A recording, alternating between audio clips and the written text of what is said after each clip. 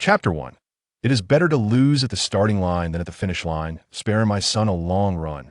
In the land of Huaxia, in the bustling metropolis of Magic City, the large-scale live observational program Our Children Are Growing Up commenced its broadcast as scheduled. The live stream had already attracted over 200,000 viewers. At the center of the studio, host He Ling was elucidating the program's rules. The education of children has always been the foremost concern of parents. To provide everyone with more parenting experiences, we have invited 10 families from diverse backgrounds and age groups to participate in the program. We will witness the growth of these children through a live broadcast format. Meanwhile, viewers in the live chat will have the opportunity to vote once each day. Votes will be tallied every weekend, and the family with the fewest votes will face elimination, while the family with the highest votes will receive a million-yuan parenting fund provided by the production team.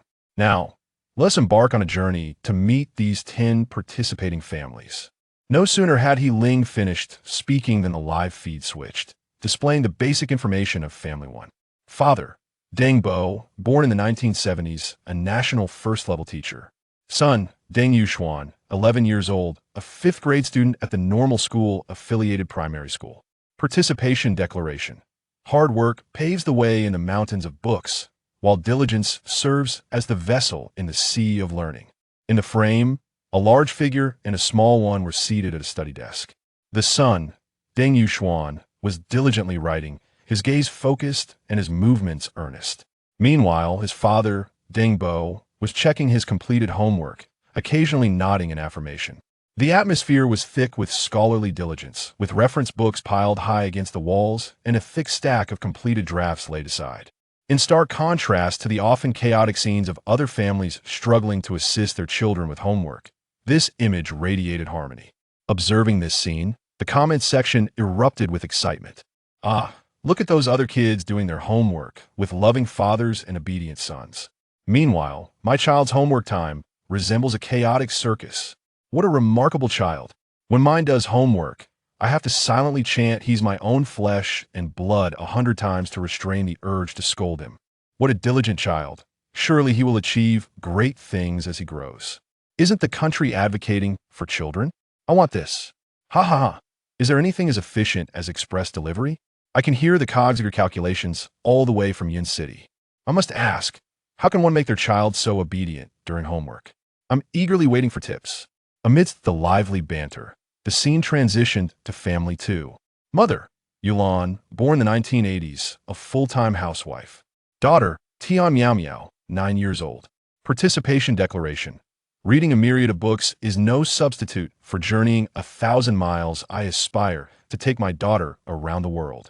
In contrast to the first family's live stream, the second family showcased a travel vlog depicting the mother and daughter exploring numerous destinations both abroad and domestically. From bustling cities to quaint towns, from picturesque lakes and mountains to exotic landscapes, the visuals were both heartwarming and stunning, complemented by a soundtrack known for its uplifting melody. Wow, the world is so vast, I want to see it too. Stop it, I just got my paycheck. La la la, my credit card debt is about to hit 98,000. Oh dear, I can't watch this at work, my heart might take flight. Friends contemplating resignation must remain calm, think carefully about what remains to be sorted. Only the boss remains. This brief travel vlog sparked fervent discussions among netizens. However, being a parenting program, alongside the admiration, some parents voiced different opinions. Your child is already 9 years old and is gallivanting around instead of studying. If she doesn't get into a good school, you'll be left to weep. When this comment appeared, many viewers belatedly noted that the introduction for the second child did not mention her school. For a child of her age to be wandering instead of studying left many parents perplexed, even feeling it was a disservice to the child. As they began to type their responses, the second mother's reply appeared first. My child attends a private school abroad. An admission does not require examinations. The family's wealth ensures she need not rely on grades to carve her path. This response rendered the viewer silent. How could they have overlooked the fact that only children from ordinary families relied on education to change their destinies? That's a hard truth. The college entrance examination is not the watershed moment in life. It's the amniotic fluid that truly matters. The gap in class awareness is rather ironic. Some are born into wealth, while others are destined for labor. This is a bit discomforting. We'll just head downstairs for a cigarette. I won't take the elevator or the stairs. The comments section showcased a collective unraveling of emotions. Thankfully, this atmosphere did not linger long. The scene shifted to Family 3, Family 4. From Family 1 to Family 9, each family candidly showcased their parenting styles to the viewers.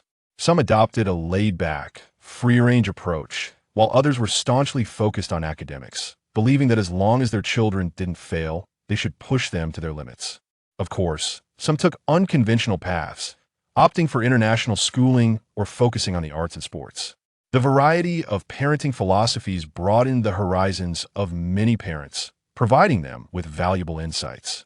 What was even more heartening was that countless parents, exhausted and on the verge of giving up due to their children's relentless demands, found renewed confidence upon witnessing such diverse and effective educational methods. There are no unteachable children, only irresponsible parents. In today's commodified educational landscape, the competition is not solely between children, but also between their parents. In the studio, the three experts on the judging panel nodded in satisfaction after observing the feedback in the comments. This is the attitude that parents should possess: earnest, responsible, and prioritizing the education of their children. If all parents embraced this mindset, the future of a nation would undoubtedly be filled with more promising talents. At that moment, the parents in the live chat appeared invigorated, eagerly desiring to acquire more parenting wisdom. They fixated on the screen, eagerly anticipating the arrival of Family 10. As the scene shifted, the basic information of Family 10 began to appear on the screen. Father, Cheng Shuo, born in the 1990s. Profession, Nobel laureate in literature. The mention of Nobel laureate in literature left viewers astounded. No wonder they saved this family for the grand finale. Their background was indeed impressive. However, their astonishment lasted but a moment before they burst into laughter at the completed display. Nobel Literature Award reader. Resume submitter to Fortune 500 companies. Participant in multi-million lottery projects. 0.001 million followers. Internet celebrity. Served 3 years as a special forces soldier in the game Counterattack. Son, Cheng Shuo, 7 years old, student at a workers' children's school, 1st grade. Participation declaration. It is better to lose at the starting line than at the finish line, sparing my son a long run. This lengthy introduction nearly overflowed the screen, almost obscuring the son's profile and participation declaration. Expecting something grand, the viewers instead found it rather comical. The comments section exploded. While others flaunt their most impressive professions, do you even see what you've written? You've written a lot, yet it feels like you've written nothing at all. This is hilarious, folks. Are you serious about being a special forces soldier in Counterattack? Out in the world, identity is self-assigned. Tell me, which part of his statement isn't true? Indeed, even a national first-level debater would agree with him.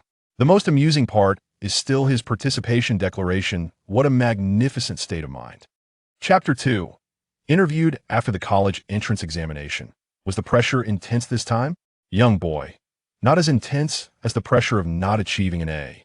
In addition to parents, the live broadcast attracted many viewers who enjoyed the spectacle.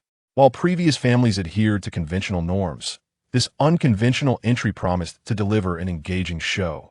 The audience online appeared to be thoroughly entertained, yet the expressions of the three experts in the studio told a different story. They exchanged glances, ultimately reaching a consensus that the father, Cheng Shuo, was merely seeking attention with his antics. Despite their discontent, they chose to endure the situation and continued watching. After the introduction of basic information, a young man appeared on screen. He was strikingly handsome, with a clean and refined visage, complemented by a pair of gold-rimmed glasses that bestowed upon him an air of scholarly elegance. At first glance, it was impossible to reconcile his appearance with the comical introduction that preceded it. The disparity between his looks and demeanor was already stark, but what transpired next was even more astonishing. In the footage, Cheng Shuo held a plastic slipper in one hand while grasping the chubby little hand of Cheng Shuo with the other. It was clear to any discerning viewer that he intended to discipline the child. The barrage of comments erupted once more. This kid must be quite mischievous to provoke such a handsome father into a fit of rage. He probably doesn't want to do his homework. A little spanking will suffice. The slipper isn't enough. I suggest switching to a thicker one. Perhaps a more intense approach, like using a slipper dipped in antiseptic while administering the discipline. You spectators, always stirring the pot if the child goes online, he'll find nothing but trouble. The lively exchange among netizens led to a collective sigh of relief from the trio of experts in the studio. Initially, they had assumed that the father was rather unhinged, but soon became evident that this was a misunderstanding. A father willing to correct his child could hardly be deemed a failure. While corporal punishment is not advisable, if it serves an educational purpose, a few strikes could be permissible. Moreover, using a plastic slipper clearly had a more intimidating effect. Whether they were experts or viewers, they collectively speculated that Cheng Shuo must have erred or neglected his studies to warrant such punishment. No one seemed overly concerned, and they continued to enjoy the spectacle. However, when Cheng Shuo uttered his next statement, an immediate cloud of confusion enveloped the room. I can't believe I raised such a useless son. If you play games so poorly, what good is your education? If you can't even excel at gaming, you're nothing but a waste hostyling. 3 experts. Netizens. A flurry of question marks flooded the screen, and the chat fell silent for several seconds before erupting once more. Wait, what just happened? What does he mean education is meaningless? Is this really something a father would say? Surely not which father would speak like that. I would rather believe that the child was caught playing games and punished for it. Me too, I can't even imagine a father who would allow gaming over studying. The viewers in the live stream could hardly believe what they had just heard and scrambled to rationalize it. After all, many had their own childhood experiences of being caught playing games by their fathers, resulting in a sound thrashing. Furthermore, within the mindset of parents, games were often viewed as a destructive force, inevitably linked to a decline in academic performance. In extreme cases, it could lead to unlawful behavior. Many parents, in their efforts to shield their children from gaming, even withheld smartphones. The emergence of a father who not only allowed gaming, but also discouraged studying was simply unfathomable to them. They would rather suspect they had misheard than entertain the notion that such a father truly existed. The experts in the studio shared similar sentiments. While they had not reached the point of doubting their hearing, they remained silent, adhering to a principle of not generalizing from a single instance. They hoped for a twist in the narrative, but alas, their hopes were dashed. On screen, Cheng Shuo raised the slipper high, declaring, "If you hadn't faltered, we would have won. Why didn't you heed my advice? I told you not to rush in. I told you not to act recklessly. What is wrong with you?" With each accusation, the slipper came down heavily upon Cheng Shuo's small hand. Amidst tears, the child cried out, "Daddy, I don't want to play anymore, I want to do my homework." Cheng Shuo's sobs were heart-wrenching, yet his father remained unmoved. "Homework? Grab the rifle and follow your father into battle. He'll ensure you reclaim your glory." Ignoring his son's pleas, Cheng Shuo resolutely dragged him back into the fray, his determination as steadfast as if he were pledging allegiance. Witnessing this scene left the online audience utterly flabbergasted. Wait, are they really going to play games together? Is that even permissible? This is unprecedented. What about all the beatings I endured for playing games? Consider yourself lucky. I'm laughing. This truly is a father-son duo. Everything is flipped upside down. This world has become unrecognizable to me. The viewers found it hard to accept this spectacle, voicing their disapproval. However, such sentiments did not linger long. After all, the conventional parenting shows had grown tiresome, and this unexpected turn of events intrigued many. Particularly, Cheng Shuo's insistence on having his son play games resonated with numerous gaming enthusiasts online. The stark contrast of Cheng Shuo wailing, "I don't want to play games, I want to do my homework," amplified the comedic effect of the live stream, captivating countless viewers. Ha, this child may never have desired to study as much as he does now. Compared to the pressure from his father in gaming, academic stress pales in comparison. Can pressure even be considered pressure? If he doesn't perform well, he faces a real-life consequence, not to mention being forced to call him dad. Him dying of laughter every match feels like facing a vendetta. When asked post-exams, was the pressure intense? Shuo would respond, "Not as much as when I faced my father in gaming." The comments were filled with merriment, but the atmosphere in the studio grew increasingly tense. Particularly, the older teacher, Zhong Xiuqin, was visibly enraged, her face flushed. This parent is utterly irresponsible. Allowing a child to play games instead of studying will only ruin him. As she spoke, teacher Xianghui echoed her sentiments, Children lack self-control when it comes to games addiction has severe consequences. The third expert, teacher Yang Xiaotong, though not vocal, nodded in agreement, thereby subtly affirming the stance of her colleagues. The consensus among the experts was clear. Cheng Shuo's approach was misguided. They had witnessed far too many children whose lives were devastated by gaming. Initially, host He Ling shared this perspective. However, he keenly observed that Cheng Xiaola did not exhibit the same fervor for gaming as other youth plagued by addiction. While his father was engrossed in the game, the child remained detached. He Ling pondered that it would be unwise to judge hastily based on a singular viewpoint. Each family segment had a fixed duration, and after the final family introduction, He Ling smiled and stepped into the center of the studio. All right, we have met all 10 families. Now, I invite our online friends to cast their votes for their favorite family based on their first impressions. Chapter 3. The little shoulders ultimately shouldered everything for their father. As the voting commenced, the screen displayed the fluctuating vote counts of 10 families. Simultaneously, a voice echoed in Cheng Shuo's mind. The host has elicited emotional responses from those around through reverse parenting, earning 3,000 emotion points. Current available emotion points, 3145. At the same time, Cheng Xiao's interest in gaming decreased by 20, while his interest in learning increased by 10. Emotion points can be exchanged at a rate of 1. 1 for soft sister coins, 10,000. 1 for attribute points, usable only by the son. And 100,000. 1 for lottery chances. Upon hearing this voice, a slight smile graced Cheng Shuo's lips. It seemed he had discovered the correct method to utilize the system.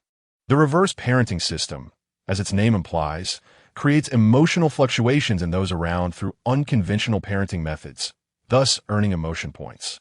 These points can not only be exchanged for soft sister coins, but can also enhance the child's attributes or even provide lottery opportunities. Although suddenly becoming a father through transmigration felt somewhat impolite to Cheng Shuo, upon reflection, having a child without the need for marriage saved him the expenses of purchasing a car, a house, and paying a bride price, an undeniable profit in his eyes. He accepted the reality of transmigrating with a child without any psychological burden. Moreover, he possessed a golden finger. Just a single live broadcast teaser could garner over 3,000 emotion points, equivalent to over 3,000 coins. He could scarcely imagine how much of a jovial father he would become after spending more time on this show. He would gain wealth while his son would acquire skills, and together they would forge a bright future. The first round of voting swiftly concluded. Although the live broadcast featuring Cheng Shuo and his son brought joy to viewers, they were bound to receive limited support in a parenting show that emphasized education. Out of nearly 100,000 votes, they garnered just over 1,000, landing at the bottom of the rankings, even trailing behind the Tiger Dad family that espoused the belief of no pain, no gain. Cheng Shuo remained unfazed by this ranking, acknowledging that his methods were indeed unconventional. However, he had already demonstrated through practice that this reverse parenting approach was effective, and once viewers recognized its merit, their votes would surely increase. Even if they could not grasp it, Cheng Shuo had ways to persist in the show. In his previous life, he had been a streamer, possessing exceptional improvisational skills. Voting was not solely based on parenting methods. As long as his popularity surged, he had no fear of lacking support. The production team would not be foolish enough to eliminate popular contestants. Cheng Shuo felt assured and was prepared to unleash his full potential. After the voting concluded, the live feed returned to the host, He Ling. Following a brief announcement, viewers had gained some understanding of each family. Next, they would delve into their lives. Each family was provided with an independent live streaming room, allowing viewers to enter the corresponding room to watch and vote for their favorites. As soon as the announcement concluded, the screen split into 10 sections, each corresponding to a family. It was worth noting that the audience comprised not only parents seeking advice, but also numerous viewers drawn to the excitement. Thus, even though Cheng Shuo and his son ranked low in votes, it did not diminish the liveliness of their streaming room. As the split occurred, 30,000 viewers instantly flooded in to watch. With the influx of viewers, Cheng Shuo felt an increase in pressure, which only fueled his enthusiasm. In the heat of the moment, he pressed the keys furiously, his eyes glued to the screen, terrified of missing a single moment. His excitement was palpable. as if he were about to dive into the computer itself. In stark contrast, Cheng Shuo wore a face of despair, utterly disheartened. His nose was red from crying, and the tear stains on his face had dried. His little form, already pitiable, struggled to maintain a facade of enthusiasm to match his father's energy. This dramatic scene sent the barrage of comments into a frenzy. Ha ha! Hiding behind dad to enjoy paternal love is impossible. The first child I've seen who doesn't want a game. Wanting to do homework here has become a niche phrase. Originally only capable of attending a second-tier university. Yet his father has forced him to aim for Peking University. I ask, do gaming partners now need to be born? Indeed, those born can be trusted to command. And it's amusing to scold. If having children isn't for fun, it's utterly meaningless grimace. The little shoulders ultimately shouldered everything for their father. While viewers found amusement, Cheng Shuo could no longer bear the pressure and began to wail. I don't want to play games. I want to do my homework. His cries resonated throughout the room. Any normal father would have chosen to indulge their child in such a situation. Yet Cheng Shuo was anything but ordinary. He pointed at his son. Stop wailing. If you continue, I'll send you to Panhong. Don't want to play doubles, huh? Then let us go solo. He offered his son no opportunity for refusal and immediately switched to a competitive mode. Bang! Bang! As soon as Cheng Shuo dared to show his face, he was instantly eliminated. After being defeated 5 or 6 times in a row, he completely broke down. Well, please stop. I can't win. I'm not playing anymore. His cries escalated in intensity, accompanied by frantic kicking of his little legs. Every cell in his body radiated resistance.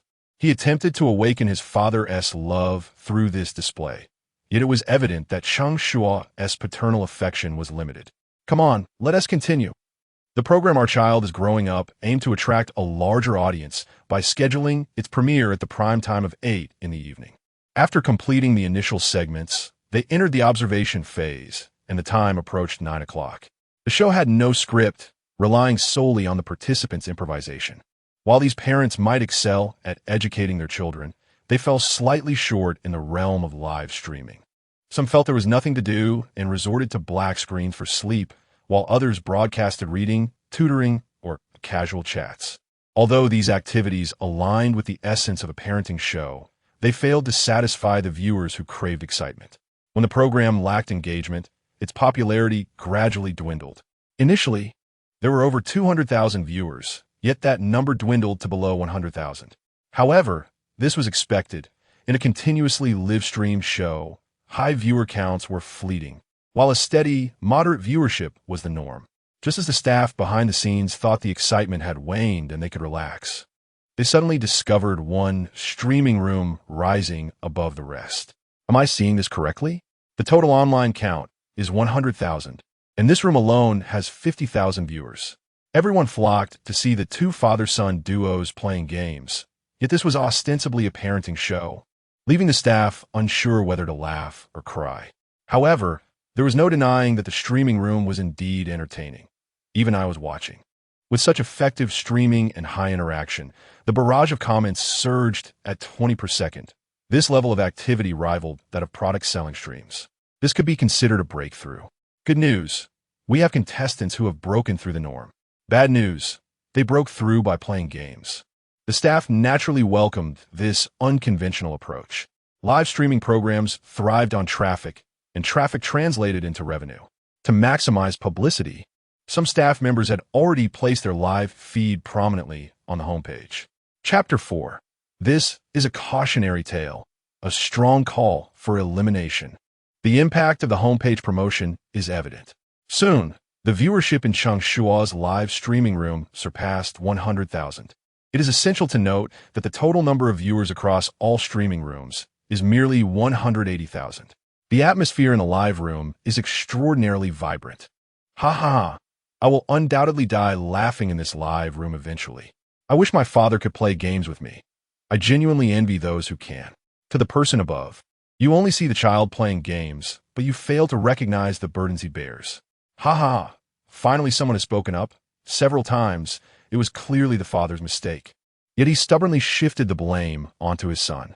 This father only has 2 phrases at his disposal. Selling out dad, and why aren't you keeping up? Everything is someone else's fault, and he bears no responsibility whatsoever.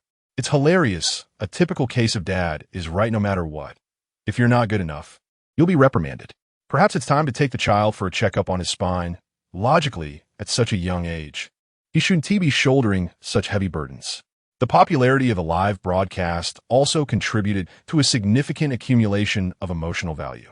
Ding! The host's reverse parenting has elicited an emotional response, earning 10,000 emotional points. Current available emotional points, 13,623. Upon seeing such a substantial gain, Cheng Shuo's smile stretched from ear to ear. He became increasingly enthusiastic in his streaming, alternating between chaotic battles, duo matches, and solos. This, however, proved to be a torment for Cheng Shuo. Initially, he would protest, but now he has become numb and no longer resists.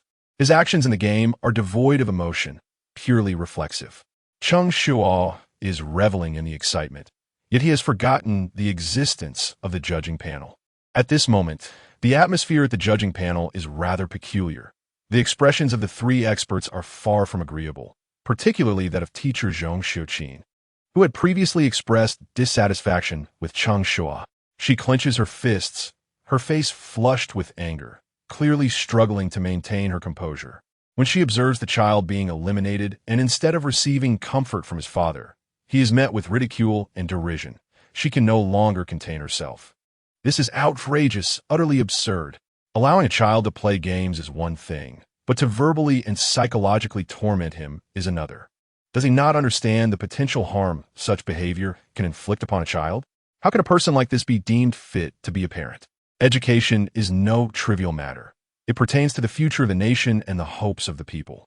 I hope all parents take this seriously. As for unqualified fathers like number 10, I strongly demand that the production team eliminate him. Teacher Cheng Shuo is an expert in parenting. Having dedicated her life to the field of education, she has authored books and conducted parenting seminars. Her viewpoints and advice have greatly benefited many parents. She holds significant prestige in the realm of parenting, and many parents have tuned into the program because of her. Hearing her articulate such sharp opinions has influenced the online audience, inciting irrational responses. Indeed, individuals like him are unworthy of the title of father. If one cannot bear the responsibility of education, choosing not to have children is a form of kindness.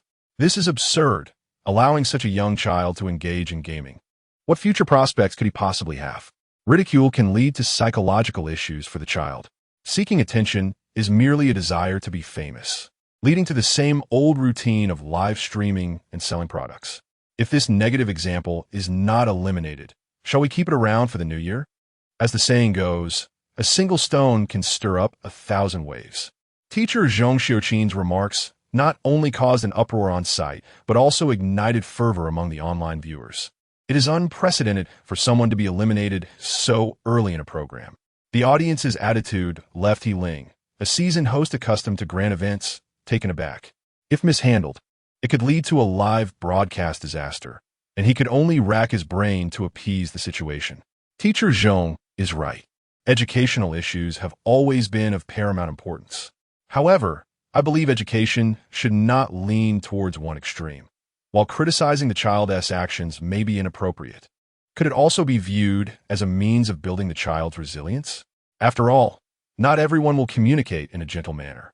He Ling, being a professional host, swiftly regained control of the situation with just a few words.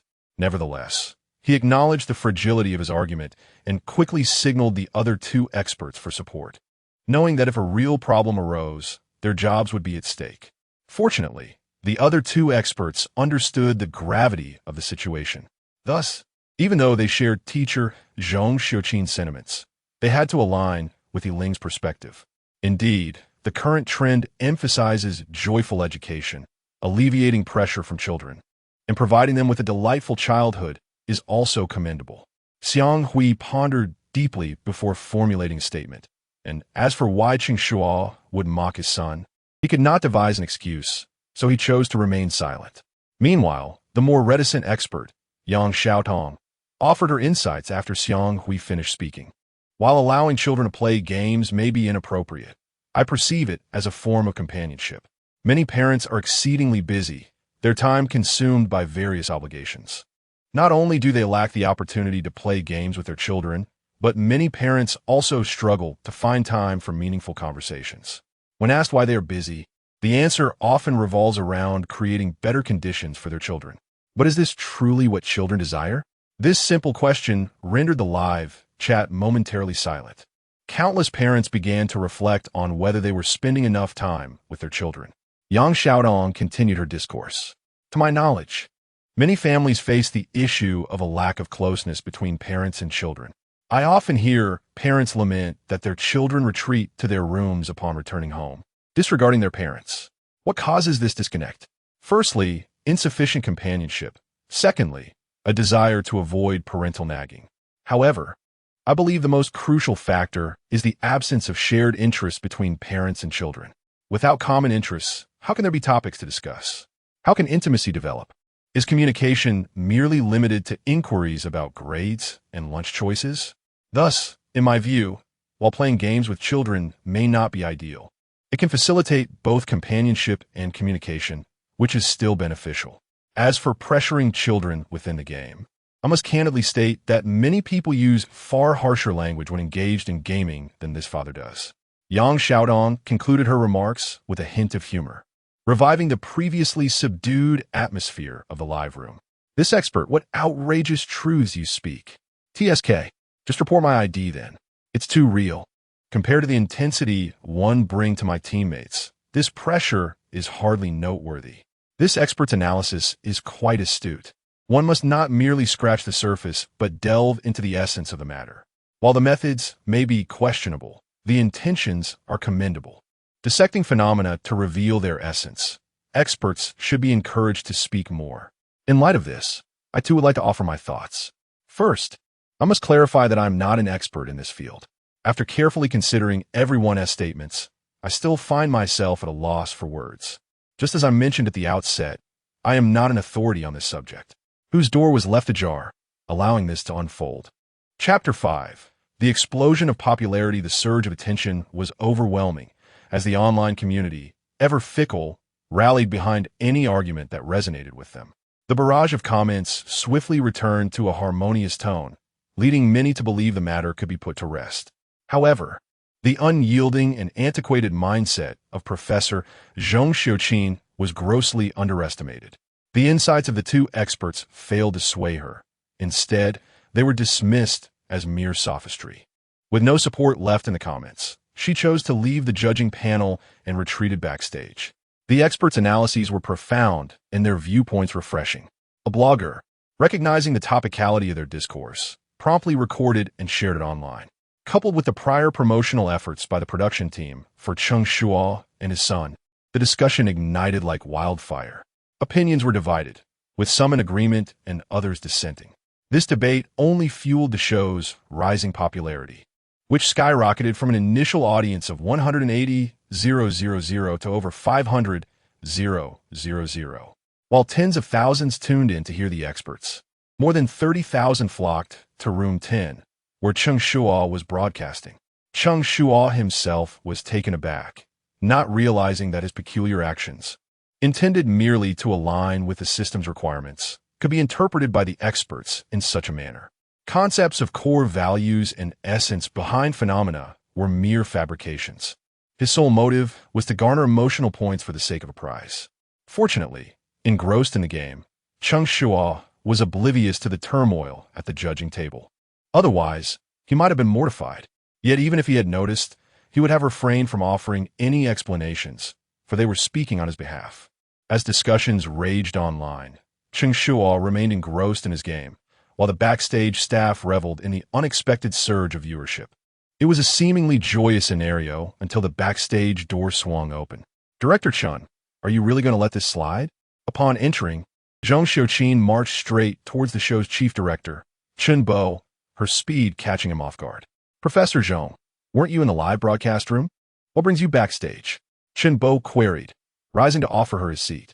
However, Zhong Xiuqin stood resolutely before him, her expression tense, leaving him no choice but to stand awkwardly alongside her.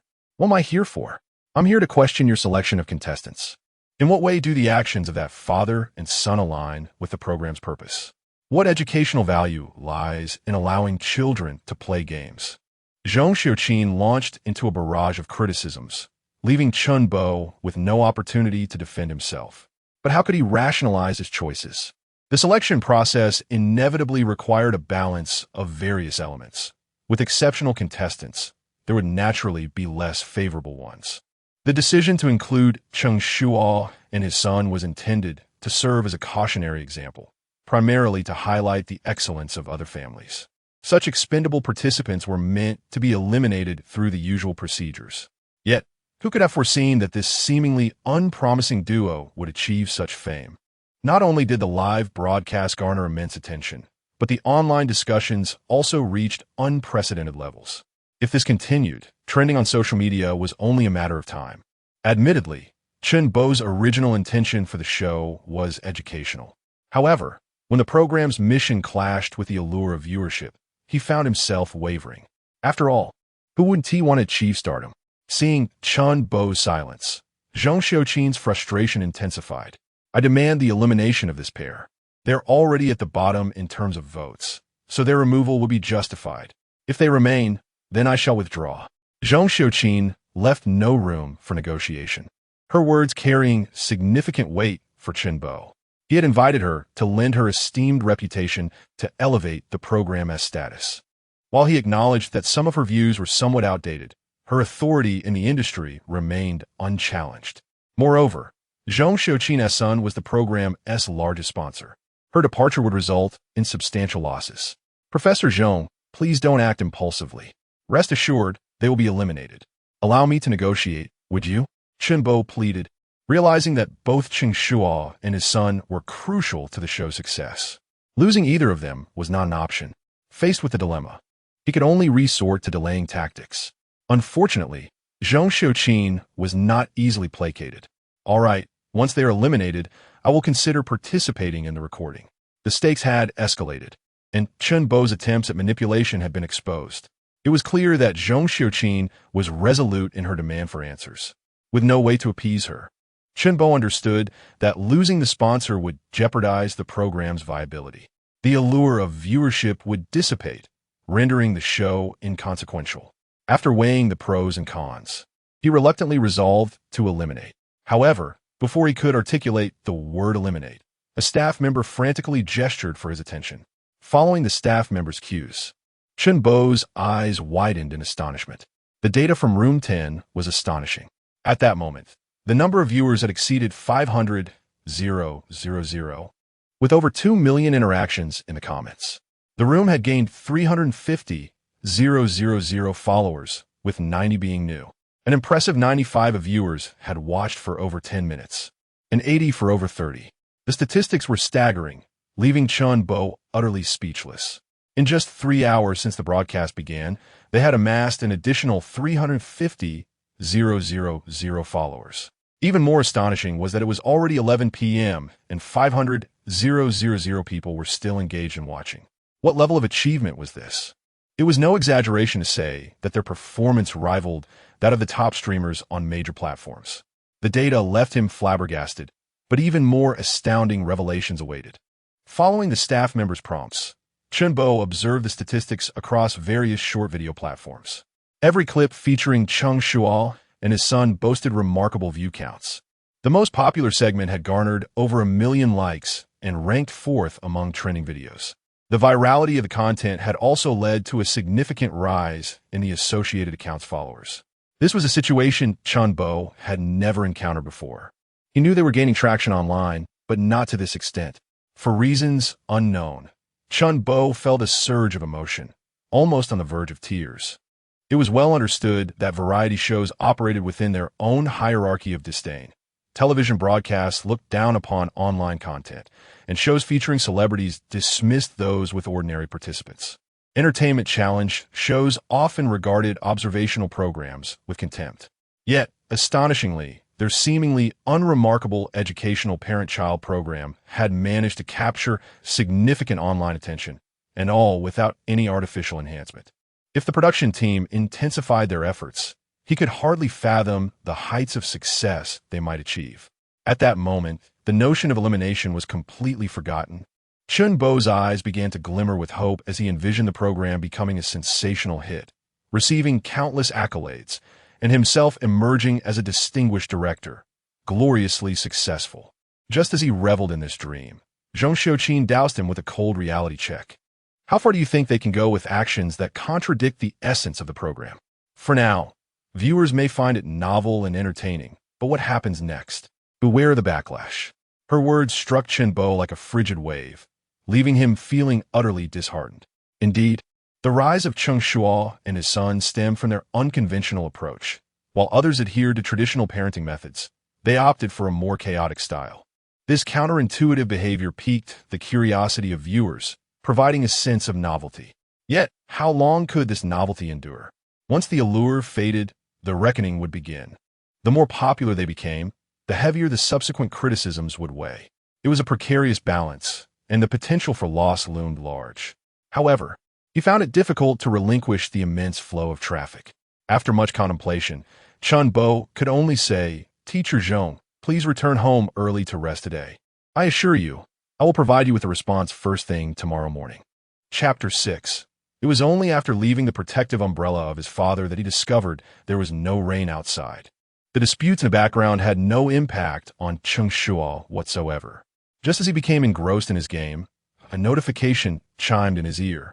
Ding! The host's reverse parenting has triggered a massive emotional response, earning 100,000 emotional points. Current available emotional points, 114,600. Meanwhile, Cheng Xiaola's interest in gaming has reached the -100 achievement, granting him 1 in physical fitness.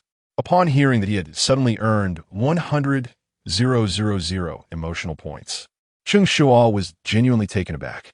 After a brief investigation, he discovered that his video of playing games with his son had gone viral online. Although opinions were divided evenly between supporters and detractors, the vastness of the internet meant that each comment contributed significantly to his emotional points. This sensation felt akin to money falling from the sky. However, Cheng Shuo's pride was perhaps a bit premature. His unexpected rise to fame had encroached upon the interests of others, and soon, detractors began to emerge. Initially, only parents with differing views criticized him, but gradually, baseless slander began to surface. Some accused him of exploiting his son for publicity, while others claimed that the live stream had a scripted narrative to deceive viewers. There were even insinuations that Cheng Xiaola was not his biological son, which justified his alleged poor parenting methods. Seeing such malicious comments made Cheng Shuo's blood boil. He could brush off the rest, but the notion that Cheng Xiaola was not his son was utterly intolerable. Given their strikingly similar features, who could doubt their connection? As for why he was so hard on his son in the game, it was merely a tactic to wean him off gaming addiction. When he first crossed over, the boy was utterly obsessed with gaming, to the point of straining his eyes. If it weren't for the system instructing him to take a contrary approach, he would, like other parents, be at his wit's end. Cheng Shuo was furious. He wanted to finish this game quickly, in the live stream, and confront the detractors. It was indeed late, and his son had school the next day. Cheng Shuo had already planned to sign off, but Cheng Xiaola, whether due to the pressure from his father or feeling aggrieved after being eliminated by an opponent, suddenly erupted with emotion. He slammed the keyboard down, declaring, "I'm done. I won't play anymore. If I play again, I'm your son." He bared his teeth, his small fists clenched, and his round eyes glared at Cheng Shuo with indignation. This display left no doubt that if Cheng Shuo uttered a single word, "continue," the boy would likely fight back with all his might. Whether he would actually put up a fight was uncertain, but the viewers found the scene utterly hilarious. "Ha ha! P.S. angry. P.S. truly upset. How amusing." They chuckled. "You are his son? This oath doesn't count. Let us redo it. Little bro, the uncles and aunts aren't targeting you. We're just lacking in manners. You've brought us joy today. We're not watching for free. We're giving you a thumbs up. What good is a thumbs up? Voting is what truly matters. If they don't advance, everyone here is responsible. Today's votes are all gone. Tomorrow and beyond, the votes belong to them." Agreed. As soon as the voting channel opens, I'll cast my vote. The viewers were enjoying the spectacle, while Cheng Shuo felt pleased with his son's attitude. He was willing to stand up for himself and express his opinions. unlike before when he would meekly comply despite his discontent. Such a lack of individuality was disheartening. This new assertiveness was much better. You don't want to play anymore? Fine, but I still need one more kill. This relentless desire to win was insatiable. Who could understand the frustration of playing all night without a single victory? Equally, he wished to test whether his son had truly lost all interest in gaming. Then just kill me. Cheng Shuo responded without hesitation, directly inviting his father to take action. In the past, this would have been utterly inconceivable. The outcome pleased Cheng Shuo immensely. However, satisfaction aside, he was still tempted to play a trick. All right, pick up the gun. Cheng Shuo, confused, asked why he needed to pick up the gun if he was just going to kill him. Though he protested verbally, his body obediently followed his father's instruction. Chapter 7. Many parents require time to accept the fact that their children are merely ordinary individuals. Child's innocence, unrestrained candor, a skill designated solely for youngsters. Eliciting emotional reactions through child's innocence can also yield emotional value. Upon reading the system's explanation, Cheng Shuo finally grasped a fragment of understanding. It is nothing more than unfiltered speech. This skill is quite beneficial for him, as he often speaks without restraint. But for his son, Cheng Shuo felt it would have little impact, considering the most outrageous thing he had ever heard his son say was, "If you keep playing, I am your son." It bore no semblance of harm and was even somewhat amusing. Compared to his own tendency to speak with his parents as the focal point and relatives as the radius, it was entirely on a different plane. Nevertheless, since he had drawn it, he might as well bestow it upon his son. After all, the system did not permit him to use it. Spending 100,000 emotional value to acquire such a seemingly useless skill left him with a sense of futility, were it not for the additional gains for his son. He opened his son's attribute panel. Name: Cheng Shuo. Age: 7 years. Physique: 92, average. Intelligence: 95, average. Articulation: 88, weak. Reaction: 93, average. To be truthful, many parents take time to accept that their children are simply ordinary. Cheng Shuo was no exception. In his imagination, his son ought to be both scholarly and martial, excelling in every aspect. Yet the reality was that Cheng Shuo was just a very average child. Physique: average. Mind: average. Reaction: average. Everything was quite ordinary, with articulation being notably weak.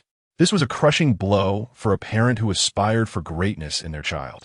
In truth, he should have recognized earlier that when his son was reluctant to play games, he would repeatedly say, "I don't want to play. I want to do my homework." Such a limited vocabulary was concerning. Cheng Shuo could not tolerate it. Mere moments ago, he had wanted to let his child develop naturally. Now, he felt slapped in the face. His child could not be ordinary. Exchanged for 4 points in articulation, Cheng Shuo was indeed willing to spend, exchanging all remaining 40,000 emotional value, leaving just a fraction. He rarely displayed such generosity, yet the system was unhelpful.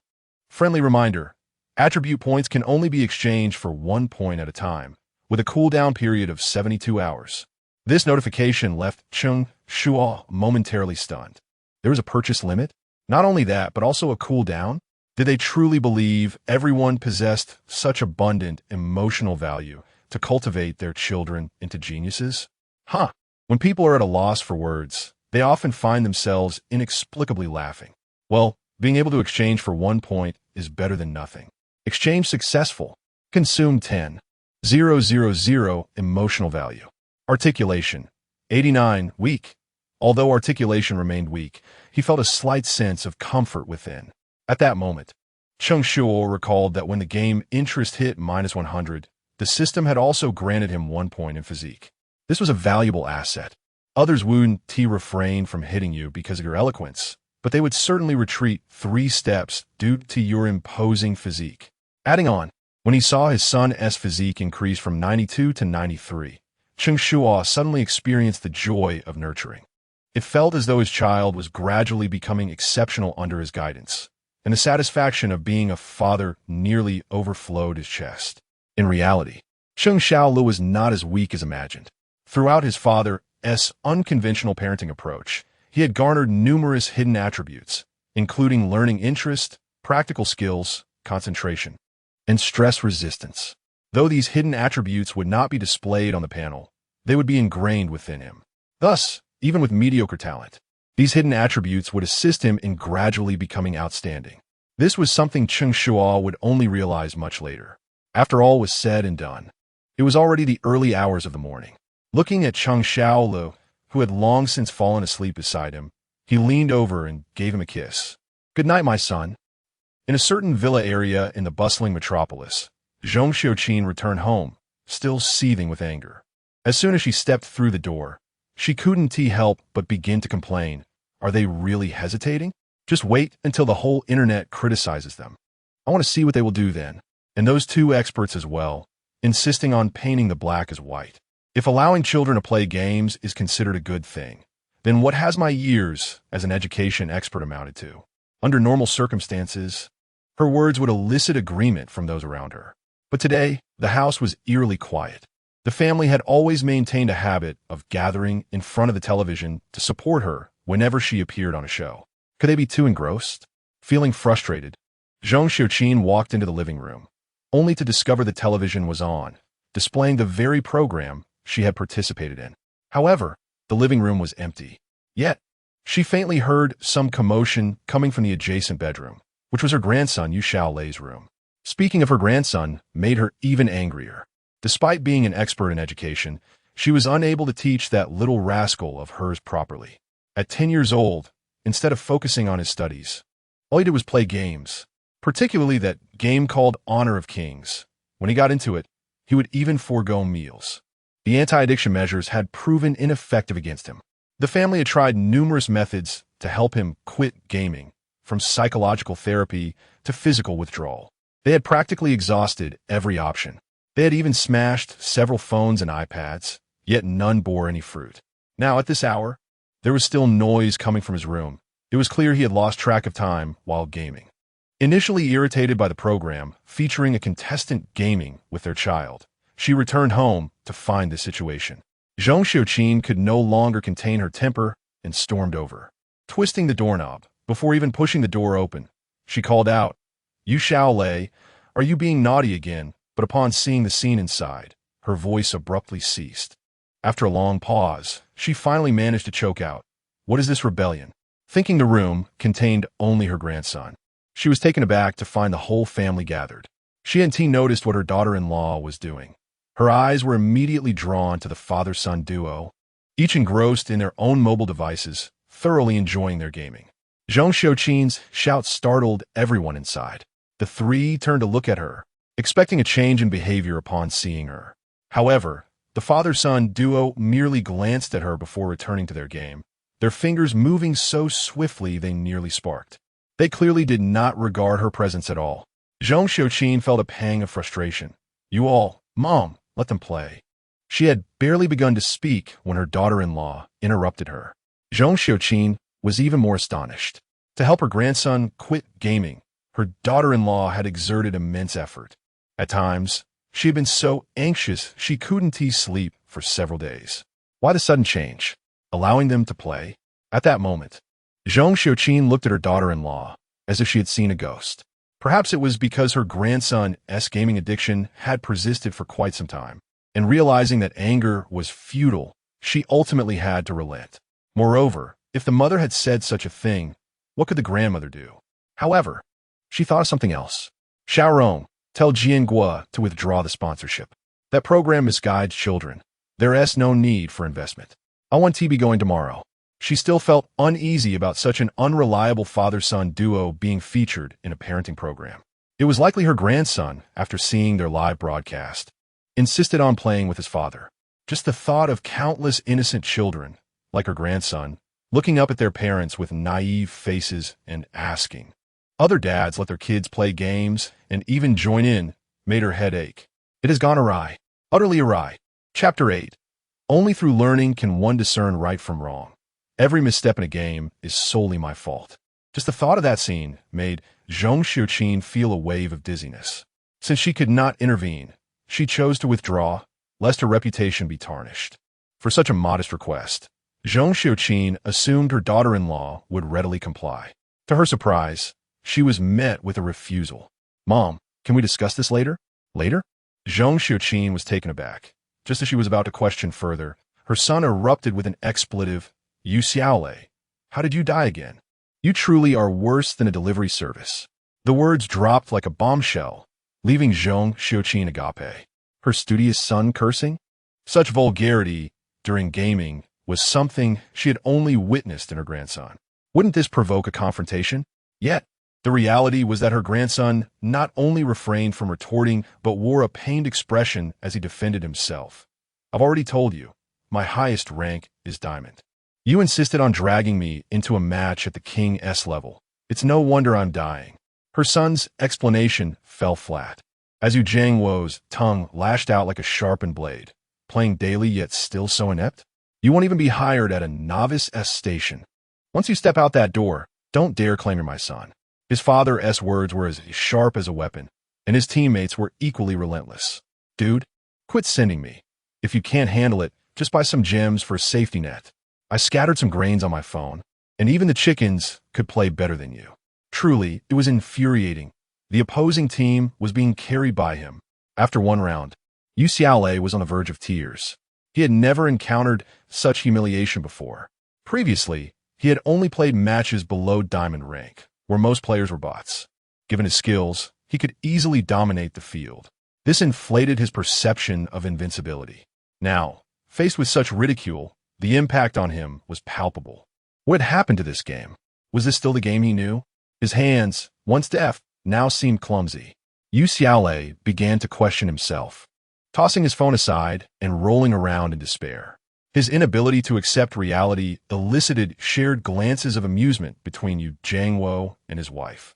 Witnessing her grandson in such a state shocked Zhang Xiuqin. He could hardly wrest the phone from her grasp before. Now he was willingly discarding it. Could it be that playing games with his father had truly curbed his internet addiction?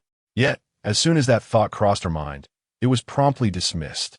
"I don't believe it. Let us try again." Just a second ago, he was utterly defeated, and now he was brimming with enthusiasm. As her grandson picked up the phone once more, Zhang Xiuqin shook her head in exasperation. Useless. Still useless. In stark contrast to her skepticism, the attitude of Yu Jiangwo and his wife was entirely different. "All right, let us go again. If you lose stars, your father will help you reclaim them. You two enjoy yourselves. I'll go cut fruits and fetch snacks." Now, not only did he have his father to play with, but his mother also provided support. Zhang Xiuqin was at a loss for words and resigned to staying nearby to observe just how far this family trio would go with their shenanigans. In the ensuing time, she truly witnessed the chaos that ensues when a hobby is treated as a task. "Ah, lost another star. No worries, son. Let's try again." "Dad, they're cursing at me." "No worries. Don't take it to heart. Just think of them as barking dogs." "Dad, I don't want to play anymore." "That's out of the question. You've fallen to starry rank. We must recover it. No sleep until we do." "Dad, stop playing. I have school tomorrow." "With your 3 subjects combined, your grades don't even raise my blood pressure, so missing school is no issue." "Dad, the game isn't fun. I want to study." "What is so great about studying? Playing well at games is just as impressive. I want to study. Only through learning can one discern right from wrong. Every misstep in a game is solely my fault." The dialogue between father and son continuously reshaped Zhang Xiuqin's understanding. Her grandson's reactions were particularly astonishing. She had witnessed him once defy the entire family for the sake of gaming. This reckless child, once impervious to anyone's influence, was now uttering, "The game isn't fun. I want to study." Zhang Xiuqin rubbed her ears, fearful of mishearing. Yet, it was undeniable. She not only heard correctly, but she also witnessed her grandson voluntarily handing over his treasured phone to his mother. The sight brought tears to Zhang Xiuqin's eyes. This scene felt eerily familiar. Wasn't it reminiscent of a moment from a show? The dialogue was identical, the actions mirrored, even the expressions of resistance were the same. At that moment, Zhang Xiuqin felt a fleeting sense of confusion. For the first time, she questioned her educational philosophy. How could 2 children engaged in their passions end up so averse to them, even repulsed? Previously, she could not empathize with the show's portrayal. However, witnessing it firsthand, the shock struck her like a bolt of lightning. leaving her momentarily dazed. Equally astounded was her daughter-in-law, Xiaorong, staring blankly at the phone her son had handed over. She felt a surreal disconnect. Initially, she had approached the situation with a trial-and-error mindset, never expecting such efficacy. "Xiaolei, are you really not going to play?" Xiaorong couldn't help but probe. "Not playing, the game isn't fun. What about tomorrow?" She continued to test. This time, she was met with an exasperated tone. "Not playing. If you want to go ahead. Quickly leave. I want to sleep. School awaits tomorrow." Yu Xiaolei unceremoniously ushered them out. Although his behavior lacked courtesy, no one cared about that at this moment. Just after they were pushed out of the bedroom, Yu Zhangwo grasped his mother's hand, his voice brimming with barely contained excitement. "Mom, you truly made the right choice with this show. Did you see that boy's transformation? That is priceless." Zhong Xiuqin nodded silently. Having witnessed it herself, she had longed for this day, and during that brief moment, she had discreetly wiped away tears multiple times. It was no small feat. The emotional swell brought forth a fresh cascade of tears. Her daughter-in-law joined in the sentiment, creating a deeply poignant atmosphere. Just as the mood reached its peak, an unwelcome voice shattered the moment. "Mom, I overheard you say you wanted to withdraw sponsorship from a show. Why? Why did you have to bring that up?" The atmosphere was instantly deflated. Zhong Xiuqin's expression shifted from tear-streaked to flushed with embarrassment. This wretched child certainly knew how to put her on the spot. Was she to confess that it was due to her disdain for the father-son duo engrossed in gaming that she threatened to withdraw sponsorship to eliminate them? Previously dismissive, she now found herself scrutinizing every detail. There was no greater slap in the face than this. "You misheard. Mom meant to say you should increase the sponsorship." Sensing her mother-in-law's discomfort, Xiaorong stepped in to diffuse the tension. She concluded with her own thoughts, "I believe this show deserves more than just online broadcasting. Tomorrow, I'll discuss with the station manager about possibly securing a dedicated channel for it." Xiaorong's role at the television station lent weight to her words, indirectly affirming the show's quality and its potential for great success. This only deepened Zhong Xiuqin's blush. All those notions of novelty and sustainability were merely her own misguided beliefs. Chapter 9. A father takes the plunge to help his son overcome internet addiction. Zhong Xiuqin's attitude underwent a profound transformation, while online debates, fueled by the relentless criticisms of detractors, escalated into a fervent uproar. Playing video games occasionally is acceptable, but indulging daily is excessive. Sneaking in some playtime at home might be tolerable, yet witnessing it on a public program is intolerable. It sets a poor example. Initially, I believed it was a parenting show meant to be enjoyed with children, only to find a father and son engrossed in gaming, leading to a vigorous reprimand from my wife. Although I contemplated joining in the scolding, the realization that the father was a member of the post-90s generation made the situation seem somewhat justifiable. The post-90s generation is often labeled as the lost generation, lacking ambition and allowing their children to adopt a lethargic approach to life. What is most disconcerting is the presence of so-called experts rationalizing this behavior. I am genuinely astounded by the prevalence of such experts these days. In my opinion, this father-son duo ought to be eliminated from the show, and it would be best if the program ceased to exist altogether. However, let us not be so hasty. If more fathers like this emerge and more children become complacent, does that not reduce competition among our youth? The implications of Lei's statement, "competitors are fools," seem to resonate even more profoundly now. Your child gains admission to Tsinghua, mine to Peking University, while those who play games end up at lesser institutions. Everyone is assured a bright future. The horizon appears brilliantly illuminated. Yet, with the presence of naysayers, there is scant approval in the comments. Rebuke, mockery, and sarcasm dominate the discourse, steeped in animosity. Consequently, not only the Cheng Shuo father-son duo, but also the program Our Family Has Children has found itself trending in a negative light. Some extreme parents have even resorted to reporting the show, leading Chen Bo, the beleaguered director, to feel as if the sky were collapsing upon him. Indeed, Zhong's prediction has come to fruition. The backlash is swift. Initially, he had hoped to leverage this surge of attention to enhance the program's visibility. yet it has devolved into a cacophony of condemnation across the internet. He is aware that some individuals are deliberately orchestrating this chaos, but the online atmosphere is unforgiving, swayed by mass psychology. When 10 people criticize, it is mere criticism. When 100 do, it becomes a chorus. But when 1,000 join in, it is deemed justice. At this juncture, no one is concerned with right or wrong. In a live broadcast, perhaps a few experts could provide some insight and help mitigate the situation. Yet, it is now the dead of night. Experts are absent, onlookers are vocal, and the presence of hired commenters is overwhelming.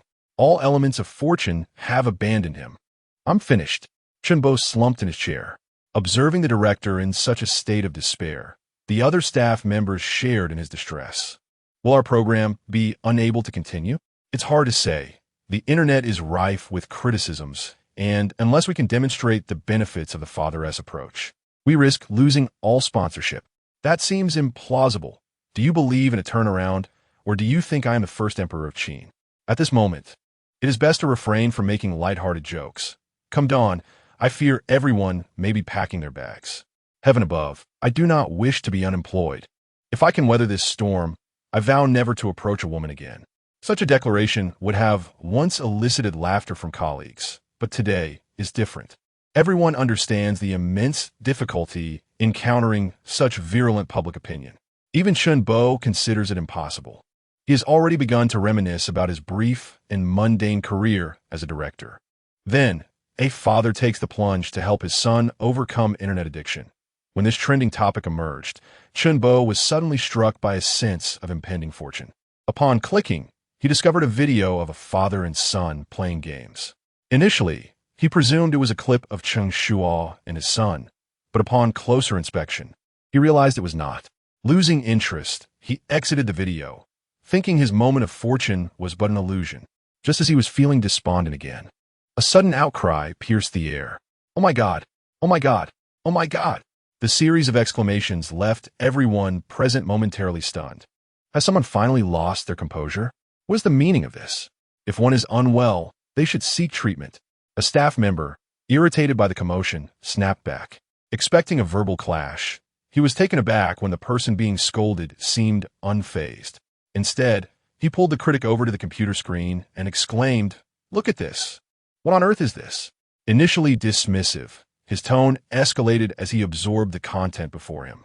"Oh my God!" His reaction was even more exaggerated than the previous outburst, drawing the attention of everyone, including Cheng Shuo, due to the exceptional quality and robust essence of your program. Our company has decided to increase the sponsorship by 5 million yuan and will meet tomorrow at 8 a.m. to discuss the details of the sponsorship. In the span of a few brief sentences, a group of individuals stared in disbelief for nearly 5 minutes. Am I dreaming? Someone pinch me. Slap. Wait. You actually did it. Amid playful banter, everyone regained their senses. What is happening? At this critical juncture, the sponsor is not withdrawing, but instead increasing support. This is unprecedented. When did our program ever receive such treatment? Does this sponsor not utilize the internet? Have we stumbled upon a rare stroke of luck? Open your titanium-coated eyes and see clearly. The company signing off is owned by Zhong's son. If he's not online, surely Zhong can communicate. But wait, did not Zhong intend to retract the sponsorship? What is unfolding here? You ask me? Who am I to inquire?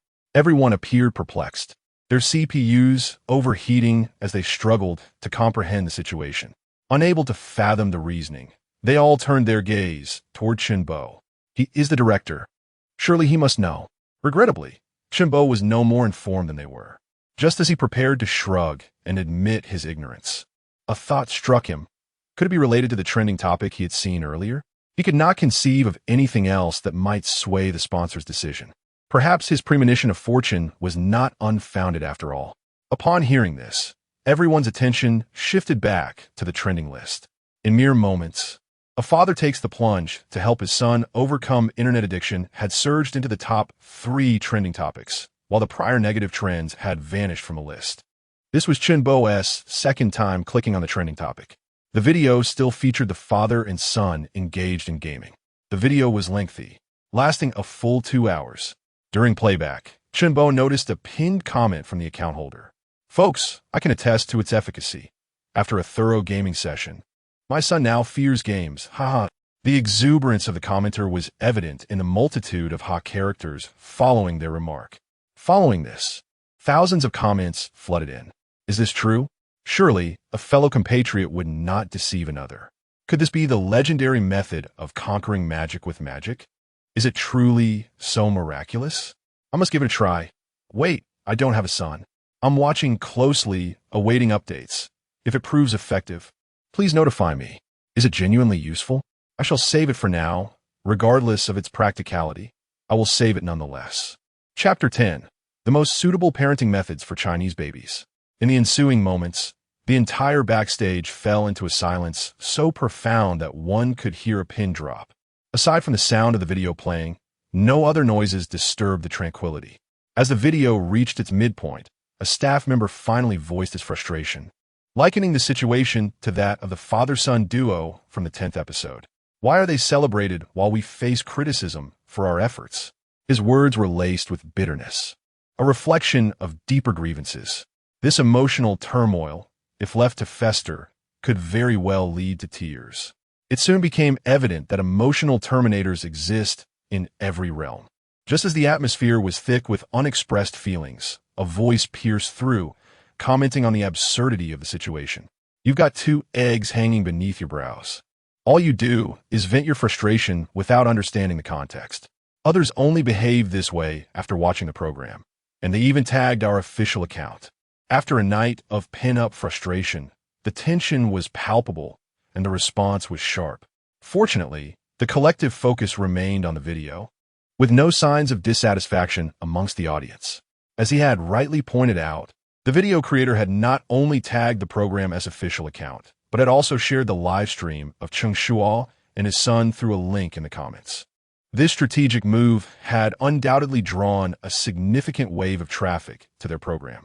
Goodness, we are witnessing history. The official account surpassed 1 million followers within just one day.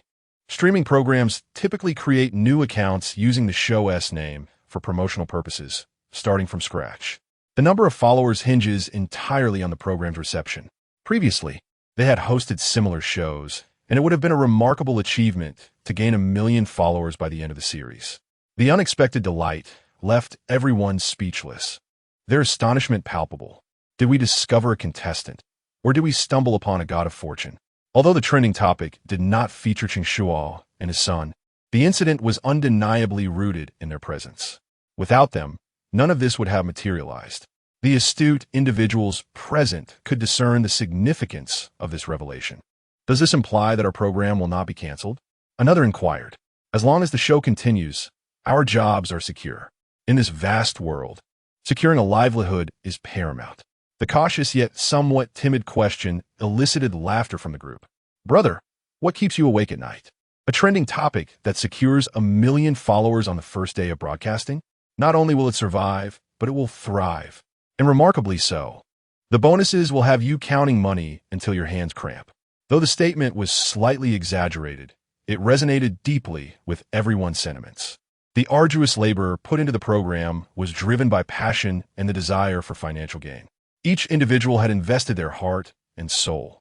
None wished for their efforts to go unrewarded. Initially fearing a dismal outcome, they were unexpectedly greeted with a promising future. The exhilaration felt in that moment surpassed even the most indulgent of delights. At this juncture, every smile was genuine. I raise a toast. Let us strive together henceforth. In wealth and honor, let us not forget one another.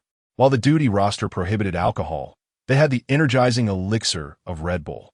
As someone raised a bottle of Red Bull, everyone instinctively reached for their own beverages. Coke, iced tea, and even thermoses brimming with goji berries. In wealth and honor, let's not forget one another. Cheers to the director. Cheers to the god of fortune. Cheers to our benefactor. The atmosphere backstage rivaled that of festive celebration. Despite everyone having pulled an all-nighter, each individual was vibrantly spirited and exuberant. Observing this scene, Chun Bo felt a surge of emotion, akin to surviving a calamity. No one understood the challenges of producing a show better than he did. Fortunately, it had all been a false alarm. The heavens had not forsaken him. Thus, He must tread forward with renewed determination. In wealth and honor, let us not forget one another. While joy permeated the air, he felt compelled to add a note of caution. Please, everyone, ensure you conduct yourselves appropriately. We cannot afford to invite negativity upon the program. We all understand the stakes involved. With the show trending, rival factions and critics are watching closely. If any scandal involving our staff were to break during this critical moment, it would be disastrous. Rest assured, we shall not tarnish the program's reputation. I have a girlfriend, a 1T stray. Who asked you? Everyone responded affirmatively, without hesitation. Yet, whether it was the infectious atmosphere or sheer overconfidence, one individual dared to dissent. Wealth cannot corrupt. What use is there in such riches? Speak your mind, but do so quietly. Another retorted, come here and say that to my face. Oh, I was merely jesting. Young man, I recall you claiming that if we made it through this challenge, you would abstain from women for life. I did not say that. You misheard. Shall I replay the footage to jog your memory? As the storm subsided, the program continued its recording. Early the next morning, as the clock struck 6, Cheng Shuo arrived at the production team. It was not that she rose early. Rather, she had not slept at all. The events of the previous night had completely transformed her understanding of parenting, leading her to reflect throughout the night. Ultimately, she concluded that her views had been stagnant and traditional. Fortunately, though she was older, she did not cling to her age as an excuse. Recognizing her shortcomings, she was determined to amend her ways. Thus, she arrived early at the production team, hoping to uncover more innovative parenting methods by observing Cheng Shuo and his son's live stream. Ah, Teacher Zhong, you are here early. Have you eaten? Upon entering the studio, she encountered Chen Bo, who was preparing to leave. Upon seeing him, a hint of embarrassment colored Cheng Shuo's face. Just yesterday, she had insisted she would not return, and yet here she was, arriving at such an early hour. Was she not merely contradicting herself? In contrast to Cheng Shuo's embarrassment, Chen Bo appeared unfazed, his demeanor relaxed. If you haven't eaten, there will be breakfast shortly. The two families had only just begun to stir. There was ample time to eat before work commenced. Truly, he was deserving of his directorial position. As he effortlessly eased the tension of Cheng Shuo's awkwardness, as if the previous day's argument had never occurred, Cheng Shuo, being perceptive, recognized Chen Bo's intent to smooth over the situation. She quickly seized the opportunity, stating, "All right, I will grab a bite before starting." Neither party mentioned the previous day's events again, and they each set about their tasks. The trending topic from the previous night had significantly raised the program's profile. As the main live stream opened, nearly 500,000 viewers flooded in. Is this the right program? Am I in the correct place?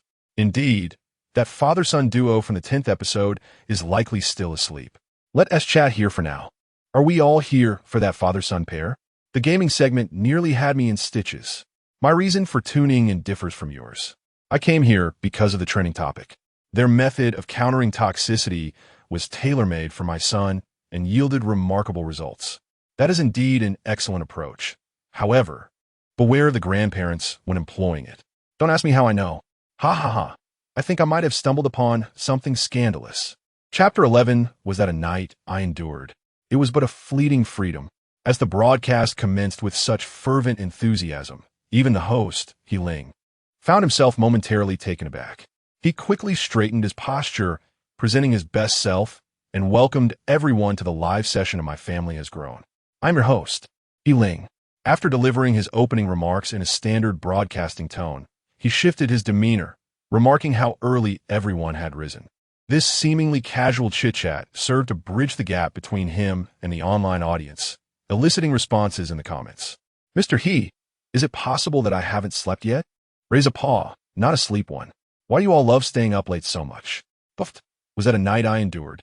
It was merely a brief taste of freedom. Did emo come up? Honestly, those present here are mostly here for that father-son duo. All right, it's me who has been refreshing the trending topics all night, and me who has up early. Who can resist their charm? Oh, you aimless ones. Rising not to strive, but to watch others play games. I'm different.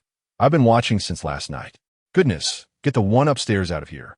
The comments section buzzed with excitement, refreshing at such a rapid pace that one blink could cause the previous message to vanish. At this early hour, only 2 of the 10 contestants' live rooms were active, one featuring the 5th contestant's mother tidying up her space, and the other showcasing the 8th contestant's father shopping for groceries, both devoid of captivating content. To retain the audience's attention, Healing knew he must conjure engaging topics. The trending discussions from the previous night provided a ready-made topic. Evidently, many viewers had tuned into our show due to the 10th father-son pair. Surely, everyone had seen the myriad of differing opinions circulating online. With time on his hands, Healing wished to inquire about the audience's genuine views on the program. His questions, while appearing to foster interaction, were actually aimed at countering the deliberately distorted narratives circulating on the internet. As long as the audience remained satisfied, the naysayers would be powerless. That had an impact. I laughed all night. Indeed, my crow's feet were so pronounced I had to apply several masks to calm them. Crow's feet, you say? I was the true victim. I was beaten by my wife and ended up crying in the bathroom, but the live stream had me in stitches. My wife thought I was defying her, and I received another beating. Puffed. Ha ha. What initially seemed unamusing transformed into a source of mirth through the viewers' comments. The audience's comedic prowess was exceptional, transforming even serious inquiries into a stand-up comedy routine filled with laughter. Yet, amidst the humor, there were earnest replies. This program is genuinely quite good. The segment on overcoming internet addiction was particularly useful. Reverse education is indeed feasible. I must admit, the post-90s generation has a knack for handling their children. It's truly spot on. Initially, I thought it was nonsensical, but after trying it, I realized I was the ignorant one. What appeared as a father-esque severe internet addiction was, in fact, a strategic move. Who says otherwise? However, there is still a dilemma. Parents who cannot play games feel as though the sky is falling. Perhaps a ride-sharing service for gaming could be established. A class might suffice. Seeing the predominantly positive feedback, Healing finally eased his worries. After engaging with the audience for a while longer, the clock struck 7 in the morning. Many live rooms began to open one after another, and viewers flocked into the contestant streams. Among them, the 4th live room garnered the highest attention. Cindy, it's time to wake up. At the sound of the 7 o'clock alarm, Zhao Mei entered her daughter's room, drawing back the curtains to let in the first rays of morning light. Mom, I want to sleep a little longer. The sunlight streaming onto Tong Cindy's face prompted her to turn away, her voice still thick with sleepiness. She had been up until 11 o'clock, finishing her homework, and she was truly exhausted. Being lazy isn't the mark of a good child. With that, Zhao Mei pulled her daughter up, cupping her small face and planting a kiss on her forehead. I prepared your favorite breakfast. After you eat, I'll take you to school. Now get up, sweetheart. Zhao Mei's tone was gentle, and her every gesture radiated maternal love, melting the hearts of the viewers. It turned out that a mother's kiss could awaken child. Who wouldn't envy that? Without comparison, there is no hurt. My mother merely yanked the blanket off me and told me to get up. You're fortunate. My mother would just give me a good smack, a quintessentially irritable mom. Ha ha. Same world, same mother. I wish for such a wake-up service. This mother, do you still need a child? Perhaps one aged 3 years and 200 months? You upstairs. Care for some milk? Unable to resist her mother's enthusiasm, Tong Cindy reluctantly emerged from her cocoon of blankets. Just as she was about to find something to wear, Zhao Mei presented her with a lovely dress. Cindy, would you like to wear this today? I specially had someone bring it from Hong Kong. It cost half a month's salary. Upon seeing the dress, Tong Cindy furrowed her brow slightly. Many girls adored wearing dresses, yet she was not one of them.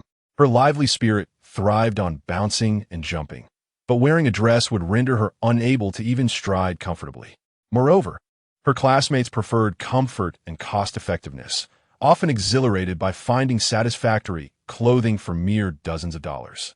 Yet, this dress was priced in the thousands, procured through a purchasing agent. The disparity made many classmates hesitant to play with her. Mom, I don't want to wear a dress.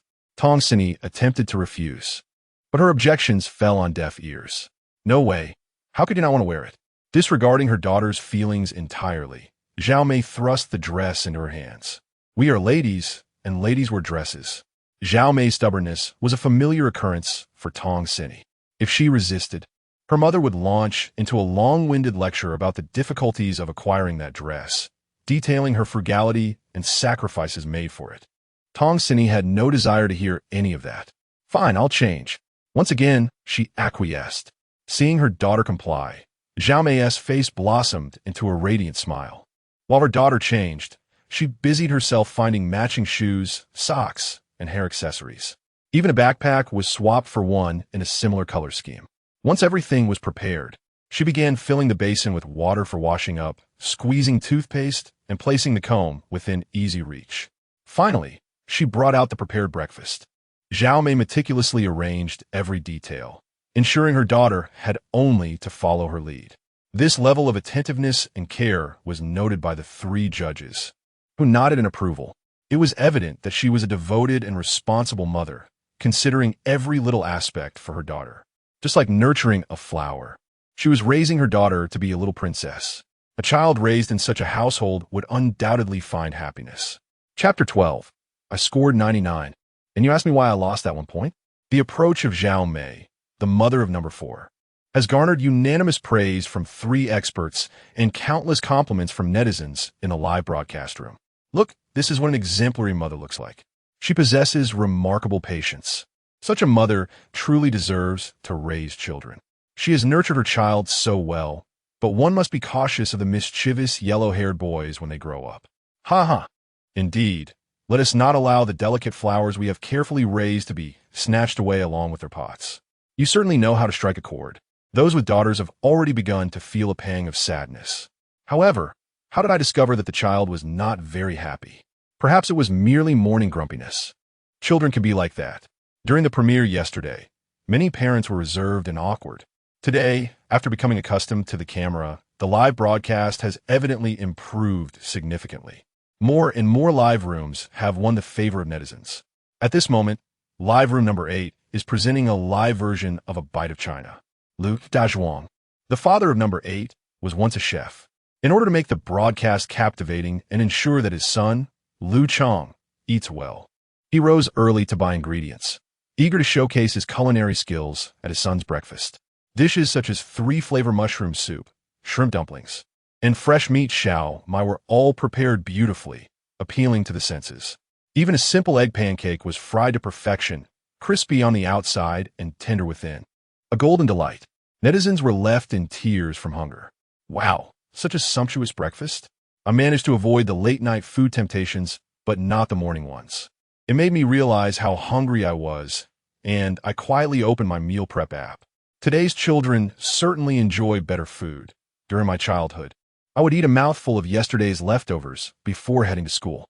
Who can argue that breakfast for us back then was merely a matter of getting by? Times have changed. Experts now stress the importance of nutritious breakfasts. Indeed, I have noticed that eggs and milk have become standard fare. After a busy morning, Lu Dazhuang gazed at the array of breakfasts on the table, nodding in satisfaction. The success of a day lies in the morning. Only by having a hearty breakfast can one have the energy to study. Excelling in studies leads to admission into prestigious universities, paving the way for a successful future. He deeply regrets not having studied diligently in his youth, which is why he places such emphasis on his child's education. As long as his child performs well academically, he is willing to rise early every day to prepare meals. Son, have you finished washing up? Hurry out for breakfast. Seeing that his son had not yet come out, he couldn't help but call out. Simultaneously, he was eager to see his son's reaction upon witnessing the breakfast he had lovingly prepared. His son's reaction did not disappoint him. Upon seeing the breakfast for the first time, Lu Chang's eyes instantly brightened. Wow, so much delicious food. He rushed to the table, grabbed an egg pancake, stuffed it into his mouth, chewed a few times, and gave his father a thumbs up. Delicious, truly the best. Dad's cooking is unbeatable. The emotional value provided was immensely fulfilling. Eat as much as you like. As long as you study hard, I will prepare different dishes for you every day. Receiving his father's approval, Lu Dazhuang felt that all his morning efforts were worthwhile. He kept serving his son more dishes, hoping he would eat a little more. Witnessing this heartwarming scene, many netizens were touched. So full of love, it turns out that fathers can be this meticulous and caring. I, as a woman, cannot compare. A father's love is as steadfast as a mountain, This is no jest. Being able to prepare breakfast alone surpasses 99 of fathers nationwide. The key is that the son also reciprocated the praise, who understands the value of eating while complimenting. Yet another day of envying the deep bond between fathers and sons. As he watched his son devour the food voraciously, Lu Dazhuang quickly served him a bowl of soup. Slow down. No one is competing with you. These shrimp dumplings are so delicious. I could eat a whole plate myself. He stuffed another shrimp dumpling into his mouth, the exquisite flavor making Lu Chang's eyes squint with delight. After consuming several dumplings, he finally slowed down. At that moment, Lu Chang suddenly remembered something and cheerfully leaned toward his father. Dad, our class is organizing a trip to the zoo this weekend. I want to go. The zoo? Lu Dazhuang looked up. What's so fun about that? You'd be better off reading more books with that time. But all my classmates are going. Yet your classmates are scoring 100 points. Why not compare yourself to them? When it came to exams, Lu Dazhuang recalled something. Did the scores from last week's math quiz come out? Initially, when his father had declined his request, Lu Chang felt a bit disheartened. However, now that the quiz scores were mentioned, a glimmer of hope ignited within him. Yes, if I did well, will you let me go? Sure, Lu Dazhuang readily agreed. Show me your score. Upon hearing this, Lu Chang barely touched his food, quickly rising to fetch his backpack. He pulled out a well-preserved test paper. Dad, look. He presented it with both hands as if offering a treasure. A score of 100. He had attained 99 points. Aside from few perfect scores, he was the best. With such an impressive score, surely his father would praise him. Unfortunately, instead of accolades, he was met with inquiry. Why did you lose that 1 point? When Lu Chang heard this, he was momentarily stunned.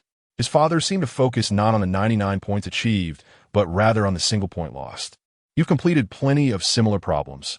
How could you still make a mistake? Faced with his father's questioning, Lu Chang lowered his head in silence. What was once a delicious breakfast now tasted like wax in his mouth. His son was beginning to show signs of discontent. Yet Lu Dazhuang had no intention of quieting down.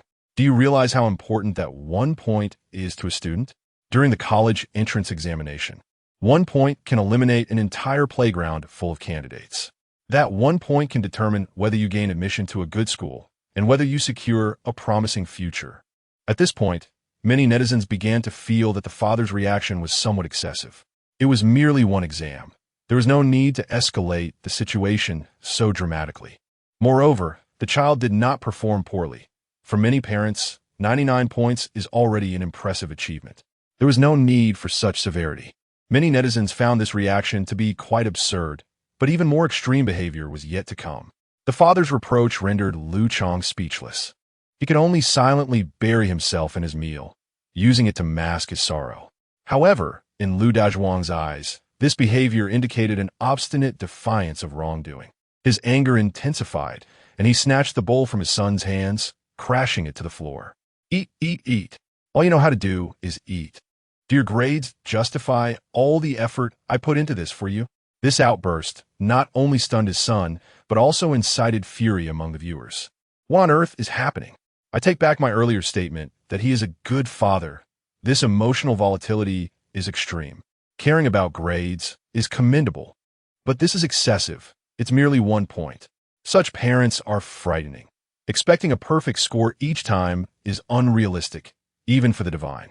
I wish to empathize with this father's aspirations for his son, but such actions are truly unacceptable. Chapter 13.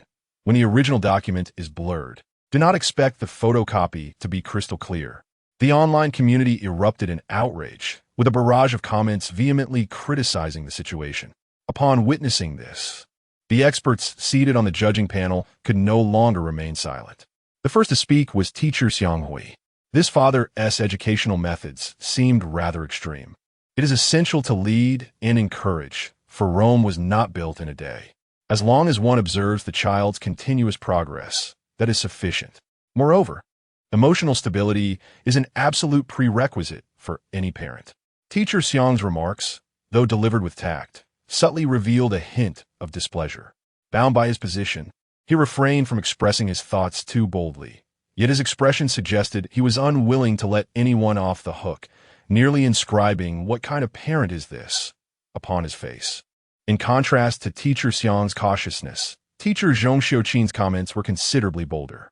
Educating a child requires more than merely focusing on their shortcomings. One must also recognize and celebrate their strengths. Encouragement and acknowledgement hold far greater significance for a child than a meticulously prepared breakfast. One must not conclude that their efforts are futile simply because the child has not met their expectations. You are nurturing a child, not conducting a business transaction. Initially, one might think teacher Zhong Xiuqin's comments were quite audacious, but after hearing teacher Yang Xiaodong's remarks, it became apparent what true boldness entailed. If one cannot soar, they should not expect their child to take flight. When the original document is unclear, one cannot demand a flawless photocopy. With a direct and piercing critique, she laid bare the thoughts of father number 8 in just a couple of sentences. This is a common ailment among many parents. After enduring the harsh realities of society, they often find themselves regretting not having studied diligently in their youth. Over time, this mindset naturally transfers to their children. Under the guise of doing what is best for their child, they begin to impose relentless pressure, exercising a double standard with reckless abandon. They may not compare clothing or food, yet they do compare academic performance. They may suppress their own aspirations while demanding their child be outgoing and self-assured. They may have failed to achieve success, yet expect their child to excel. On one hand, they fail to provide their children with assistance and resources, while on the other, they question why others succeed when their own child does not. It seems they believe that mere verbal encouragement will suffice for their child to mature into a capable individual, a pillar of society. Such a perspective on education is utterly distorted. Even a momentary reflection upon it brings forth a suffocating sensation. Consequently, the discussions among netizens became increasingly fervent. Here's a disheartening truth. Such parents are not a rarity. Another painful truth is that parental affection is often conditional. They love children who are exceptional, love those who are flawless. Is it truly so difficult to accept that a child is merely an ordinary person? In comparison, I found myself somewhat sympathetic toward father number 7, who advocates for a no pain, no gain philosophy. He is strict with his child, resorting to physical reprimands for mistakes. Yet he never resorts to emotional abuse. I resonate with this approach. Rather than labeling it as tiger parenting, it can be seen as a form of military-style discipline. Nowadays, many parents even wish to enroll their children in military academies. Father number 7 lamented, "Have I done nothing, and yet I have been exonerated?" I genuinely do not recommend such an educational approach. My own mother was similar. She would strike me if I scored below 100. Eventually, I rebelled and stopped studying altogether. In retrospect, when I sought to retaliate against her, I was also punishing myself. I have now become the very person she looks down upon, a delivery worker, and I deeply regret it. Do not harbor regrets. Professions do not distinguish between high and low status. To the gentleman upstairs, do not be disheartened. Delivery workers are akin to my royal guardians, especially during mealtime, when they become as cherished as a father. The program left me feeling uneasy, yet the comments revived my spirits. I prefer watching lighter, more relaxed content, like that of the father-son duo engaged in gaming. They too experience pressure, yet they handle it with remarkable finesse. Today's live stream was rife with captivating topics, and the interaction in the comments section remained exceptionally high. The popularity of each streaming room saw a substantial increase compared to yesterday, except for room number 10. Goodness, what time is it? Why hasn't the broadcast started yet? While others have finished their meals and are preparing to send their children off to school, there is still no sign of activity here. It seems they played games too late and overslept. I chuckled. Can such parents truly raise well-adjusted children? The notion that gaming can serve an educational purpose appears to be a serendipitous misconception. We should not hold excessively high expectations for the post-90s generation. Due to Cheng Shuo's continued delay in beginning the broadcast, the comment section erupted in chaos. A small faction of skeptics seized the opportunity to cast further doubt. Witnessing this scene, Chen Bo in the control room grew anxious. What is happening? Where are the individuals on site? The live stream not only involved the installation of fixed cameras in each family's home, but also included a dedicated cameraman to manage the situation. Following yesterday's incident, Cheng Shuo had specifically assigned the most experienced and diligent cameraman, Lao He, to the number 10 family, hoping he could provide timely reminders and prevent any mishaps. However, as the clock neared 7:30, even if the father and son had overslept, Lao He should have roused them by now. An inquiry into the situation yielded only vague responses, leading to a direct call to Lao He. As soon as the call connected, before Cheng Shuo could utter a word, Lao He launched into a tirade of complaints. Are you deliberately targeting me by assigning me to follow these two? I've knocked on their door for half an hour, and I've woken up the neighbors. Yet this family remains utterly silent. Is there even anyone inside? Lao He is known for his dedication, but he possesses a rather short temper. He despises individuals lacking a sense of time. While other families were ready for a 7 o'clock broadcast, he arrived punctually, only to find himself unable to enter. Not only was he unable to enter, but he also faced the ire of neighbors, which would infuriate anyone. Did you call them? Lao He's booming voice caused Cheng Shuo to stutter. He never anticipated Lao He's anger would escalate further upon inquiry. I've called a dozen times, and no one is answering. Can this family even function? Lao He's temper is explosive. He shows no mercy even to Cheng Shuo. His frustration boiled over, and he spewed words without restraint. Let me tell you, I refuse to be at the mercy of such participants. Hurry up and replace them with someone else. When summoned by a superior, he would come without hesitation, and while he could adapt to unfavorable conditions, unreliable participants were simply unacceptable. Following the filming crew means being present with the participants at all times, except for restroom breaks. If there is discord, working becomes exceedingly frustrating. It is fair to say that without even meeting Cheng Shuo and his son, Lao He had already formed a negative impression of them. Don't be upset, I will. Just as Cheng Shuo was about to suggest a solution, he was abruptly interrupted by Lao He's voice. Forget it, the door is open. Moments ago, he had been complaining and contemplating quitting, yet upon the matter at hand, he swiftly transitioned into work mode. After much coaxing, the number 10 live stream finally commenced. Chapter 14. Those who are aware know he is off to school, while those who are oblivious might think he is heading to work. Despite the dissatisfaction expressed by netizens regarding Cheng Shuo's late broadcast, his popularity remained undeniable. As soon as he went live, 30,000 viewers flooded into the stream. Finally, the broadcast began. It's late. I must express my discontent. Where is everyone? Such a large presence. Yet where are they? After a long wait, viewers were eager to reprimand someone. However, once the comments were sent, they soon realized the screen was empty. Nonetheless, it was evident that this was indeed Cheng Shuo and his son's home. The computer they used for gaming was prominently displayed within. Faintly, a few camera angles were visible. What is going on? Not only were the netizens puzzled, but even the cameraman, Lao He, was taken aback. At the moment the door opened, he immediately lifted his camera, expecting to capture something, but found nothing instead. What is happening? Lao He was bewildered, and just as he contemplated lowering the camera, he suddenly felt a tug at his clothing. Are you looking for my dad? A tender voice came from below. As Lao He looked down, the camera followed suit. It turned out the absence of figures was merely due to their height. The boy, Cheng Shuo, was a late bloomer, standing at only 2 meters at the age of 7, barely surpassing the minimum height requirement. He gazed up with wide, dark eyes, innocent and adorable. This scene could soften even Lao He's notoriously irritable temperament. Yes, I am from the production team. His voice, deliberately softened, caught the attention of Cheng Shuo behind the camera, who was left speechless. He had never experienced such treatment. In his memory, Lao He typically spoke with his tonsils visible. Oh, please come in. Cheng Shuo stipedazid, adding that his father had yet to rise, and he would go wake him. At this hour, the parent still asleep? Lao He's expression instantly soured.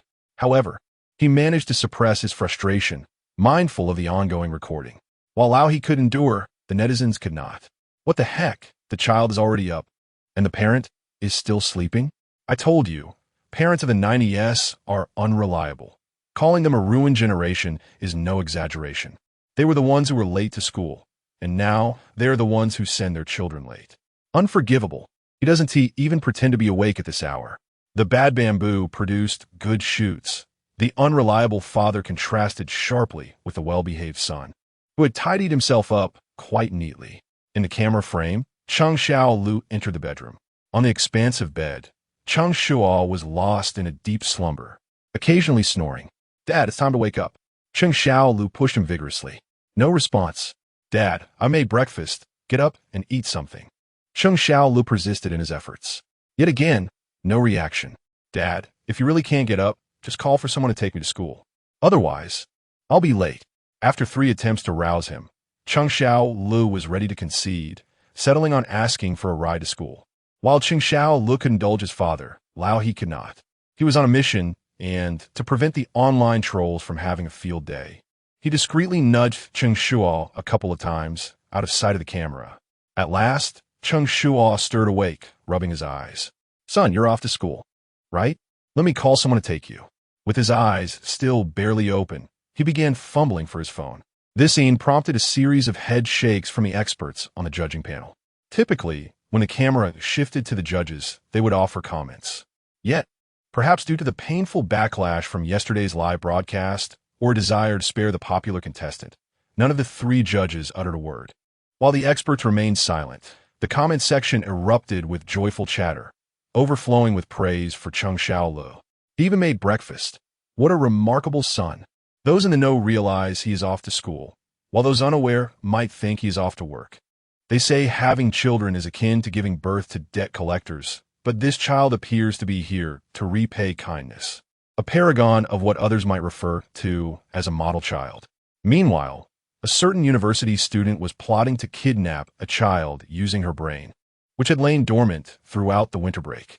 Only a university student could concoct such a scheme. After fumbling with his phone for a while without success, Cheng Shuo decided to abandon sleep altogether. "Fine, I will take you myself." He rolled out of bed, stretching widely and muttering, suddenly empathizing with the rooster. He too felt like screaming from the early hour. Seeing his father finally awake, Cheng Shuo turned and headed to the dining table to eat. Breakfast was simple, just a bowl of fried rice made from last night's leftovers. It was tea gourmet, but it would suffice to fill him up. Soon, dressed and ready, Cheng Shuo emerged from the bedroom. Habitually, he stepped onto the scale at the entrance, noting he had not been feeling well lately, appearing quite haggard. Being a first-time father undoubtedly came with its challenges. Yet, to claim he looked haggard was merely an excuse, a feeble complaint. He casually remarked this, but his son, mid-bite, suddenly looked up in response. "Not that you're feeling unwell, you've actually gained weight since stepping on the scale." A sharp and stinging remark that hit home. And indeed, he had put on 2 pounds. This left Cheng Shuo feeling quite embarrassed. What astonished him even more was that such biting words came from his son. With such impact, one might as well be screened at security. Just as he pondered how his son had become so articulate, a notification chimed in his mind. Earned 2,000 emotional points through the innocent remarks of a child, eliciting emotional reactions from those around. Innocent remarks? This was the skill he had drawn yesterday. So this is how it is utilized. Yet, why did Cheng Shuo feel as if this skill was somewhat aimed at him? Earning emotional points by being roasted felt akin to earning a meager salary at a dead-end job. Cheng Shuo chuckled in exasperation. His smile didn't fade. It merely shifted from his face to that of the viewers. "Ha! You claim to feel unwell, yet you've gained weight since weighing in?" The critique from your own son. He thought he had a caring little helper, but it turned out to be a thorny vest, one with leaks at that. The vendetta from yesterday's mistreatment was returned with just a single phrase today. Hilarious. Can you believe such words came from an elementary school student? With such eloquence. It feels as if he is targeting me, yet I have no proof. Cheng Shuo's remark transformed the live stream into a hub of merriment. The viewership surged alongside the rising tide of enthusiasm. It had barely been 30 minutes since the stream began, and now, just 5 minutes later, the viewer count was nearing 50,000, and it continued to climb. Chapter 15. What distinguishes an angry mother from a terrorist? Cheng Shuo took a full minute to accept this rather humiliating way of earning a living. After all, no one would be foolish enough to turn down money. He reassured himself with a rationale. His son's eloquence had always been lacking. Now, however, it had improved slightly. The good news was that his speaking skills had enhanced. The bad news was that his newfound ability to retort was primarily directed at him. Who could he possibly reason with in this situation? He suddenly felt a sense of frustration welling up inside him, a bit irked and wanting peace. Don't ask who peace is. Dad, dinner's ready. Egg fried rice. Made by me. His son's voice pulled Cheng Shuo out of his gloomy reverie. He took a bite and found it quite palatable. His son's fried rice indeed had a delightful aroma. His mood lifted instantly. Yet halfway through the meal, he remembered. Why was he the one cooking today? Didn't Grandma Wong downstairs bring food? He recalled that his wife had provided a month's worth of breakfast money. This was the first time Cheng Shuo mentioned his wife on the show. Though the program mandated only one parent to appear with the child, it didn't strictly prohibit the other half from assisting.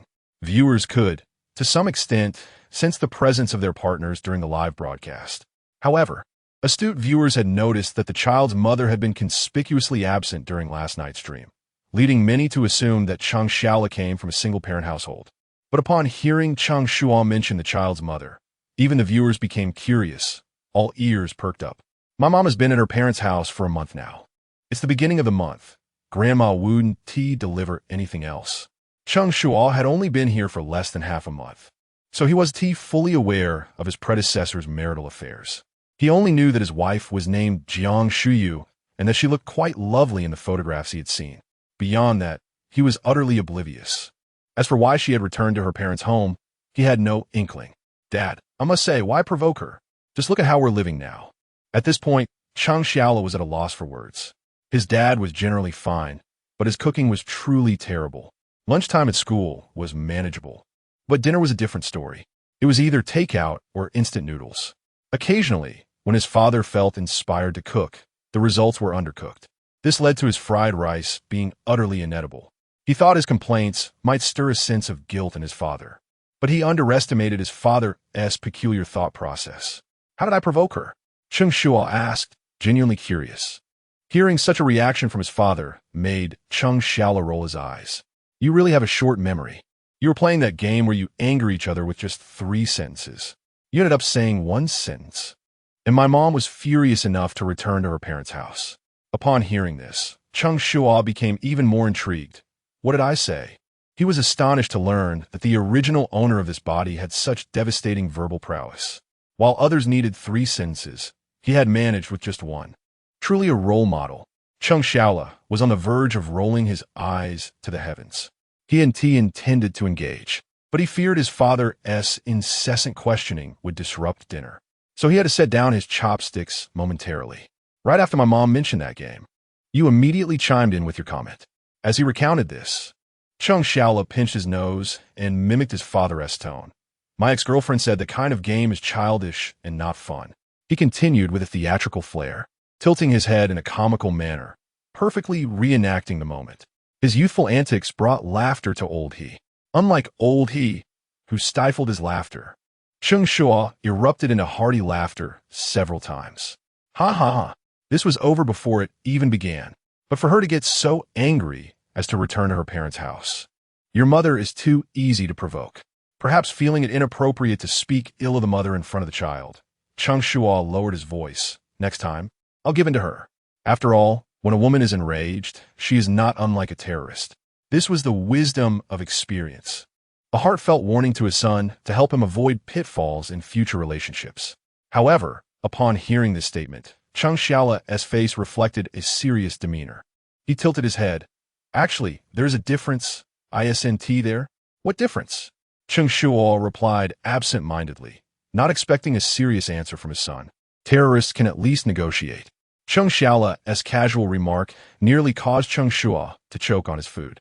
His face turned pale. Son, your mother has access to the internet. Implicitly, he meant she would watch the show. He was not ready to meet his end just yet.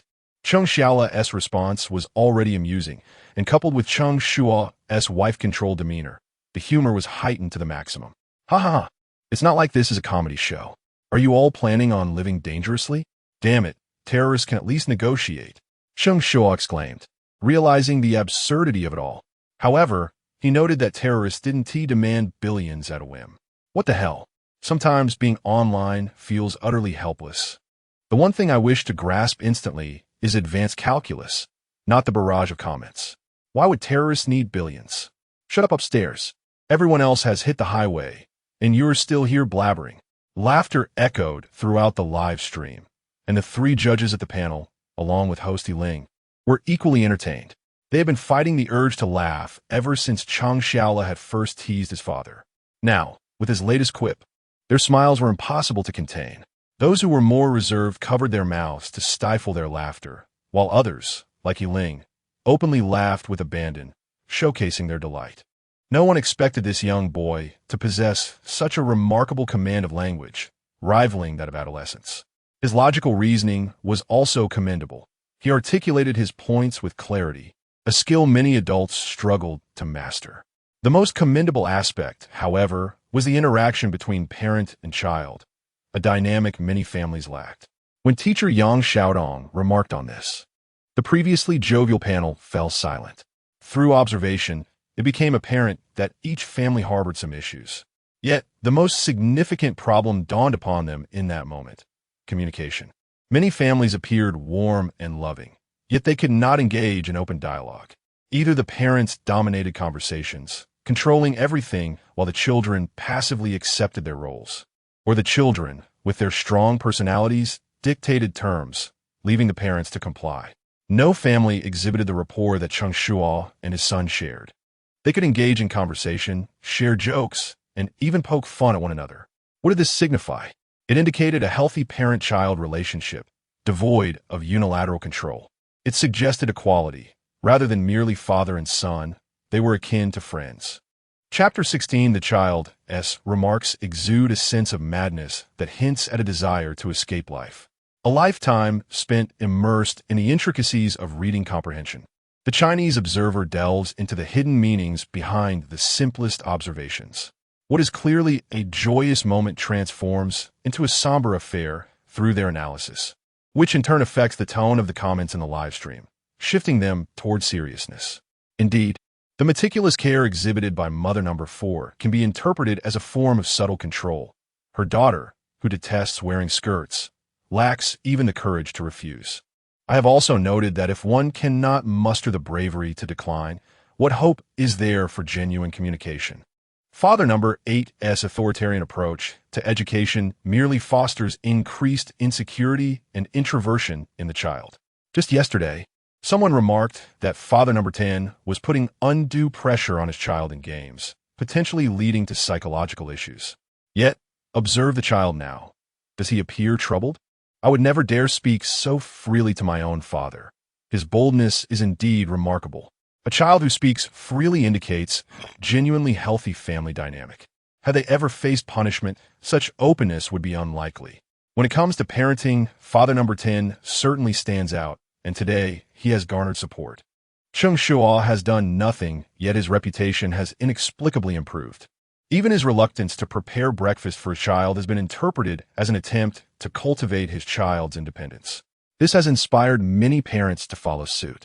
The tone of the comments has ascended to discussions of education, yet the atmosphere remains joyful, particularly for old he, whose face has crinkled with laughter. All anger and frustration have been cast aside. Cheng Shuo's acceptance of his son's candidness is partly due to the emotional value it brings him. More importantly, the unfiltered speech of children is a privilege of youth. Fresh minds often harbor peculiar thoughts and unrefined expressions, which Cheng Shuo cherishes deeply. Those who have navigated the adult world, filled with contradictions and convoluted communication, recognize the rarity of such innocence. Cheng Shuo has wholeheartedly embraced his son's occasional outbursts, mentally preparing himself for the inevitable surprises. However, while he has readied himself, it is evident that his preparation is lacking. Just as he reassured himself, his son unexpectedly remarked, "I suppose it's time to go pick up Grandma from the next city, right? Oh, dear, such a distance. Couldn't you find a local wife next time?" Cheng Shuo couldn't contain his laughter, his expression akin to one who has just survived an earthquake, momentarily stunned. The cameraman, old he, was even more exaggerated, his face reddening to a tomato hue, his lower lip bearing the marks of his teeth. The comments flooded the screen with laughter. Next time? Does your mother know about this? The child's candid words conveyed a sense of reckless abandon. This program has not disappointed. It has been hilariously entertaining. One might say, be careful not to get hit, But rest assured, your antics have brought us such joy that we wouldn't stand idly by as you face consequences. Indeed, we would simply close our eyes. Cheng Shuo felt a twinge of headache. He waved his hand, saying, "Son, that was excellent, but let us keep it to ourselves next time." He hastily finished his egg fried rice, urging his child to eat quickly before school. Today, he had no desire for further conversation, fearing yet another life-threatening remark from his son. He stood up, entering the room to retrieve his backpack. "Have you prepared everything? Let me check." At this moment, everyone saw a glimpse of Cheng Shuo as a father. Pencil sharpened, books packed, homework included. As he rummaged through the backpack, he suddenly pulled out a test paper. "Huh, you had an exam?" The child's emotions were transparent, and upon seeing his father produce last week's test, Cheng Shuo visibly tensed. His eating came to a halt, his face betraying his anxiety. Everyone present understood the situation. "I can predict it. Brother Child must not have done well." There was no need for divination. His expression practically screamed failure. Would father number 10 also resort to a dramatic display akin to Sichuan opera, face-changing? One could only hope that while play, and just maybe acceptable, one must never joke about grades. A reprimand would suffice. No need for corporal punishment. As Cheng Shuo tensed, the viewers in the live stream shared his concern. Their predictions were confirmed. He had performed poorly, scoring a mere 59. Cheng Shuo placed the test before his son, his tone stern as he pointed to the score. The sight made Cheng Shuo's eyes well up with tears. He was utterly distressed. He had never encountered such an amusing child, and the thought of him crying was unbearable. Yet, scoring 59, especially in the first grade, warranted a serious discussion about his future. He silently resolved to intervene should things escalate. Concern rippled through the evaluators and host, recalling the impact of father number 8's previous actions. If another incident occurred, how would they react? With apprehension in the air, Cheng Shuo paced the room, muttering, "How could it be 59? How did this happen?" His frustration was palpable, nearly spilling over the screen, while Cheng Shuo felt as if he were sitting on pins and needles. "Dad, the child could no longer bear the tension. Embracing the philosophy of the sooner one dies, the sooner one transcends, he prepared to admit fault and assure his father that he would perform better next time. However, before he could finish, his father's exasperated voice cut through. "I could feign integrity and award a perfect score for the teacher's evaluation. Why can't you grant my son a mere passing mark?" Cheng Shuo. The three experts at the judges' table. Host Ling. Everyone was left speechless. The comments, after a brief silence, erupted in a frenzy. "Haha, I can't breathe. He could pretend to give the teacher a perfect score. Why can't the teacher give his son a passing grade?" It seemed so reasonable that I found myself unable to refute it. This statement left me in shock, the kind that would require 1,000 years of contemplation. Did I hear correctly? The child's failure is the teacher's fault. This could spell disaster. Should an education expert catch wind of this, would they not unleash a torrent of critique? Chapter 17. The crucial Huaxiao individuals of a lifetime. Through the unconventional method of reverse parenting, emotional reactions from those around him garnered an impressive emotional value of over 13,000. Currently available emotional value stands at an astonishing 178,000. Just last night, he had dwindled to a mere 40,000. It was only after a brief investigation that Cheng Shuo discovered the reason. It was indeed the result of his trending topic from the previous evening, which had amassed nearly 100,000 emotional points. It is no wonder that people are striving fervently to become internet celebrities. Who can withstand such pressure? The adage that traffic equates to wealth has taken on a tangible meaning for Cheng Shuo. Of course, this also owes much to his son's innocent remarks. Once again, he forgave his son's audacity, encouraging him to speak freely. While Cheng Shuo reveled in his emotional gains, others around him were not as pleased. Upon hearing his father's words, his son Cheng Shuo rubbed his ears in disbelief. Could it be that his father, instead of reprimanding him, acknowledged the difficulty of achieving a score of 59? Was this truly his father? The large eyes reflected an even greater confusion. The most amusing reaction came from old he. who had already prepared a speech to mediate the situation, even bracing himself to take a few hits if necessary. Yet, the outcome was far from what he had anticipated. Blaming the teacher for a child's poor performance was ludicrous enough, but the rationale was even more abstract. This was simply surreal. Seeing their reactions, Cheng Shuo smirked and continued his monologue. It might be somewhat challenging to award extra points, but surely, a clean paper should merit at least 1 point for presentation, right? Is it really so easy for a child to score only 59? Today's teachers seem to lack a basic understanding of human relationships. With each of Cheng Shuo's words, Cheng Shaola's eyes shone brighter, eventually nodding in agreement. This dramatic scene left netizens utterly astonished. Such an educational perspective was simply explosive. Wait a moment. Was my approach incorrect? Is it the normal reaction supposed to involve punishment? Why not address the child's issues and instead blame the teacher for not providing a passing grade? Is it truly such a challenge for a first grader to achieve a passing score? If my son scored so low, I would be compelled to assess his IQ. The lack of achievement in a child places considerable responsibility on the parents. Blaming teachers or others, while avoiding self-reflection, seems to align perfectly with the mindset of the post-90s generation. For many parents, Cheng Shuo's actions could be interpreted as shirking responsibility and irresponsible behavior.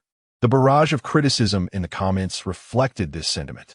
Yet, there were also many netizens who felt this approach was innocuous and not worthy of excessive concern. Some even began to joke in the comments, questioning how he could give the teacher a perfect score in the evaluation while expecting the teacher to pass his child. After all, he was demanding a perfect score. Furthermore, if a child fails, does that absolve the teacher of responsibility? And what about the test paper itself? If we continue to shift blame, we might as well accuse the viewers in the live stream of wrongdoing. Amidst the lively barrage of comments, the reactions from the 3 experts in the judging panel varied significantly. Teacher Zhong Xiuqin, having learned from a past misstep, maintained her composure. With a smile and pursed lips, her demeanor was appropriate, yet she remained silent. Teacher Yang Xiaotong appeared lost in thought, perhaps pondering a reading comprehension exercise. In contrast, Teacher Xiang Hui, known for his tendency to mediate, was the first to speak up, asserting that a child's poor performance could not solely rest on the teacher's shoulders. After all, it is often said that a master can only guide one to the door. The journey of learning is up to the individual. With a teacher overseeing dozens of students, how can one expect to monitor each student meticulously? For a child to excel academically, not only must they exert effort, but parental cooperation is also essential. Yet, the father in question, instead of fulfilling a supervisory role, merely made excuses. How can a child recognize their own problems under such circumstances? Can their grades improve? Is there hope for the future?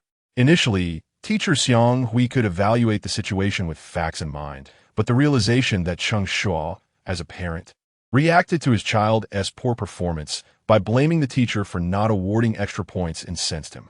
His words became sharper. In educational terms, he was not wrong. Improvement in a child's performance, indeed, requires a collaborative effort. Especially for younger children who possess limited autonomy, the guidance and oversight of adults are crucial. However, his error lay in making sweeping generalizations. To judge a child's future potential based on a single performance was a faulty premise, prompting teacher Yang Xiaodong to interject, arguing that it was inappropriate to link a single score to future outcomes.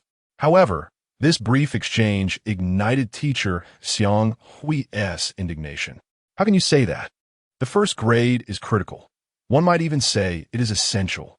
His passion escalated to the point where he struck the table. Yet, loudness does not guarantee agreement.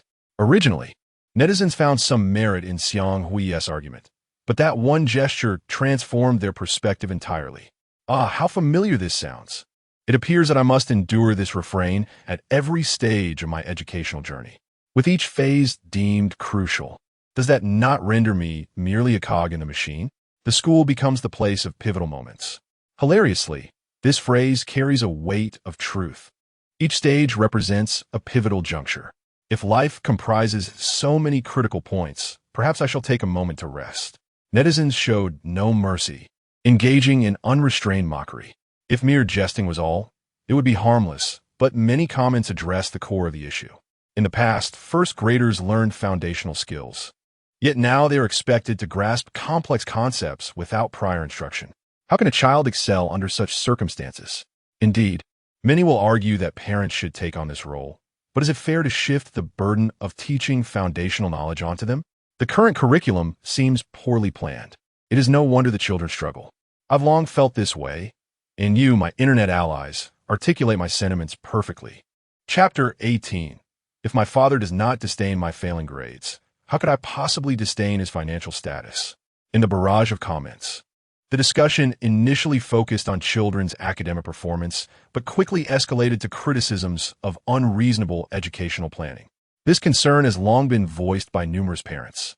With the topic now publicly debated on a program, it naturally drew the attention of countless netizens, with online participation nearly reaching 150,000. In particular, the number of viewers in Room 10, where Cheng Shuo was located, swelled to an astonishing 80,000, accounting for more than half of the total. The comments flew thick and fast. In the past, sending children to school was a simple task for parents, requiring little more than enrolling them.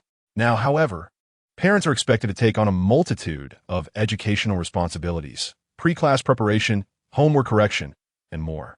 While there is understanding for teachers' heavy workloads, who empathizes with the pressures faced by parents? I can begrudgingly comprehend the academic expectations, but I find it perplexing that we must frequently engage in safety awareness quizzes, photograph, and upload various social practice activities. What purpose do these tasks serve? Indeed, there was an instance when a teacher assigned homework that required mothers to wash their children's feet, with photographic evidence required. My 3 daughters took turns capturing the moment. I hadn't even dipped my feet in the water yet. What educational value does that hold? It's disheartening to hear that children's poor performance is attributed to parental neglect and guidance. When we examine the multitude of responsibilities placed upon parents, one wonders where the energy for tutoring children is meant to come from, especially when we must also maintain our jobs. Is it feasible to have grandparents assist? Let us be realistic. Grandparents may struggle to help with homework, and even deciphering assigned tasks can be challenging. Who was the genius that decided to assign homework through WeChat groups? The frustration expressed in the comments could likely resurrect 3 vengeful spirits. This left even teacher Xiang Hui, who initially felt justified, in a state of silence. A teacher managing dozens of students is undoubtedly weary, but parents bear their own burdens. They not only shoulder the responsibility of providing for their families, but also juggle their children's education and extracurricular activities.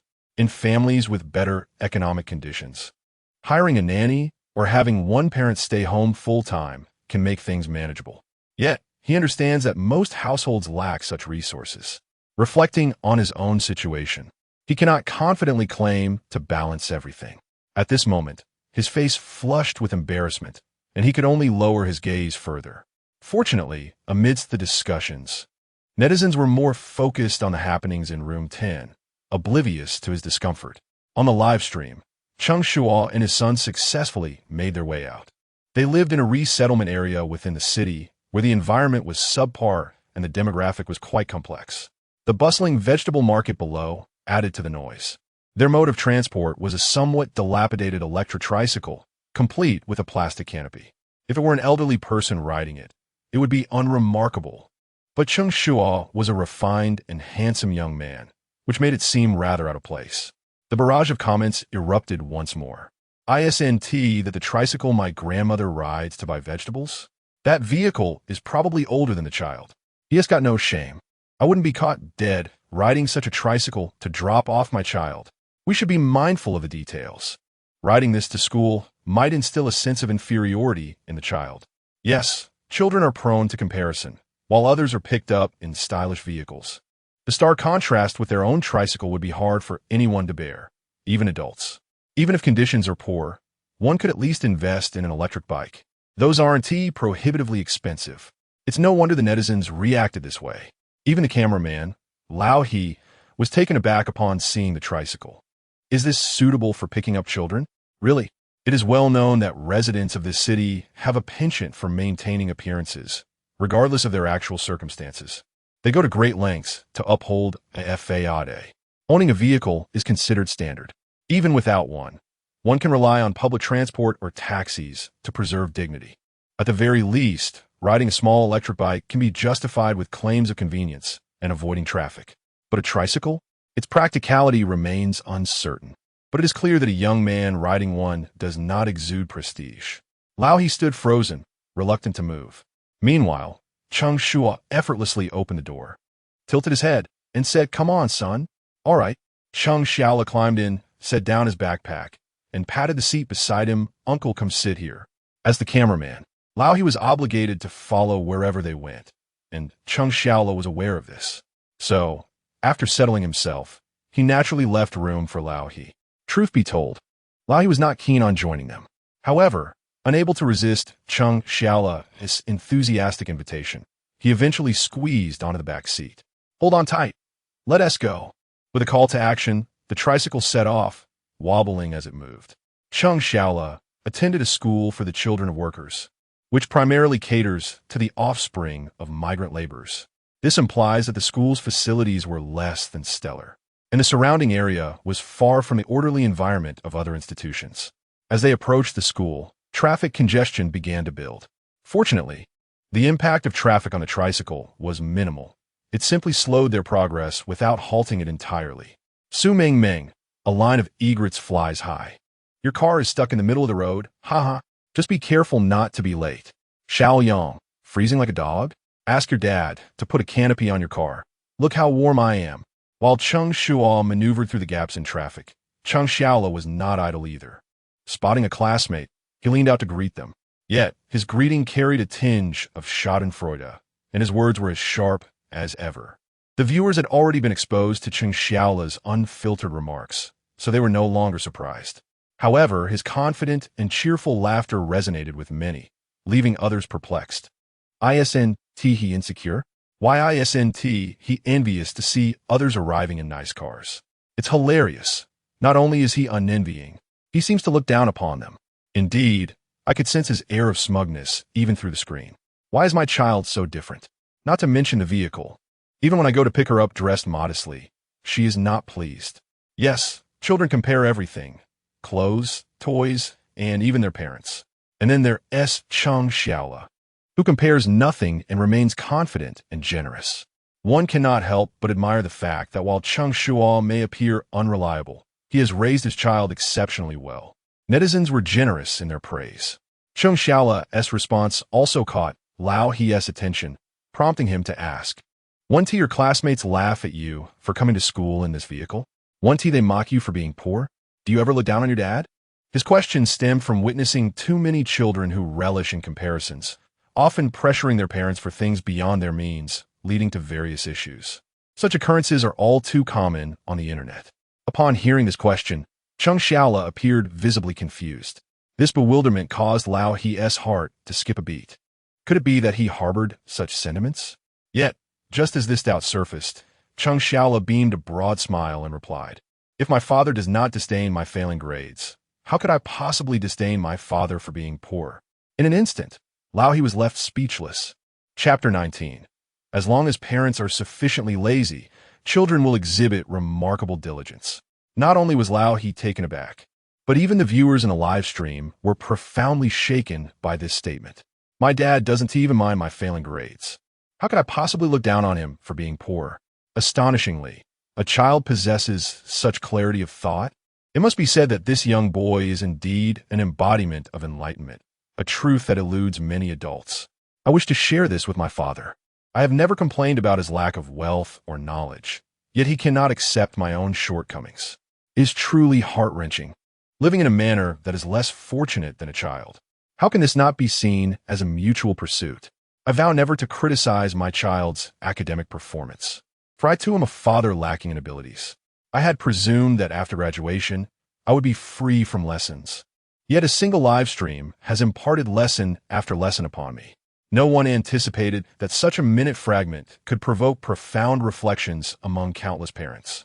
Meanwhile, the three experts seated at the judges' table were also deep in thought. It is unclear when the aspiration for children to excel became an obsession for many parents.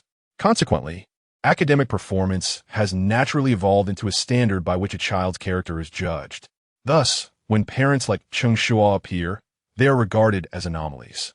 They cannot fathom that a father might genuinely disregard his child's grades. Conversely, children, motivated by comparison, urge their parents to strive harder. Yet, the emergence of Cheng Shuo reveals that one can be confident without succumbing to comparison or material pursuits. The original harmony between the two has devolved into mutual harm, with parents resenting their children for lack of ability, while children lament their parents for lacking resources to uplift them. This vicious cycle ultimately boomerangs back to inflict harm upon oneself. When muddiness becomes the norm, clarity is perceived as eccentricity. At this moment, all three experts bore expressions of shame. When did education transform into this? As the experts engaged in yet another round of reading comprehension, Cheng Shuo's tricycle finally arrived at the school gate. Coming to a halt, he exhaled deeply. Son, go on. Once the divine beast was delivered to school, he felt a sense of relief. All right. Cheng Shuo hopped off the vehicle, turned to wave to his father, and reminded him, there is some fried rice left from breakfast. Make do with it for lunch. Remember to wash the clothes you changed into yesterday, and after washing, hang them up. Don't let them get stinky like last time. And then, he had nothing more to say. Cheng Shuo quickly interrupted his son, not wanting him to continue rambling. This child, once socially anxious, now exhibits an overabundance of enthusiasm. Must he not be afforded some dignity? His mouth seemed to be a sieve. Cheng Shuo felt embarrassed, his toes digging into the ground. Yet the viewers in the live stream found the situation utterly amusing, and the atmosphere returned to its lively state. Is this right? Who is the son here, and who is the father? The young boy quipped. This family would fall apart without me. I have to worry about it. Indeed, it has been proven that as long as parents are sufficiently lazy, children will demonstrate remarkable diligence. Writing an essay titled Me and My Useless Father. Haha, this father-son duo is too delightful. The comments section was abuzz. After an initial bout of embarrassment, Cheng Shuo managed to smile, acknowledging, I know, you can head inside now. Once given his consent, Cheng Shuo felt reassured and began to walk towards the school. However, just 2 steps away, his father's voice called out from behind. Son, if you can learn, do. If not, take a nap. Just don't disturb your classmates. Cheng Shuo's loud voice not only caught the attention of other parents nearby, but also drew the gaze of teachers, leaders, and even the gatekeeper standing at the entrance. Under the scrutiny of so many, Cheng Shuo felt a twinge of embarrassment. It is a fact that people exhibit many inexplicable behaviors when feeling awkward. Cheng Shuo was no exception. He scratched the back of his head and added, and make more friends and eat well. Such a nonsensical remark escalated the humor. Can you not? I almost spit out my drink. Ha! The notion of making friends and eating well is simply too hilarious. This cheerful disposition is indeed 1,000 years ahead of my father's. It is rather kind of him to recognize the need not to disrupt his classmates. There is a hint of decency, albeit not much. If every father were like this, the incidence of children suffering from depression could be reduced by 90%. Through reverse parenting, eliciting emotional responses from those around, emotional value gained. 13,000. Current available emotional value. 195,000. The emotional value gain made Cheng Shuo's embarrassment instantly vanish, leaving only a yearning for wealth upon his visage. How long has it been? And yet so much has been added to his account. At this rate, how far is he from reaching the pinnacle of life? Moreover, he discovered that his reverse parenting method did not provoke disdain from viewers. Does this imply that he could aim for the grand prize offered by the program? Balancing his efforts to earn emotional value while striving for the grand prize, simply contemplating this prospect filled him with hope for the future. Cheng Shuo began to envisage a bright path ahead. Yet, unbeknownst to him, the increase in learning interest had sparked a newfound passion for study within Cheng Shuo. Upon hearing this, he shot his father a skeptical glance. Are you really my father? What kind of father lets his son sleep in class? Of course, he is. Cheng Shuo approached and ruffled his son's hair, saying, If there are any changes, I will inform you. With a cheeky response, he pushed his son through the door. Quickly go in. Don't delay my chance for a nap. This statement was strikingly genuine. Only a brave soul can rise early to send their child off. Yet even heroes require rest, especially for someone like Cheng Shuo, who lacks a proper job. What is the point of staying awake? In a main live broadcast hall, the parenting styles of each family were laid bare before us through recent observations. Now, we open the voting portal for the first time. Please cast your votes for the families you admire. After sending their children off to school, the live stream entered a period of calm. This moment was perfectly suited for voting. During this voting interval, the three experts at the judges' table engaged in discussions. Observing closely, I found myself particularly fond of the parenting approach of the fourth mother. It can be said that she covers all bases. The seventh father is commendable as well, employing a militaristic approach to manage his son. Although the eighth father's methods are somewhat extreme, his intentions are commendable, and there remains room for improvement. As the critiques continued, the other contestants could each be discussed in detail. However, when it came to contestant number 10, Cheng Shuo, all three experts found themselves at a loss for words. Praising him seemed difficult, as he not only fails to adequately care for his child, but also exhibits indifference towards academic performance. Conversely, decrying him seemed unjust. For his son, Cheng Shuo is undoubtedly the most well-adjusted in the group, exuding confidence and cheerfulness. It is evident he has been well raised. Such contradictions left the experts momentarily speechless. While the experts struggled to find their words, viewers began to fervently debate in the comment section, eager to rally support for their favorite contestants. Vote for number 3. I have never encountered such a meticulous mother. You call controlling behavior meticulous? That child seems to lack even the courage to refuse. She must be unhappy. I've noticed that child is far from joyful. I've never seen her smile. Number 10 is the best. I'm voting for number 10. Chapter 20. The son is still young. Missing a meal is inconsequential. As for me, being of advanced age, each meal counts. Initially, netizens rallied merely for their favorite contestants. Gradually, the content of the comments evolved. Number 10's father appeared to be neglecting his parental duties. Yet one must not be quick to judge. What appears as neglect is, in fact, a profound awareness of reality, understood only by those who have endured oppressive education. Indeed, let the era of such education conclude with our generation. The hardships of the past no longer serve the post-90s, having borne the brunt of adversity. The paramount concern is for the happiness of the children. I concur. The current generation of netizens articulates their thoughts remarkably well. In the next life, I wish to be their online companion. As the debate continued, the voting approached its climax. Perhaps Cheng Shuo's actions resonated deeply with many, as his vote count consistently led from the outset. By the end, the total reached an astonishing 300,000 votes, which is half of the 60,000 netizens who participated. This figure astonished the chief director, Chen Bo. My goodness, what was thought to be a fleeting moment turned into a daily surprise. Quickly, he arranged for the highlights of this father-son duo to be edited and promoted across all platforms. Our show is destined for success. Chen Bo rubbed his hands in excitement, and his team members, equally proactive, wasted no time. Before long, the related videos topped various platform charts. As long as you are lazy enough, your child will repay you. Unyielding filial piety, my family's thorny vest. Post-90s parenting philosophy, let oppressive education end with our generation.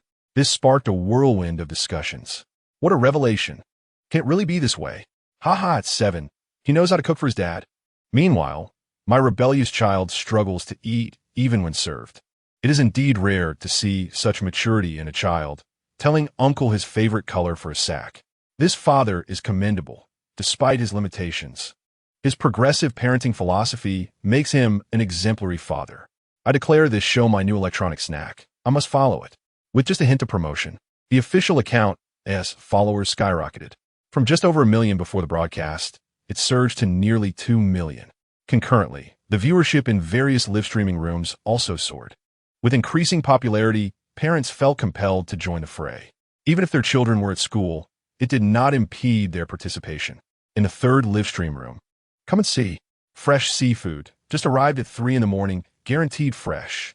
The third dad, Zhu Fu, is a businessman in the seafood trade. Years of hard work had lifted him from poverty. Yet, having endured hardships in the past, he maintained a frugal lifestyle despite his modest wealth. Wife, let us set aside the dead ones for ourselves. A bit of porridge in the morning will suffice. Just pick some pickled vegetables for a meal. Oh, and the breakfast leftovers from our son. Heat them up for me. Making money, isn't easy. Zhu Fu's voice filled the screen, a testament to his diligence. Rising at 2 or 3 in the morning to procure goods, he had everything organized by 5, only to then attend to his son's needs, waking him, feeding him, and sending him off to school. Even after dropping his child off, his busyness continued, leaving the cameraman breathless. This scene drew gasps from netizens. Hard-working and frugal, he certainly deserves his success. Rising consistently at 3 in the morning, one with such determination will surely achieve greatness. Moreover, even with money, he refrains from frivolous spending. I find myself eating better than he does. No wonder I can't save money. All my earnings go to indulgence. With such a father as a role model, a child is unlikely to stray. The comments overflowed with praise. Even teacher Cheng Shuo, seated among the judges, could not suppress her admiration. Parents are child's first teachers, and with such exemplary fathers, their children are bound to excel. As the eldest judge, she empathized the most, having endured her own hardships to provide a better life for her child. She saw in Zhu Fu invaluable qualities, moving her deeply. However, this budding emotion was abruptly disrupted by teacher Yang Xiaotong, who remarked, "Isn't this just forcing down food without having suffered?" This statement irked her immensely. How could one equate this with unearned privilege? Hard work and frugality have always been cherished virtues in our culture. Netizens hongxiukin ire yang xiaotong.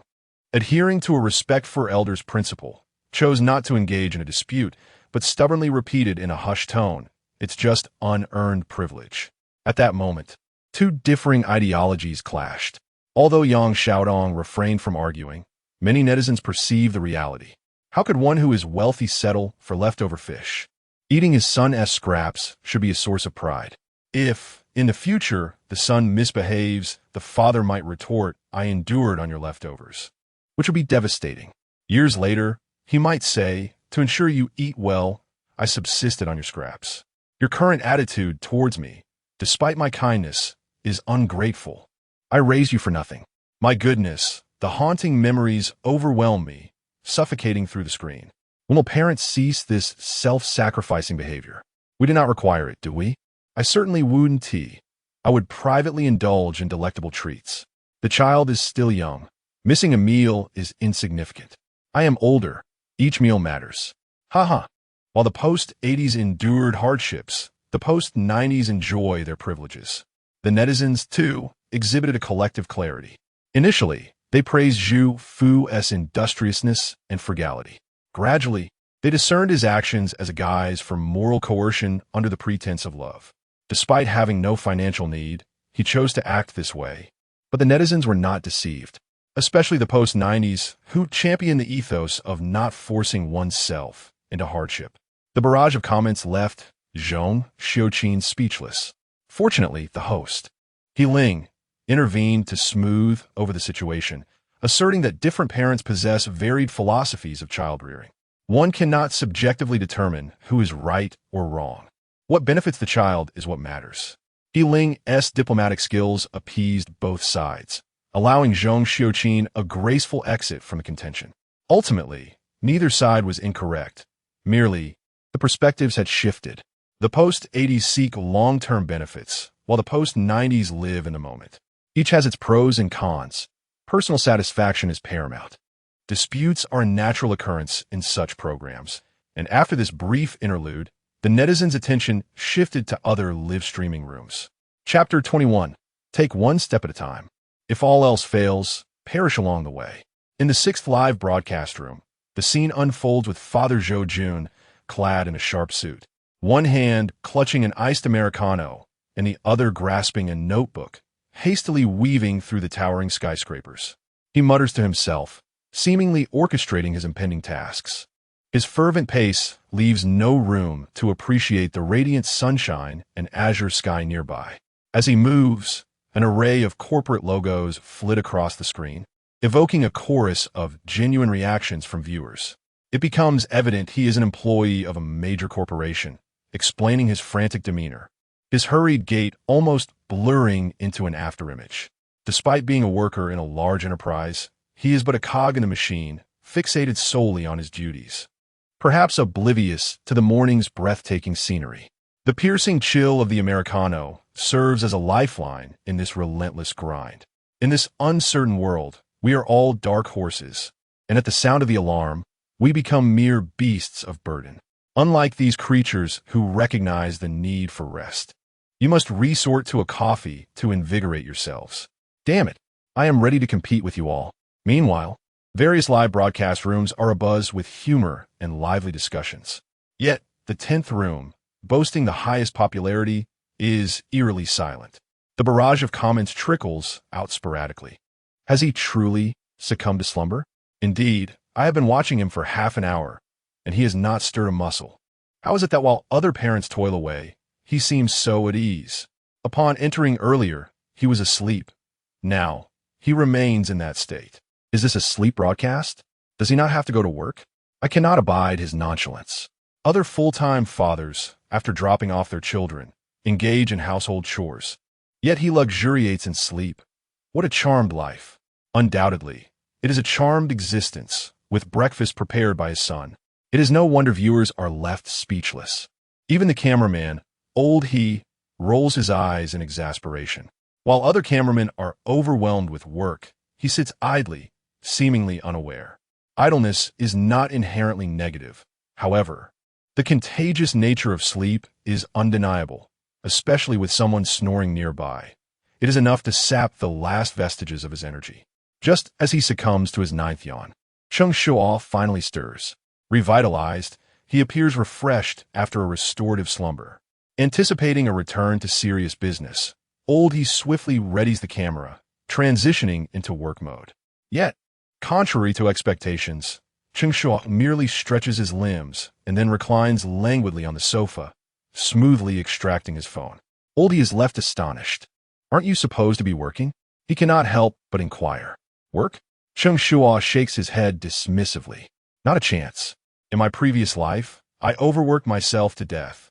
So in this life, I refuse to be tethered to a job. He is not financially distressed. How do you survive without working? Oldie surveys the modestly decorated room, noting the outdated furniture and appliances.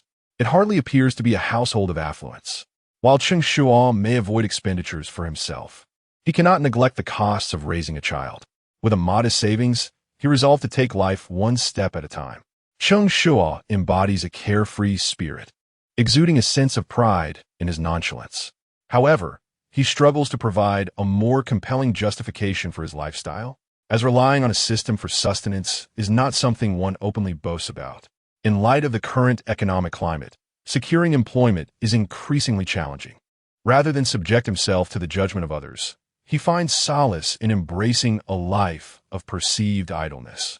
If he cannot contribute positively to society, then he will at least ensure he imposes no detrimental effects. This is Cheng Shuo's clearest self-assessment. Take one step at a time. Oldie can scarcely believe such words emanate from a father's lips. The sentiment is shocking. Yet at that moment, Cheng Shuo unwittingly adds, take one step at a time. If all else fails, perish along the way. This remark elicits collective disbelief from viewers in the broadcast room. Such a sentiment. Are you preparing for graduate school? Your state of mind is far ahead. Should I commend you, or simply marvel at your relaxed existence? Brother, you seem to live far too leisurely. It is no wonder your child is so dependable. This father is truly beyond reliance. Cheng Shuo's attitude invites criticism, yet each individual carries their own approach to life. Moreover, the show's intention is to present parents from diverse backgrounds, making Cheng Shuo's presence unsurprising. It could be attributed to the harrowing scenes of his son under pressure during gameplay that have prepared viewers for his current outlandish statements, rendering his previous remarks trivial by comparison. The audience's capacity for acceptance has evidently expanded, yet old he remains unable to embrace such a perspective. That cannot be right. Young people should strive and take risks. Despite his earnest counsel, Cheng Shuo displays impatience. As a father, he cannot escape the perennial nagging of the older generation. Unless unforeseen circumstances arise, he is about to hear tales of how the previous generation persevered through hardships. In our day, as anticipated upon hearing these words, Cheng Shuo feels as though his ears might develop calluses. To spare his ears from further torment, he interjects, Hey, times have changed. At 25, your generation charged forward for glory. In our era, at this juncture, Cheng Shuo deliberately pauses, allowing old he to lean in with curiosity before he resumes with a cheeky grin. Your generation at 25 charged forward for glory. Our generation at 25 ignores risks and continues to install. With that, he bursts into laughter, leaving old he's lips twitching in disbelief. In the face of absurdity, there lies a kernel of truth. Today's society is markedly different. Opportunities for self-made success are dwindling. The expectation of a direct correlation between effort and reward was commonplace in their era.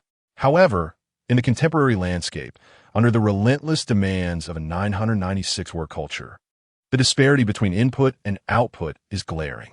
It is not that the youth lack diligence. Rather, the opportunities afforded to them are alarmingly scarce. With this realization, Oldie finds himself grappling with discomfort, momentarily feeling self-conscious. Initially, when he broached this topic, viewers suspected it was a deliberate educational segment orchestrated by the production team, already expressing their disdain. Yet, upon hearing Cheng Shuo's retort, their annoyance transforms into laughter. Ha! Ignoring risks and continuing to install. That perfectly describes me. Laughter ensues. My mother at 25, starting her own business. Me at 25. Mom, can I eat what's in the fridge? Ha! No more pretenses. I too am slacker. My father in his youth. A car, a house, a monthly salary exceeding 10,000. Me, no cilantro. Please, add more garlic. Ha! Seeing you all in this light reassures me. Chapter 22. Establishing a home where one falls. Burying one's dead where one falls. The barrage of comments was filled with laughter and joy, yet the expressions of the three judges were decidedly grim. The attitude of Cheng Shuo was already a source of great concern, but to find that so many netizens shared his sentiments was unexpected. As experts in the field of education, they regarded the encouragement of ambition as their paramount duty. Yet now, a sense of impending doom enveloped them. If the experts felt this way, one could only imagine the reactions of older viewers in a live stream, who were particularly inclined to take a stern stance on educational issues. It seemed there was no hope. The current generation of youth appeared irredeemable. They felt no shame, only pride, an unfortunate reflection of society. This so-called lost generation lacked the drive that characterized their predecessors. It was worrisome, not only for themselves, but also for the children who seemed to follow suit. Was there truly no one to guide these young people? Most of those sharing Cheng Shuo's viewpoint were born in the 1990s and 2000s. They possessed a common trait, a refusal to accept defeat. Even when criticized openly, they would naturally retaliate. Oh yes, you're absolutely right. You occupy the best resources, yet blame us for not striving harder. In an opportune moment, even a pig can soar.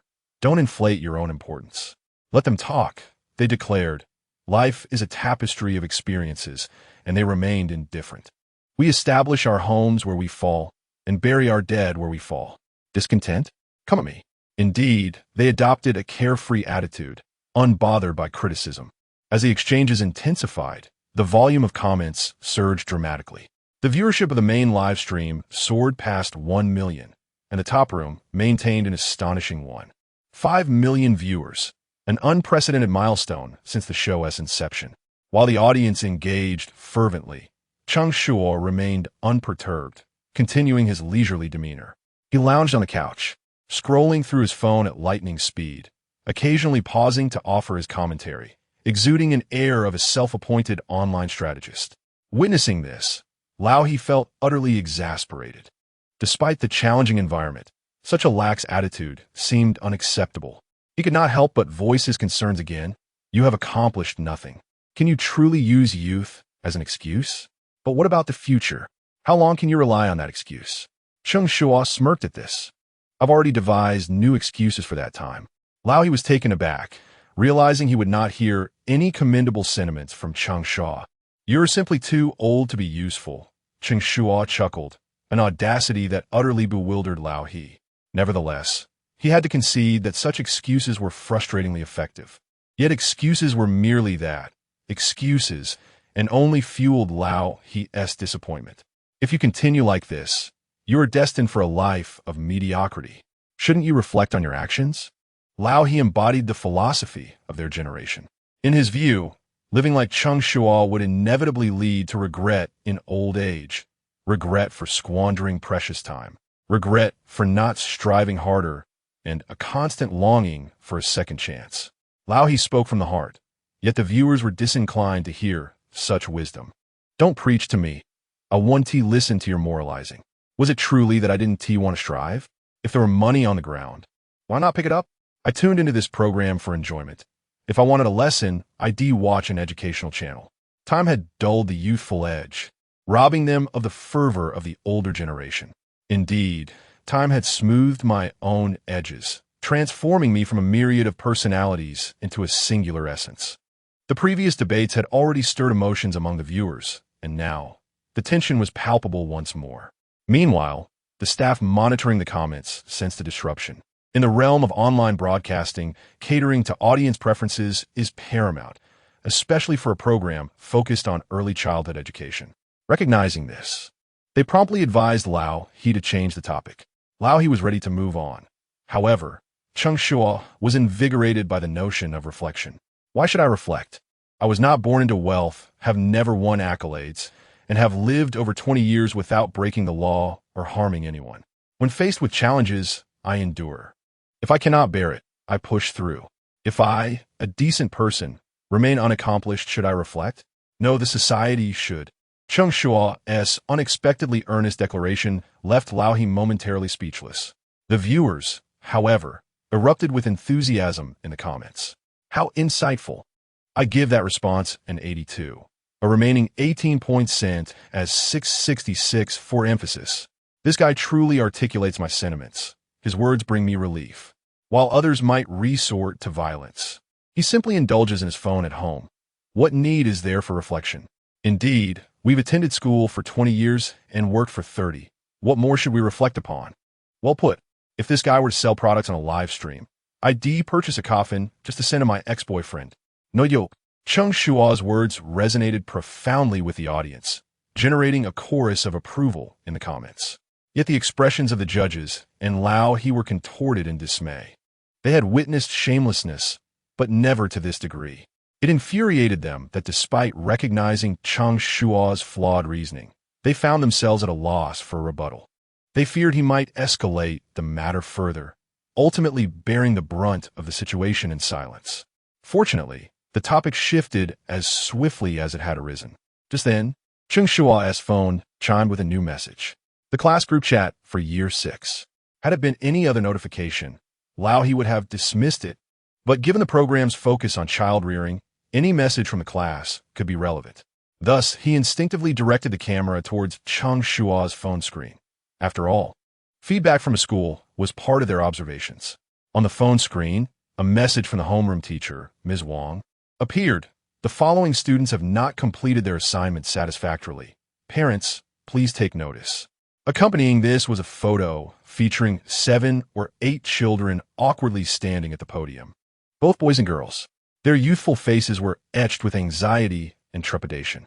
While this would not be unusual in itself, one child stood out, a beaming Cheng Shuo, grinning widely and giving a thumbs up. Cheng Shuo instantly recognized this distinctive child. Chapter 23. He may not stand on the podium, but he certainly will not stand on the rooftop. Seeing that lad laugh so carefree, Cheng Shuo couldn't help but smile slightly. He did not perceive the public criticism as a grave matter. Nonetheless, this scene struck a nerve with many parents. My goodness, to directly take a photo and post it in the group chat, utterly embarrassing. How is it that teachers across the nation all adhere to this method? Today's children possess a strong sense of self-esteem. Such actions seem inappropriate. Not only the children, but even the parents must tremble in fear. This teacher is indeed bold. Here, We dare only to photograph clothing or shoes, never the face, lest we be reported. Today's children have poor resilience. Confronting them directly can leave psychological scars. Are there really scars? Just look at Cheng Shuo. He is laughing as if he couldn't be happier. This lad, like his father, is anything but conventional. A simple group message ignited a flurry of comments. Netizens were relentless in their criticisms. The uproar was undoubtedly fueled by the many parents who have experienced the dread of being at the mercy of class group messages. It's one thing to be publicly scolded like Cheng Shuo. Even a simple notification is enough to send shivers down one's spine. After all, everyone agrees that class groups resemble NPCs. Opening them triggers a quest. When Teacher Wang sent the message, the parent's name began to respond. Huang Ziqing's mother. Received. Will definitely take it seriously. Luo Shi's father. Received. Will certainly correct it. Lu Wei's mother. Received. Will indeed amend. These parents exhibited proper attitudes, responded promptly, and maintained a unified front. One by one, the other parents of the children expressed their agreement, leaving only Cheng Shuo. However, when he sent his edited response, he was dumbfounded, and the netizens were equally taken aback. Instead of acknowledging or recognizing a mistake, he simply stated, "My son is truly handsome." A mere 5 words left He in shock. The netizens were astonished. After a brief pause, the comments erupted once more. Is your focus slightly misplaced? The teacher is criticizing your child for poor homework completion, and you say your son is handsome? With both a Wulong and a Fengshu. Their family has 2 of kind. For some reason, confronting the teacher brings me a sense of satisfaction. I share the sentiment. In my son's group, whenever the teacher speaks, a chorus of sycophants follows. Such an unorthodox response feels inexplicably refreshing. The fervent discussions among netizens drew the judge's attention back to this side. Cheng Shuo's previously lackadaisical attitude had already drawn some criticism from the 3 judges, but as it did not conflict with the show's essence, they had remained silent. However, now that Cheng Shuo was responding to the teacher's criticism in such a manner, they felt compelled to speak. Teacher Zhong Xiuqin was the first to voice her opinion. This attitude is unacceptable. If a child does not complete their homework and is criticized, they must correct it, rather than deflecting the issue. If parents do not confront the problem, the child will not recognize their mistakes. Zhong Xiuqin's remarks were quite pertinent, and both Xiang Hui and Yang Xiaodong nodded in agreement. However, her implication was clear. She believed Cheng Shuo's behavior was inappropriate. At times, the judge's remarks can directly influence the tone of the comments, especially among the live viewers, many of whom were parents who did not approve of Cheng Shuo. Seeing the judges express such sentiments naturally led them to follow suit in criticism. Indeed, is it amusing to make light of the situation now? Is it something to be proud of if a child has not completed their homework? Perhaps he was too busy playing games yesterday. It would be surprising if he managed to do his homework. From my perspective, this is ruining the child. If my son behaved this way, he would have received a sound thrashing from me. How can a father be so unreliable and expect the child to fare any better? Voices of criticism and doubt echoed through the comments. However, more prevalent was the concern regarding the consequences of Cheng Shuo's actions. After all, parents are acutely aware that if they offend the teacher, their child will undoubtedly suffer at school. Therefore, for the sake of their children, they would endure even the most outrageous words from teachers. Over time, many teachers have gradually risen to a position of authority. The concerns of the netizens proved to be well-founded. After Cheng Shuo's response, Teacher Wang once again tagged him. Class head Teacher Wang, Cheng Shuo's father. The above are the students who have not completed their homework, with Cheng Shuo being the most severe case. If this continues, I suggest transferring him to a special school to prevent hindering the learning progress of the majority of classmates. Perhaps accustomed to parents' flattery, Teacher Wang was naturally displeased by such a contrary response and spoke with not only severity but also a hint of sarcasm, even carrying a touch of threat. Any other parent would have retracted their statement and apologized by now. But Cheng Shuo was undeterred. He sent another message, "Well, my son is still handsome." This infuriated Teacher Wang to no end, leaving her speechless for a considerable time. Initially, Netizens felt Cheng Shuo's actions were inappropriate, and many comments were critical of him. However, as those who shared similar experiences witnessed this unfold, a profound resonance emerged collectively. The tone of the comments began to shift. Cheng Shuo may not ascend to the podium, but he certainly will not find himself on a rooftop. Why do I feel a twinge of sadness? As a child, I always believed failing to complete homework was a grave sin, one deserving of global humiliation. If only my father had acted this way, perhaps I wouldn't feel so inadequate. The other party rejected your shaming education and gave you a slap in return. Through reverse parenting, eliciting emotional responses from those around, earning 23,000 emotional points. Current available emotional points, 221,000. Simultaneously, Cheng Shuo's confidence 10. Cheng Shuo's response stemmed from having undergone similar experiences in his youth. To him, his son is still young. Mental health far outweighs academic performance. Today's children often struggle with psychological resilience, a significant portion of which can be attributed to pressure from teachers and parents. He aims to alleviate this pressure as much as possible for his son. Little did he expect that such actions could also garner emotional points. Thus, Cheng Shuo became even more enthusiastic.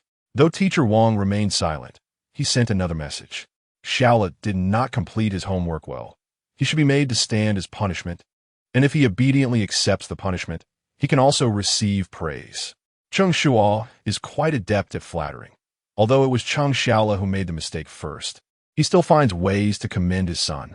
Such a father is undeniably in tune with the netizen sentiments. Previously, they envied him for having a capable son. Now, they envy his son for having such an extraordinary father. With a father like this, the child is bound to be free from the wounds of a dysfunctional family. In the next life, my first wish upon reincarnation is to become his son. Brave souls enjoy the world first. Paternal figure above, I bow to you. Chapter 24. Excellent grades serve the nation. Poor grades yield to parental authority. The actions of Cheng Shuo garnered both approval and dissent, particularly from the staunch traditionalists.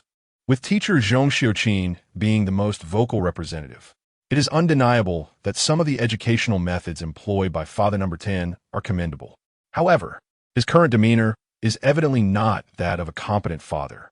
Everyone understands the significance of academic performance for a child. Teachers are willing to invest effort in their guidance. Yet, when observing him, it becomes apparent that he is not only uncooperative but also confrontational. He serves as a prime example of what not to do. Cheng Shuo's unconventional approach to parenting through gaming has indeed earned the recognition of teacher Zhong Xiuqin, but this does not imply her unconditional acceptance of all his methods. Whenever she perceives a misstep, she will undoubtedly voice her concerns. Following Zhong Xiuqin's remarks, teacher Xiang Hui expressed his agreement, stating that parents must help children recognize their mistakes and assist them in rectification. Blindly shielding them will only lead to harm. Both educators articulated their points with compelling reasoning, and it was expected that the youngest teacher, Yang Xiaotong, would concur. However, she found herself lost in contemplation. The validity of the two teachers' perspectives was irrefutable. For students, academic achievement must take precedence. Failing to complete assignments or performing poorly on exams is a matter of utmost gravity, universally acknowledged by parents. But does consensus equate to correctness? Does learning truly supersede all else? At that moment, Yang Xiaodong recalled a report she had previously encountered depicting a group of ill children in a hospital, diligently completing their assignments while receiving intravenous treatment. The narrative extolled their indomitable spirit, suggesting that this is how the future of the nation ought to be. Yet, should not the health of a child take precedence over academic obligations? Is it right to prioritize concerns over unfinished homework while neglecting the child's well-being? Furthermore, she had interviewed several students who harbored extreme aversion to learning. At their lowest points, they contemplated violent actions against their school, but never considered dropping out. Is such a mindset normal? For a long time, she grappled with these questions, but after witnessing Cheng Shuo's unconventional approach, clarity dawned upon her. It became evident that contemporary children lack the freedom of thought.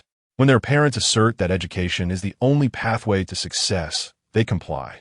The most frequent praise they receive throughout their upbringing is for being obedient. The phrase "it's all for your own good" permeates their childhood, rendering any deviation from adult wishes unforgivable.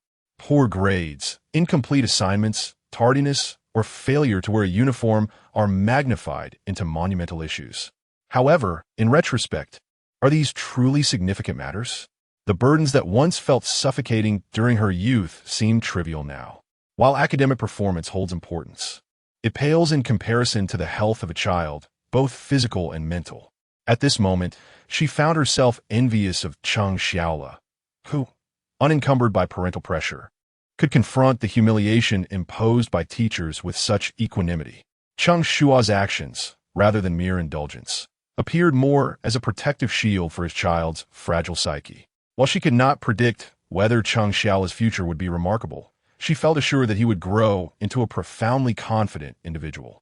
The criticisms from the two educators did not reach Cheng Shuo's ears, nor did he believe his actions were erroneous. Rather, he experienced a sense of liberation in expressing himself. This sentiment was shared by several parents in the group, many of whom wished to chime in but lacked Cheng Shuo's courage, ultimately resorting to sending thumbs-up emojis as a silent form of support. Yet, from Teacher Wang's perspective, such behavior was undoubtedly provocative. While others merely expressed their feelings through emojis, he could not address them directly, leading him to make Cheng Shuo his target. "Sir, you seem to take pride in this. Poor grades and ranking last in exams. If these do not jeopardize your inheritance and company, then perhaps I am overstepping my bounds." Teacher Wang, a man of culture, conveyed his disdain through his words, each typed phrase suffused with sarcasm. It was evident that Cheng Shuo attended a school for the children of workers, where the students are predominantly offspring of migrant laborers. Those with slightly better circumstances might be the foremen, while others belong to the ranks of security guards and cleaners, individuals who are far removed from inheriting wealth. The irony in Teacher Wang's remarks was palpable, so much so that even old he, beside him, furrowed his brow in disapproval. This was no longer merely an attack on the child. It extended to the parents as well. Cheng Shuo's countenance grew serious upon reading such words, not out of anger towards the teacher's mockery, but out of concern for his son's experiences at school. Should poor academic performance warrant such treatment? Would teachers act this way? And would classmates consequently distance themselves from him? Without friends, what joy remains in childhood? It appeared imperative to pay closer attention to his son's academic performance. At the very least, he should not be at the bottom. As a first-time father, he felt woefully inexperienced. Cheng Shuo had yet to become angry, but the online community was incensed. Goodness, this teacher's words are infuriating. After 7 years of playing on my OG, I finally witnessed true hypocrisy today. They profess to educate yet wield their knowledge against parents. The distinction between past and present educators became stark. Former teachers were likened to candles, sacrificing themselves to illuminate others, while current ones resembled light bulbs that refused to shine without payment. The livestream audience was abuzz with discussion. After a brief moment of introspection, Cheng Shuo regained his focus. Although he recognized the necessity of monitoring his son's academic progress, this did not imply he would acquiesce to the teacher's condescension. He typed furiously, "My son has a name. He is not defined by his poor grades or his position at the bottom of the class. His name is Cheng Shuo. I wish to convey that if teachers possess the ability to elevate every child's performance, then even if my son ranks last, he is not the worst student. Furthermore, my son is merely underperforming. He is not beyond redemption. What he requires is encouragement from both parents and teachers, not to be paraded as a cautionary tale for ridicule." In terms of combativeness, Cheng Shuo was in no way lacking. If the teacher could mock him for his financial status, he would counter with a critique of the teacher's lack of capability. He knew exactly where to strike the hardest. Such statements, once articulated, would surely leave anyone who had ever taught feeling utterly humiliated, not to mention the teacher in question. Whether or not it was a result of being provoked, Teacher Wang remained silent for an extended period after Cheng Shuo's message was sent. Perhaps too many parents had endured similar experiences, prompting them to suddenly find their voices. Well said. My child is merely underperforming. He is not irredeemable. He may be nameless on the honor roll, but that does not mean he lacks a future. Academic excellence serves the nation, while poor performance renders one a mere dependent. Teachers should reflect on their own methods. Have they improved their teaching skills over the years? Have they truly endeavored to educate? Chapter 25. The class group takes a stand against the teacher, rejecting shameful education. Old He's camera was fixed on Cheng Shuo's phone, capturing the myriad of parents' comments flooding in, igniting a torrent of reactions in the comment section. For the first time, the messages in the class group were not mere uniform copies or sycophantic praises. How could they dare to speak out, unafraid of offending the teacher? Offending one person might be manageable, but a collective dissent would certainly overwhelm the authority of a single teacher. It was amusing to note that Xiao Li's father seemed to possess some strategic insight, leading all the parents astray. Was this truly a diversion? This was the voice of justice, the sound of normalcy. Indeed, it felt as if an odd presence had infiltrated the proceedings. And Brother Eyebrow Pencil's audacious remarks were indeed meant for this moment. Have they even tried to teach? Who could comprehend such inquiries? The exhilaration of such questioning was palpable. Viewers were thoroughly entertained, and the comments surged forth with an astonishing velocity, each message disappearing in the blink of an eye. This battle concluded with Cheng Shuo inflicting a self-destructive blow while attempting to confront the teacher. He had vented his frustrations. Yet the outcome was that Teacher Wang summoned the parents under the pretext of adjusting Cheng Shuo's learning methods, requesting them to visit the office after school. Now it was Cheng Shuo's turn to feel discontent. The cycle of parental summons had returned, a source of resistance that left him feeling uneasy. At that moment, he recalled another troubling matter, a heavy burden that dampened his spirits. He lost interest in his phone, retreating back to the sofa, staring at the ceiling and sighing deeply. Just a moment ago, Cheng Shuo had been eloquent and full of vigor. Now he resembled a defeated rooster, prompting further speculation from the online community. What had happened? Wasn't he just brimming with confidence? No matter how resolute one might be, the inevitable fate of parental summons loomed large. Temporary bravado could only lead to a parental reckoning. Amusingly, it seemed he had never truly engaged in this before. Fear not, proceed bravely. The boat will naturally find its way to shore. Not only did the teacher hold him accountable, but so too did the others present. While the comments flowed with enthusiasm, Old He's curiosity was piqued by Cheng Shuo's unusual demeanor. He had witnessed Cheng Shuo's prowess before, quick-witted and even quicker with his fingers. His typing speed had nearly ignited sparks from his phone. Yet, how had he suddenly deflated? Could it be that he was only now grasping the gravity of the situation and realizing that offending the teacher was unwise? Was his reflective process rather prolonged? Seeing that nothing else was happening, Old He directly asked, "What's the matter?" He hoped that if he could elicit a hint of regret from Cheng Shuo, it might salvage his reputation. Old He was not alone in this sentiment. Even the production team shared the same hope, as no one wished to provide critics with ammunition. All eyes were on Cheng Shuo. In response, Cheng Shuo let out a long sigh lasting 5 seconds. As the final note faded, he turned to Old He, his expression sorrowful as he confessed, "I feel as though the sky is falling." His sigh was accompanied by a furrowed brow. Coupled with his tone, it was clear that he was not regretting his previous actions. Understanding this, Old He felt a sense of quiet triumph. How could he feel that the sky was falling? Cheng Shuo, however, was eager to communicate. "You saw it too. My son's homework is poorly done, and the teacher wants him transferred to a special school." Perhaps genuinely concerned, he emphasized the term special school. What does special school imply? In essence, it is a place where students who are disinterested, exceptionally gifted, or struggling with various challenges converge, often seen as a last resort. Teacher Wang's suggestion for Cheng Shuo to transfer there was nothing short of a harsh insult. "I don't believe that warranted," Old He interjected. Although he hadn't known Cheng Shuo for long, he had observed numerous commendable traits in the boy: diligent, intelligent, articulate, and above all, cheerful. Beyond academic struggles, he had few flaws. To demand a transfer over such a minor issue as homework completion seemed excessively harsh. Did the teacher bear no responsibility? Oldie found his sense of balance beginning to tip. Just moments ago, he had asserted the importance of completing assignments as a student, yet now it seemed trivial. Perhaps influenced by Cheng Shuo, he began to believe that a child's happiness and joy were paramount, subtly shifting his perspective. "I'll speak with the teacher later. It's not that serious," Oldie continued to reassure him.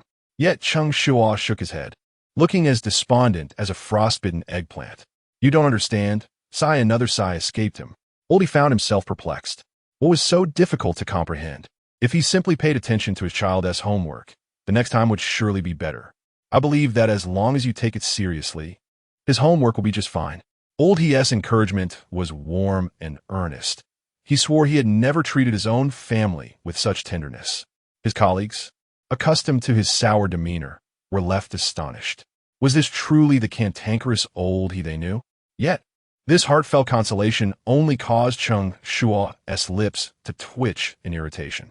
Oldie was left even more baffled. It was merely first-grade homework. The sky would not fall.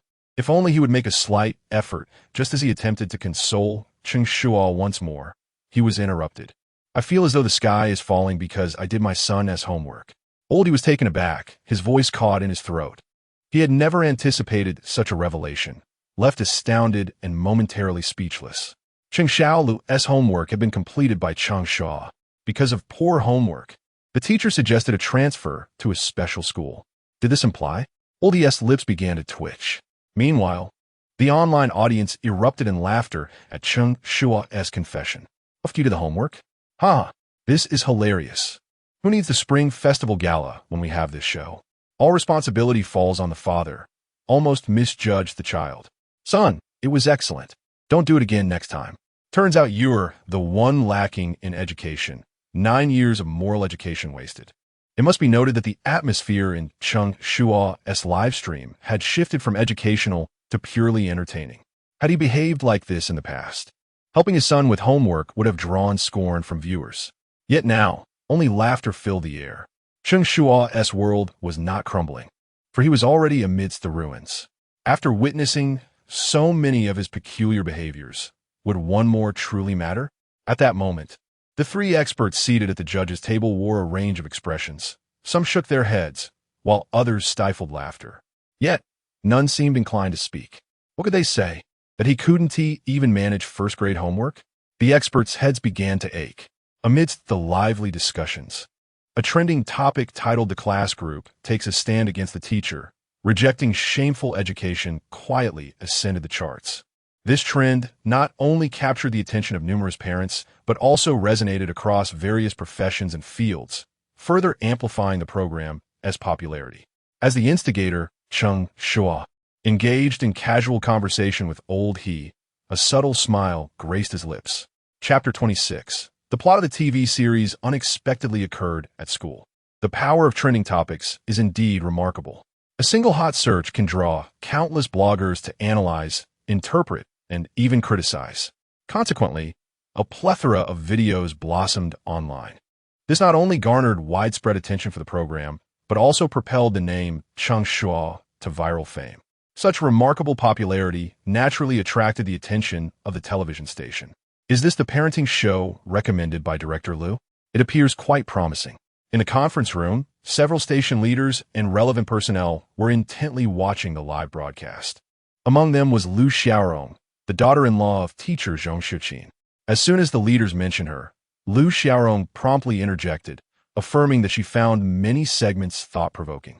Although there were shortcomings, it stood out among similar programs.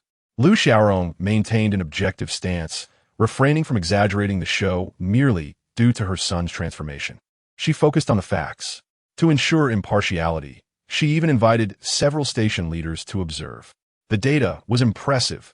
3 million viewers were online at peak times, ranking first among similar programs, with several metrics rivaling many popular variety shows. The statistics alone were compelling enough.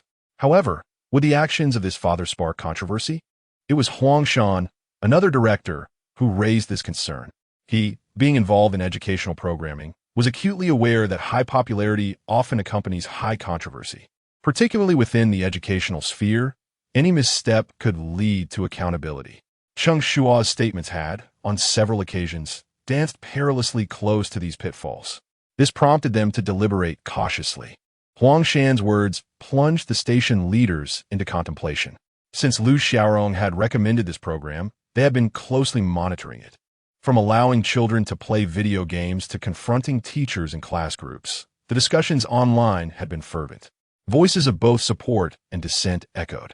Logically, they desired the program to gain traction, but at times, excessive popularity could be a double-edged sword. If it were merely an online broadcast, it wouldn't pose much concern. However, airing it on television meant adhering to numerous regulations. Thus, they had no choice but to tread carefully. While the program was indeed controversial, its educational significance was profound. Furthermore, based on the online viewership data, broadcasting it would significantly bolster the station's revenue. Liu Xiaorong continued to advocate passionately, casting eager glances at the station leaders. If even a little rascal like her son could be reformed, surely other children held promise as well. Moreover, introducing such a high-profile program could yield benefits in sponsorship and advertising. The program's notoriety would also be further elevated. A threefold win. What could be more appealing? Liu Xiaorong's words stirred the interest to the station leaders. The impact of the internet had rendered television programming increasingly challenging. If the response were indeed positive, all parties could reap the benefits. Yet, despite Liu Xiaorong's persuasive arguments, at the crucial moment, none of the station leaders spoke up. Those who attained leadership positions were astute.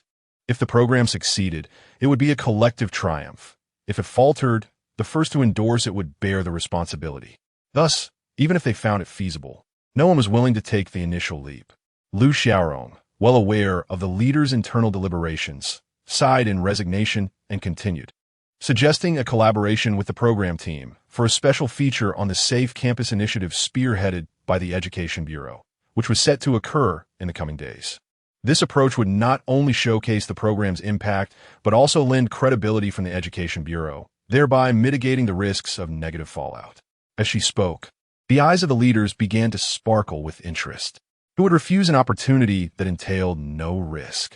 Almost immediately, one leader affirmed, "Very well. You shall lead the collaboration." Meanwhile, as the television station finalized arrangements, the program's chief director, Cheng Shuo, received the news.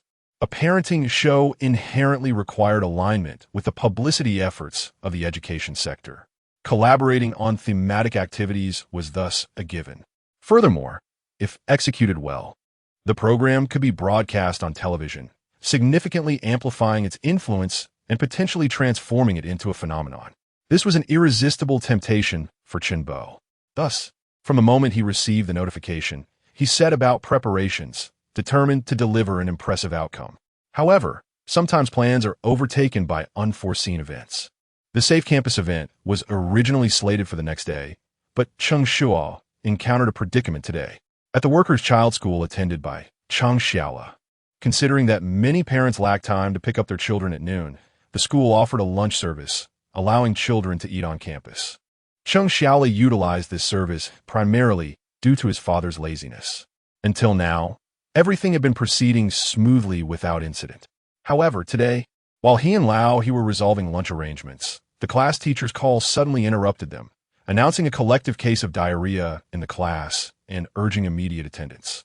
This alarmed Cheng Shuo, who rushed to the school without finishing lunch. Ordinarily, the program would refrain from filming on campus to avoid disrupting the educational environment. However, today was different. A collective case of diarrhea was a serious matter.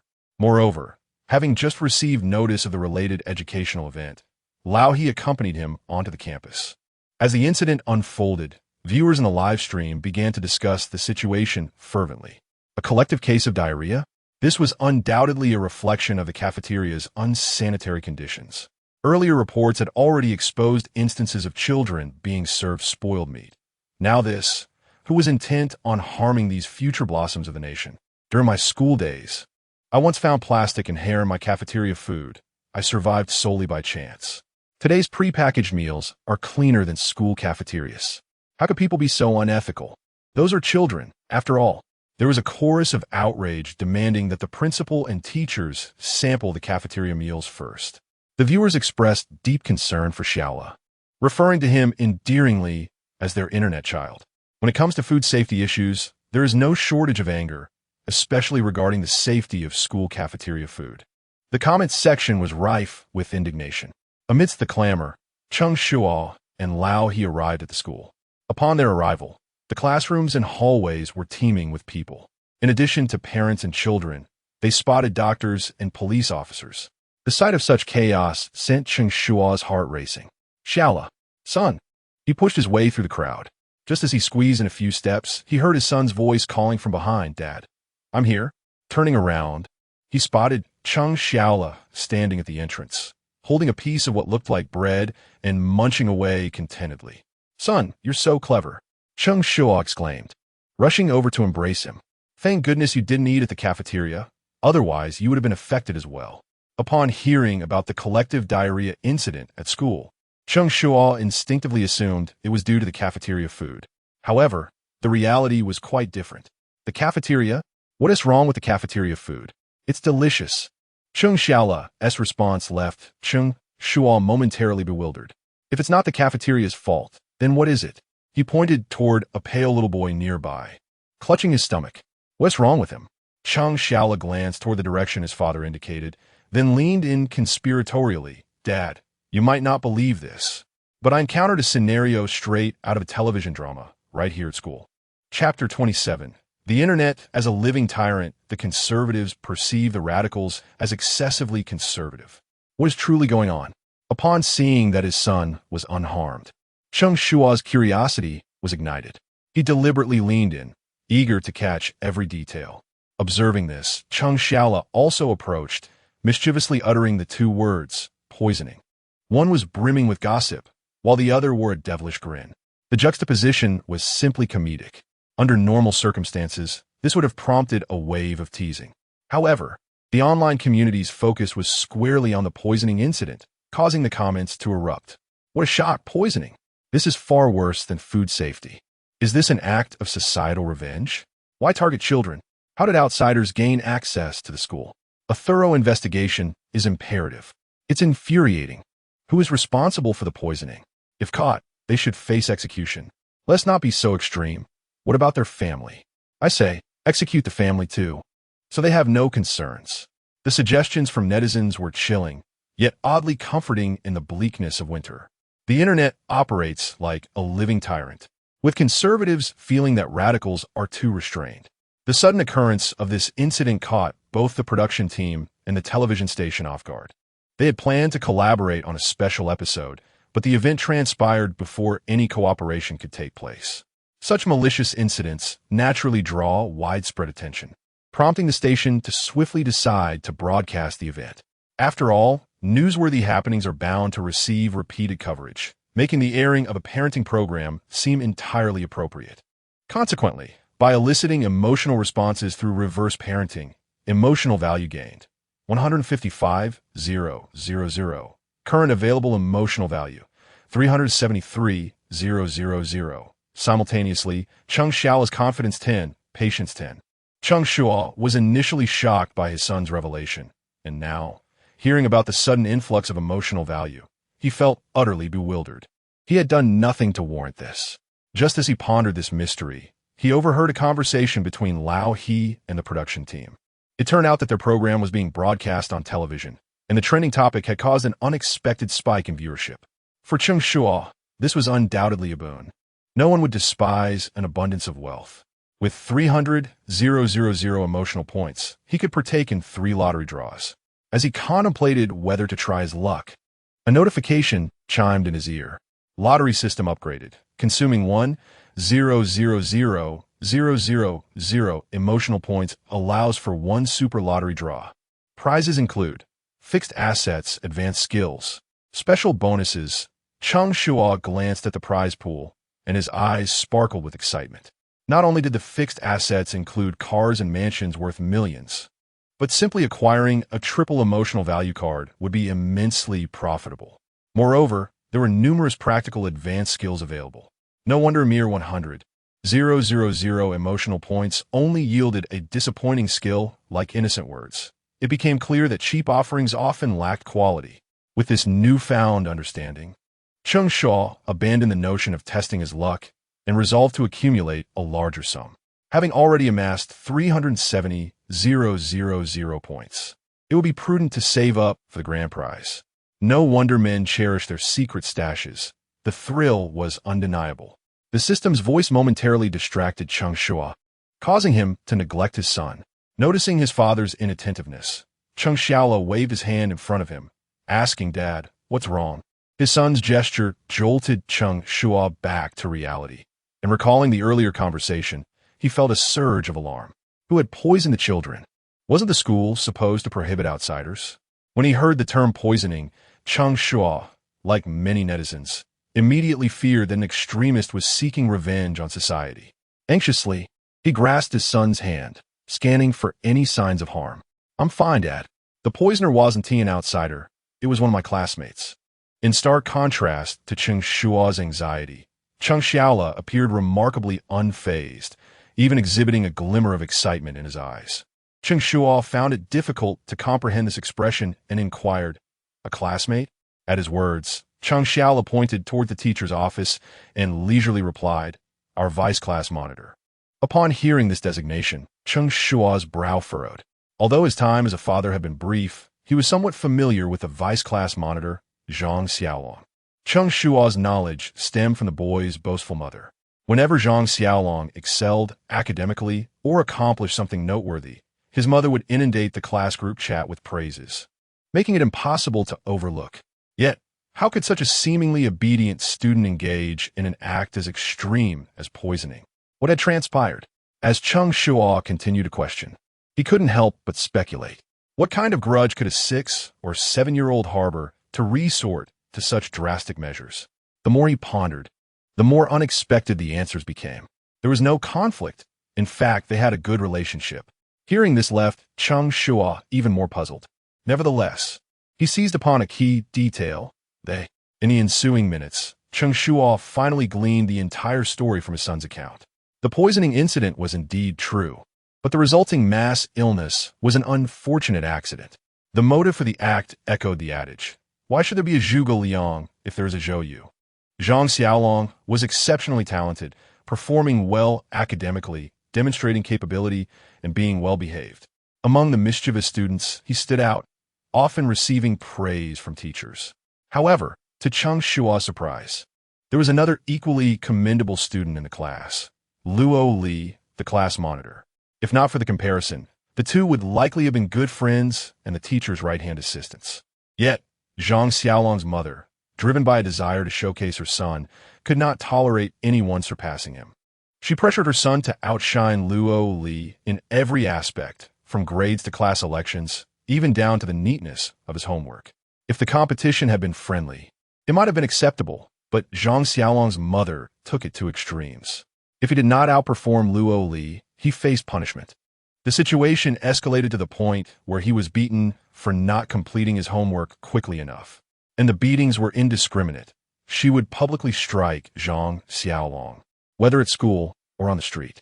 This inflicted significant psychological trauma on Zhang Xiaolong, whose immature mind could not cope with such immense pressure. He foolishly attributed all his problems to Luo Li, believing that if she were out of the picture, he would be the top student and no longer suffer his mother's wrath. This misguided thought led him to make a grave mistake. Somehow, he procured a package of expired rat poison and added it to Luo Li's drink. Since Luo Li was a sharing student, they all took a sip, resulting in numerous classmates experiencing severe stomach distress. Fortunately, the poison was expired. Otherwise, the consequences would have been unimaginable. After learning the full story, the 3 expert judges in the panel were left seething with anger. They reiterated the importance of not placing excessive pressure on children, especially in the first grade. It was entirely unnecessary. Thankfully, a major disaster had been averted. Zhong Xiuqin felt a wave of anxiety as she acknowledged that, despite the confirmation that it was merely a case of stomach distress rather than poisoning, fear still lingered. Her voice trembled as she spoke. Indeed, children's mental health is far more vital than their academic performance. Just as Zhong Xiuqin finished her statement, Xiang Hui took over the conversation. Having been a teacher for decades, he felt an even deeper sense of anguish. One misstep can ruin a child's life. What a pity. Chapter 28 thus, while others resort to poisoning at school. My tardiness is deemed a significant issue. After the two experts concluded their remarks, the camera naturally focused on Yang Xiaotong. As the youngest among the three judges, she maintained the most composed demeanor, even amidst disagreements with her colleagues. However, today, upon grasping the full context of the incident, she found herself unable to contain her emotions. Some parents take pleasure in asserting their authority in front of their children, disregarding their dignity and resorting to violence or harsh words at will.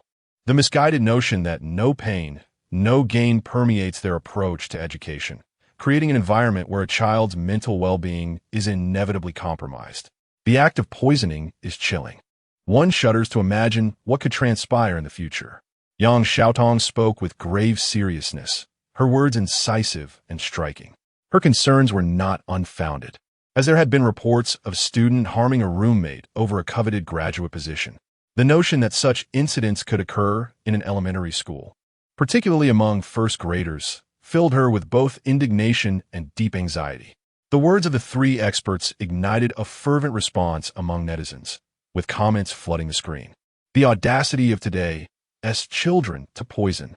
In my youth, if someone displeased me, I merely spat in their drink. It was a terrifying reality, leaving one unsure whether to blame the parents or the children first. Honestly, let's not place too much emphasis on academic performance. We must accept our children's mediocrity. Otherwise, if pushed too hard, they might resort to anything. Indeed, success is reserved for a select few. The rest are mere NPCs, with survival being the primary quest. And let us not resort to physical punishment. If a child is beaten black and blue, they may retaliate in ways one cannot fathom. Such a disturbing thought. Yet, it appears that Cheng Shuo's parenting skills are on the rise.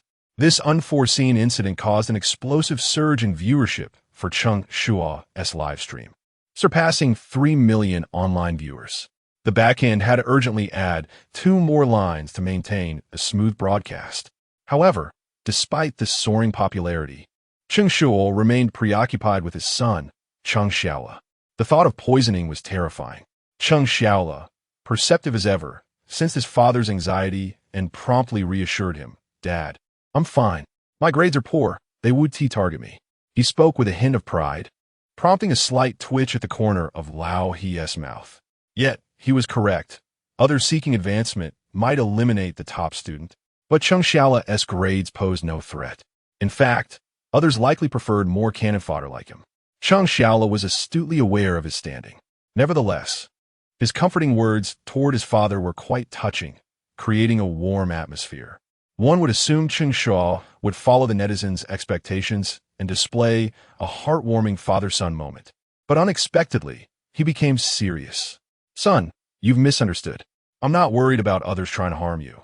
Rather," his tone shifted to one of gravity, "I warn you, do not ever resort to poisoning your classmates for the sake of improvement." This statement elicited a stunned silence. Lao He was taken aback, the 3 judges were bewildered, and the viewers erupted in disbelief. What a bizarre thought process. They exclaimed, laughing heartily. It was clear that while he acknowledged his son's academic performance, he harbored doubts about his character. Only a father knows his child best.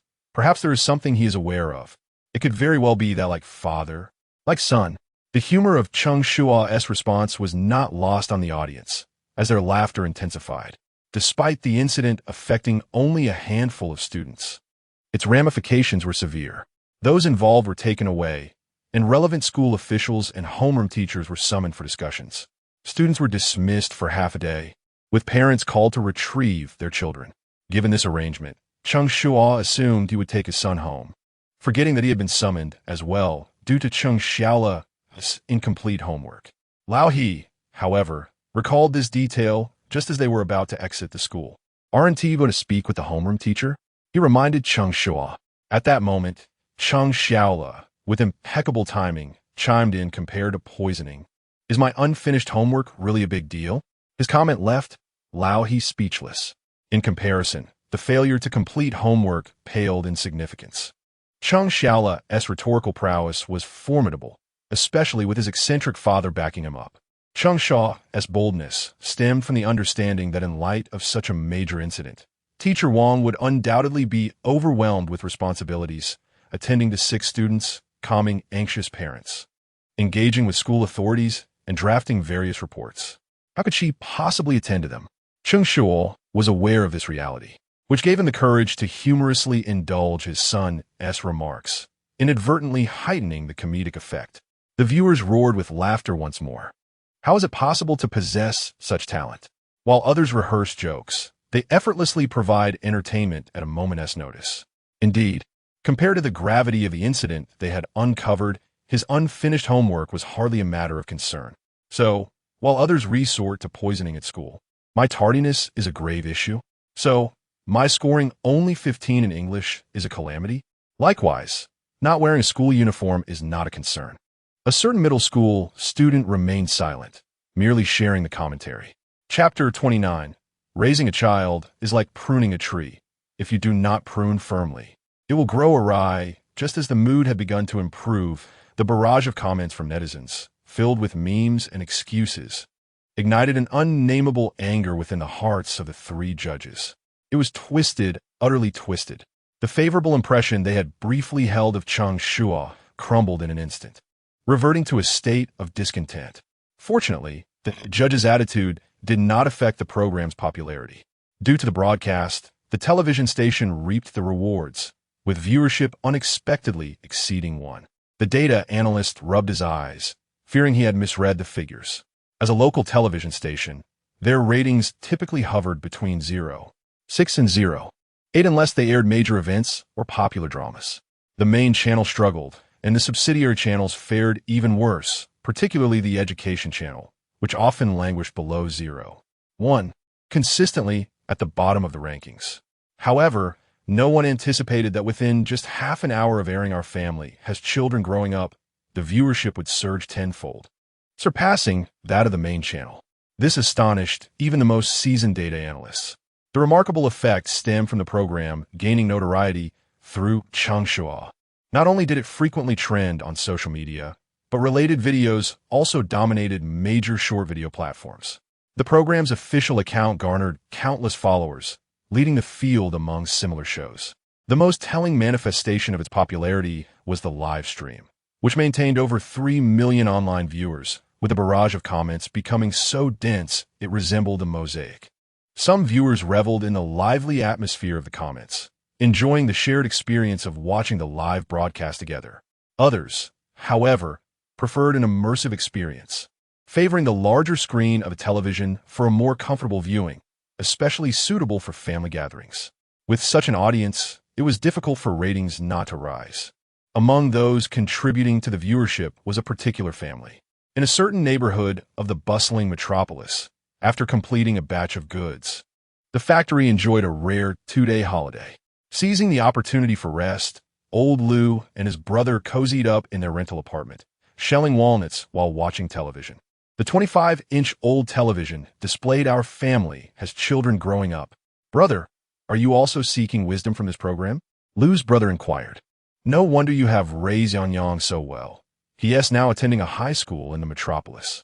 That is truly impressive." Hearing the praise, old Lu could not suppress a smile. "Oh, it's nothing much. I haven't put in much effort. It's mostly my wife's contribution, dedicating herself to caring for him. Otherwise, we wouldn't have achieved this result." Both old Lu and his brother, Lu Yong, came to the metropolis for work. Having witnessed the world beyond their hometown, they aspired for their son to become a distinguished city dweller. Old Lu, having endured hardship himself, wished to spare his son from a similar fate. Thus, he maintained strict expectations for his son's studies, hoping he would not end up like him, uneducated and toiling in labor. Fortunately, his son had lived up to these expectations, consistently performing well academically, ultimately gaining admission to a high school in the metropolis. In light of the current examination admission rates, this was indeed a source of pride. Do not be so modest. You claim no effort, yet you even shell the walnuts for Yang's brain development yourself. To ensure he eats well and stays warm, you refuse to buy yourself new clothes, opting to wear work uniforms every day. You truly prioritize your child above all else. Old Lu's selflessness was commendable. He would rather go without than let his child suffer. His wife had even given up her job to focus solely on their son. In a high-cost metropolis, it was impossible to avoid financial strain with just one income. They resided in a dilapidated rental unit and subsisted on discounted groceries from the supermarket. Whenever they considered offering assistance, they would say that providing for their child was sufficient, their words imbued with dreams and aspirations. This left Lu Yong feeling helpless in the face of their situation. As Yang Yang was engrossed in his studies, it was only natural that he should shell the walnuts himself. Why purchase new clothes when that money could be better spent on additional study materials? Perhaps if his grades improved, he might even attend prestigious universities such as Tsinghua or Peking University. Their conversation had been pleasant until Lu Yong's expression turned grave upon hearing his brother mention Tsinghua and Peking University. At that moment, he glanced at the parenting program on television and recalled a particular segment. Thus, he feigned nonchalance and said, "Brother, I think it might be best not to pressure Yang Yang too much. Aside from studying, he seems to do nothing else. Look at the fathers on this program. They don't obsess over their children's grades and even play video games with them." Lu Yong intended to suggest a lighter approach, hoping his brother would ease up on the pressure. The child had already achieved remarkable results. There was no need to impose even higher expectations. Both parents and children would exhaust themselves under such circumstances. Lu Yong felt sympathy for Yang Yang, knowing that a lack of education often meant a life of laborious work. To him, studying was even more grueling, as it consumed every waking moment, leaving little time for socializing or hobbies. Witnessing a once vibrant child transform into a dull bookworm was heartbreaking for Lu Yong, which is why he brought up the program as a reference. While he did not expect his brother to be as relaxed as the fathers on the show, he believed that allowing the child more time to unwind was beneficial. However, the moment this topic was raised, it was as if old Lu's temper had been ignited. I would argue he is unworthy of being a father. Just earlier, I witnessed him confronting a teacher in the class group. He is utterly ruining his child. Look at what kind of child he raised. Poor grades and a lack of discipline. And he still has the audacity to appear on television. Old Lu expressed his disdain for Cheng Shuo and his son. After venting, he felt compelled to admonish his brother. When you become a father, you must not emulate him. Raising a child is like pruning a tree. If you do not do it firmly, it will grow awry. At that point, it may be too late for regrets. Old Lu remained steadfast in his beliefs, insisting on strict discipline for children. Freedom, in his eyes, equated to negligence. If children did not endure the hardships of studying now, they would suffer the burdens of society later. Moreover, studying was hardly arduous. Sitting in class each day was not tiring at all. Thus, he viewed Cheng Shuo as irresponsible, believing that such a negligent individual did not deserve the privilege of parenthood. Seeing his brother's obstinacy, Lu Yong chose not to argue further. Just then, his sister-in-law, Peng Mei, returned with Yang Yang for lunch, but the atmosphere felt decidedly off. "Sister-in-law, what's wrong?" Lu Yong inquired. From the moment she entered, Peng Mei wore a stern expression. Yang Yang trailed behind her, head hung low. Both wore grim faces, and Yang Yang's cheek bore the faint mark of a slap. Upon witnessing this scene, old Lu approached, asking, "What happened? Why did you hit the child?" Old Lu's heart ached at the sight of his son, and he instinctively reached out to caress Yang Yang's face. But his hand froze mid-air upon hearing his wife's words. "What do you mean, what happened?" "I devoted myself to caring for him, yet in the first monthly exam, he failed 6 out of 7 subjects. When I inquired about his performance today, the teacher's gaze made me wish I could disappear into the ground. After studying so hard, how could he not even manage to pass? Even a pig would not be this foolish." Chapter 30. Once prejudice arises, even breathing seems wrong. Peng Mei was furious, scolding and pinching her son. Yang Yang nestled against her, afraid to respond or evade. Upon hearing that 6 out of his 7 subjects were failing, Lao Lu trembled with shock. Failing, he incredulously glanced at his son, and upon confirming it was no jest, he smashed the half-peeled walnut in his hand directly onto Yang Yang's face. Then he seized his collar, demanding, "What on earth are you doing? I worked tirelessly to provide for your education, sacrificing my own needs. Is this how you repay me?" Lao Lu was even more agitated than Peng Mei. Roughly shaking Yang Yang and pushing him to the ground multiple times before pulling him back up by his collar. At that moment, Yang Yang resembled a marionette, expressionless, allowing his father to strike and scold him, utterly unaware of how to resist.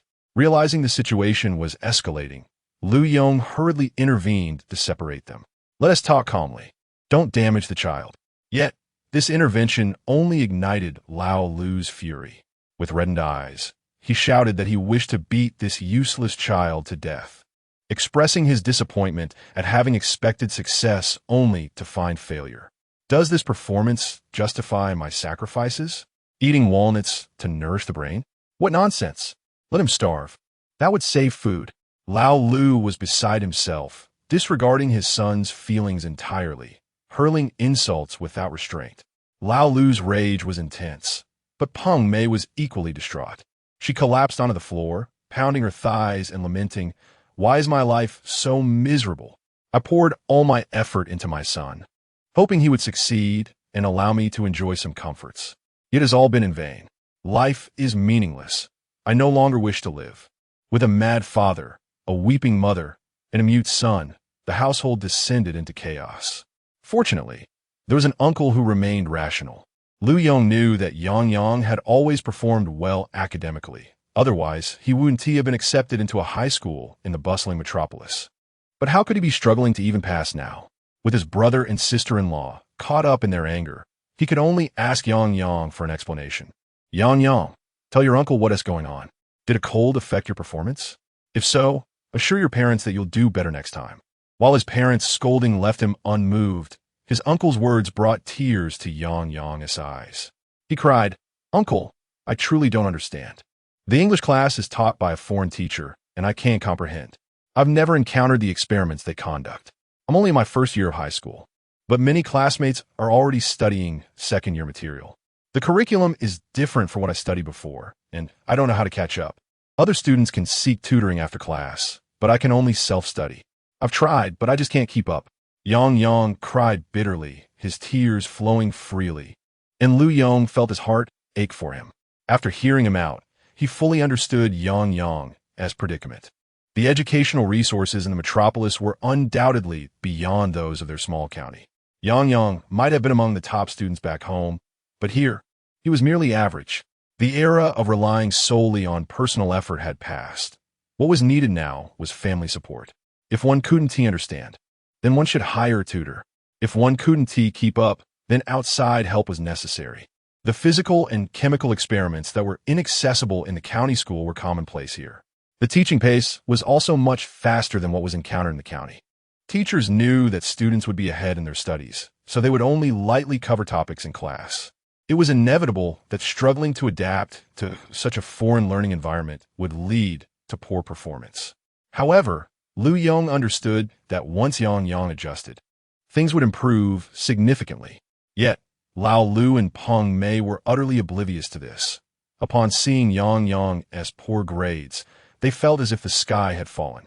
Instead of seeking understanding, they resorted to blame. "Don't make excuses. You're not the only student from out of town in your class. If others can do it, why can't you? Isn't it just because you're stupid, as dull as a pig?" Yang Yang's grievances failed to elicit any reflection from his parents and instead received even harsher rebukes.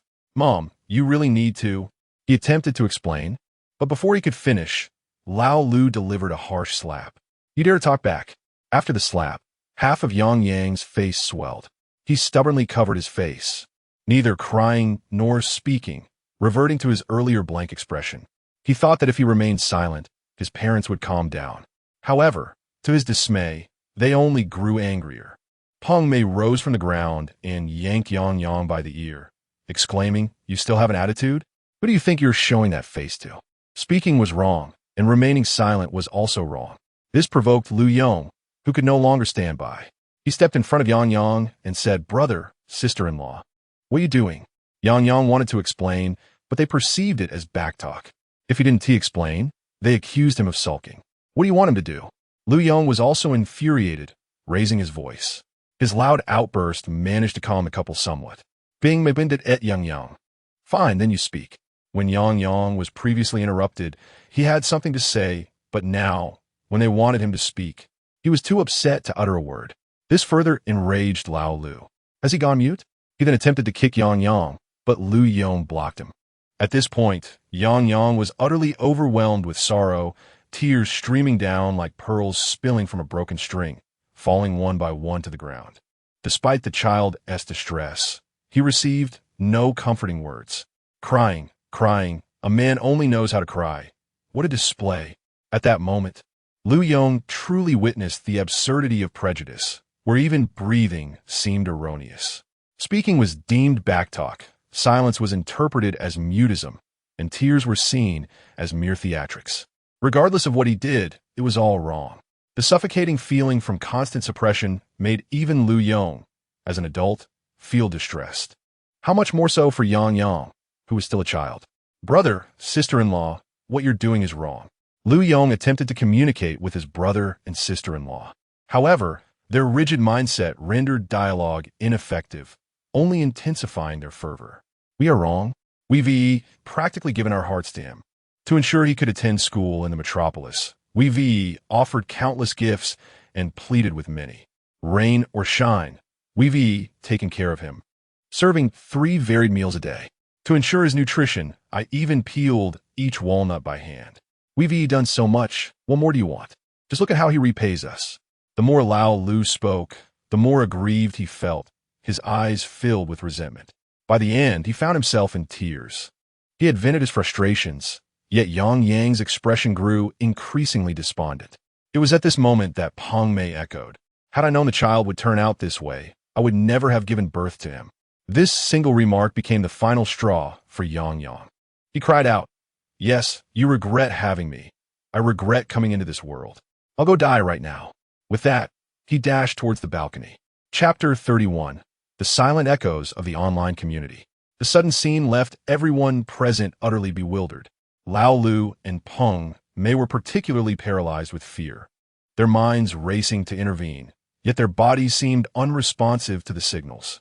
Although they resided on a relatively low floor, the ground below was littered with construction debris. Should their son fall, he might not only face grave injury, but potentially death. As they watched their son inch closer to the balcony's edge, despair overwhelmed them, and they collapsed onto the floor, fearing the impending disaster.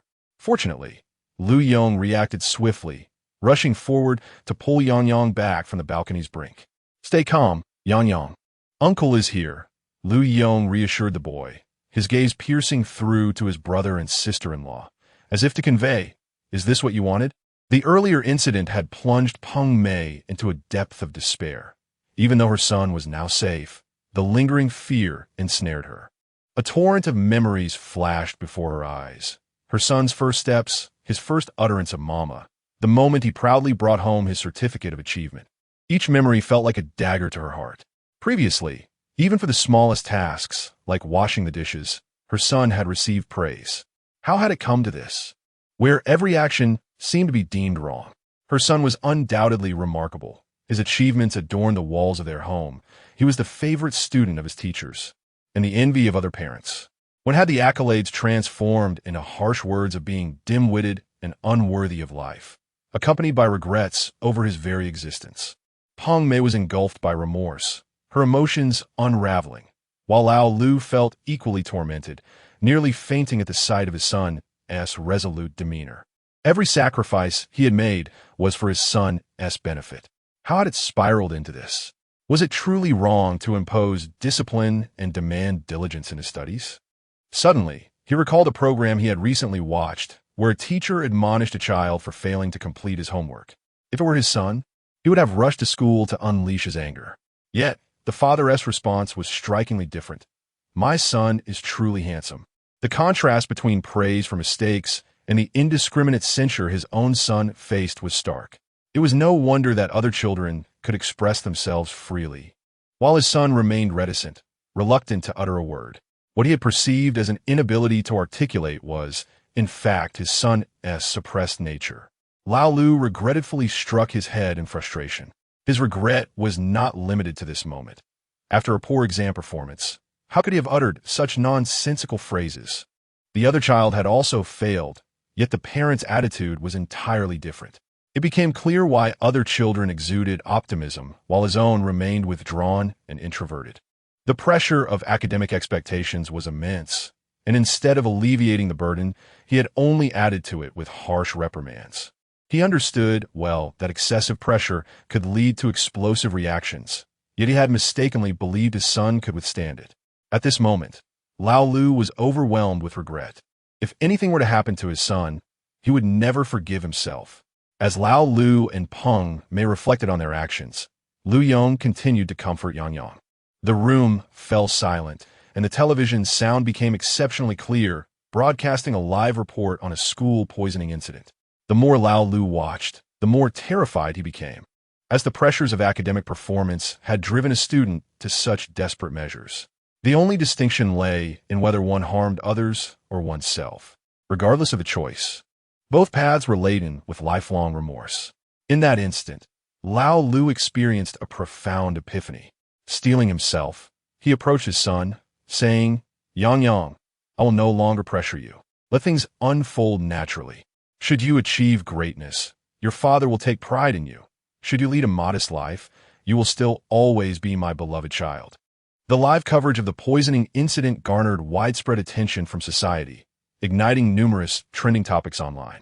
Each topic attracted a multitude of netizens engaging in discussions. It was astonishing to witness how parents had driven their children to such extremes, succumbing to their own petty vanity, prompting a child to resort to poisoning. They failed to recognize their own inadequacies, insisting that their offspring transform from humble origins into something extraordinary. There exist three types of individuals in this world: those who strive through their own efforts, those who disdain hard work, and those who bear children with the expectation that their offspring will toil. Which category do you belong to? To those upstairs, it seems you have cast aspersions on many, and rather crudely too. Be self-assured and shed the negativity. In this context, one might reference the insightful words of teacher Yang Xiaodong. If the original document is unclear, do not expect the copy to be pristine. Parents bear a responsibility. The mental well-being of children warrants attention, as an increasing number of youth are grappling with psychological issues. Yes, I'm a teacher, and several students in my class exhibit signs of mental distress. If we do not address this, similar incidents will only proliferate. I concur. However, it begs the question, how did we endure punishment as children without issue? Yet today's youth seem so fragile. Initially, netizens focused their discussions solely on the incident itself, condemning the parents and empathizing with the children. Gradually, the discourse expanded to encompass children's mental health. Upon delving deeper, it became evident that many children exhibited varying degrees of psychological ailments. Some displayed mild symptoms, such as silence and quirky temperaments, while others engaged in self-harm or extreme behaviors. This revelation prompted a sense of urgency among parents, who found themselves correlating their children's behaviors with the symptoms being discussed. When it comes to their children, parents are inevitably anxious and eager to seek solutions. Rather than floundering aimlessly online, the program team promptly enlisted 3 esteemed experts to provide an in-depth discussion on the matter, aiming to assist bewildered parents. Upon announcing this, the main live stream attracted an influx of 3 million viewers. The television ratings skyrocketed to 1.5. The barrage of comments intensified. Isn't that expert Zhou Yajun? He specializes in child psychology. My child is saved. Professor Fang Qi is here too. I adore her lectures. They always illuminate my understanding and offer fresh insights. Even Principal Wang Hao from our Education Institute has joined. This program has truly elevated in quality. I've had the privilege of attending a lecture by a Tsinghua professor. By extension, I too have attended Tsinghua. The excitement was palpable, as many expressed disbelief that such esteemed experts were offering their wisdom for free, knowing that attending their classes would typically cost hundreds. Once this program concludes, who would treat me with such kindness again? I now declare that as long as we remain patriotic, this program will never falter under my watch. Let us commence swiftly. My 5 unruly children each have their own issues. Chapter 32. Regardless of the number of floors in your home, reaching the first floor is but a fleeting moment. In a live broadcast studio, apart from the host He Ling and the 3 resident judges, a large screen has been added.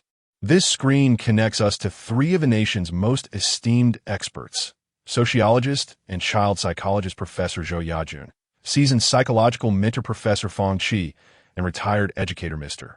Wang Hao. Each of these professionals carries significant weight, and following the host's introduction of their illustrious careers, the audience's reaction is fervent.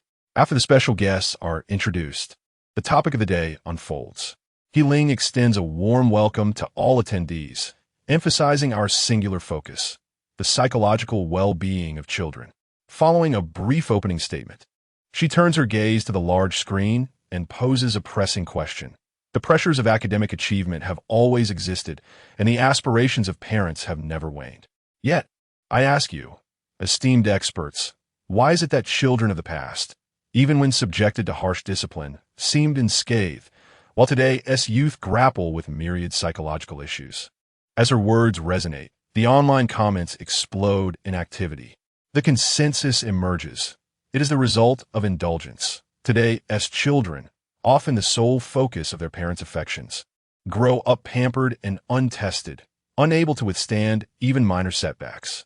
Indeed, in our day, families were larger, and we scarcely had enough to eat, let alone time to indulge in grievances. If we faced hardship, we bore it silently. Today, as children, however, display an alarming sensitivity, threatening self-harm at the slightest reprimand. Many children are indeed driven to despair by parental pressures. Just observing that parent from earlier, I felt a suffocating tension through the screen. We could all benefit from the relaxed approach of Father Cheng Shuo, who embodies a philosophy of ease. When parents are unburdened, children flourish.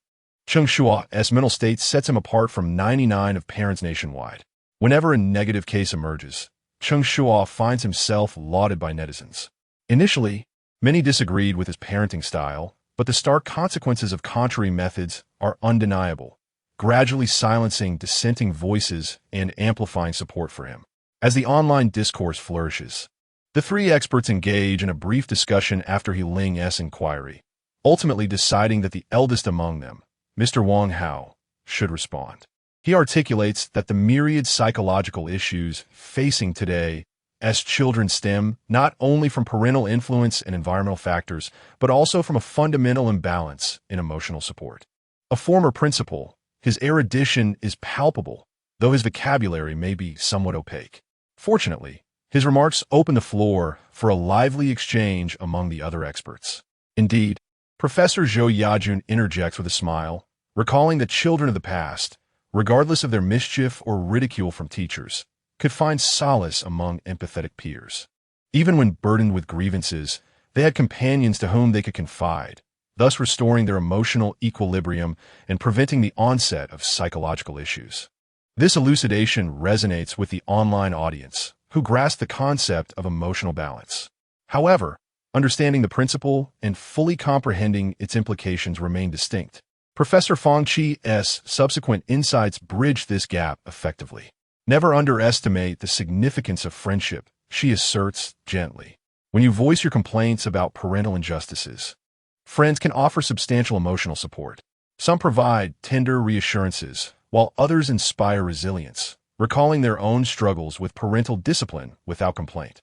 Professor Fong adeptly modulates her tone, softening her voice for comforting remarks and adopting a robust cadence when motivating her audience. Her words elicit profound resonance, drawing listeners into her narrative. Indeed, shared experiences of hardship diminish individual sorrow. In comparison, one might feel fortunate. If a friend were to suggest engaging in playful competition, one might forget their troubles entirely. The lightheartedness of play can wash away even the weight of past grievances.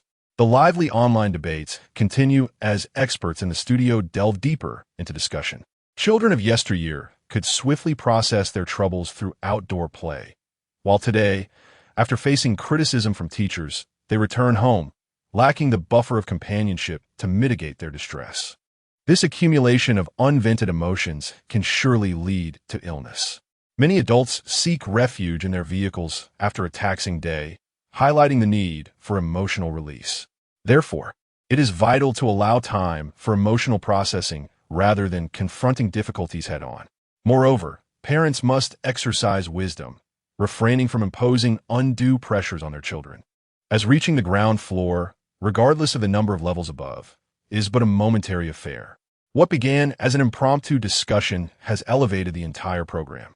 The hour-long discourse has prompted countless parents to reflect and amend their approaches. Cheng Shuo, as the embodiment of relaxed parenting, has naturally become a focal point of public interest. Many parents are not only revisiting his earlier parenting videos, but are also forming discussion groups to share insights. This surge in engagement has rejuvenated viewership for related content, with the streaming room experiencing significant spikes in popularity. Having concluded the main discussion, the audience playfully shifts their attention. The numbers in the secondary streaming room rise rapidly, 300 million, 400 million, and ultimately reaching over 500 million. Yet, their speculations about the activities of Cheng Shuo and his son remain entirely off the mark. Chapter 33. You are already quite popular. Why are you still riding on our Nez's coattails? What is going on here, shrouded in darkness? I have no idea. It was like this when I arrived. Perhaps they forgot to remove the lens cover. I never expected the production team would make such a basic error. Tell me, what is the most critical aspect of a live broadcast? Of course, it's the transmission. Without broadcasting, what am I supposed to watch? Xiaolu, open the door. It's Daddy. The heated discussion earlier attracted many viewers, including those in room 10.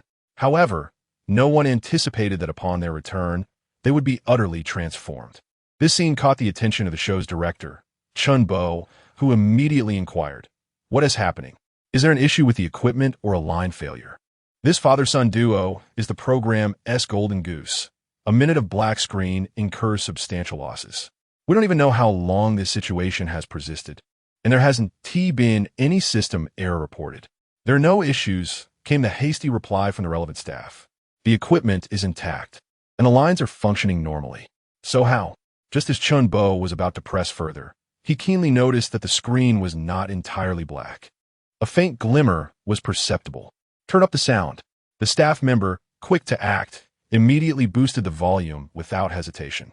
The result was, "My fate is governed by me, not by heaven." Nez's voice erupted, piercing through the air and resonating in Chun Bo's ears, causing a cacophony. The commotion naturally drew considerable attention. The frustrations of the working class are formidable. A sudden roar erupted from an unknown corner. "What the hell? I'm so busy I can barely spare a moment. Who the hell is still slacking off watching movies?" The grievances were palpable, and expletives flew. This startled the staff member, who quickly clarified, "I wasn't slacking off." That's the sound coming from room 10. Upon hearing this, all the staff turned in unison to look. Once they confirmed they were indeed watching a movie, everyone fell silent. After such a significant incident, and still having the leisure to watch a film, this father truly has a carefree spirit. While other children at home have to beg their parents for a moment of screen time, he simply takes his son to the cinema, and to an IMAX no less. A luxury I have yet to experience. If the teacher discovered that the half-day off was spent watching this, they'd likely regret not assigning more homework. Only our wounded world has reached its conclusion. I truly envy Lao He, who was quite disdainful in the morning, but now is probably secretly delighted.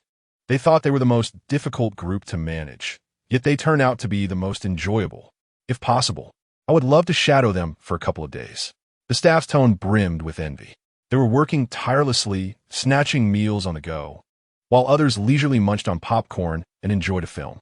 The disparity between people is astonishing. In the background, a collective emotional breakdown was unfolding.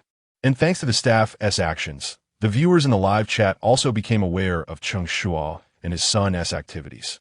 Good heavens, they were actually watching a movie. No wonder there was a black screen. They were evidently mindful of copyright. You're already quite popular. Why are you still riding on our Nez's coattails? How can this be called riding coattails? They are clearly participating in the 100 billion subsidy plan. Cheng Shuo's resume will now boast an additional entry. Participant in a 100 billion project. Just thinking of his resume makes me chuckle. Nobel Literature Prize reader. Applicant to Fortune 500 companies, and now he adds another. Haha, I also participated in this project to contribute to the 100 billion. I took every woman with whom I had even a hint of flirtation to see it. And why stop there? Loosen up a bit. Men with a hint of flirtation can come along too. Haha, if caught by my wife, I'll just say it was for the box office. Flawless. Don't even get me started. I took my mistress to see Neza and ran into my wife at the cinema. Wouldn't she point at my nose and declare, "Oh, still watching, are you? Good grief, are we all on 5G? Not a single joke left unturned. Even the black screen couldn't quell the viewer's desire to chat. The bullet comments scrolled rapidly. Before long, it was almost time for school to end. The mythical beasts return, and a live broadcast enters a new spectacle. Picking up the children from school. After a day of classes, surely the young contestants are eager to see their parents as soon as the bell rings. In the broadcasting studio, 3 experts observe the real-time dynamics of each contestant picking up their child. Apart from Cheng Shuo, the other parents had already been waiting at the school gate for quite some time. I believe it's the parents who are more eager to see their children. Zhong Xiuqin smiled as she commented on the scene in Room 7. In the footage, Room 7's father, Li Aimin, arrived half an hour early and stood at the front, clutching a loaf of bread while peering into the school. His eager anticipation was a stark contrast to his usual stern demeanor. This disparity sparked discussions among the viewers. Everyone claimed that Room 7's father was a strict parent. Yet here he was showing the tender side. He even brought snacks to greet his child. My own mother wasn't that attentive. Finally, a parent understands that we get hungry after school. Who knows the pain of waiting at home for dinner? Human prejudices are like mountains. One always assumes that a strict father would only scold his child. If he were truly that strict, would he be waiting to pick up his child? He would have long since sent them home on their own. A father's love is always hidden in the details. In prior broadcasts, Li Aimin had been excessively demanding of his son, Li Kai, to the point where it could be described as militaristic management. Coupled with his rugged appearance and physique akin to a fitness trainer, viewers dubbed him Wolf Dad. Even though this moment of contrast improved his public perception, he could not escape the moniker of Wolf Dad. Many parents, like Li Aimin, eagerly awaited their children's release from school, and the 3 judges in the studio began to chat about the topic. I completely understand these parents' actions. Standing at the front allows their child to see them first, making the child feel immensely valued. Yes, I believe the children share this sentiment and might even compare whose parent arrived first, especially for the father-son duo in Room 7, where the father is usually stern but shows up with snacks to greet his child. When the child sees him, they might be so moved they cry. Perhaps they might even embrace. Just imagining that scene is heartwarming. Zhong Xiuqin and Xiang Hui, both of an older generation, are now grandparents and are greatly influenced by the bond with their grandchildren. They become particularly attached, longing for their presence. Thus, they assume the children feel the same. Yang Xiaotong, overhearing the teachers, inwardly mused, "It's best not to overestimate your position in your child's heart. Otherwise, you may be disappointed." And indeed, when Li Kai stepped out of the school and saw his father, the anticipated scene did not unfold. Not only did he not shed tears, but the faint smile on his face vanished upon seeing his father. With a tone laced with dissatisfaction, he asked, "Dad, why are you here?" Chapter 34. Always viewing life and death with indifference, constantly opposing the teacher. "Silly child, I'm here to pick you up from school."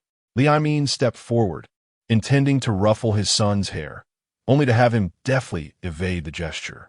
In an effort to cultivate his child, he had never picked him up or drop him off at school.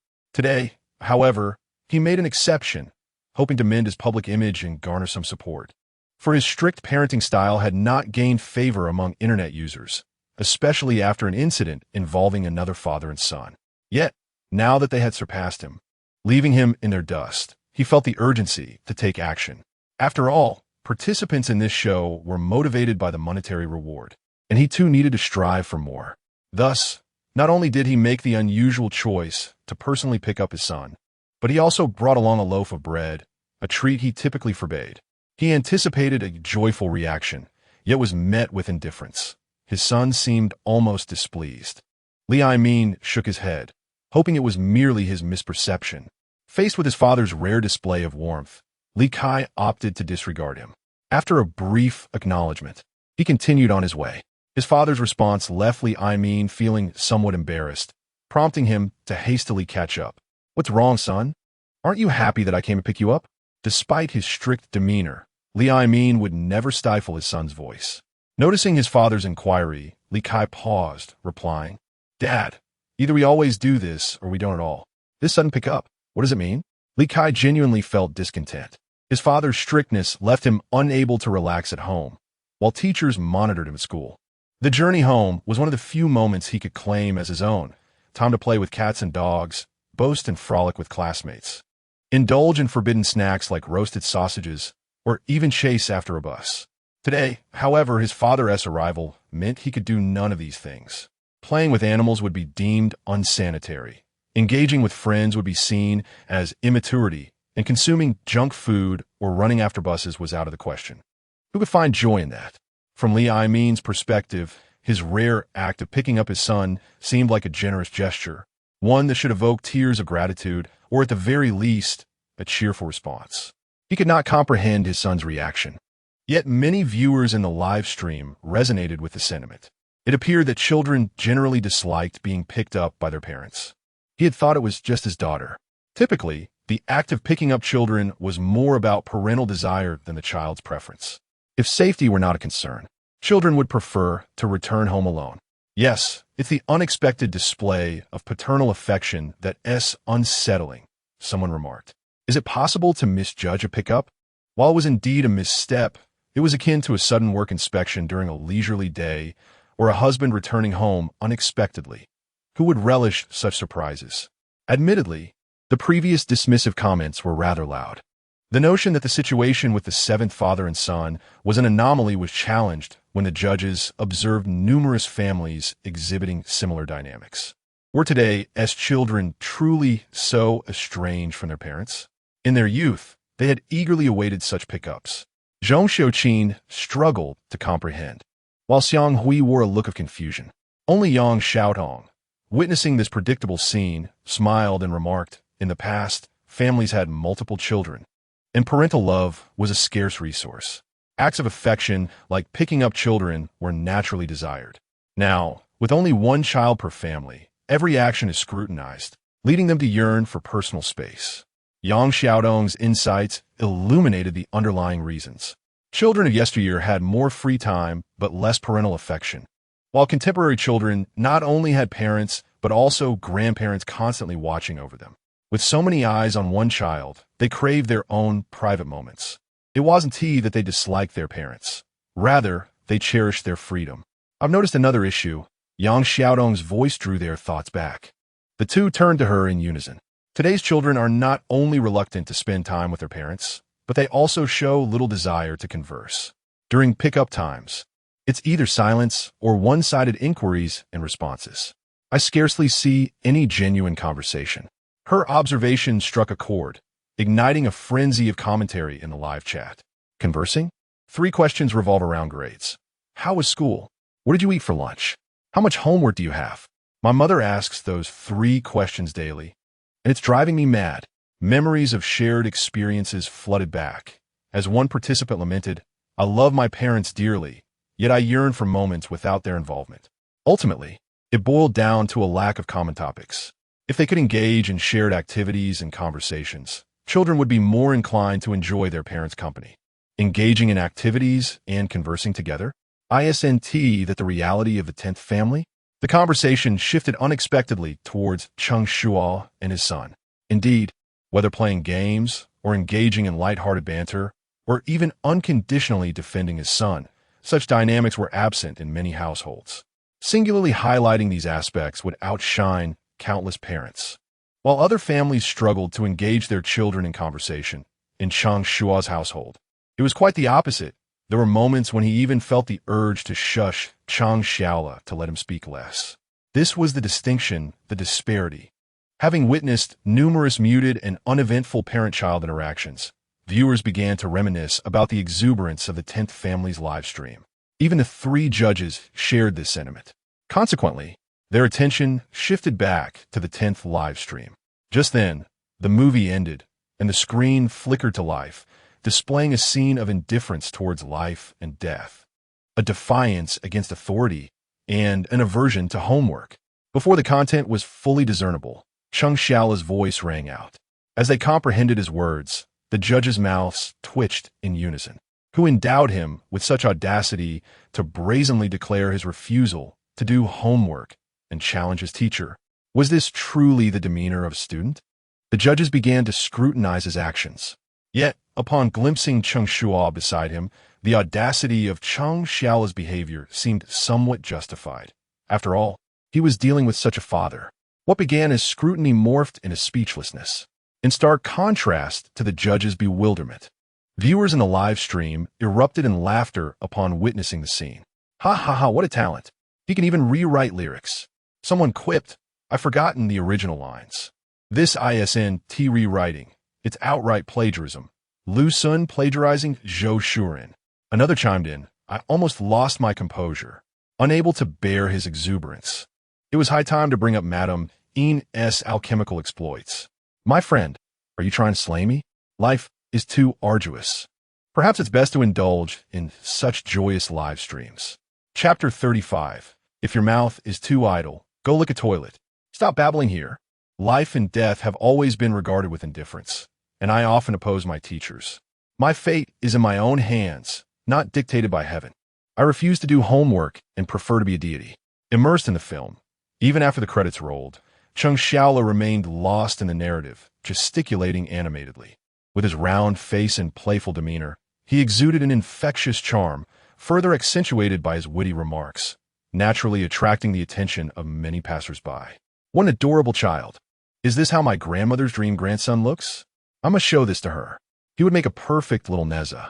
Are they filming a show? I should ask what program it is and lend my support.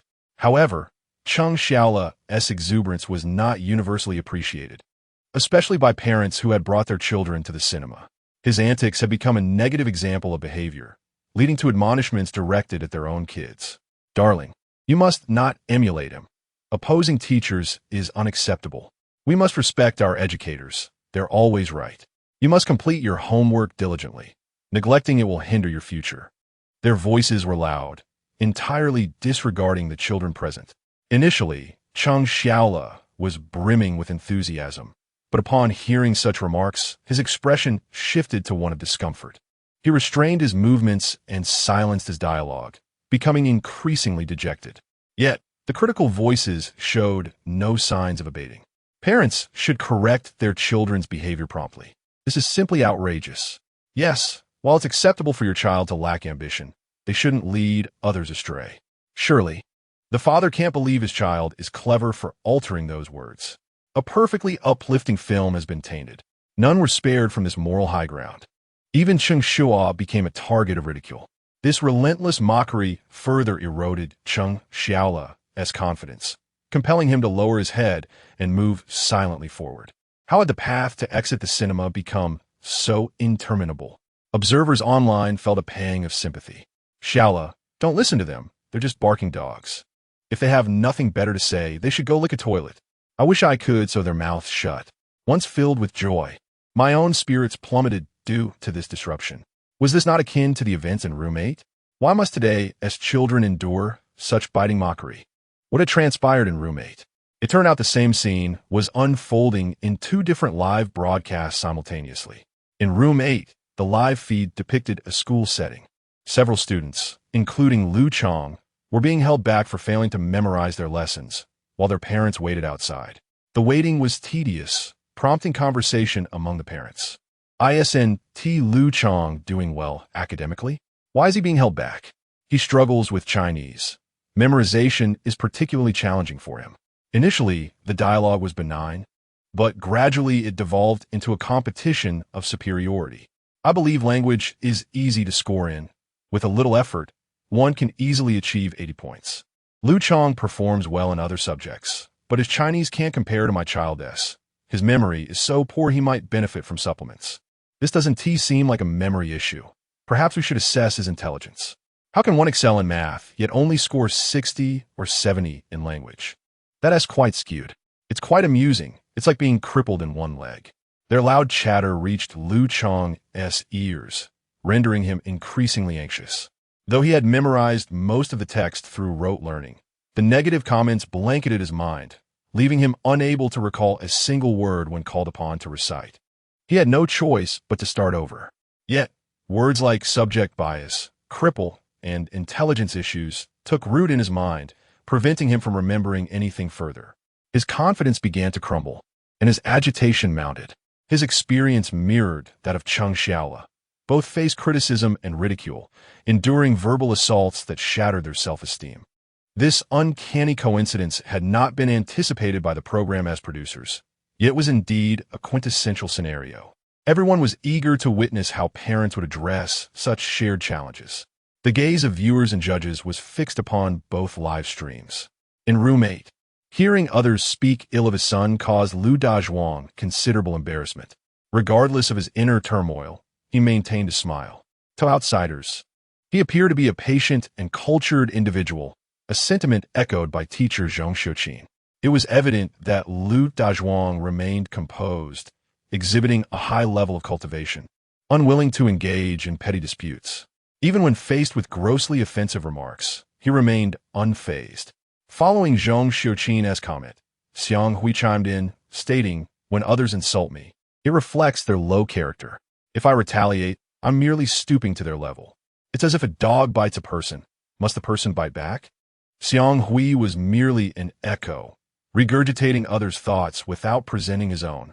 Nevertheless, this back and forth created a captivating dynamic for the program, influencing many viewers.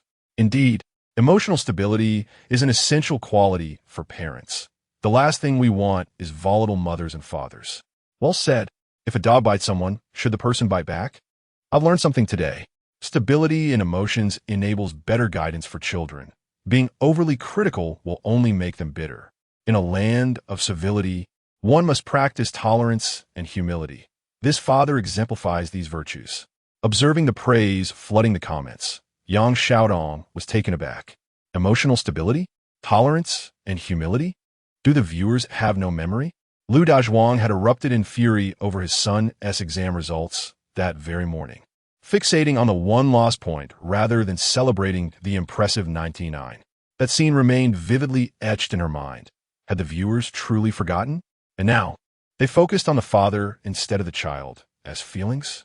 Was no one aware of the child on the brink of tears from ridicule? Yang Xiaotong felt her throat tighten with sorrow, gulping down a large swig of water to swallow her distress. Fortunately, not all viewers were so oblivious. Chapter 36. Profanity must be expressed to cleanse the mouth. Swallowing it tarnishes the heart. Is there no one who cares for the child? He is on the verge of breaking. Come, embrace the child. A commendable temperament? I perceive it as cowardice. Lu Dazhuang's failure to defend his son is infuriating. Yet, when others mock his son for being foolish, he smiles and agrees, following up with a torrent of disparaging remarks about his own child. This has ignited the ire of netizens to an explosive degree. How can a father, when faced with insults directed at his son, not only remain silent, but also join in the ridicule? It is infuriating, leaving one with a palpable sense of helplessness, as if a hand cannot reach through the screen. Perhaps it is a matter of differing customs. In our region, such behavior is deemed humility and courtesy. Nonsense. The logic of the robber prevails. If anyone dares to speak ill of my son, I would confront them directly. Even if there is no response, I would still argue my case. Why should the reasonable spare the unreasonable? Such inquiries are unbecoming. The outrage of netizens could topple the live stream. Of course, not all comments were so extreme. Some netizens speculated that the reason for father number 8's behavior was to preserve his son's camaraderie with his classmates. After all, when parents quarrel, it is unlikely that children will get along. However, such sentiments were few and quickly drowned out. Observing the extreme rhetoric of netizens, Cheng Shuo was incensed. How could people today possess such warped values, resorting to violence at the slightest provocation? After so many years of education, do they not understand the importance of harmony? Cheng Shuo did not hesitate to voice her disapproval. Initially, Yang Xiaodong had no intention of speaking. Yet, witnessing Zhong's vehement remarks, she could not restrain herself, asserting that the principle of harmony must consider the character of the other party. To belittle a child in front of their parents is, in essence, a disregard for the parents themselves. When parents join in the belittling, it can inflict profound harm on the child. In my view, at such a moment, one must retaliate. Such a response not only instills confidence in the child, but also dissuades others from underestimating them. Yang Xiaodong's emotions were equally fervent. After her outburst, her chest heaved, and it took several deep breaths for her to regain composure. She understood this feeling all too well, for she had experienced it herself. As a child, she could not grasp why her closest parents would conspire with relatives and friends to undermine and belittle her. Eventually, she came to realize that her parents had endured similar experiences. Having never received respect themselves, they sought to appear socially acceptable by suppressing those weaker than themselves. Tragically, she was that weaker individual. Perhaps her parents did not wish to act this way, but their limited understanding led them to believe that this was the only means of attaining respect. It bore no cost and incurred no consequences. This is a profoundly sad reality. Even more tragically, they considered this behavior normal. Yang Xiaodong covered her face, deeply troubled. Yet her earlier remarks garnered applause from netizens. Indeed, one must not show weakness in such moments. To do so only invites further aggression. If the other party has shown no regard, then there is no need to preserve their dignity. At such times, do not speak to me of decorum. When faced with strength, one must respond with strength. Enduring for a moment leads to greater suffering later. Do not falter. Give you color to see. Yang Xiaodong's rebuttal had already incensed Zhang Xiuqin, and upon seeing the comments in the chat, she felt her heart constrict. How could she endure such humiliation and continue to argue? At this moment, the host, He Ling, unexpectedly shifted the topic, stating that Father Number 8's actions had both supporters and detractors. Now, let us observe how Father Number 10 handles such a situation, she said, wiping her brow in relief, fearing that a prolonged discussion might escalate into conflict. In Father Number 10's live stream, Cheng Shuo had been keenly observing his son's emotional fluctuations. He gently patted his back in an attempt to comfort him, but the effect was minimal. Cheng Xiaola remained dejected. Noticing Cheng Shuo's lack of action, netizens grew anxious. You won't be like Father Number 8, will you? Step up. Don't be a coward. I would lose all respect for you. They urged. When it's time to scold, you must scold. If you miss this chance, it may never present itself again. Ignore the so-called expert advice. Life and death are trivial. And if you don't stand up, who will? Remember, it is only through expressing anger that one can cleanse the heart. Father No. 8's reaction was akin to feeding flies to countless netizens, leaving them disgusted. Thus, they feared that Cheng Shuo might also remain passive, inciting a fervent call to action in the chat. However, their concerns were unwarranted. Cheng Shuo would not allow his son to suffer such indignities without recourse. Yet a direct rebuttal seemed inappropriate, as the insults had not been specifically directed at them. To retaliate would be to inadvertently acknowledge the insult. Yet to suffer in silence was not in Cheng Shuo's nature. Sometimes, the efforts of the virtuous fall short compared to the cunning of the unscrupulous. With a flicker of inspiration, Cheng Shuo devised a plan. Thus, before anyone could react, he suddenly dashed forward a few steps and began to mimic his son's earlier dance. I regard life and death with indifference, always opposing my wife. My fate is mine alone to command. I shall become a demon, not an immortal. The movements, the tone, though not identical, were indistinguishable. There was even an air of superiority. He dramatically struck a pose at the end, refusing to retract it. This unexpected display left onlookers astonished and caused Cheng Xiaola to widen his eyes. After being mocked and feeling disheartened, he had been quietly observing his father's reaction, concerned that his father might find him embarrassing or join in the ridicule. Yet, the reality was that his father not only refrained from criticism, but also mirrored his actions. Was this support? Affirmation? Upon realizing this, the self-doubt in Cheng Xiaola's eyes began to fade, and a smile returned to his face. It is curious how, sometimes, even without uttering a single word, a person can convey immense strength. Cheng Xiaola felt this, as did the netizens. Overy. He stood by his son through action. I expected you to scold, perhaps even strike, but this was a surprise. The response was thunderous. Look, the distinction has been made. The child next door is crying, while our Xiaola has regained his confidence. Laughter ensued. You truly know how to entertain, but does your wife know about your defiance? The last person I heard say such things left peacefully The wind was strong that day. The fire burned brightly, and the ashes were still warm. The family remained strong, shedding no tears, continuing to play mahjong.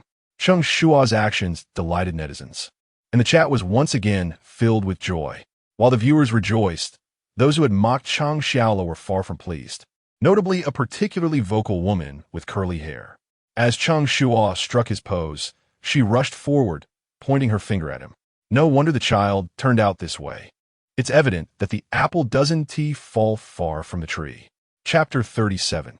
In this world, there is no Ultraman. Earlier, one could not hastily assume the role. Yet now the actions were decidedly pointed. Cheng Shuo could never permit others to insult him so brazenly. Standing tall, he brushed aside the accusatory hand, asserting, "What concern is it of yours how my son is doing? Do you live by the sea? Mind your own business." Cheng Shuo's intention was to restore his son's confidence, assuring him that his actions were not erroneous. As for the gossips, he intended to retort a few words and leave it at that. He had no desire to engage in a public dispute. However, while he wished to overlook the matter, the curly-haired ant was having none of it. "What kind of attitude is this? I'm here to help you educate your child, and instead of gratitude, you show such ingratitude." Upon hearing this, Cheng Shuo could hardly believe his ears. Who did she think she was? When had it become anyone's prerogative to educate his son? His previous restraint stemmed from his own decency.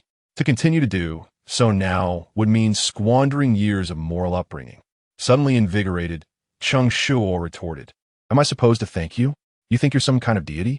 In terms of argument, I have never lost. I have no qualms about engaging with a woman if provoked. Anyone who crosses my path deserves a taste of my wrath." Observing Cheng Shuo's decision to stand firm, netizens were thrilled. "Bro, you only play high-level matches, and your first game is against the super Amazon ant. Ha! I learned how to insult like that. You are indeed brave, facing a wickedly frizzy-haired woman while we locals are terrified." The curly-haired ant seemed taken aback by the insults hurled at her.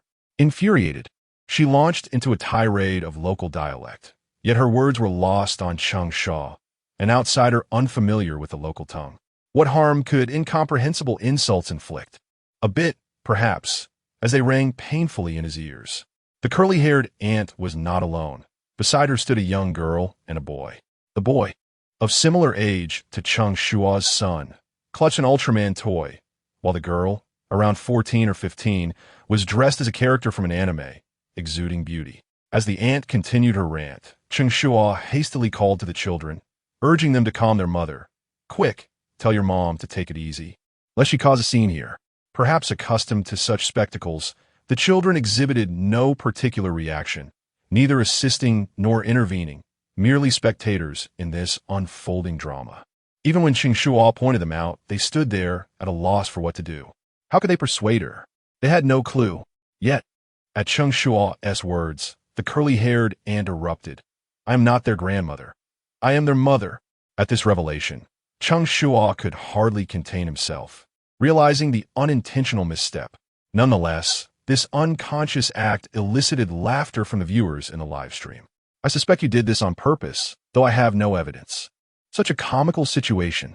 The scene was indeed rare, and viewers clamored to capture the moment. The tension dissipated as the curly-haired ant, now devoid of combativeness, gasped for breath while glaring daggers at Cheng Shuo. If looks could kill, he would have perished 1,000 times over. Yet he was unfazed. Given that this curly-haired ant was their mother, could he not return the mockery directed at his son? While he may not be adept at belittling her, he certainly understood how to strike a child's nerve. He turned to the older girl, unsure of which character she was cosplaying, whether from an anime or a game. Nevertheless, he would launch a multi-dimensional attack. Pointing at her, he began his tirade. "You ought to keep your mother in check, lest the cold circles you cherish plummet another 40 degrees. Your original characters yield no content. Your ships become unfeasible. Your beloved manhwa remains stagnant for 4 years. Half of your anime is cut, and your games face abandonment." Cheng Shuo's words flowed like a machine gun, a barrage lasting 2 to 3 minutes. Much of what he said was foreign to him, yet his cousin from a past life had been well-versed in various fandoms. According to her, such verbal assaults were formidable. Now was the perfect opportunity to test this theory. Sure enough, Something struck a chord with the girl, and her expression soured significantly, clutching her mother's hand tightly, fully prepared to silence herself should her mother utter another word. The tension hung thick in the air as onlookers exchanged puzzled glances. Earlier, when the curly-haired aunt had been ranting, they had interjected here and there. Now, they fell silent, eager to escape, fearful of becoming embroiled in the fray. Meanwhile, the live stream chat erupted with activity, echoing Cheng Shuo's relentless verbal onslaught. Wow, not only did he attack across all dimensions, he spared no age group. This is a merciless assault. Truly, he has taken care to address every circle and dimension. Amidst the chatter, the atmosphere around Cheng Shuo grew quiet after his outburst. Yet, whether the boy had not heard clearly due to the rapid pace of Cheng Shuo's words or simply failed to grasp the jabs aimed at him, his expression remained neutral, wide-eyed and curious. This adorable child, if brought to tears, would surely require much coaxing to console. Cheng Shuo's mischievous streak surfaced as he bent down to the boy's level. You need to keep your mother in line. Otherwise, if your homework is undone, you'll be the first to face her wrath. If you fail to recite your lessons, she'll be the first to reprimand you. With just those 2 sentences, the corners of the boy's mouth began to droop. Yet Cheng Shuo felt it insufficient. Glancing at the boy's toy, he whispered, "In this world, there is no Ultraman." His voice was barely audible, meant only for the 2 of them. Yet thanks to the microphone, it resonated clearly for the online audience. The chat exploded with reactions. "You monster!" Not even sparing a child. At that moment, a child's belief shattered, plunging his world into darkness. Do not trust him. He is a creature from another realm. The silence was palpable as the boy's faith crumbled, leaving his universe devoid of light. Chapter 38. If it is built upon undermining a child's self-esteem, then generosity ceases to be a virtue. Unsurprisingly, the little boy burst into tears, his wails echoing in the air. As he cried, Cheng Shuo found amusement in the situation. Isn't it true that one should not bully the weak? Yet, there's a certain thrill in tormenting those who are smaller. Moreover, in comparison to the taunts directed at his son, this seemed trivial. However, in the realm of children, Ultraman does not exist, and it appears to be rather serious. While the curly-haired aunt struggled with her own breakdown, she attempted to console the sobbing child. Meanwhile, Cheng Shuo and Cheng Shao strode away, leaving behind a trail of bewildered onlookers. Cousin Cheng was not misleading me.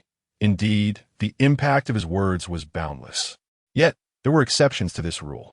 Cheng Shuo, your earlier rambling left those listeners visibly unsettled. I fail to see the gravity of it all. Just moments ago, upon witnessing Cheng Shao being bullied by those passersby, Lao He was nearly beside himself with rage. Had he not been at work, he would have surely confronted them. Yet, Cheng Shuo's subsequent actions dissipated that tension, sparking curiosity about the words he had uttered that could provoke such a reaction. Upon hearing this, Cheng Shuo merely shot him a sidelong glance, implying that he was not directing his ire at him. As one ages, their interests gradually diminish, particularly for middle-aged individuals like Lao He, whose lives revolve around work. There are few things that capture their attention. While others may indulge in fishing or travel during their downtime, he is content to read novels, rarely even watching television shows. Life, so monotonous, leaves little room for understanding the fervor of fandoms. However, to claim invulnerability is not entirely accurate. Then come at me. I fear nothing. Lao He declared with a smug grin, though his pride was short-lived. You work overtime for a pay cut, and the novels you cherish are adapted into films and series. With that, he took his son and departed, oblivious to the potential devastation his words could cause Lao He. This scene, however, sent the viewers in the live stream into fits of laughter. Ha ha ha, getting dock pay for overtime? That's a tough one to swallow. Friend, we are strangers. Why must you poke at my vulnerabilities?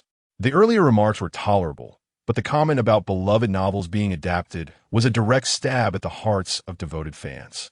Kind words foster good relations, while harsh words wound the soul. My brother, truly, you've broken me. If all else fails, how about compensating me a bit? The barrage of comments was lively. Yet, the judging panel remained remarkably silent. Their silence did not stem from disapproval of Cheng Shuo's actions, but rather from their recognition of how apt they were. In the face of others' ridicule directed at a child, he first took action to support the child and bolster his confidence. Then he retaliated, and with remarkable finesse. This contradicted their earlier statements about being magnanimous and valuing harmony, effectively slapping their own faces. If everything is predicated upon damaging a child's dignity, then generosity is no longer virtuous. The contrasting states of the two children beautifully illustrated which father acted more appropriately. One child remained silent and sorrowful, caught in a cycle of recollection and internal conflict, while the other bounced back, seemingly having forgotten the incident and shifting focus to new experiences. In stark contrast, Zhong Xiuqin felt a deep sense of shame. As an educational expert, how could she have completely overlooked the child's emotional needs? Perhaps her detachment allowed her to maintain such double standards. Were it her grandchild facing such treatment, would she have remained so composed? Zhong Xiuqin began to reflect. At that moment, Xiang Hui also felt a twinge of embarrassment for having echoed a few words. The notion that a dog cannot bite back at a person is indeed paradoxical. To be bullied without retaliation is sheer folly. Both teachers were in a sour mood, yet Yang Xiaotong felt a sense of relief due to Cheng Shuo's actions. As if witnessing her younger self being defended, tears shimmered in her eyes. Her relentless efforts stemmed from a desire to end the pain of her upbringing in this generation. Seeing someone already achieving that made it impossible not to weep with joy. Having finished the film, it was past 5 o'clock. Lao He assumed they would head home, but Cheng Shuo led them to a bustling food street filled with restaurants. Are we dining out? Lao He inquired at the street's entrance, his preconceived notions being challenged. After so long in the entertainment industry, he had witnessed countless contestants strive to present themselves well on camera. Had it been anyone else, they would likely have begun showcasing their culinary skills by this time. Yet, Cheng Shuo seemed not only uninterested in showcasing himself, but rather appeared to prefer the convenience of dining out. This left Lao He feeling somewhat helpless, having never encountered a contestant so indifferent to the spotlight. Nevertheless, this was indeed typical behavior for Cheng Shuo. If he valued the attention, he would not have returned home for a nap after dropping off his child in the morning. After such a long day, one must treat oneself, Cheng Shuo replied nonchalantly, which added 3 more lines of frustration to Lao He's forehead. Long day. You napped in the morning and watched a movie in the afternoon. Is that what you call hard work? Lao He shook his head in disbelief. Ultimately, they were merely engaging in a routine live broadcast, with no strict requirements on what must be done at what time. Opting to eat out instead of cooking was perfectly acceptable. Lao He convinced himself of this and began to pull out his phone to order takeout. Contestants were not responsible for providing meals for the camera crew, and since Cheng Shuo had treated them to lunch, there was no reason for him to continue freeloading for dinner. Lao He maintained a sense of propriety. However, just as he opened the delivery app, Cheng Shuo interrupted him. Don't order. Let us eat together. It's more lively that way. With that, Cheng Xiao eagerly nodded in agreement. This gesture deeply touched Lao He, who had been scorned by the very child just that morning, now invited to dine twice. It was not merely about the meal. It was akin to speaking ill of someone only for them to turn around and offer you candy. The warmth of the gesture was overwhelming. All right, for this meal. Lao He was not one to be stubborn and was about to insist on treating them. However, before he could utter the word treat, he found Cheng Shuo leading his son into a seemingly upscale restaurant. He recognized this establishment, where the average cost per person was in the 4-digit range. A single meal could deplete nearly half of his monthly salary. Lao He hesitated. He could not possibly treat them here. Silently following behind, he shamelessly chose to mooch another meal.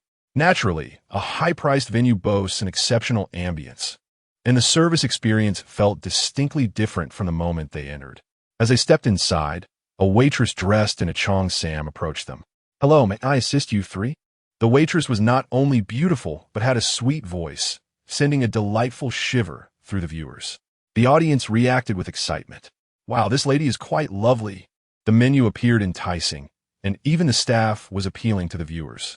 To be honest, she resembles my future wife. You shallow people, don't just focus on the immediate. Look further back. Those two over there are also attractive. They are all beautiful. Just give me any one of them from the camera, and I would be content with the arrangement. In a corner, a cleaning lady caught someone's eye. What about the cleaning lady? Someone retorted. Perhaps she is tidying up her own building. Nonsense. What cleaning lady looks like a college student? Chapter 39. What is the purpose of learning during mealtime? Can't the children simply enjoy their food? Indeed, three gentlemen. After saying this, the waiter led them into a private booth. Upon entering, Cheng Shuo handed the menu to old he, urging him to order without hesitation. Meanwhile, he discreetly accessed the system. As the meals here were rather expensive, and he feared that their funds might fall short, necessitating an emergency exchange from the system. Old he, without any reservations, took the menu and began discussing the dishes with Cheng Shuo. Current available emotional value, 515,000. Cheng Shuo has gained attribute points. Reaction 1. Interpersonal skills 10. As soon as he opened the system, Cheng Shuo was pleasantly surprised by the substantial emotional value. He received notifications whenever emotional value was credited. Initially, it felt novel and motivating, but gradually it became overwhelming, prompting him to turn off the notifications. Unexpectedly, when he reopened it, he found such an accumulation, and he had also gained 1 attribute point. He promptly allocated it to his son, although he was unsure of the specific impact of this point. An increase in value could only be advantageous. Cheng Shuo Reaction 1. Reaction value updated to 94. After allocating the attribute points, Cheng Shuo found himself staring blankly at the 10 points in interpersonal skills. Was this a new hidden attribute? What could a child possibly need to understand about social nuances? Nevertheless, since the system provided it, there must be a reason behind it. Cheng Shuo accepted it on behalf of his son. Once he had allocated the points, he finally exchanged 50,000 into his bank account. Exchange successful. Remaining available emotional value, 465,000. Huaxia Bank. Your account ending in 0318 has received a transfer of 50,000 yuan.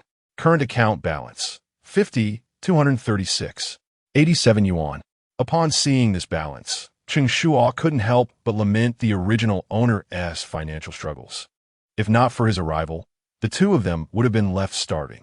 Was the child's mother not concerned? The child's mother. Cheng Shuo suddenly recalled that he had a wife he had never met. Although his son mentioned that she returned to her parents' home due to his behavior, Cheng Shuo thought it unlikely that she would be so petty. After all, some fragmented memories indicated that Jiang Shuyu was a wonderful woman. She did not mind his lack of wealth or ambition. She excelled in honoring parents and educating children. Moreover, she was quite attractive. Such a woman would be a rare find in today's world. Having acquired such a remarkable spouse, it was only natural to cherish her. Seeing that she had been away for nearly a month, Cheng Shuo contemplated whether he should invite her back. However, as this thought crossed his mind, a memory suddenly surfaced. Darling, do you love gaming or me more? If I and your mother fell into a river simultaneously, who would you save first? If I were on the verge of death and you had to kiss your ex-girlfriend to save me, would you do it? Her voice was sweet, yet the questions posed made Cheng Shuo break into a cold sweat. Each inquiry seemed to demand the very essence of his being. Cheng Shuo recognized this as the original owner's memory. Yet, even so, he felt an overwhelming sense of pressure. If this were during the early stages of romance, it might be tolerable. After all, young couples often engage in playful banter.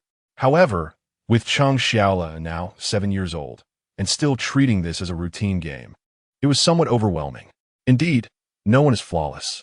Cheng Shuo dismissed the idea of calling her back for 2 reasons. First, he truly harbored no feelings for this wife he had never met. Second, he wished to enjoy a period of tranquility. Otherwise, he might truly find it unbearable. While he wasn't in a hurry to summon her back, he still needed to express some concern. Remaining indifferent was not an option. Fearing that a phone call might reveal too much, Cheng Shuo opted to send a WeChat message. His wife's response came swiftly. Perhaps the absence of her characteristic dramatics in writing made the conversation quite pleasant. Before long, the dishes arrived. Although old, he had ordered only 4 dishes to avoid waste. These 4 were exquisite and tantalizing, instantly making the viewers online salivate. Wow, are they eating this well? Can 3 people finish 4 dishes? Should I come and help? This was the first time someone had spoken of sharing a meal in such a fresh and unconventional manner. At this moment, a viewer quietly opened their meal-sharing app. Meal sharing? Let's indulge a bit, my friend. I'm accustomed to dining on French cuisine. The familiar taste of French bread instantly transports me back to Paris. Do you all never experience creative blocks? The comments flooded in. While Cheng Shuo and his companions enjoyed their meal, other families gradually entered their dinner time as well. In room 1 of the live broadcast, Deng Bo and his son Deng Yuxuan sat at the dining table, each relishing a bowl of vegetable noodles. Upon witnessing this scene, viewers couldn't help but comment. Will this fill them up? The child is in a growth phase. Eating too little at night adds to the digestive burden. If I eat dinner and then have to add a late-night snack, how does that count? I suppose that means you have a good appetite. I have a good appetite, too. If my mother only gave me a bowl of vegetable noodles for dinner, I would ask if it's served before or after the meal. There are gluttons everywhere. Ordinary scenes may lack excitement, yet the program's popularity was high. Even mundane moments in the broadcast garnered a lively commentary. Sometimes, warm daily interactions allowed viewers to immerse themselves, leading to an unintentional sense of relaxation. Just when it seemed that this pleasant atmosphere would persist until the meal's conclusion, Deng Bo suddenly posed a question, son. What poems or verses can you think of while we eat? Upon hearing this, the viewers, who had been feeling relaxed, suddenly tensed up. Childhood memories began to resurface, especially those moments when one was enjoying their meal and suddenly faced with questions from adults about word formation or translations. That dreadful sense of control left many viewers feeling uneasy. From an adult's perspective, this was an effective teaching method, integrating learning into daily life for greater efficiency. However, for children, it was rather demoralizing. As a result of this remark, the previously lively commentary dropped by a third. The viewers expressed their resistance, and Deng Yuxuan was no exception, his small face displaying clear reluctance. Yet, he did not openly rebel. He simply set down his chopsticks and provided an answer. Who knows where the meal comes from? Every grain is born of hard work. The fine wine in the night shines in the cup, and the peepa urges me to drink. Spring, spring day, spring platter. He managed to recite 2 lines before stumbling on the third. However, to outsiders, this was already quite impressive, considering Deng Yuxuan was merely a 5th-grade child. In the judging panel, Xiang Hui regarded Deng Yuxuan with undisguised admiration. Not bad, not bad. Without a substantial repertoire of poetry, one could not so effortlessly retrieve verses from any given scene. This surely reflects his father's educational influence. Everyone might consider trying this approach to expand their child's poetic repertoire, nurturing them into a well-read individual. Xiang Hui's praise was high. Upon hearing that this learning method could be emulated, viewers began to follow suit. Great idea, I'll start right away. This is akin to labeling various items with English tags. Repetition leads to deep memory. The beauty of ancient Chinese poetry not only enhances language scores, but also cultivates one's character. If my mother knew this, I wouldn't have lost those few points on poetry completion in the college entrance exam. What is the purpose of learning during mealtime? Can't the children simply enjoy their food? Chapter 40. Goose, goose, goose with a curved neck, cut with a knife, pluck the feathers and boil water, ignite and cover the pot.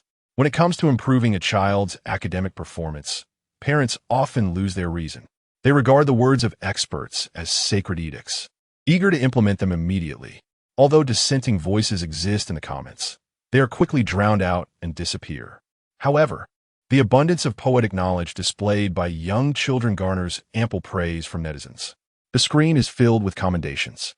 Yet, no matter how much others praise him, Deng Bo remains dissatisfied. Upon hearing his son recite only 2 lines, his expression turns serious. Other children can compose poetry themselves. Why is it so difficult for you to memorize just 2 lines? His words inadvertently suppress the spirit of education.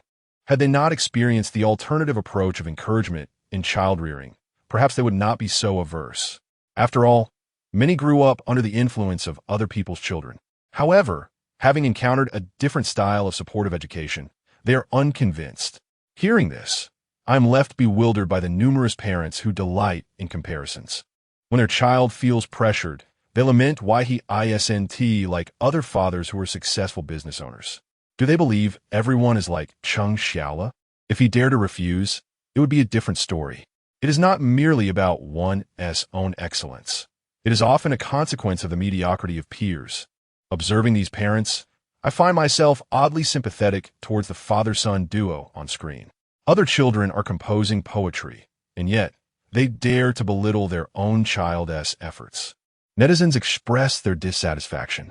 Coincidentally or not, Dingbo seems to see the comments.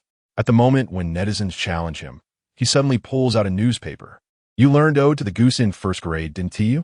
A simple adaptation won a prize and made it into the newspaper with a reward of over 10,000. Despite your extensive knowledge of ancient poetry, you cannot even comprehend these few lines. As he displays the newspaper, the camera quickly focuses on it. Some netizens recognize the report and recall its content. It appears that a third-grade student had imitated Ode to the Goose and created an Ode to the Chicken. Cluck, cluck, cluck. With a sharp beak, it cries to the heavens, calling the bright moon at midnight, exchanging grains for the dawn. The impressive quality of this third-grader's poem earns admiration and recognition, making him a model for inspiring others. While there are many positive effects, it should never serve as a tool to belittle other children. Witnessing Dangbo's behavior, netizens turn rebellious. Their remarks become sharp and scathing. You have memorized so many ancient poems. Why haven't you had your poetry published? Is it because you don't want to? Do not impose on others what you do not desire for yourself. If you do not understand, perhaps a refresher on elementary language arts is in order. Is this so difficult? I can do it too. Enough boasting. Be careful not to burst your own bubble. Goose, goose, goose with a curved neck, cut with a knife. Pluck the feathers and boil water. Ignite and cover the pot. Am I boasting? They are grounded, while you're lost in pretensions. Fine, fine, consider yourself knowledgeable. The current generation of netizens is adept at creating humor, even when the content irks them. If a talented individual leads the way, the tone of the comments shifts dramatically. It's really not hard. I could do it too. While others recite Ode to the Goose, I will compose Ode to the dog. Bark, bark, bark, every day it barks at you. Feed it and it will follow you. Tease it and it will nibble your hand. Hilarious, isn't it? Can we post anonymously? I have an idea that could cost me my life. Go ahead and share. With so many people, who would know? All right, I'll say it. Ode to my wife, wife, always playing on her phone, married at 97, now it's 201. I have tagged everyone you follow. No need to thank me. Brother, be brave and face it yourself. Are we really going this far? Then here is one that might offend. Ode to Kun, an idle trainee for 2.5 years, sporting braids and a middle part. Is there nothing in this world that you cherish? The netizens burst into laughter, the comments lively and spirited. Yet beneath the humor lies a stark reality. During even the briefest moments of mealtime, many children cannot find peace. This phenomenon of mealtime education is not exclusive to just one live stream. In another stream, a father laments the difficulties of running a business. In yet another, a mother complains about the hardships of working overtime. In a different stream, a couple argues over trivial matters, while their child sits silently weeping over their meal. Regardless of the circumstances, the conversation inevitably circles back to academics. If you do not strive in your studies, you will end up like me, working forever as a laborer. If your grades are poor, you will only be able to sell goods on the street for the rest of your life. Your mother stayed with you because of your education. If you do not study hard, can you face me? Such words are suffocating. While it is understandable for an average family to hope that their child can change their destiny through education, it is disheartening that even the wealthiest families share this mentality. When a daughter simply remarks, "This cake is delicious," her mother quickly responds, "Only through diligent study can you enjoy such delicious cake every day." Perhaps she does not intend to motivate, yet such phrases instinctively escape her lips. It seems that in traditional education, everything is linked to academic achievement. Mealtime, which should be a time of relaxation, is instead laden with pressure from parents eager to educate their children. Do they derive satisfaction from witnessing their child swallow their tears with their food? Has their child's sorrow become their source of nourishment? If only one family behaved in this manner, netizens might find humor in it to uplift their spirits. However, as such families proliferate, The negativity in the comments swells. It pains me to see them. Each one reflects a piece of myself. Eating with tears is indeed a difficult experience. There is wisdom in the saying that one should not speak while eating or sleeping. I too despise mealtime education, yet sadly, I have become that type of mother. At 25, I have swallowed the bitter remnants of my upbringing, fearful of becoming the very person I detest. Initially, Xiang Hui appreciated the educational methods of the first father. Yet by the end, he fell silent, yearning to discover a different kind of parenting as he turned his gaze to the 10th live stream. What he saw left him speechless yet amused. The scene was devoid of suppression, mockery, or conflict, and there was no overbearing education. Instead, it featured a simple exchange. Son, listen well. You can leave the last piece of crab for your father. You are still young. Missing one meal is no issue. If I cannot manage, then I will eat less. Chapter 41 Goodness. It seems that all his cleverness is focused on his son. After witnessing so many oppressive scenes, the audience was taken aback by this sudden moment. Wait, where is the table etiquette? Perhaps I am approaching this incorrectly. Your actions seem a bit out of sync with the norm. While the essence of mealtime education was absent, it was indeed evident that this father and son duo were on the verge of a quarrel over the last crab. It was quite a sight to behold. It was the first time I'd seen a father and son vie for food, raising sons and daughters in poverty, yet indulging oneself in abundance. One should not overly sweeten children, nor should one suffer for their sake. The fates of children and grandchildren are their own, and if there are none, I shall enjoy my fortune alone. This reflects the current state of mind. Cheng Shuo's actions were as unconventional as ever. He did not perceive this as a parenting show, but rather embraced joy as it came. Should anyone take issue with this, they would indeed find it difficult to counter. From the eyes of most, parents would never compete with their children for food. They would gladly sacrifice their own meal for their children to enjoy more. Yet, Cheng Shuo's behavior, had it occurred at any other time, would likely have drawn criticism from experts. However, given the distasteful antics in other live streams, this comparison made the food rivalry seem trivial. Even Xiang Hui, typically the most animated, fell silent at this moment. In contrast to the oppressive and frustrating atmosphere, the audience preferred to witness moments of joy. The 10th live stream achieved this splendidly, devoid of criticism or moralizing. Instead of focusing on parenting methods, the audience was more invested in determining who would ultimately claim victory in this culinary contest. Xiaolu, don't listen to your father. Crabs are quite expensive. If you don't eat it now, you might not be able to afford it when you grow up. Upstairs, you are rather heartless, someone remarked. Let the child have it. It's clear he truly desires it. I believe children should not eat too many crabs, for I never had them in my youth. Knowing that kids love them, why not purchase a few more? Now look, it has come to a quarrel, which could mar their father-son bond. But fret not, I have a solution. Let neither eat, and I shall consume it all. Amidst the lively barrage of comments, the rivalry over the crab intensified, with the father and son locked in a stare-down, neither willing to yield. The only potential peacemaker, Lao He, was contentedly picking his teeth in the corner after a satisfying meal, choosing not to intervene. So, listen. Cheng Shuo attempted to awaken his son's affection, but his efforts were in vain. Dad, you said the larger should share with the smaller. With a quick wit, the boy countered. Why was it that every time his son improved, it came at his expense? Children speak candidly, both now and always. Cheng Shuo found himself at a loss. Shall we split it? This was Cheng Shuo's greatest concession. Otherwise, it would be a disservice to his own appetite. The thought of the crab's rich roe made his mouth water. He could order another, but with 4 crabs in a single order, they would hardly finish them. After all, crab cannot be saved for the next day, intensifying the competition for this singular crab. All right, this proposal received immediate agreement from Cheng Shaolu. However, before Cheng Shuo could revel in the moment, his son continued, "Then I will have the body, and you can have 8 legs." He stated this with a sense of entitlement, his innocent voice betraying a notion of being cheated. Yet when Cheng Shuo suggested a swap, the boy resolutely shook his head, which only amused Cheng Shuo. Who did this child take after, refusing to concede even a little? Seeing his son unwavering, Cheng Shuo had to devise another approach. So, let me ask you, which part of the chicken is the best?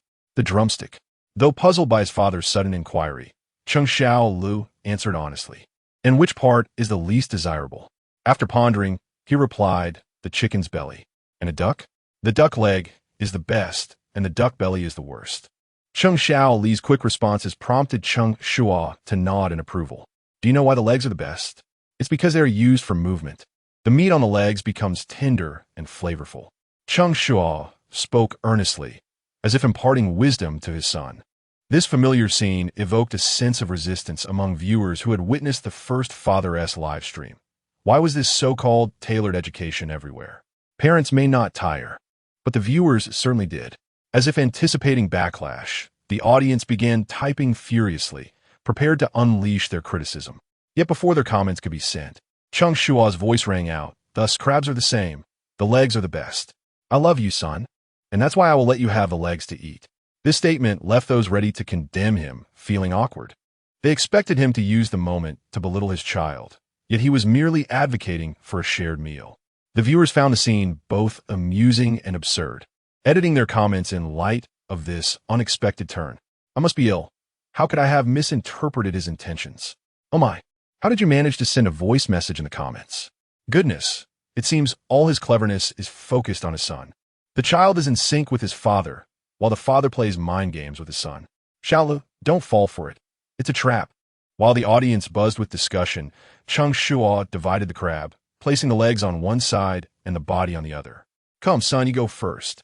Believing he had successfully brainwashed his son, Cheng Shuo confidently allowed him to take the first pick. But the next moment, hey, I said the legs are the best part. Why are you taking the body? Don't lick it. Ah, it's all saliva, you little rascal. Cheng Shuo was quick to act. As soon as his father finished speaking, he snatched the crab body, fearful it would be taken away, and licked it once for good measure.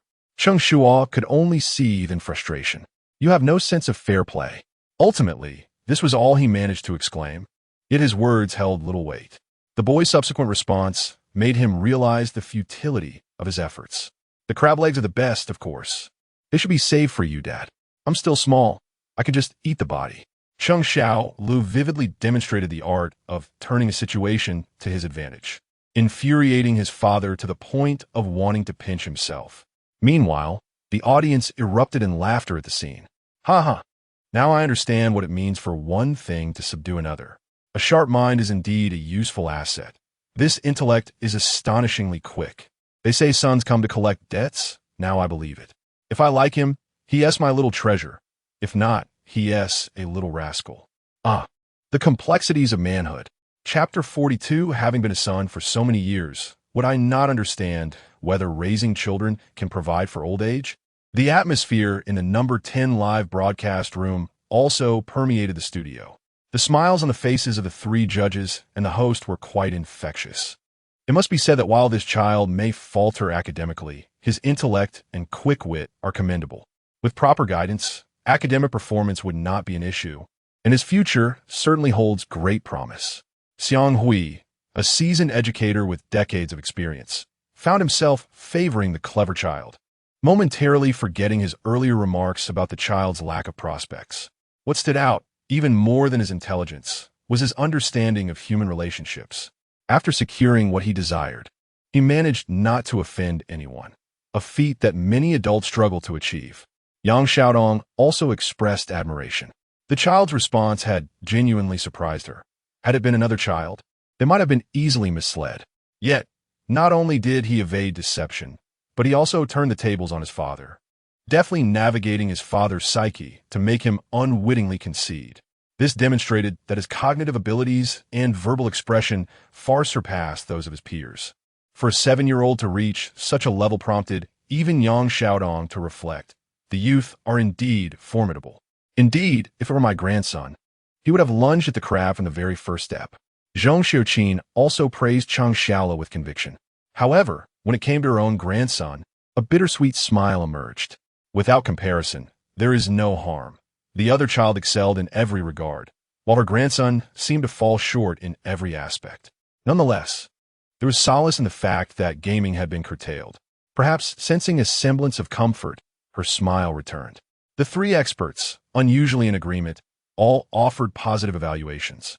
At that moment, Host He Ling chimed in, "It appears our young friend for number 10 is quite favored by our esteemed judges. In my view, he is the joy of our program.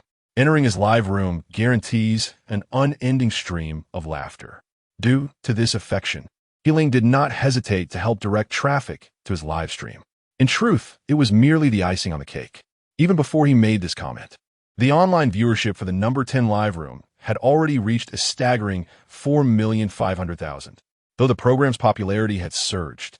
With all live rooms experiencing a tenfold increase in viewership, the number 10 live room remained an unassailable first. With He Ling's assistance, its popularity soared to 3 times that of the second place. Cheng Shuo's hilarious interactions with his son were certainly worthy of the audience's attention. The battle continued. Cheng Shuo, how could you? It is well known that when a parent calls their child by their full name, it signifies impending displeasure, often with serious consequences. Even Lao He could not help but sweat nervously. Surely, he wouldn't he truly strike his child over a crab, would he? While this might not be the case for others, Cheng Shuo was unpredictable. Lao He grew increasingly anxious, while Cheng Shuo maintained his playful demeanor. "Dad, raising children is a safeguard for old age. Only by eating can I grow strong. A healthy body leads to good studies. Good studies lead to a prestigious university. And attending a good university enables one to earn great wealth. Once I have money, I will buy you a luxury car and a villa." These words, uttered by a mere child, would evoke profound emotion in any other context. Yet, everyone was acutely aware that Cheng Shuo's eloquence was merely a means to obtain that crab. Those who understood this found themselves amused. Stop it. Your dad will be overwhelmed by the dreams you're painting for him. For the sake of a meal, you've really gone all out." The notion of painting dreams has become alarmingly youthful. Perhaps relevant authorities should take note. Even if it is just a dream, it brings joy. Who knows, it might come true. If I were to record this and hold him accountable, he would bear immense debt at such a young age. I have seen those who depend on their parents, but never those who depend on their children. Cheng Shuo's little tricks could be seen through by the audience, and naturally, they were not lost on Cheng Shuo. He let out a soft tch. Raising children as a safeguard for old age? After being a son for so many years, would I not know whether raising children can provide for old age? Cheng Shuo's self-awareness was strikingly clear. His blunt honesty elicited a twitch from Lao He's lips. He spoke casually, yet backstage, Director Chen Bo nearly spat out his tea upon hearing those words.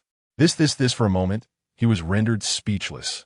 However, a staff member nearby seized the moment to share insight. Raising children cannot provide for old age. There's an old woman in our village who bore 5 sons. Yet none of them are willing to care for her, which is quite tragic. Upon hearing this, those with a penchant for gossip drew closer. In our community, there's an elderly man who, despite having 2 sons, lay at home for half a month without anyone noticing. By the time he was discovered, his body was already decomposing. I once had a superior who, after much effort, raised his daughter, only for her to leave for abroad. When he passed away, she didn't even return. Thus, if anyone claims that not having children will leave one without care in old age, I find it utterly unfounded. Having children does not guarantee care in old age. As long as I can live, I'm fine. If I die alone on the street, so be it. It's not me who is afraid.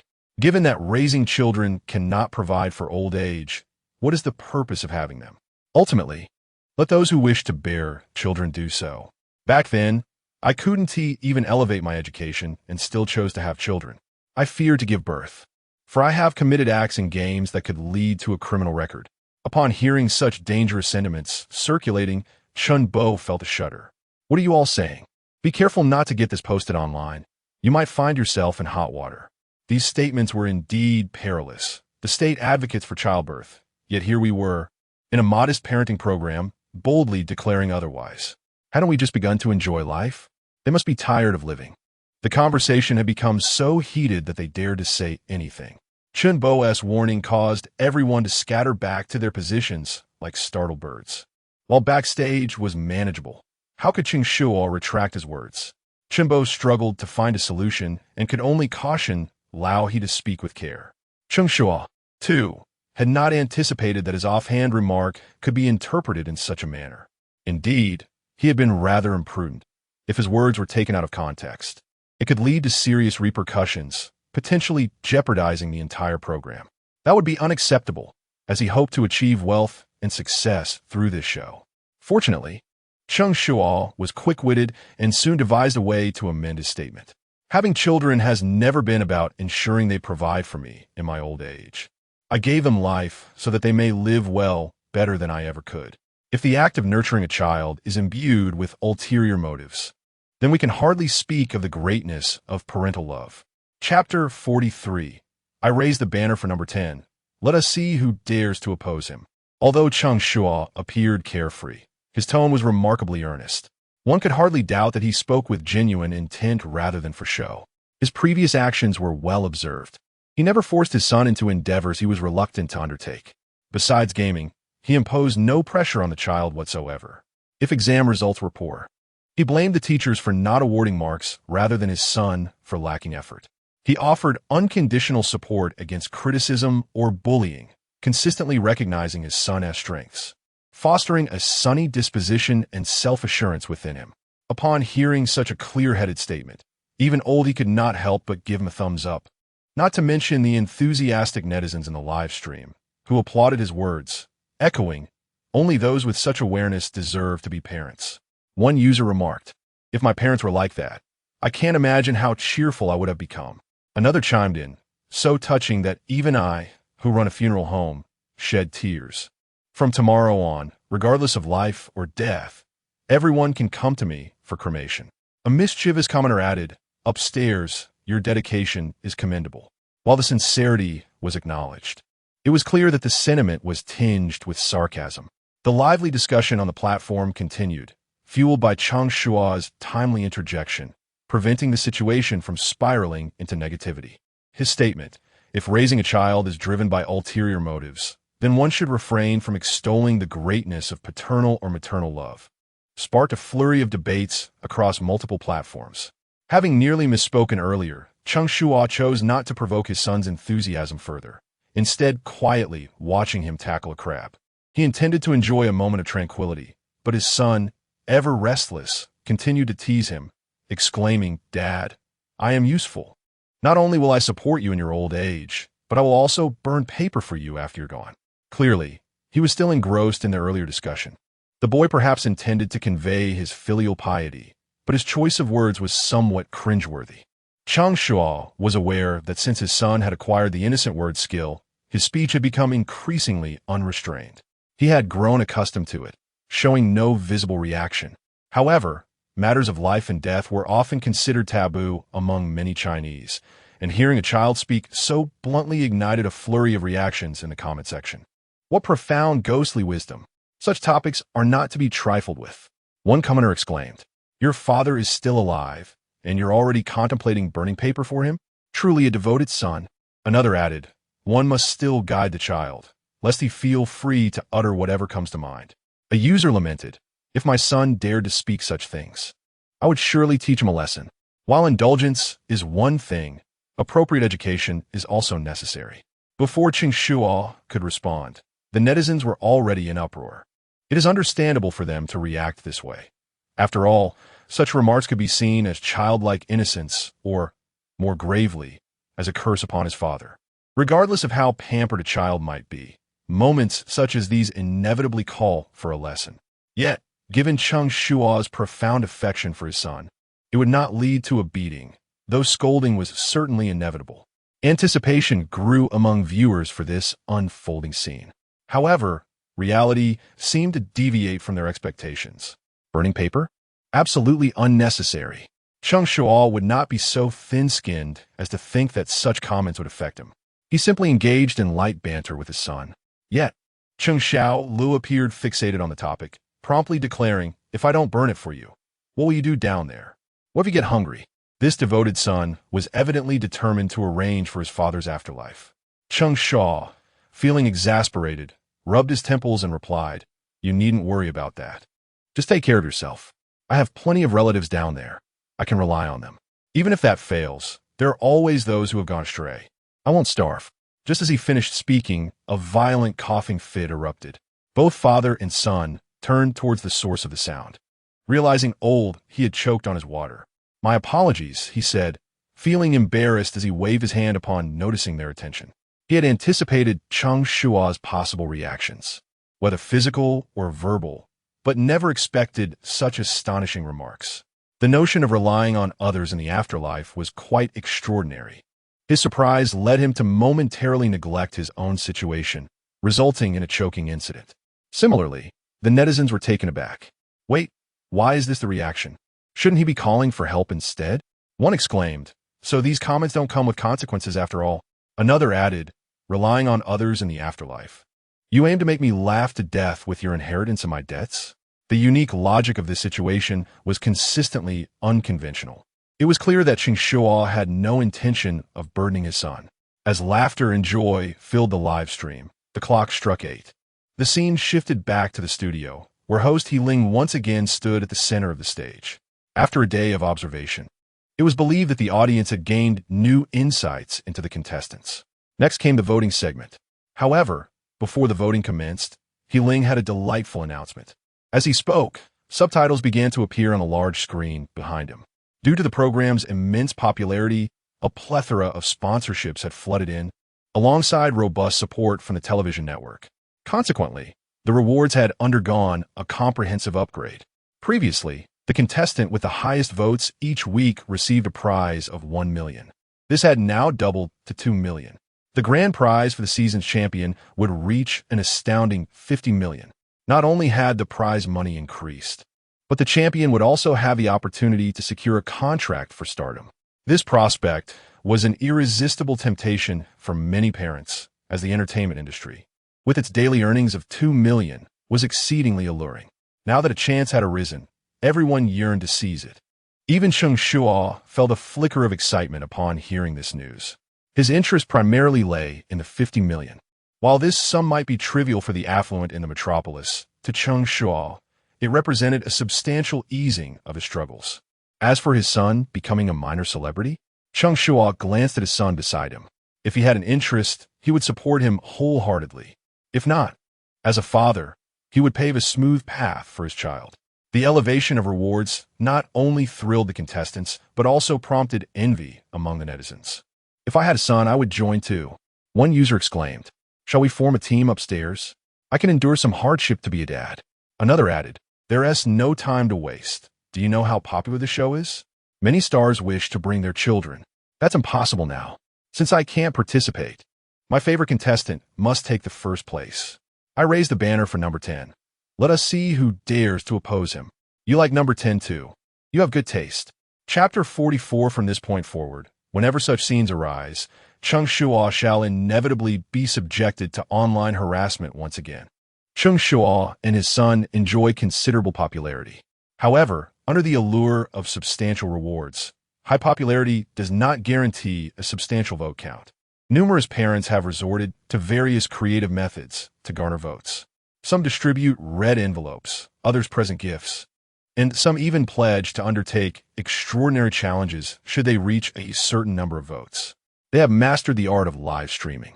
In contrast, Cheng Shuo and his son's live stream appears rather mundane, as they take leisurely strolls after dinner.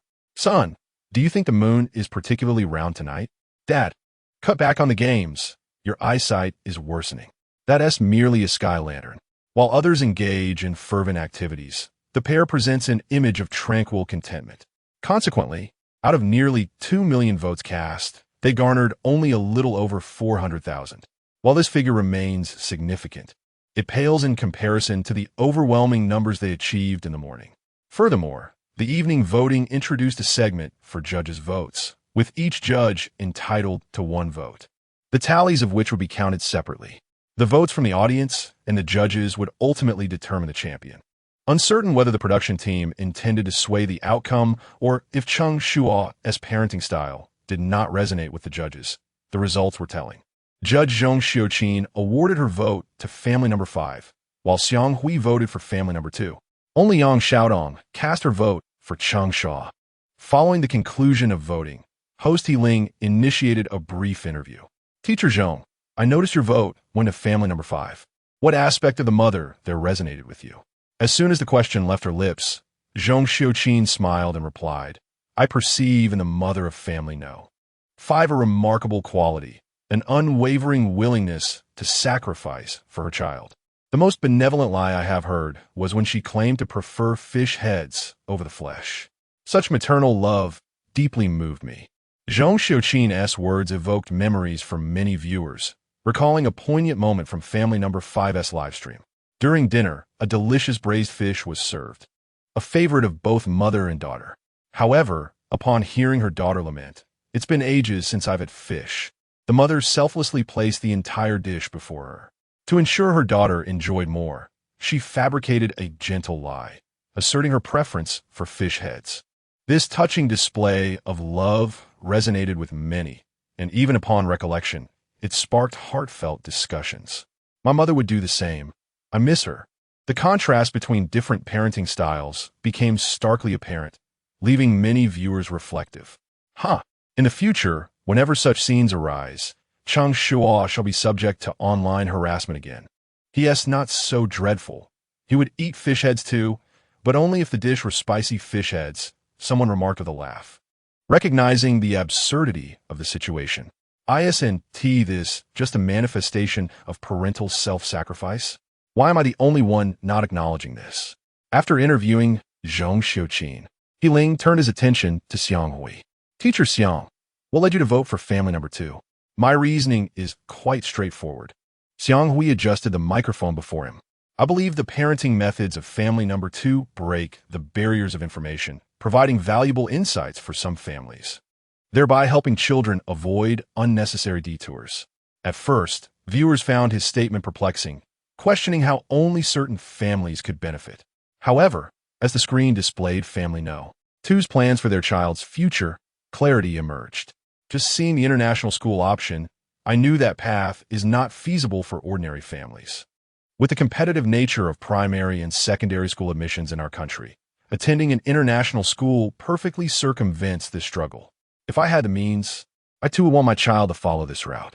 Then, studying abroad for high school would allow them to enter prestigious domestic universities with lower scores than those who toil endlessly for admission. The stark disparity in educational opportunities provoked intense discussions among viewers. The comment section grew increasingly hostile. Sensing the tension, He Ling swiftly redirected the conversation to the final judge, Yang Xiaodong. Hello, Teacher Yang. I see you voted for our popular contestant, number 10. What aspect of the father there moved you? To be honest, Yang Xiaodong's vote lacked a specific rationale. She simply appreciated Cheng Shuo's casual approach to parenting. Initially, she intended to offer a few polite remarks, but upon witnessing the growing hostility in the comments, she decided to speak candidly. I cast my vote for number 10 not due to a singular moment of inspiration, but rather because many aspects resonated with me. Upon her declaration, the pace of comments noticeably slowed, as viewers paused to absorb her words. If I must highlight one point, it would be his state of mind. Have you noticed how many of number 10's actions appear to be laid back, yet they reflect a profound inner strength?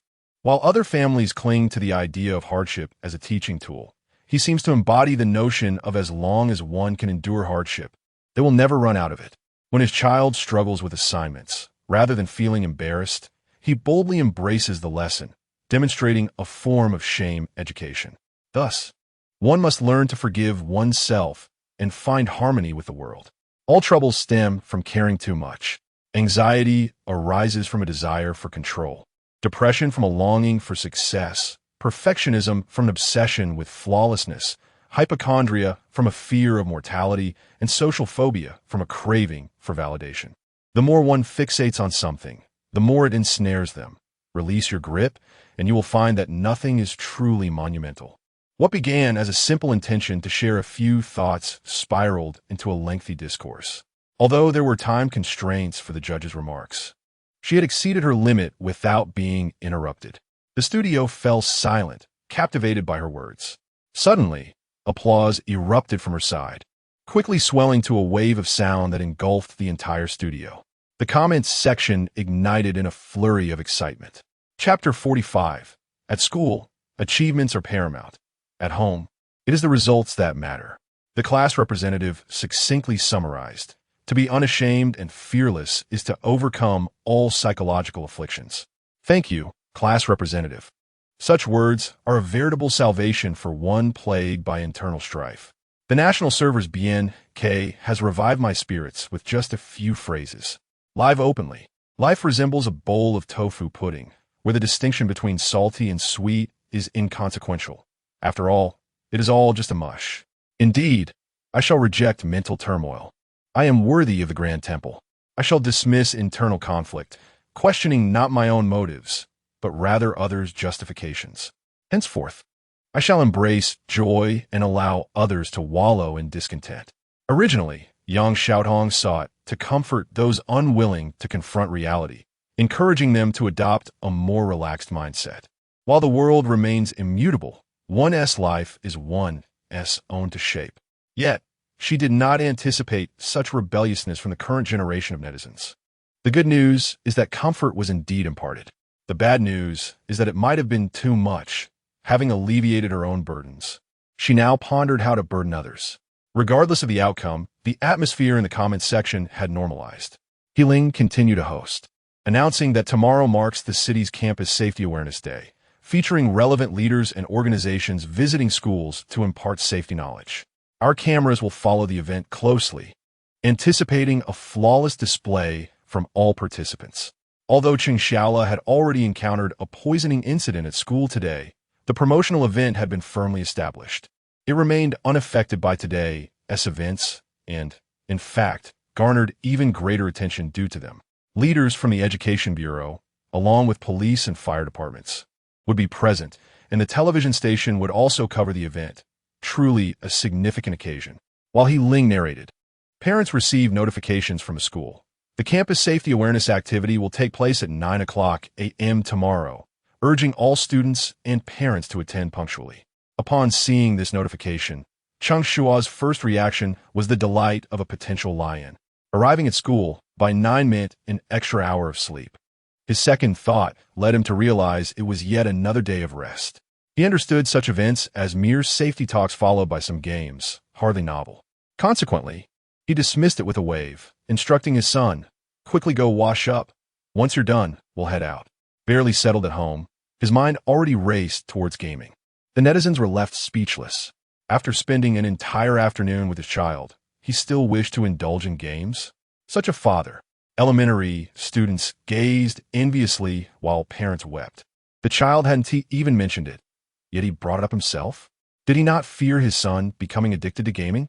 If I were in his shoes, the mere thought of the phrase, "The murderer of my father stands before me, and you cannot slay him," would keep me chuckling through the night.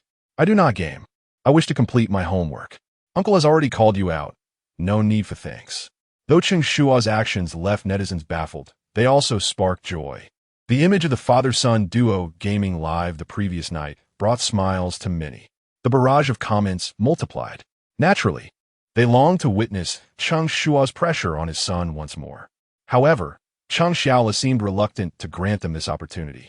"Dad, let us not game today. I scored only 59 in math last time. I want to practice a few problems, hoping to pass next time. If I keep performing poorly, I'll lose my confidence." Cheng Shuo's maturity was touching. Many netizens commented that if their own children expressed such sentiments, they would likely be moved to tears, overcoming every obstacle to create a conducive learning environment for them. Indeed, the boy's words brought Cheng Shuo a sense of pride.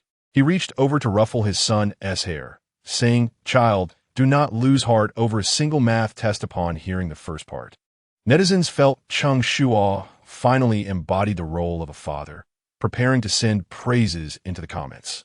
However, upon hearing the entire sentence, they promptly deleted their accolades. "Child, do not lose heart over a single math test. You know, there are more subjects in which you struggle." Countless netizens hastily retracted their compliments, accompanied by a collective eye roll. I knew it. One cannot harbor any expectations. Netizens were left speechless, while Cheng Shuo seethed. "Isn't it because you drag me into gaming every day that my grades are so dismal?"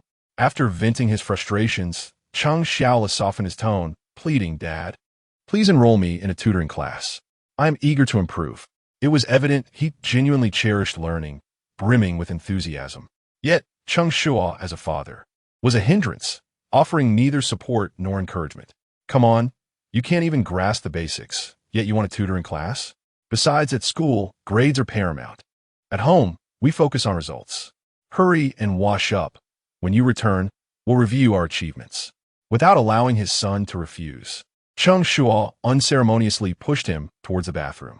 Hearing the splash of water from within, he finally felt at ease and turned towards his computer. This maneuver left netizens perplexed. If the child wishes to learn, let him do so.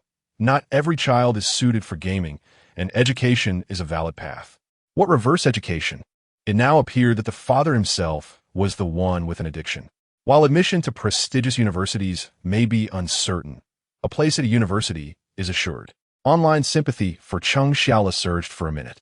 If his father had merely said poor grades would lead to a review of accomplishments, the son would likely have striven to excel.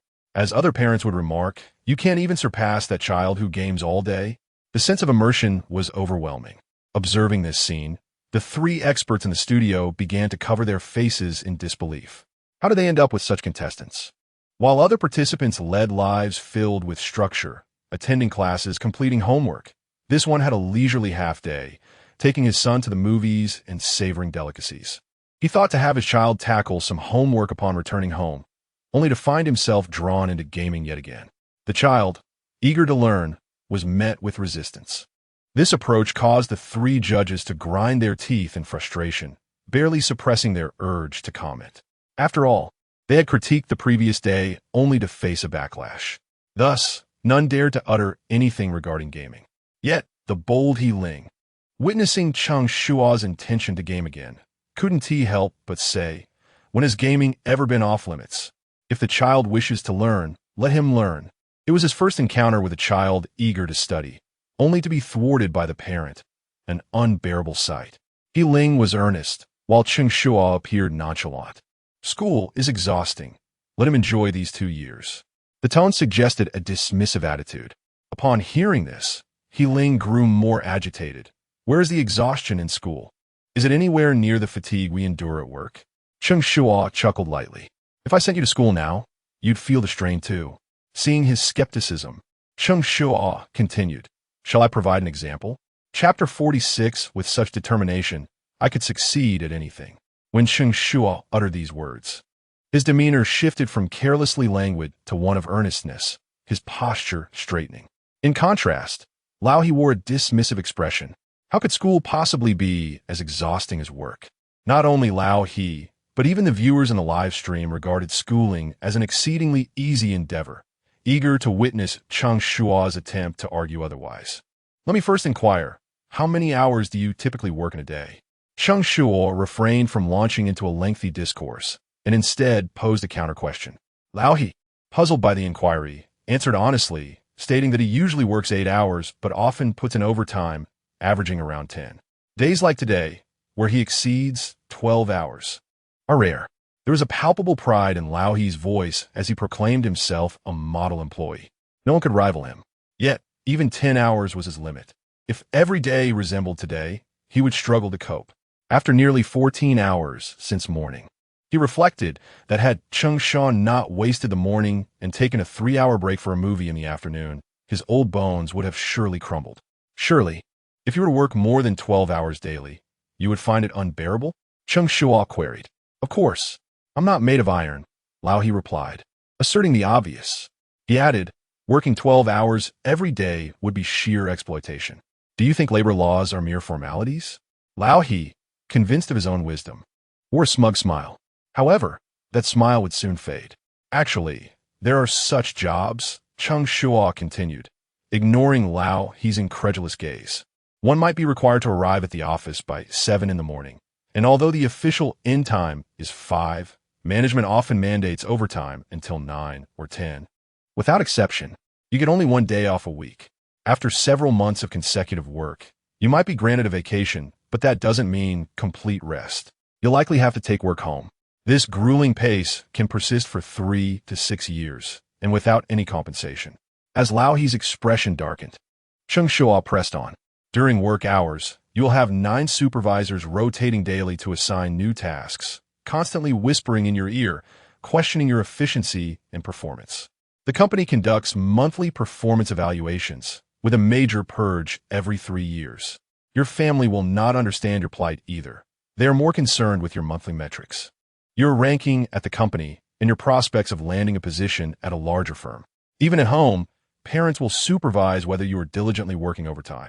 With each sentence from Cheng Shuo, Lao He's demeanor became increasingly grim. Finally, in a fit of indignation, Lao He interrupted. Impossible. There cannot be such inhumane jobs. He stubbornly believed Cheng Shuo was fabricating tales. Yet, as the realization struck him that their debate revolved around whether school or work was more arduous, a wave of helplessness surged from his feet to his head.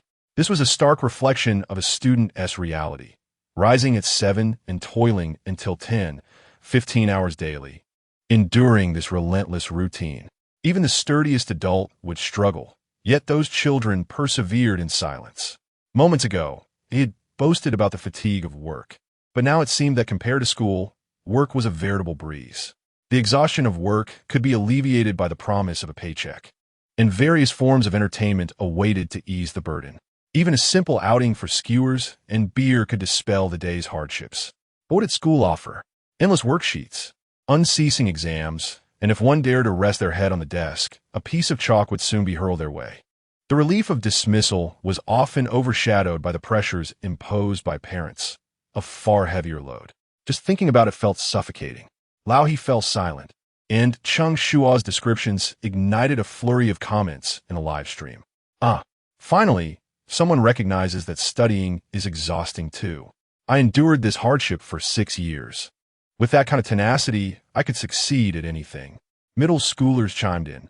For my peanuts, for my peanuts. High schoolers declared, I finally understand my life. Let us be kinder to the children. They have it tough too. Never again should we say, if you can't endure the hardships of study, you'll face the hardships of life. Life does not necessarily entail the struggles of study. Enough said, my friend. I'll elevate you high. All my future votes are yours. Even if other streams are upside down, I'll 1T give them my votes. This program doesn't allow gifts, but with such words, I'd gladly shower him with planes. You all are so generous. I can't afford to send planes. Can I just transfer money to him? Sometimes. The understanding is utterly despairing. Since the topic arose, Lao He's demeanor had noticeably shifted. He appeared deflated, devoid of energy. Cheng Shuo recognized that his words had struck a chord, so he encouraged Lao He to return home early. After all, he intended to play video games with his son, engaging in nothing else. The live stream could be conducted from the fixed location at home. All right, I'll come by early tomorrow, Lao He conceded, turning to leave. Yet, the thought of another long day ahead filled him with instinctive reluctance. Just 2 days of this had already taken a toll, and he couldn't help but ponder the plight of those children. With a long sigh, he resolved never to complain about work fatigue again. As Lao He departed, Cheng Shuo coaxed his son into playing a couple of games before collapsing into bed. Today's live stream had concluded. Lying in bed, Cheng Shuo commenced his final ritual of the day, browsing his phone. A day without checking his device had resulted in an avalanche of notifications upon opening it. Scanning through, he noticed that out of 10 notifications, 5 or 6 pertained to him. As long as a father is sufficiently lazy, the child will return the favor. I could, without a shred of conscience, give a teacher a perfect score in evaluations. Why then, cannot the teacher bestow a passing grade upon my son? My son is truly handsome. Even being punished to stand, he remains charming. As he perused the comments, Cheng Shuo's smile widened, akin to the most exuberant of expressions. The creativity of today's netizens was remarkable. The clips showcased memorable moments, complete with background music and effects. No wonder they had gone viral. Each post garnered over 1 million likes, and countless comments flooded in below. Some were complimentary, while others were not. Yet Cheng Shuo remained unfazed. After all, in the realm of huaxia, debates over whether tofu pudding should be sweet or savory, or whether dumplings should contain meat or sweet fillings, can escalate into lengthy disputes. One can only imagine the uproar surrounding his unconventional parenting methods. He dismissed the negative reviews entirely. Half an hour later, having scrolled through all the related videos, Cheng Shuo mused that if these clips could achieve such popularity, surely he must have secured a spot on the trending list. Opening his Weibo, he found that indeed. Several trending topics featured him prominently. Among them, one caught his eye. New parenting methods will become a trend in the future. Chapter 47. With such stature, it will be a shame not to move bricks. Upon clicking the entry, it was apparent that even at such a late hour, many netizens were actively engaging in heated discussions. Real-time messages were refreshing at an astonishing rate, with contributions from industry authorities and influential bloggers in related fields, each presenting diverse viewpoints, some affirming, others skeptical. Overall, the discourse leaned towards rationality. Even dissenting opinions were articulated with sound reasoning, and instances of unfounded criticism were rare, quickly drowned out when they did surface. This surprised Cheng Shuo, who had witnessed numerous instances of antagonistic trolls stirring discord among netizens. The presence of such measured discussions felt almost surreal to him. What he didn't realize was that this situation was entirely orchestrated by the production team, who had established a review team dedicated to safeguarding their prized asset. Any post that engaged in baseless disparagement was promptly flagged for removal, and failure to comply could lead to legal action. The internet is not a lawless realm. While healthy competition was encouraged, any underhanded tactics involving higher trolls were strictly prohibited. Chunbo demonstrated remarkable foresight in this regard, protecting both the program and the contestants. However, this left the staff behind the scenes burdened with extra work. While the contestants enjoyed their rest, they toiled tirelessly. In the production team's back office, one staff member lamented, "I'm losing my vision from deleting these negative comments. No one has it worse than I do." Another replied, "What are you talking about? I just deleted 3,000 malicious reviews. Keep it going. Shouldn't we call in the planning team for assistance? At this rate, when will we finish? Don't count on it. They're busy preparing for tomorrow's campus safety promotion. I hear they plan to stage a lesson on dealing with rioters." A riot drill? Haven't seen any notification about that.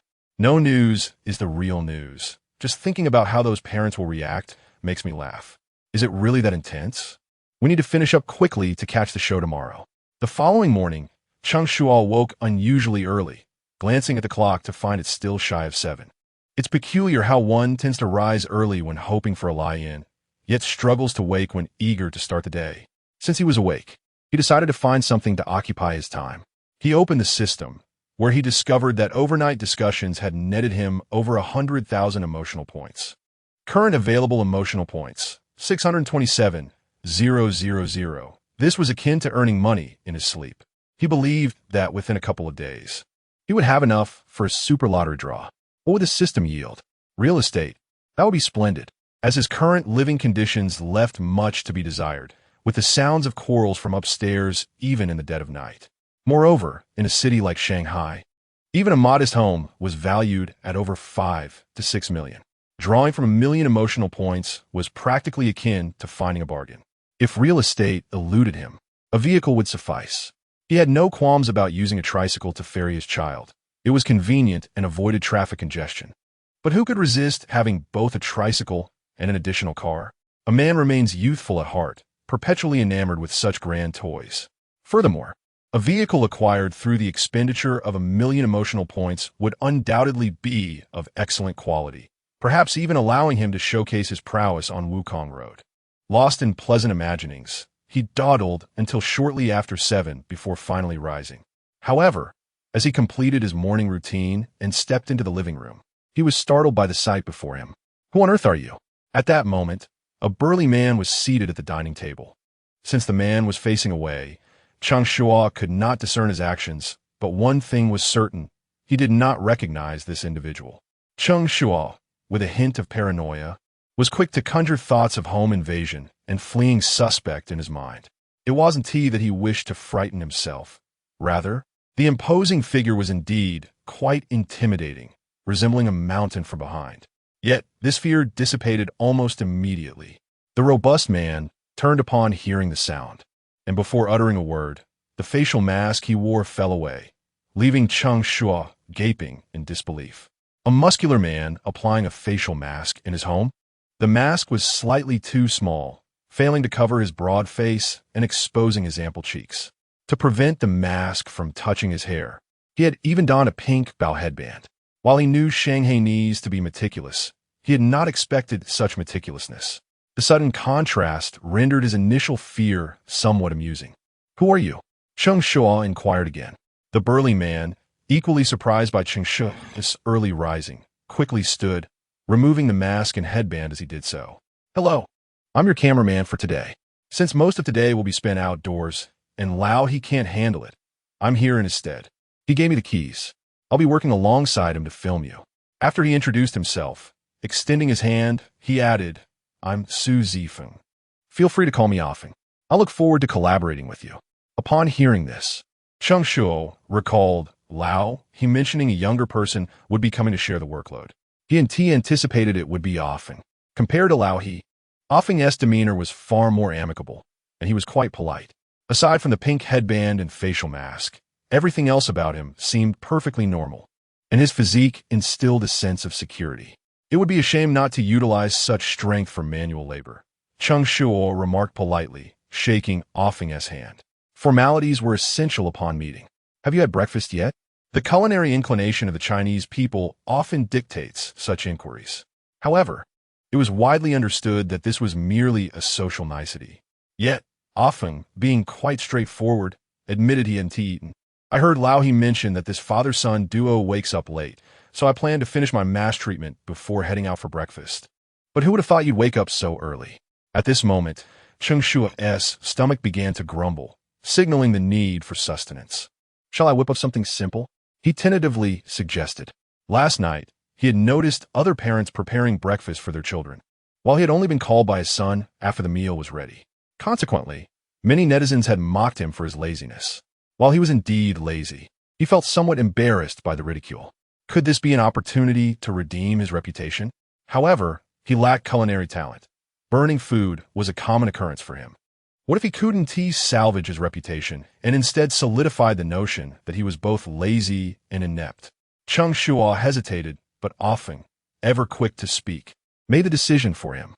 "That sounds wonderful. Let us start our beautiful day with breakfast." Afeng's enthusiasm was matched by his promptness as he activated the camera, leaving Cheng Shuo with no room to decline. "All right, if I must, I must." With a resigned determination, Cheng Shuo ventured towards the kitchen. Due to Cheng Shuo's immense popularity, nearly 500,000 viewers flooded into the live stream as soon as it began. "Hey, I'm a first to check in." "What do you mean you're first? I was here ages ago. You claim to have arrived early, yet you only just logged in." "What a fib. So what if I did? I'm a girl. You have to let me have this." "Good grief. Encountering this first thing in the morning, don't make me curse in such a joyful place." "Never mind. Engaging with such individuals only fuels their fire. Facts speak louder than words, so let us just enjoy the live stream."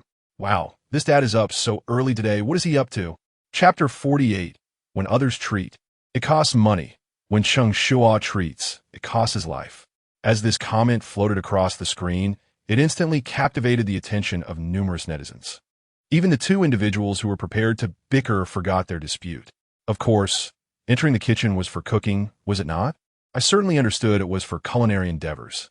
I would be surprised if anyone else did not. However, him? It must be said, this fellow seemed utterly inept in the kitchen. Yesterday's meal had been prepared by his son. I calculated in my mind, someone's stomach was bound to suffer. A wholesale supply of digestive tablets was in order. Let us not be too hasty. Perhaps he possesses some cooking skills. Trust him to cook. Or trust that I am Qin Shi Huang. It is no wonder that netizens held such pessimistic views. Primarily, Cheng Shuo's laziness was deeply ingrained in their minds. His son prepared breakfast, while he indulged in a second sleep as others toiled at work. Out of 3 meals a day, he dined out for 2. With such a track record, it was hardly surprising that people associated him with a lack of diligence. If it were merely a prejudice, it would be manageable, but alas, this was the stark reality. Moreover, he constantly demonstrated to netizens that their assumptions were indeed correct. In the footage, Cheng Shuo entered the kitchen, fidgeting and peering around. He examined the labels on bottles and sampled the white granules from the seasoning box to discern whether they were sugar or salt. Witnessing this scene, Often could not help but inquire, "You don't know how to cook, do you?" The bluntness of the question left Cheng Shuo momentarily flustered. Who said that? In a bid to prove his culinary prowess, he seized some flour and began kneading it. Although Cheng Shuo was obstinate, he was quite aware of his limitations. Making buns or dumplings was beyond his capabilities. However, noodles were simple enough. He could knead the dough into a ball, cut it into strips, and boil it to perfection. He promptly resolved to prepare noodles for breakfast. Moreover, he cleverly devised a contingency plan. If the dough was too wet, he would make dumpling soup. If too dry, noodles it would be. A strategy of offense and defense. When culinary skills falter, intellect must prevail. Remarkably, this approach allowed for a significant margin of error. Despite the chaotic process and the kitchen resembling a disaster zone, the final product turned out surprisingly well, even astonishing Cheng Shuo himself. It appeared that potential could indeed be coaxed out with a little pressure. Not only was Cheng Shuo pleased, but often was also satisfied. Perhaps it was due to hunger. But he found himself salivating at the sight of the bowl of broth-soaked noodles. "Once I add the soul seasoning, we can dine. Please help me wake my son," Cheng Shuo added, eager to redeem himself in front of his child. Tired of being teased about his poor cooking skills, he was determined to show his son that he could indeed excel when he put his mind to it. After Cheng Shuo spoke, Offing placed the camera aside and went to rouse the child. The camera captured Cheng Shuo diligently adding seasoning to the bowls, but as he was facing away, netizens could not discern what he was adding. Nevertheless, this did not hinder their changing perceptions of Cheng Shuo. "Oh, he can actually cook," they mused. "Well, although his movements are somewhat unrefined, the fact that he can cook is sufficient." I admit, the noise level was a bit excessive. Fathers who venture into the kitchen are already a rarity, unlike my own father, who not only refrains from cooking, but also criticizes my mother's culinary endeavors. My dad, too, despite his inability to cook, can detect the slightest reduction in salt. It must be said, many harbor an unusual tolerance for fathers. Perhaps the ingrained notion that cooking is solely a mother's domain is too entrenched. Thus, fathers receive praise even for the rarest of culinary attempts, no matter how subpar the result may be. Double standards are evidently well understood. Once the seasonings were set, Cheng Shuo placed 3 bowls of noodles on the table, and Offing returned with the child in tow. "Come quickly, eat while it's hot." Cheng Shuo warmly beckoned. Offing, grinning, approached. "I one tea hold back then." However, upon seeing the noodles on the table, a look of confusion crossed his face. "Why does this seem different from what I saw earlier?" Never mind. Filling his stomach was the priority. There was a school event today. If he didn't eat well, he wouldn't have the strength to carry the camera later. Just as he reached for his chopsticks, a small hand intervened. "Uncle."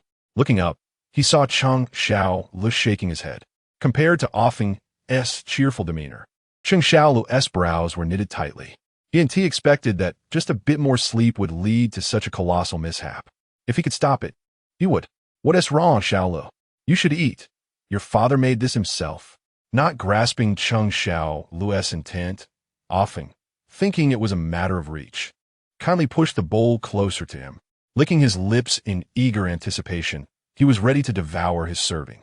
Observing the commotion, Cheng Shuo realized he could not prevent this. Yet, he still wished to protect his father's pride. "Uncle, my dad rarely cooks. If it doesn't taste good, please phrase it gently." Offing looked perplexed. "Gently? It's just a bowl of plain noodles. How bad could it possibly taste? Besides, the effort he put into cooking is evident. Even if it's terrible, he wouldn't be so lacking in emotional intelligence as to express that." Clearly, Cheng Shuo misunderstood him. Precisely, it should be gentle. With his round eyes spinning, he suggested, "If you find it sour, say it's appetizing. If it's spicy, say it's rich in flavor. If it's salty, say it's for those with a stronger palate. If it's bitter, say it clears heat and purges fire. If you find it tasteless, just say it's authentic." Cheng Shuo was quite clever. Since he could not intervene, he would let Offing be the first to taste the dish. This way, he could gauge the flavor and decide whether to partake himself. Misery loves company. Offing was taken aback by the abundance of vocabulary from the little one, rendering him utterly astonished, completely ignoring his advice. At that moment, Cheng Shuo urged from the side, "What are you two whispering about? Hurry up and eat. Eat, eat, eat." His gaze lingered on Cheng Shuo's face while his hand already moved to bring the noodles to his mouth. Upon tasting the flavor, Offing's expression began to shift rapidly. Confusion, disbelief, conflict, and puzzlement flickered across his face in quick succession. To confirm the taste, he even chewed a few more times. That chew contorted his features into a grimace. Not spitting out the noodles was his final display of decorum. At that moment, he finally comprehended Cheng Shuo's warning. He cast a helpless glance at him, his eyes filled with accusation, questioning why he hadn't outright told him how dreadful it would be. Cheng Shuo, equally innocent, shrugged his small shoulders. Could he be blamed? Just then, Cheng Shuo inquired, "Is it delicious?" Such a simple question nearly broke Offing's resolve. Swallowing the noodles with great difficulty, he managed to utter two words, "It's good." "How good?" Cheng Shuo, ever the instigator, chimed in. At this, Offing felt tears welling up. Gazing into Cheng Shuo's eager eyes, he gritted his teeth and replied, "The texture of the noodles is quite complex. It's not only appetizing but also clears heat and purges fire, suitable for those with a hearty appetite." In summary, the taste was very delightful. Chapter 49. The taste lies somewhere between delectable and dreadful. How horrid. Originally, Ah Feng intended to endure it, but as he continued to speak, the flavor became increasingly overwhelming, ultimately leading him to expel it. Witnessing this scene, the online community was left in astonishment. So delicious that one retches. I had just been praising his reliability, and now this is how he treats me? What degree of unpalatability must this possess to evoke such a reaction? A delivery has arrived. I must taste it myself. Generally, I dismiss the mediocre, but something this atrocious demands my attention. Cheng Shuo asked, "Would you like to come to my home for a meal? I shall personally prepare the poison." It seems this child's survival is indeed a matter of fortune. Please, be gentle. At least his intentions are good. Good intentions aside, let us refrain from setting out next time. Cheng Shuo's culinary skills took a turn that left many of his admirers feeling betrayed. When it came to criticism, they were merciless. Observing Ah Feng's reaction, Cheng Shuo stirred his noodles with confusion, questioning, "Is it truly that dreadful?" It shouldn't be. He explicitly ensured that he included all the necessary seasonings: MSG, salt, chili, dark soy sauce, oyster sauce, fermented bean curd. A total of over a dozen ingredients. Isn't it a common belief that more ingredients lead to better flavor? Cheng Shuo, puzzled, contemplated tasting it himself, but was deterred by Ah Feng's earlier response. He still had a child to raise. Risking his life was not an option. Ah Feng felt a pang of guilt at Cheng Shuo's dazed expression. The man had kindly prepared a meal for him, yet here he was, complaining. Though lacking in culinary skills, Cheng Shuo had bravely attempted to cook, and Ah Feng resolved not to dampen his spirit. With this thought, Ah Feng quickly assured, "It's not inedible, not at all." When pressed for a more specific description, he pondered for a moment before stating, "It's merely somewhere between tasty and distasteful." He sought to convey that the flavor was unremarkable. To articulate it further would require him to compromise his integrity. Between delightful and dreadful, Cheng Shuo found it difficult to fathom what such a taste might be, but it likely wasn't horrifically bad. He felt somewhat reassured, but not significantly so. However, this slight comfort was swiftly undermined by the impertinence of Cheng Shuo, that mischievous child. Between tasty and dreadful, doesn't that equate to quite dreadful? His innocent voice, sparkling eyes, and adorably naive demeanor belied the sting of his words, which pierced Cheng Shuo's pride. "Impudent child, what nonsense are you spouting?" Cheng Shuo felt his defenses crumble. He understood that his son often teased him, but this time it struck a deeper chord. Had he merely been dismissive, he would have reacted so strongly. Yet, he had genuinely endeavored to cook, investing effort only to be met with this. How could he not be affected? Typically, a child in such a situation would be too frightened to speak out. But Cheng Shuo was in the second grade, and was he not allowed to speak the truth? Why not try it yourself? His confidence served as a testament to his father's lack of culinary prowess. Resisting the challenge proved futile. Cheng Shuo took a strand and placed it into his mouth. Not bad. Oh no. He had intended to maintain his composure, but upon tasting, he couldn't help but spit it out. It was beyond mere inedibility. The flavor was reminiscent of socks that hadn't been washed in 3 months, marinated in a can of herring for an additional fortnight. He marveled at his own ability to transform a simple bowl of plain noodles into such a monstrosity. How is it? Quite dreadful, isn't it? Cheng Shuo Li's expression was triumphant, as if he had achieved a great victory, hoping to make his father aware of his culinary shortcomings, convincing him to stay out of the kitchen henceforth. Despite the ridicule from his son, Cheng Shuo chose to ignore it.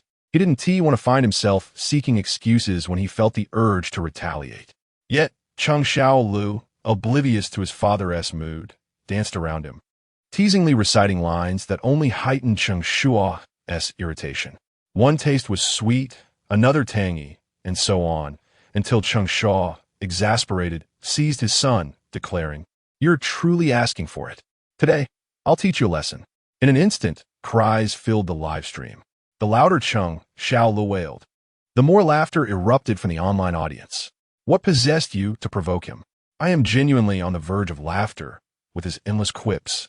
He is a born entertainer. Before, you mustn't strike a child. After, a couple of swats won't hurt. Such entertainment.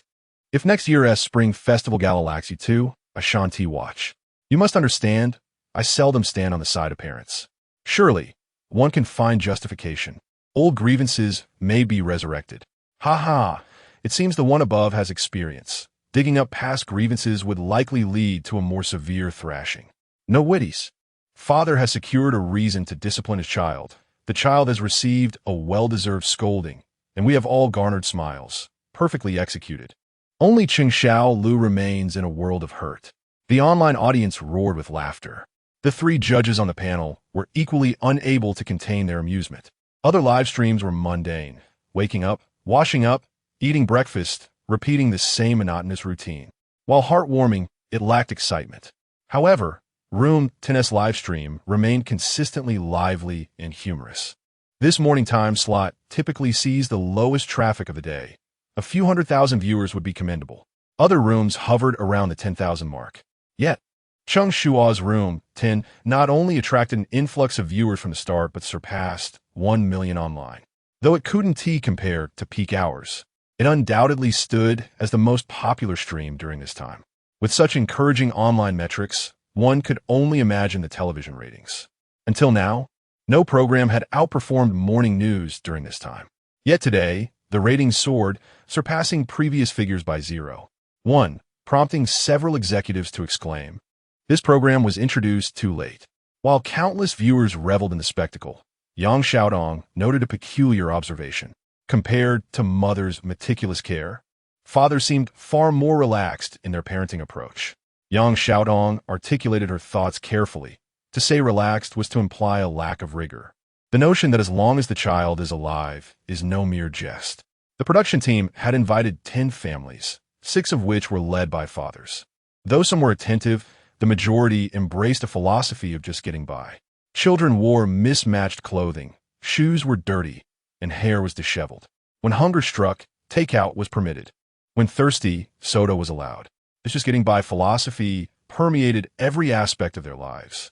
Cheng Shuo's approach was particularly rough, given his complete lack of life skills.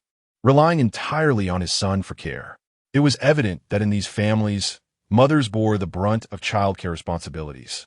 Yang Xiaodong's sentiments were immediately understood by Zhong Xiuqin, who chimed in, "We previously conducted a small survey with the question, what is the most frequently uttered phrase from fathers? Can you guess? It was Dad. Where's my mom?" Chapter 50, Mistaking Sleep Quality for Resilience. As Zhong Xiuqin's words fell, the barrage of comments erupted once again. When did I install surveillance in my home? Why not just report my ID? It's undoubtedly my fault. If anything arises, I'll consult my mother first. Upon returning home to find my father present, I inquire, "Dad, where's Mom?" And upon finding my mother, I exclaim, "Mom, there you are." Hence, does my father play a negligible role at home? Yet, he is indeed useful, for he can summon my mother. The online community buzzed with endless discussions, and the more they debated, the more bittersweet smiles adorned the faces of the 3 experts. Gradually, it seemed that the responsibility of raising children had fallen solely upon mothers. However, it is evident that fathers also play an indispensable role in a child's development. They pondered how to educate children effectively, considering various aspects, yet they overlooked the most vital element, the influence of a father as presence. While some jested about fathers caring for children, merely existing was deemed sufficient. Nonetheless, it is undeniable that compared to a mother's overprotectiveness, a father's involvement fosters greater courage and curiosity in children. When juxtaposed with health and safety, children might benefit more from the opportunity to explore and experiment. Thus, education is never a one-sided affair. The three experts contemplated how this situation could be altered, simultaneously, as the topic shifted to fathers caring for children. The tone of the comments morphed from playful teasing to fervent critiques. Some shared humorous anecdotes. My father was truly unreliable. Whenever I ate eggs, I would fall asleep. The moment I cried, he would feed me eggs, claiming I was easy to soothe. It was only at 10 that I discovered my allergy to eggs. I would faint after eating them, and my survival was purely a blessing from my ancestors. Ha ha ha, I thought it was merely poor sleep quality. Little did I know it was sheer luck. Yama, I have known you since you were small. Now you have grown so much. My father, too, was quite absurd. Throughout my schooling, it was always my mother who picked me up. On one occasion, when my mother was unavailable, my father mistakenly went to my middle school to collect me, oblivious to the fact that I was in high school, and moreover, in my final year. Much like myself, my father seemed unaware of my age. During my years abroad, whenever someone asked him about my age, he would uniformly declare I was 18, maintaining the charade for several years, leading others to believe I was lost to the world, too timid to mention my name in his presence. Frankly, before considering how to educate children, we ought to first educate these fathers, especially that Cheng Shuo, who can't even cook. If he were in our Sichuan Chongqing region, he'd struggle to find a wife. The online community relished in these critiques, with a plethora of personal experiences surfacing. This prompted discontent among many fathers present. Who says fathers are unreliable? My daughter is thriving under my care. In Yun City, Zhang Chong, watching the live broadcast, wore an expression of disbelief. He had a middle school daughter, with whom he shared an incredibly close bond. He picked her up from school and took her on outings. The time they spent together surpassed that with her mother. Now, witnessing the comments disparaging fathers, Zhang Chong was the first to object. If it weren't for the imminent school run, he would have vigorously defended fathers to the online audience. Ming, are you ready? We'll be late if we don't hurry. Turning off his phone, Zhang Chong assumed the responsibilities of a devoted father. Hurry up, hurry up. In the bedroom, Ming hastily responded, then poked her head out. Dad, where's Mom? Under ordinary circumstances, Zhang Chong would have promptly informed her of her mother's whereabouts and kindly called her. However, the recent broadcast made him slightly sensitive to this query. After claiming his daughter was closer to him, she now sought her mother, which irked him. What do you need your mother for? If their essay matter, come to your father instead. Ming, oblivious to her father's unusual demeanor, replied, then, Dad, could you help me find my sneakers? I have PE class today. Sneakers? You ought to ask your mother. She is the one who organizes everything. Then could you at least fetch my uniform jacket? I'll put it on and leave. Your mother ironed it. I have no idea where it is. What about the lunch I brought? Did you pack in my bag? Let me check. Where's your backpack? Clueless, Zhang Chong left Ming speechless. Her little head popped out again. Dad, just call Mom. At this moment, Zhang Chong felt rather embarrassed. He had just asserted he was equally capable, only to be swiftly contradicted. A peculiar sense of competitive pride surged within him. Through gritted teeth, he declared, Darling, don't trouble your mother for everything. I may not know these trivial matters, but I can certainly assist with other things. Upon hearing this, Ming pondered and replied, Dad, we need to pay the class fee soon. Before she could finish, Zhang Chong hurriedly waved his hand. Sweetheart, wait a moment. I'll go fetch your mother.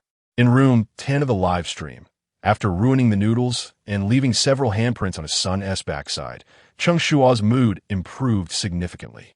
Is this the universal experience of fatherhood? It feels satisfying to discipline the child, only to be engulfed by guilt afterward. Watching his son's tear-streaked face, Cheng Shuo regretted the earlier spanking. Why are you crying? Daddy only hits you because he loves you. Look, I didn't hit anyone else. Initially, Cheng Shuo merely sniffled softly, but upon hearing those words, tears cascaded down his cheeks.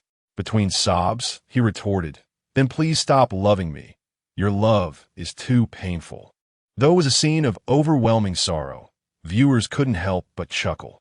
A father's love is like a mountain until it crumbles. Haha, I apologize. I don't wish to laugh, yet I simply cannot contain myself. Years later, the doctor might say, "It's just a slight fever." Cheng Shuo would exclaim, "What? Just burning up?"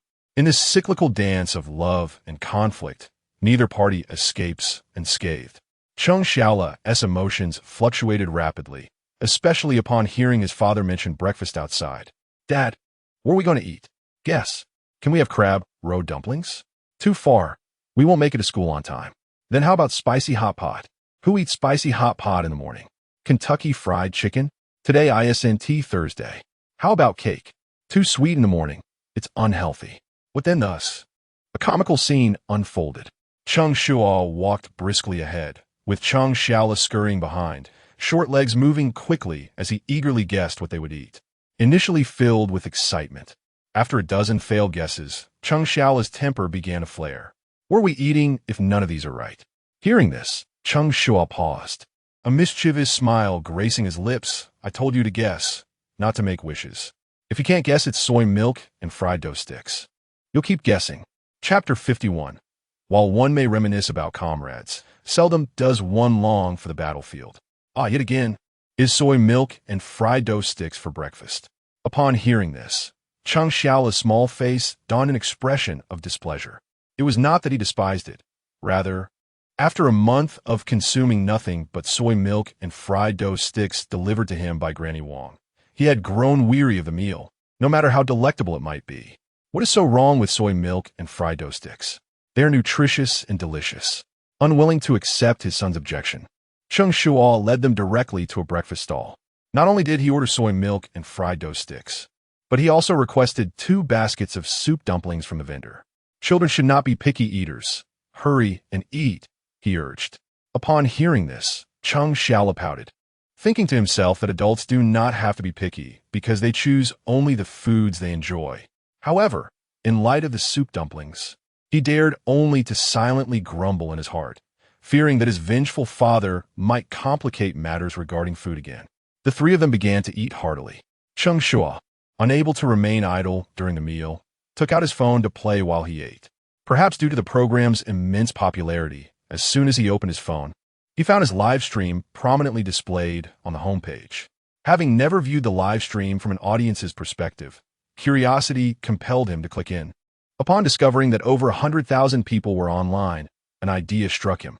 Although he was currently enjoying success due to the program, what would happen once it concluded? The system required constant accumulation of emotional value to function. Thus, he resolved to cultivate a good relationship with his viewers. If future opportunities for programs were scarce, he could always initiate his own live stream. Consequently, he unusually began to interact with his viewers, greeting them, "Good morning, everyone. Have you all eaten?" His opening line revealed him to be an experienced live streamer. Hearing his voice, Alphonse looked at him in surprise. It was indeed typical to greet others by inquiring about their meals. The viewers responded enthusiastically in the comments, claiming they had already devoured 2 hefty meat buns. "Have you tried the spicy noodles from Sichuan and Chongqing? They have been featured on culinary shows. You must try them if you have a chance." "Like you, I also had soy milk and fried dough sticks for breakfast, so, in a sense, we have shared a meal. You all are fortunate. My mornings are often filled with hardship. My breakfast varies depending on what others provide. I may suffer or feast, or even have a flatbread. But if no one offers anything, I am left to drink the winds of the Northwest." The light banter opened the conversation, and most viewers responded earnestly, although some injected humor into the mix. The comments section buzzed with excitement. The atmosphere remained harmonious until a viewer proclaimed, "I had spicy soup for breakfast, and I added sugar." The tone shifted dramatically. "Adding sugar to spicy soup? You had better not be doing that intentionally. Who taught you to eat like that? I'll give you $5 and call you an outsider. If you want to add sugar to spicy soup, you can keep it to yourself. I'm not joking. I cannot tolerate this. Please reveal your location. I'll come find you to discuss this matter." Everyone, Please step aside. This is a matter for our local community, and we can handle it ourselves, though it may get a bit bloody. Seeing the sudden uproar among the viewers left Cheng Shuo perplexed. Was adding sugar to spicy soup truly such a grave offense? Just as he pondered this, the comments provided clarity. Adding sugar to spicy soup was akin to mixing yogurt with rice rolls, pairing Sichuan hot pot with chocolate sauce, or putting ketchup in snail noodles. Upon reading this analogy, Cheng Shuo could no longer contain himself, feeling a strong sense of relatability. The mere thought of hot pot with chocolate sauce turned his stomach. His enthusiasm for interaction faded, coinciding perfectly with the moment they finished breakfast. Thus, Cheng Shuo set off once more in his little tricycle towards the school. The campus safety activity had nearly become a staple in many schools, held every few months. Although this time it garnered significant attention with numerous leaders participating, the content remained largely unchanged. It began with lectures discussing cases to enhance children's awareness of safety, followed by a few games to reinforce their understanding, and concluded with potential interviews. Of course, interviews were unlikely to be granted to ordinary students like them. From the moment he received the notification, Cheng Shuo understood his role in the event was merely to enhance the visibility of the gathering. He was not alone. Other parents were there for the same reason. Given that this campus event was citywide, the live-stream footage of the 10 participating groups appeared quite similar. As all the participants entered the campus, viewers began to buzz with commentary. This isn't just about children participating in an event. It's a nostalgic trip down memory lane, reminiscent of our school days. Witnessing the program has opened my eyes. So this is what an international school looks like, reeking of wealth from every corner, paying hundreds of thousands in tuition, and the facilities are still inadequate. I feel that money is wasted. Public schools have improved significantly. They're far better than what we had. Back in my day, we ran on muddy playgrounds. If only we could run on rubber tracks like this with our classmates, it would have brought so much joy. Indeed, reflecting on childhood, even being punished to run was a source of happiness. Oh, how I long for my lost childhood. I don't want to grow up. I wish I could attend elementary school just once more. The familiar facilities within the campus instantly stirred numerous memories for the viewers, transforming the tone of the comments into one of melancholy. Not only the viewers felt this way, even our phone, the cameraman following Cheng Shuo, shared the sentiment. Observing the children playing nearby, he remarked sentimentally, "Humans are truly peculiar. During school, we felt stifled and desperately wanted to escape. Yet looking back, the happiest moments were spent in school." The saying that strong men possess tender hearts proved true, despite his physique rivaling that of a fitness coach.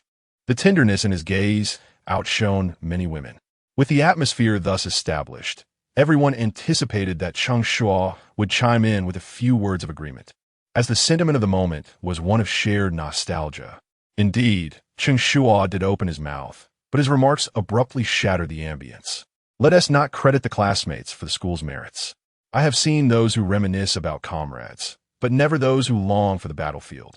He chuckled, yet his bluntness pierced through the moment, turning Ah Feng's sentiment into awkwardness. You truly are impervious to subtlety. Is that really the way to express it?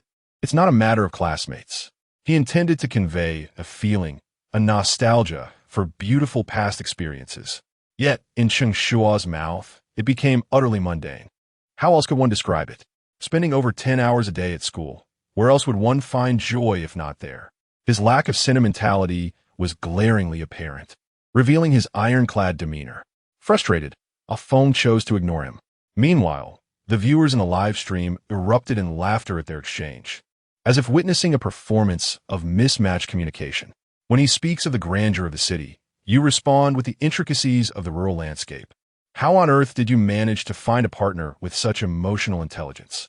Now I understand where Cheng Xiaola inherited his sharp tongue. Chapter 52, Is There More? My father wants to eat too. As the barrage of comments heated up, the three of them entered the school auditorium. Since there were already students and staff from the television station recording, their arrival didn't attract excessive attention. The auditorium was divided into 2 levels and could accommodate over 1,000 people. By the time they entered, many were already seated. Dad, this way. I'll take you to our classes area. Cheng Xiaolu, evidently well acquainted with such events, guided Cheng Shuo confidently through the space. in this arena of his son's domain. It was only natural for him to follow. Soon, they arrived at the designated section for his son's class. "Dad, you can sit here," whether intentional or not. Cheng Shuo Lu had placed his father next to a lady who appeared to be no more than 30, exuding a dignified and graceful aura. When Cheng Shuo glanced her way, she politely nodded in greeting. "Isn't there plenty of other empty seats?" Cheng Shuo thought to himself. It wasn't he that he was averse to sitting beside her. He simply anticipated a dull event and desired a corner where he could discreetly play on his phone. "Just sit here. I'm sharing a desk with Chu and Mo, so you should sit with her mother."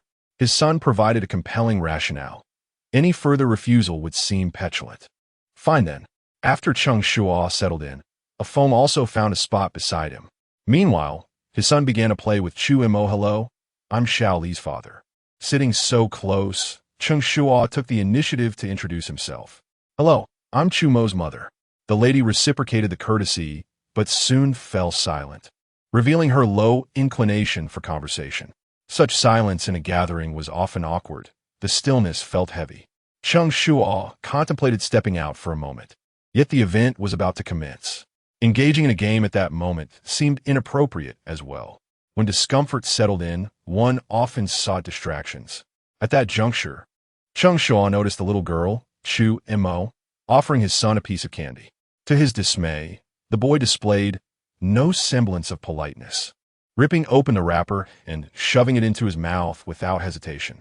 Under normal circumstances, Cheng Shuo would have said nothing, but the atmosphere was so uncomfortable that he yearned for something to break the silence. Thus, he fell into the role of a parent eager to impart lessons. "Xiaolu, what do you say when someone gives you candy?" He hoped to instill a sense of courtesy. Gratitude was essential when receiving something from others. However, his son seemed perplexed.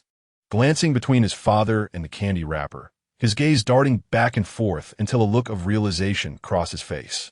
"I know." Just as Cheng Shuo began to feel proud of his son's comprehension, he was taken aback when the boy earnestly turned to Chu Mo and asked, "Is there any more?" "My dad wants to eat." The sheer audacity of the statement was shocking, especially as the boy pointed at him, making it appear as though he were the one craving the candy.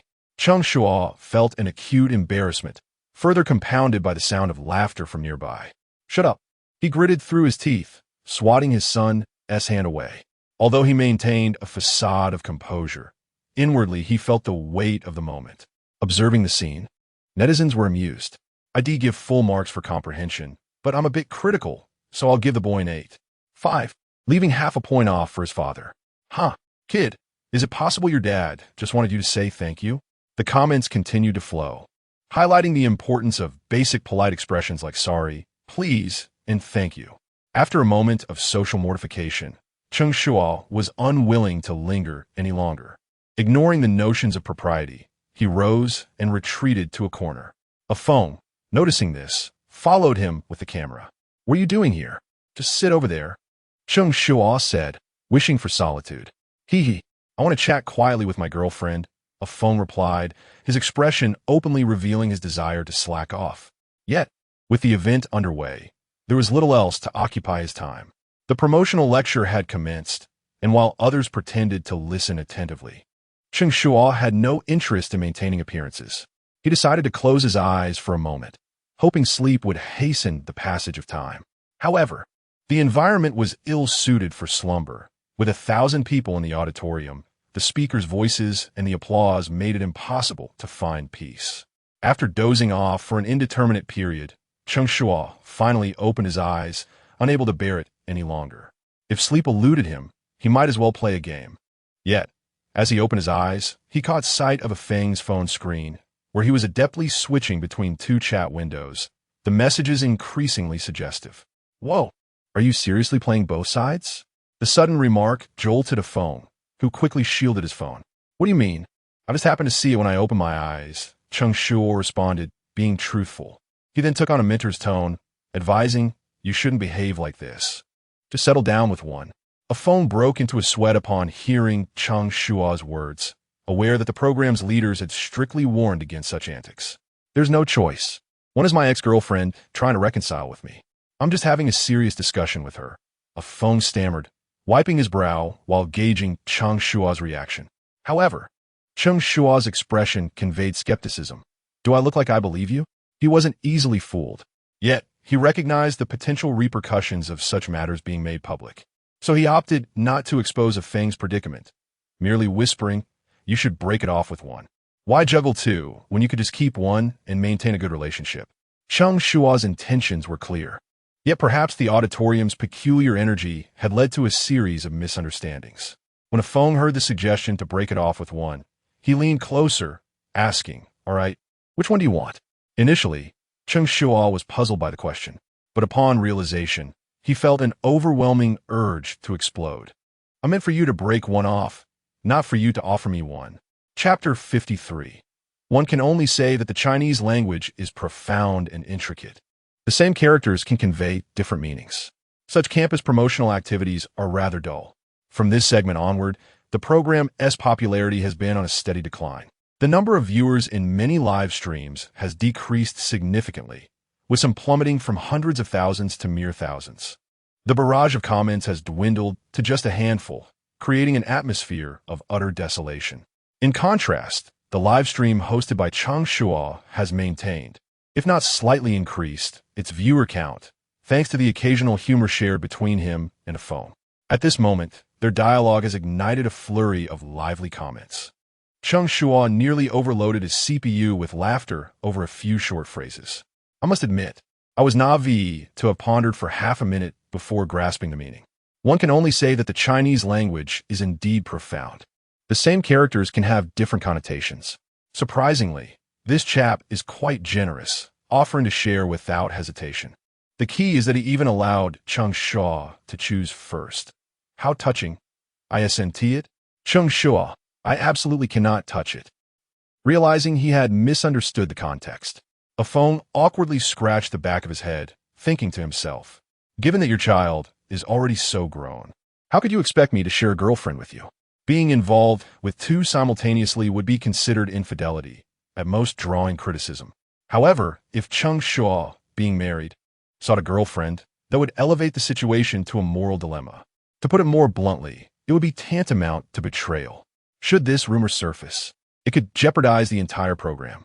Feng breathed a sigh of relief, grateful it was merely a case of misunderstanding. While he felt relieved, a staff member backstage was nearly having a heart attack. Good heavens! The conversation between these two was terrifying. If a scandal of infidelity were to break, I would practically perish in my workstation. The speaker was the editor responsible for the on-screen visuals.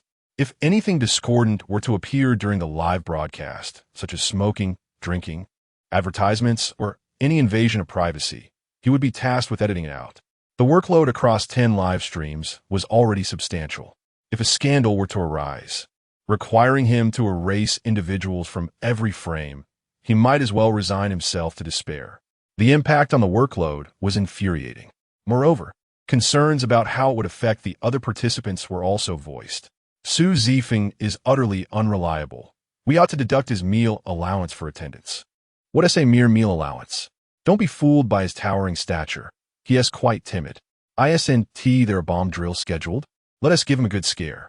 Yes, let us send him every video of his terrified self and make them into memes to share online. To bring someone down doesn't necessarily require murder. Social death is still death, cackling ominously. Not only was the barrage of comments lively, but the backstage was also bustling with activity. After 2 hours of lectures, the event progressed to the next segment. Next, we shall invite several students to join us on stage for a fun little game. Outstanding participants will even receive gifts. Are there any eager volunteers? During the second segment, the content across the 10 live streams was nearly synchronized. After communicating with the school, they would allow 10 children to participate. Thus, such scenes unfolded in various live streams. Xian, hurry up. This is a fantastic opportunity to showcase yourself. Don't let it slip away. Ziheo, raise your hand quickly. Grandma wants to see you on television. Cindy, your mother dressed you so beautifully for this moment. Go show them. Although arrangements had been made with the school, it was still necessary for the children to volunteer themselves. Otherwise, calling on students from such a large group would surely provoke discontent among their peers. Yet, despite the program being organized, the little contestants were reluctant to take the stage. Daddy, there are too many people. I don't want to. I'm scared. Our homeroom teacher is right there. No, my classmates will laugh at me. They thought they could simply take advantage of the situation, but unexpectedly, the children were hesitant. Parents and staff alike couldn't comprehend why the opportunity was being squandered. This was not a mere chance to be seen. It was a moment that could make the news. How many ordinary individuals have the chance to be featured in the news? The program had already created the conditions for them, yet they still failed to seize the moment. Witnessing this scene, the backstage staff felt their blood pressure rise. But without the children on stage, the program could not continue. Thus, they had to enlist the cameraman to join in persuading the little ones. While parents and staff were baffled, many online viewers understood the children's feelings all too well. Go on stage? My social anxiety is already making me tremble. Having been daunted by such situations since childhood, I began to feel despair for the children. People remained silent, merely empathizing. Being too introverted is not good. One must learn to adapt. Yet to do so in such an environment is daunting. It is far more terrifying than being compelled to perform in front of relatives during festive gatherings. When a phone received the notification, he too rose to persuade the children. However, when he glanced at Cheng Shuo's seat, it was conspicuously empty. A phone hurriedly nudged Cheng Shuo, who was engrossed in a game. Stop playing. Your son is missing. Expecting Cheng Shuo to be concerned, a phone was taken aback when he didn't even lift his head. Don't worry, he has not lost. Just look around properly. His tone was so casual. One might think Cheng Shuo wasn't his own son. He continued to be absorbed in his game. With no other option, a phone set out to look for him. Soon he spotted the small figure beneath the stage. Unlike the other children's reluctance, Cheng Shuo was practically bursting with enthusiasm. He dashed to the front, standing on tiptoe, one hand gripping the edge of the stage, the other raised high, repeatedly shouting, me, choose me. His eagerness was palpable, as if he feared being overlooked. The contrast was stark. Even teacher Zhong Xiuqin couldn't help but comment, I used to think that the saying character determines fate was merely an empty phrase. Now, it seems there is some truth to it. As she spoke, we also nodded in agreement. Regardless of whether he succeeds or not, the first step is to take action. Success isn't guaranteed, but inaction will certainly lead to failure. This boy is truly remarkable. Without even knowing what comes next, he is determined to seize the opportunity. After they spoke, the camera shifted to Yang Xiaotong. She smiled softly. The development of character is not something that occurs overnight. Some parents excessively suppress their children at home, while simultaneously demanding that they be confident and outgoing in public. They offer no support for anything their children do, yet expect them to excel in all areas. They stifle their children's desire for expression while complaining about their lack of communication. In such a contradictory educational environment, how can a child's character flourish? The remarks of the three judges resonated profoundly, affirming not only the children, but also Cheng Shuo's educational approach. Their words prompted many parents to reflect. Chapter 54. The mathematical conundrum of simultaneously draining and filling water. I have always believed that personality is innate. Assuming my son was naturally disinclined towards social interactions and camaraderie. In truth, it stems from inadequate nurturing, using his temperament as an excuse. Looking back, it is evident that fostering a child's development requires attention beyond mere academics. Who wouldn't desire their child to exude the charm and warmth of someone like Cheng Shuo, radiating positivity akin to a little sun? Indeed, it matters little if academic performance is lacking. Such children know how to seize opportunities. Research indicates that a significant portion of those who achieve success in adulthood may not have excelled academically. They simply struggle with their studies, not with their capabilities in other realms. The online community has lauded Cheng Shuo to the heavens, yet only Cheng Shuo understands that the boy revels in the limelight. He is not only familiar with the school environment, he is also the type to approach street performers, bowl in hand, eager to contribute. How can a child be so extroverted, leaving his introverted father feeling overshadowed? As Cheng Shuo ascended the stage, Cheng Shuo could only wish him enjoyment. Nonetheless, he harbored concerns that the boy's candidness might lead him to speak indiscreetly. Yet, thus far, he has been the sole casualty of that trait. A reminder was necessary, as distance rendered voices inaudible, relying on gestures instead. Fortunately, Cheng Shuo occasionally glanced in his father's direction, and upon spotting him signaling, he was momentarily taken aback before breaking into a beaming smile and responding with an okay. Believing his son had grasped his intent, Cheng Shuo was taken aback when, in the next moment, Cheng Shuo struck a series of poses, pouting, hands on hips, making heart shapes, and flashing peace signs. He even boldly mimicked the classic pose of Rodin's The Thinker, eliciting laughter from the audience. Witnessing this spectacle, Cheng Shuo suddenly regretted his earlier gestures, covering his face and signaling for the boy to simply enjoy himself. Could there be a more conspicuous display of youthful exuberance than this? Uncertain of the methods employed by other parents, the previously reluctant young contestants all eventually took the stage. The second segment commenced, welcoming all the children. Did the insights shared by the police officer resonate with you? The host's inquiry was met with a chorus of enthusiastic affirmatives. If you encounter difficulties and seek assistance, who should you turn to? The response was unanimous. The police officer. Do you enjoy such safety knowledge lectures? Again, the answer was a resounding yes. These questions were as predictable as pre-packaged meals, requiring no contemplation, with swift and accurate responses from the children.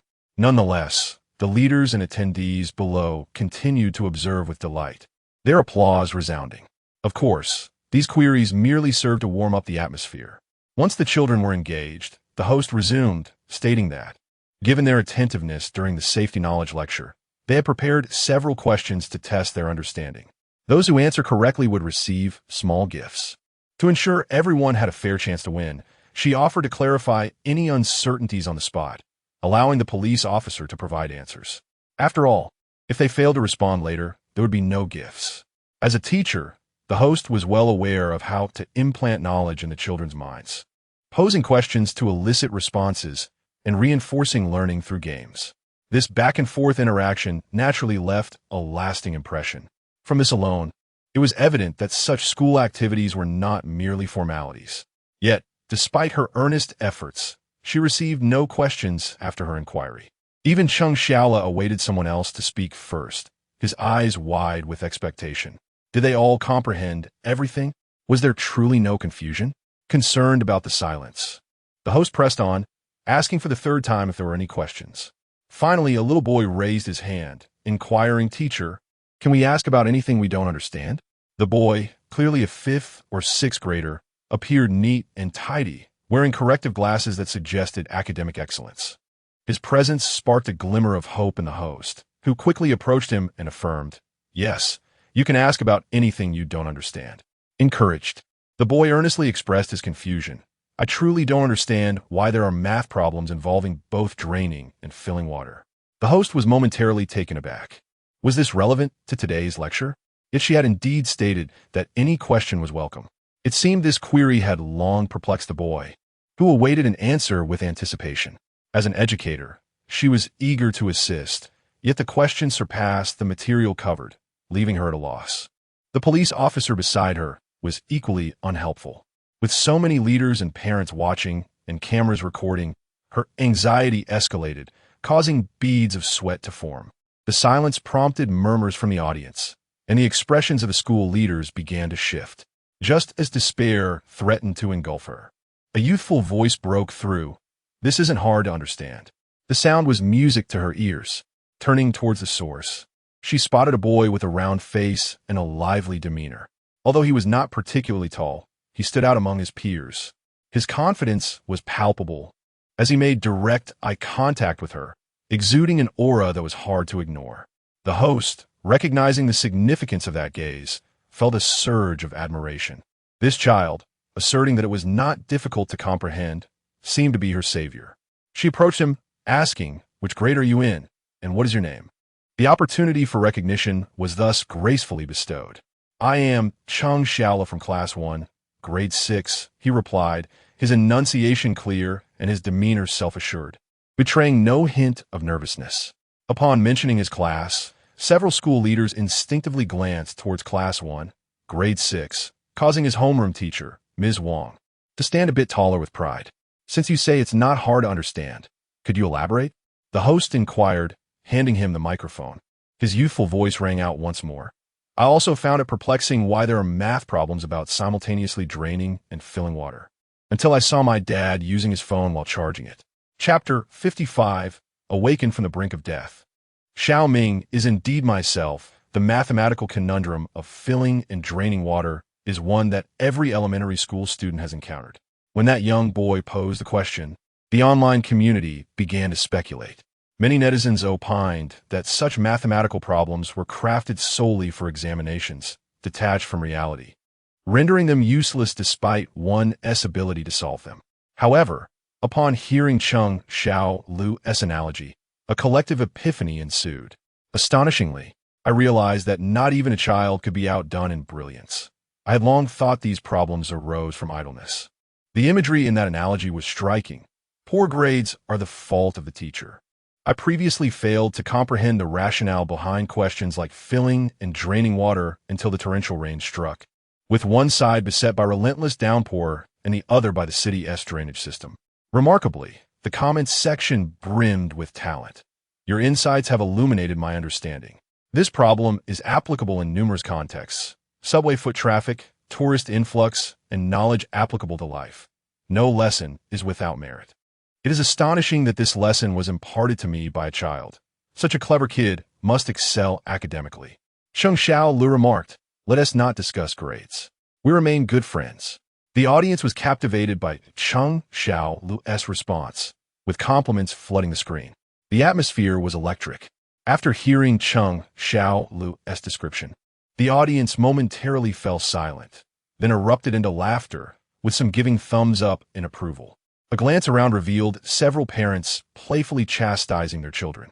Although the words were inaudible, it was easy to surmise they were saying, "Look at how well others' children are doing." The leaders in the front row beamed with joy, occasionally nodding toward Class 6, Year 1, seemingly affirming the teacher's guidance. This left Teacher Wang both flattered and flustered, adjusting his attire nervously, eager to leave a good impression on the leaders. In stark contrast, Cheng Shuo, seated nearby, was engrossed in a video game, giving the impression that the child on stage could not possibly be his son. How could his son's moment of glory be overshadowed by a mere game? Witnessing Cheng Shuo's indifference, Ah-Feng was left speechless. Frustrated, he ceased filming him and directed the camera solely toward Cheng Shuo. At that moment, the host's admiration for Cheng Shuo was palpable. She had never anticipated that a child would effortlessly elucidate a question even she found challenging to explain. His comprehension surpassed that of many adults. As she gazed at Cheng Shuo, her fondness grew, and she did not hesitate to praise him for his intelligence and keen observation. With a simple example, he had illuminated the purpose of such questions. Since the topic had arisen, why not ponder whether other scenarios in life could exemplify this issue? Even in her role as host, she instinctively guided her classmates to think divergently. Inspired by Cheng Shuo's example, the audience was similarly ignited. "My mother diets while binge eating, does that count?" inquired the boy who had initially posed the question. He had evidently grasped the essence of these problems and could even provide his own examples, albeit with a humorous twist. Laughter erupted from the audience, with some finding it particularly amusing, while a plump woman buried her face in her hands, fearful of being recognized as the boy's mother. "Indeed, you are quite clever," the host affirmed with a smile. In the innocent world of children, a teacher's praise is a source of immense pride, prompting enthusiastic participation. My aunt stays up late while applying face masks. My sister runs the air conditioning while covering herself with a blanket. A simple question transformed into a delightful revelation, keeping the laughter rolling, until Cheng Shuo suddenly remarked, "I work while lacking funds." This comment silenced many. The laughter ceased abruptly. Those fortunate enough to attend this school usually came from modest backgrounds. Many worked tirelessly just to make ends meet. Although the analogy was accurate, it struck a disheartening chord. Not only the parents in the audience reacted, even the online viewers expressed their discomfort. Cheng Shuo, we are strangers, with no grievances or enmities. Why must you pierce my heart with such truths? Previously, Xiao Ming fills a bucket, while draining another seemed a harmless conundrum. Now, awakened from the brink of death, Xiao Ming is indeed myself resonated deeply. I intended to scroll past this, but I remembered a friend, Yuan Zhong brother. Everyone felt a sting of hurt, save for Cheng Shuo, who grinned widely. Finally, the focus shifted away from him, restoring balance. The host had not anticipated that such a statement could drastically alter the atmosphere. She hastily redirected the conversation. The children have all answered splendidly. Is there anything else that remains unclear? Having learned her lesson, the host intended to add a comment about the lecture being limited to today as content. However, before she could speak, a little girl raised her hand with utmost decorum. Who could deny the eagerness of a child to inquire? This child asked question, "Teacher, if cucumbers are green, why are they called cucumbers?" Elicited a moment of stunned silence from the host. Her smile faltered, and her mouth twitched. Oh no, not again.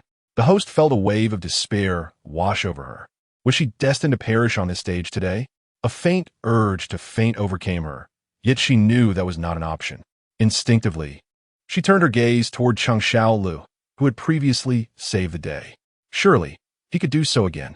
Alas, it seemed Cheng Xiaolu was also perplexed, tilting his head in confusion. Witnessing this scene, the host could only think two words: it's over. Although her heart raced, she maintained a calm exterior. This child's question is excellent. It ventures into the realm of philosophy. To pose such a question, one must have a commendable upbringing. The host attempted to sidestep the issue. However, just as she began to speak, she noticed Cheng Xiaolu in frustration, lightly hitting his head and muttering, "Stop thinking, it's too complicated." In such close proximity, the host heard his words clearly. Just as she was struggling to redirect the conversation, salvation had arrived. Chapter 56. Why is there a constant advocacy for sacrificing one's own interests to please others? Xiaolu, why do you say that there are too many inexplicable things in this world? Is it not true? Cheng Xiaolu tilted her head and repeated the question posed by the little girl. Then why is it that cucumbers are green yet called cucumbers? Expecting to save the day, she found herself equally perplexed. Just when she thought she could brush it aside, this young one brought it up again, making it impossible to evade. At that moment, the host regarded Cheng Xiaolu with a mix of affection and exasperation, her mind racing to concoct a reasonable explanation. But in such a tense moment, how could one think clearly? Time seemed to stretch in despair, and within just a few seconds, beads of sweat began to form on her forehead. Had she known that today's task would be akin to facing a trial, she would have refrained from signing up. While the host was grappling with a mental storm, Cheng Xiaolu unexpectedly spoke up again. If it's clearly a bun filled with meat, why is it called a meat-filled bun? Upon hearing this, the host felt as if the sky were about to collapse. She had yet to devise a response to the cucumber conundrum, and here came another one. Ignoring the despair etched on the host's face, Cheng Xiaolu continued. Why is it that when we stand in an elevator, we say we are riding it? Why do we say we are sunbathing when the sun is shining on us? Why is a bar called a nightclub if it is a place for drinking? Why is a place for overnight stays referred to as a hotel? Cheng Xiaolu did not pause, unleashing a barrage of questions that ignited a lively discussion among the audience, transforming the atmosphere into one of exuberance. The live stream buzzed with excitement at her inquiries, prompting laughter and astonishment at the myriad of curious thoughts in her young mind. Children often possess such imaginative ideas. I recall my daughter once asking me why a cupboard is called a refrigerator and why a box is referred to as a freezer. I, too, was at a loss for an answer. I've experienced similar moments where my son queried, if coriander is smelly, why is it called fragrant herb? Coriander is not smelly. Just wait until I have money. I will gather all of you who dislike coriander to cultivate it. When I have wealth, I shall uproot every coriander field in the world. The banter continued, and the atmosphere in the studio returned to its previous vibrancy. The host's expression transitioned from despair to delight, while she could perhaps manage to explain one or two questions. An avalanche of inquiries only reinforced Cheng Xiaolu's assertion that there are indeed many things in this world that defy explanation. If so many things are beyond understanding, why bother with explanations? A moment of clarity illuminated the host's mind. She confidently raised the microphone and declared, yes, indeed, there are countless things in this world that remain inexplicable. Therefore, dear children, should we not strive to learn and seek reasonable explanations for these mysteries? As soon as her words concluded, a resounding chorus of agreement followed. This challenging inquiry had finally been navigated successfully, and she dared not allow the children to continue their free-spirited discourse. Instead, she moved forward to the next segment. Since the children appeared to grasp the content of our lecture thoroughly, I shall now pose a question. The first question is, if you and a classmate have a dispute over a toy, how would you handle it? In a bustling school environment, conflicts can easily arise among students. If not addressed properly, such disputes could escalate into fights, potentially leading to serious consequences. Thus, the initial question is aimed at teaching the children how to manage such situations. At this juncture, the 10 young contestants faced the task of responding to the question. The first to answer was contestant number 1, Deng Yushuan, who stated, "My father says that yielding is a traditional virtue, so I would let him play with it." Next was contestant number 2, who mentioned, "We have many toys at home. I can give him one, as my mother says we should understand the importance of sharing." Then came contestant number 3, 4. From contestant 1 to 9, nearly all expressed a similar sentiment. They would yield and share. Though 1 or 2 suggested that to be fair, neither should play, or that they could play together, overall, their responses were quite conventional.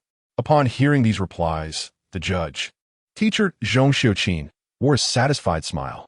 A strong youth signifies a strong nation. Witnessing such understanding in children brings me great joy. Just as she finished speaking, Xiang Hui quickly chimed in. Our country is a land of etiquette. We learn to yield from a young age, and we will surely grow up to be gentlemen. Among the 3 judges, only Yang Xiaotong remained silent. In her view, advocating for yielding in the face of a dispute was akin to accepting a disadvantage. She disdained the standardized responses that seemed to come off an assembly line, thus shifting her gaze to the 10th contestant, where it was fortuitously Cheng Shuo Li's turn to respond. Disputing over a toy? He seemed to ponder seriously. Yes. The host kindly prodded, "Would you let him play first?" Given that many children had provided similar answers, she instinctively assumed Cheng Shuo Li would follow suit.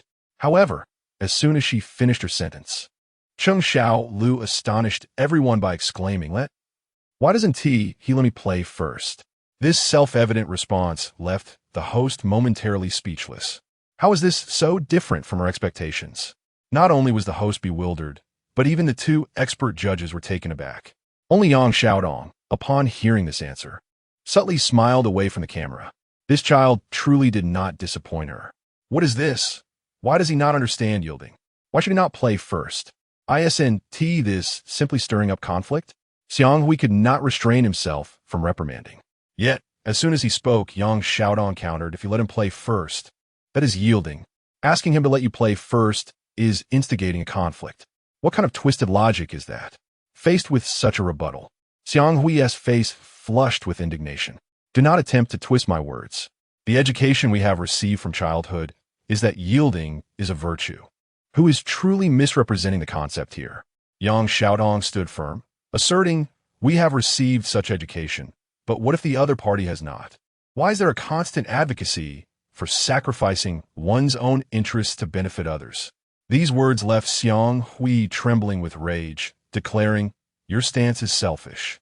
Yang Xiaodong, however, appeared unfazed, responding, "If you are selfless, then share half of your retirement benefits with me." This marked the first instance of a dispute between the 2 judges. While the comments section erupted in fervor, this child truly needs discipline. Has he never heard of the story of Kong Rong yielding pairs? To not even understand yielding is to forget one's roots. Come on, are we really going to take it to that level? Not yielding is a child's right. Besides, why should the other side yield? To not impose one's values on others, while casting judgment on their actions, is hypocritical. When it comes to 2 individuals vying for the same position, should you yield? When 2 people pursue the same girl, should you yield? I believe Cheng Shuo Li is quite commendable. He understands the importance of asserting his rights. Indeed, let us cast aside the outdated notion that suffering losses is a virtue. Chapter 57. Everyone is a novice at being human. Who should yield to whom? Is suffering a blessing? Then you should suffer more. Indeed, let those who are willing to bear losses do so. Daily grievances abound, and must I constantly concede? Yours is yours, and mine is mine. Not only do I wish to refrain from sharing, but I also aspire to transform what is yours into mine. Do not inquire. Any questions reflect a lack of grace. As long as one is willing to endure hardship, endless suffering awaits. And if one is inclined to suffer losses, an unending stream of losses will follow. Remember this. Anyone who claims that suffering is a blessing is invariably the one who suffers. The current generation of netizens possesses a keen awareness. The outdated principles of the previous generation hold no sway over them. Many may recall their childhood experiences of being compelled by parents to share their cherished possessions. Refusing would earn them the label of disobedient. What harm is there in letting him play with it? He is younger. You must yield. Under such manipulative rhetoric, individuals find themselves at a disadvantage, ultimately bearing the brunt of blame and guilt. This sense of injustice drives them to side with Cheng Shuo. Yet, only a fraction of people grasp this perspective. Even some judges fail to discern the essence of the matter. Do not attempt to twist logic. If everyone were so selfish, who knows what society would become? After a heated exchange, Xiang Hui is left panting heavily. Yet even in this state, Yang Xiaodong has no intention of conceding an inch. This is merely a child defending their own interests. There is no need to elevate the matter to a question of values. Your admonitions should be directed at those who possess the majority of resources, not fixated on a small group, questioning why they are unwilling to share their meager possessions. Yang Xiaotong indulges no one, and her words remain sharp as ever. She has long wished to express her thoughts. Why drag the nation and society into trivial matters? Is it not exhausting? Truly selfless individuals do not reproach others for being selfish. Those who criticize your selfishness are often the ones who wish to benefit, yet have not succeeded. Yet, there are always individuals who habitually position themselves on a moral high ground, casting judgments upon others. Xiang Hui has become so furious that he is at a loss for words. Observing this scene, He Ling hastily intervenes to mediate, asserting that both teachers present valid points. Surely, the school has its own assessment criteria. Let us see how the institution perceives this situation. He Ling has evidently overestimated the school as progressive stance. Despite contemporary advocacy for open education, the institution remains entrenched in rigid thinking. Cheng Shuo's responses will inevitably conflict with this mindset, even challenging educational philosophies and traditional virtues. Some may find his answers acceptable, yet compared to these so-called virtues, they are destined to be deemed incorrect. Should he receive support, an avalanche of disputes would likely erupt within the school. To stifle potential conflicts at their inception, Cheng Shuo's correct answer is also wrong. Even the host on stage is constrained by the school's doctrine. Dear child, your stance is misguided. Among classmates, unity and mutual assistance should prevail. The tale of Kong Rong yielding pears teaches us humility. I trust you will embody this virtue well. The host resorts to this old anecdote, dismissing Cheng Shuo while simultaneously providing him an exit. Even in an attempt to be considerate, she gently pats his small head. However, this comfort fails to alleviate his evident despondency. Witnessing this, Xiang Hui casts a triumphant glance at Yang Xiaotong. He is indeed correct. Yang Xiaotong merely responds with a roll of her eyes. She is acutely aware that the school will reach this conclusion. Changing deeply ingrained beliefs is no simple task. Just as one assumes this topic is drawing to a close, a voice suddenly resonates from the audience. Teacher, I believe your assessment is incorrect. It is unclear when Cheng Shuo ceased playing games. As he stands, many netizens suddenly recall his existence. Caught up in anger, they have forgotten about his father. Come on, let us not overlook the grievances of our Xiaola. The time for a verbal showdown has arrived. Swiftly advocate for your son. Upon hearing the host's words, the audience is irate. It is a perfectly reasonable response, yet it has been labeled incorrect. The incessant references to Kong Rong yielding pears are utterly distasteful. Now, seeing Cheng Shuo rise, excitement spreads through the crowd. His utterance also captivates the attention of everyone present, students, parents, school officials, and television personnel alike. Creating such a stir, the host cannot simply ignore it. Sir, may I inquire where I have erred?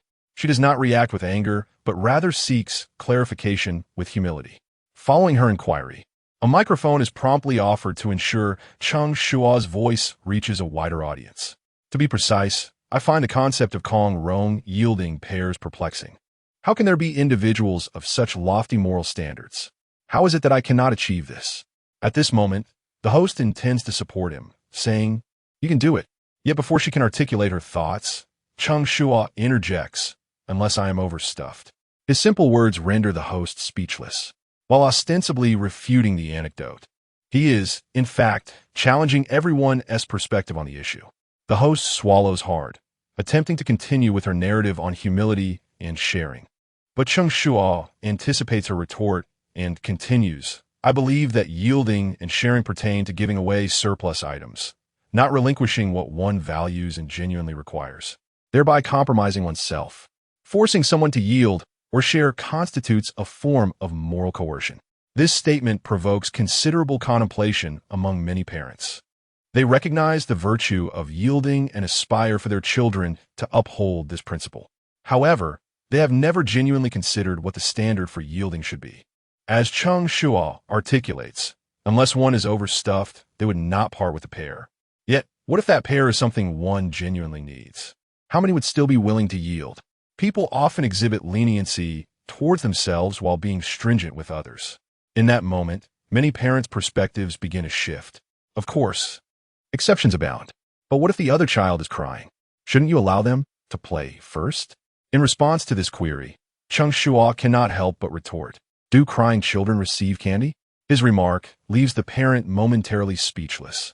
If crying could procure everything, why would you need to cry? And what if the other child is significantly younger? Shouldn't the older child yield to the younger one? At first glance, this statement appears to rest on moral high ground. Yet, Cheng Shuo remains unconcerned about moral implications. Being young is no detriment. After all, we are all novices at being human. Who should yield to whom? Chapter 58. Cheng Shuo, you have ultimately succumbed to the allure of literature. Cheng Shuo performed admirably, succinctly delivering 2 sentences that resonated deeply with the online audience. This father's words have never failed to impress me.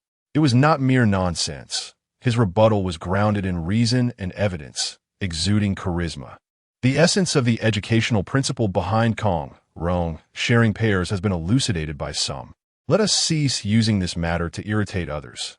While the world knows of his graciousness, few acknowledge that he was executed for his filial disobedience. A novel interpretation of Kong Rong's tale posits that he overheard his parents arguing and interjected, "If you can endure, then endure. If not, then part ways." Hence, it has been historically referred to as Kong Rong's separation. Ha! To the commenter above, what benefit do you derive from making me laugh? While jesting is fine, one should not trivialize historical anecdotes. Nevertheless, once his father spoke, Cheng Shuo Li's demeanor transformed entirely. Naturally, with his father's support, he felt an overwhelming sense of security. Alas, I too find myself missing my father. The audience relished witnessing this exchange. Yet the judge, Xiang Hui, was incensed, striking the table in frustration. If this is overturned, do you comprehend the severe repercussions it could entail? Should we accept that children must endure grievances? Yang Xiaotong also clashed with him, immediately countering his remarks. Previously, she adhered to the values of respect for elders and care for the young, believing it inappropriate to contest the elderly. However, under Cheng Shuo's influence, she pondered, "We are all novices in this life. Why should anyone concede to the other?" Moreover, her arguments were not without merit. If one must defend their unreasonable stance, why should they just remain silent? As their dispute escalated, Healing swiftly prompted them to observe the screen, where it appeared that the ongoing battle had intensified. The audience assumed that mere words would suffice to refute Cheng Shuo, yet his rhetoric increasingly resonated with logic. The tides of opinion shifted, and many parents found themselves swayed. However, this was not the scenario the school desired. At that moment, a figure resembling a school administrator gestured to the host, redirecting the conversation to resume the event's agenda. Approaching Cheng Shuo, he said, "As a parent, I deeply empathize with your feelings. Yet, this institution operates differently. Children do not possess the refined discernment required. Without certain constraints, chaos would ensue. I ask for your understanding." In truth, the administrator did not believe Cheng Shuo was in the wrong. Rather, He admired his courage to voice his thoughts. Nevertheless, while this theory may be applicable to individual child education, it falters when applied to an entire school. The collective has its own dynamics, often sacrificing the interests of a few for the harmony of the whole. Cheng Shuo, astute as he is, could certainly perceive the underlying implications. He was unaware of others' willingness to bear such burdens. His intention in speaking out was to teach his son to disregard such nonsensical reasoning. There is much to share, and one may keep what they cherish. Sacrificing oneself for the sake of others is a path for others to tread. His son should have the freedom to live as he pleases. All right, I shall say no more. Cheng Shuo returned to his seat, retrieving his phone once again. The familiar sound echoed. Timmy, it seemed the debate had concluded, unbeknownst to him that a blogger had already edited and uploaded this segment online. It would not be long before it sparked discussions across the internet. This brief interlude did not disrupt the event, nor did it affect Cheng Shuo, who remained blissfully engaged on stage. The program continued smoothly. The first question had been answered splendidly by all, and now it was time to distribute small gifts. As the host announced this, an attendant brought forth the prizes. Initially, the children were brimming with excitement, but upon seeing the gifts, their smiles faded. Why are they children's books? I still have so many left unread at home. Had I known, I would have participated. Dismay washed over them, as they anticipated being compelled by their mothers to pen reflections that evening. School event prizes were inevitably linked to academic pursuits, and the criteria for rewards were likely based on participation alone. Thus, even if Cheng Shuo's answers were not entirely satisfactory, he still received a gift. Thank you. Thank you. Most children, despite their reluctance, politely expressed gratitude as they accepted their prizes. Yet, a few more forthright children, upon realizing the gifts were tedious children's literature, outright rejected them, saying, "I don't want this." Their disdainful gestures elicited peals of laughter from the audience. The awkwardness of the gift distribution was palpable, and as the attendant was unsure of how to proceed, a small head popped up. "He doesn't want it. Can I have it? I want to read." The earnestness in his expression, coupled with a thirst for knowledge, melted hearts. Now, even the online viewers could not contain their amusement. Ha ha ha! Cheng Shuo, you have indeed succumbed to the lure of literature. Someone ought to stop him. If he dares to engage with literature now, what might he attempt in the future? The realms of gambling and reading. Once one is entangled with literature, it could lead to dire consequences. Parents must take heed. Should one become enamored with literature, the path could lead them to prestigious institutions such as Tsinghua or Peking University, starting from at least 4 years of rigorous study. The humor in the comments reached a perfect score, while the astonishment in the attendant's eyes registered at a staggering 100,000%. Surely, she had never encountered such a passionate young learner before. The embarrassment of failing to distribute the gifts was compounded by the demand for them. The attendant, unable to make a decision, looked to the host for guidance. Give it to him. The host held a favorable impression of Cheng Shuo. Although his previous answer had not been particularly standard, it was evident that this young boy possessed his own thoughts, a truly invaluable quality. Thus, the host genuinely admired him. With the approval granted, Cheng Shuo received 2 children's books, which filled him with joy. To his surprise, other children began to follow suit. "You love reading? Here, take mine. Mine too. And mine." Suddenly, he found himself with an additional 5 or 6 books in hand, his eyes nearly squinting with delight. On one side stood children wary of extracurricular reading, while on the other was Cheng Shuo, fervently eager to learn. A mutually satisfying situation had emerged.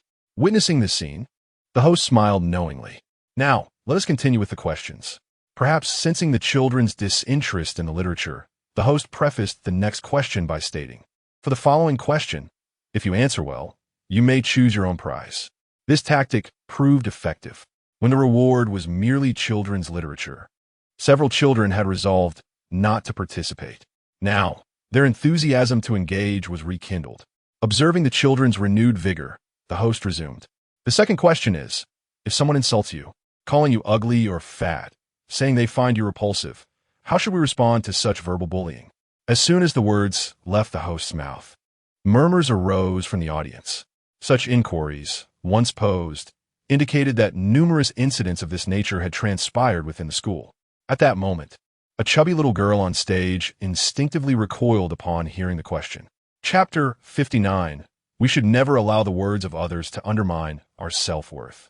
When the topic arose, the two individuals who had previously been at odds on the judging panel were successfully diverted. This question is indeed a pertinent one. It is perplexing how many children resort to attacking others based on appearance. They label others as ugly, short, or overweight. A mere comment might be tolerable, but they persistently pursue their taunts. Such malicious attacks can be unbearable even for adults, let alone for children. After Xiang Hui spoke, Yang Xiaodong nodded in agreement, acknowledging that numerous factors contribute to a child's personality, including environment, family, and various other influences. As schools are the places where children spend the most time, a toxic atmosphere can significantly affect their character, leading to feelings of inferiority and depression. Children may develop an aversion to learning in such an environment. Thus, this issue warrants serious attention. The two experts, despite their differing opinions, found themselves engaged in a heated debate, yet when confronted with a new question, they set aside their biases to explore it together.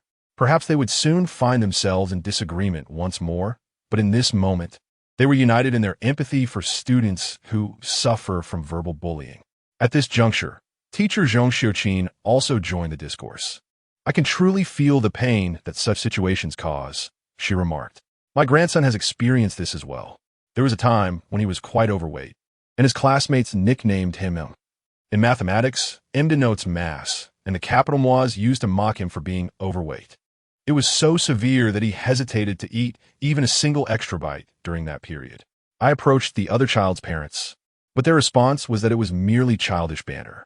I even spoke to the teacher, who ironically praised the creativity of the nickname. Had my grandson not successfully lost weight later on, I shudder to think how deeply his self-esteem might have plummeted. Zhong Xiuqin's voice was laden with sorrow. Her account sparked a discussion among many online. Hearing about such issues brings me to tears. Because of being called ugly in childhood, I instinctively lower my head whenever someone gazes at me for too long, overwhelmed by insecurity. A supportive comment ensued. Hugs to the beautiful girl upstairs. You are not ugly. Another lamented. I fear my daughter may be facing similar challenges. She used to be so cheerful. Not only has she been called ugly or fat, but I too have endured ridicule throughout my life simply due to my surname, Zhu, being likened to Little Pig. I remember a time in gym class when I wore leather shoes, and the entire class mocked me as Leather Shoe Brother. That was unbearable enough. I cannot fathom the impact of such direct assaults. Is verbal bullying an essential rite of passage in growing up? Someone pondered. Even the children of celebrities are not immune. A little boy named Inhung was similarly affected when teased about his belly button. What kind of malice prompts one to exploit another's vulnerabilities? Is it not said that children are inherently innocent and kind? Some individuals can exhibit a level of wickedness that is utterly unimaginable. Amidst the heated discussions, the young contestants began to offer their responses. I won't listen to him. His words mean nothing. I'll hit him. If he insults me, I'll strike back. I'll tell the teacher and have him punished. I'll go home and inform my mother. The variety of responses was refreshingly normal, even if some involved thoughts of violence, which many understood. However, as a parenting program, they felt compelled to offer a token admonition. Hitting is not the solution. It is best to seek help from parents and teachers who can manage the situation effectively. Xiang Hui concurred, adding, you can also choose to ignore their actions. They engage in verbal attacks to witness your hurt and distress, deriving satisfaction from your pain. As long as you display indifference, their words will lose their power over you. Both teachers articulated their points with great clarity. In truth, there is no particularly effective method to address this issue. Seeking assistance from teachers and parents may prove beneficial temporarily, but it cannot eradicate the problem. As teacher Zhong Xiuqin previously stated, discussions with the aggressors may be dismissed with the excuse that children are simply too young to understand or that they were merely joking. Even if an apology is secured, it does not guarantee that similar incidents will not recur, and they may even escalate. The cost of defending one's rights is alarmingly low. Ignoring the aggressor might be effective, yet the damage inflicted can take a long time to heal. If not addressed promptly, psychological scars may linger. Thus, the challenge remains: how to render the aggressor's harm negligible without succumbing to internal conflict. Yang Xiaodong contemplated this dilemma, remaining silent. Gradually, more children began to voice their thoughts. On stage, the host smiled and remarked, "Many of the children's responses are quite astute. You can seek help from parents or teachers, or choose to disregard the insults entirely because we are confident in ourselves. Their words do not define us. We must never allow the words of others to diminish our self-worth." As the host made this statement, she intentionally glanced at a young girl in the corner, who had notably become evasive and fidgety since the topic emerged. From a teacher's perspective, it was evident that she had likely experienced such discomfort firsthand, hence the encouragement. Regrettably, these words appeared to have little effect. The girl even attempted to hide behind Cheng Shuo. These questions did not mandate every child on stage to respond. Cheng Shuo, meanwhile, had been engrossed in reading since receiving a bounty of children's literature, exhibiting a demeanor of complete detachment from the outside world. His relaxed disposition contrasted sharply with the girl's tension. Observing this, the host could not resist prompting, "Xiaola, you haven't answered yet." None of the previous responses seemed to resonate with the girl, indicating that they were ineffective. Directly questioning the girl might exacerbate her psychological burden, so the host opted to inquire about Cheng Shuo first. For reasons unknown, she found herself hoping for an unexpected answer from him. However, his reaction left her feeling somewhat disappointed. "What should I answer?" he replied, still wearing that innocent, bewildered expression. The host was left speechless. How devoted is he to reading that he hasn't even grasped the question? Framing the query again with patience, the host asked, "If someone said to you, 'You look so ugly,' don't you find it disgusting? What would you do?" Cheng Shuo furrowed his brow in confusion, replying, "What's wrong with being ugly? As long as I don't look in the mirror, it's not me who's disgusting." The host, along with the school leaders and parents present, were taken aback by this unexpected response, which stunned the entire audience. Meanwhile, the girl behind him began to relax as she absorbed his words. Chapter 60, Deflecting Attacks and Spitting Back in a Live Broadcast Room. Laughter erupted as someone remarked that as long as one does not look in the mirror, the repulsiveness is not their own. This response was remarkably astute, showcasing a profound clarity of thought. The ability to return an attack while simultaneously spitting back at the aggressor was truly a lesson learned. In the future, when others insult me with words like ugly, I shall respond in kind. It resonates with the notion that as long as I'm not embarrassed, the embarrassment belongs to them. The quality of children born under family planning policies is indeed impressive, as evidenced by their intelligence. One cannot help but wonder, could this child truly be mine? This rhetorical question left the audience in stunned silence and ignited a frenzy in the comment section. The reaction from the three judges were equally intense. In confronting such linguistic bullying, one is often left with the choice of retaliation or disregard. Many find themselves ensnared in a self-justifying cycle, attempting to use counter-arguments to prove the other party wrong. Yet such responses lack persuasiveness and may inadvertently provide the aggressor with the satisfaction of having evoked a strong reaction. However, Cheng Shuo's response deftly sidestepped this self-justification trap and directed the focus onto the perpetrator. It was an act of sheer brilliance. Upon hearing Cheng Shuo's words, Xiang Hui was so thrilled he leapt to his feet. The praise he lavished upon Xiaola starkly contrasted with his earlier criticism. At that moment, Yang Xiaodong's eyes sparkled with delight. She knew this child would never disappoint. The essence of his words was raw yet profound. This child demonstrated an admirable mindset, unaffected by the attack, and returned the aggression without succumbing to internal turmoil. "You find me ugly? The repulsiveness lies not with me, but with you." Such a robust heart, capable of weathering any assault, drew admiration from the experts. The parents and leaders present were equally electrified. After a moment of realization, the room erupted in laughter, followed by enthusiastic applause. The host was taken aback, curious as to how he could respond in such a manner, wondering if someone had taught him. For what child possesses such wisdom? Cheng Shuo's answer astounded her once more, leaving her questioning how one might respond in kind. Typically, individuals in such situations either swallow their pride or retaliate in kind, If neither option is chosen, they must seek assistance from others. Few alternatives exist. Yet, Cheng Shuo offered a novel approach to resolving the dilemma. He neither accepted the insult nor engaged in internal conflict. He conveyed a sense of triumph, as if the bully's actions were ultimately self-defeating. The host could not help but admire this unique thought process. Truly, this child was unbound by conventional thinking. He possessed an independent capacity for contemplation. His response visibly boosted the confidence of the young girl, who no longer shrank away but smiled brightly instead. "Your answer was splendid," the host exclaimed, patting Cheng Shuo on the head. "All the children performed admirably. Let's choose our small gifts." With that, the children eagerly set off to select their preferred items, and Cheng Shuo was no exception. Amidst the gift selection, a phone could not resist asking Cheng Shuo if he had taught Shuo such a brilliant response. Although Cheng Shuo was engrossed in a game, he occasionally directed his attention to his son's performance, which he was well aware of. When a phone posed a question, he shrugged, acknowledging that it was the boy's own creativity at play. However, I did tell him that those who resort to verbal attacks are merely pitiful souls and should not be taken too seriously. "What do you mean?" A phone inquired further, intrigued. Just then, the game concluded, granting Cheng Shuo the opportunity to elaborate.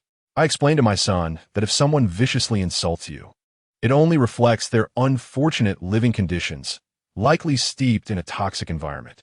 You, however, are fortunate and lack such experiences. Therefore, when faced with such verbal aggression, recognize that it showcases the aggressor's own miserable existence. Treat such individuals as if they have never known a normal life or language. Their venomous words stem from their suffering." A phone nodded in agreement, finding merit in Cheng Shuo's insights. However, when he heard the word pity, he struggled to contain his amusement, realizing that while one could perceive an attacker as a wretched individual, it was indeed a curious perspective.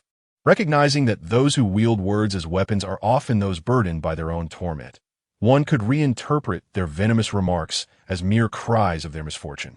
With this epiphany, a phone gave Cheng Shuo a thumbs up, acknowledging his wisdom. Simultaneously, Cheng Shuo's remarks ignited a flurry of excitement in the live chat. "Come on, who told me he doesn't know how to teach his child?" It was an insightful revelation. Had I known this earlier, I would not have wallowed in sorrow for years over a few harsh words. You may not believe it, but hearing this has lifted my burdens. I finally understand the reason behind Cheng Shuo's amiable nature. With a father like that, it would be difficult for him to be anything but cheerful. Just moments ago, I desired a son. Now, I find myself wanting to marry Cheng Shuo.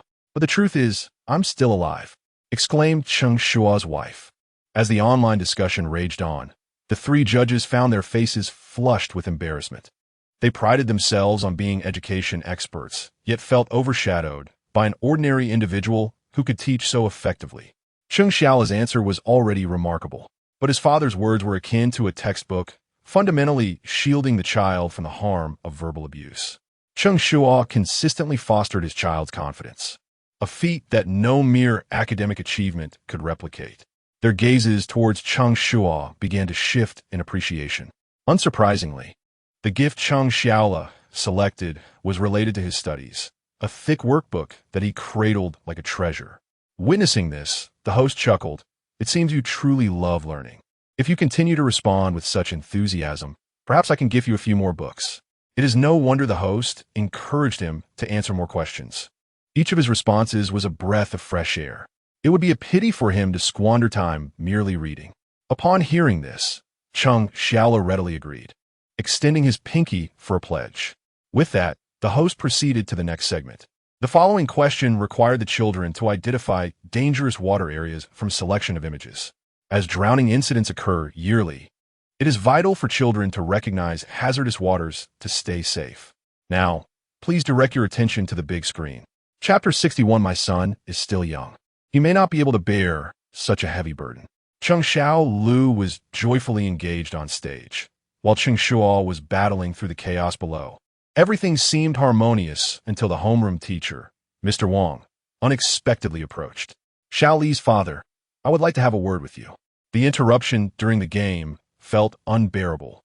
Yet being confronted by his son's teacher compelled Cheng Shuo to endure. "All right, Mr. Wang, what would you like to discuss?"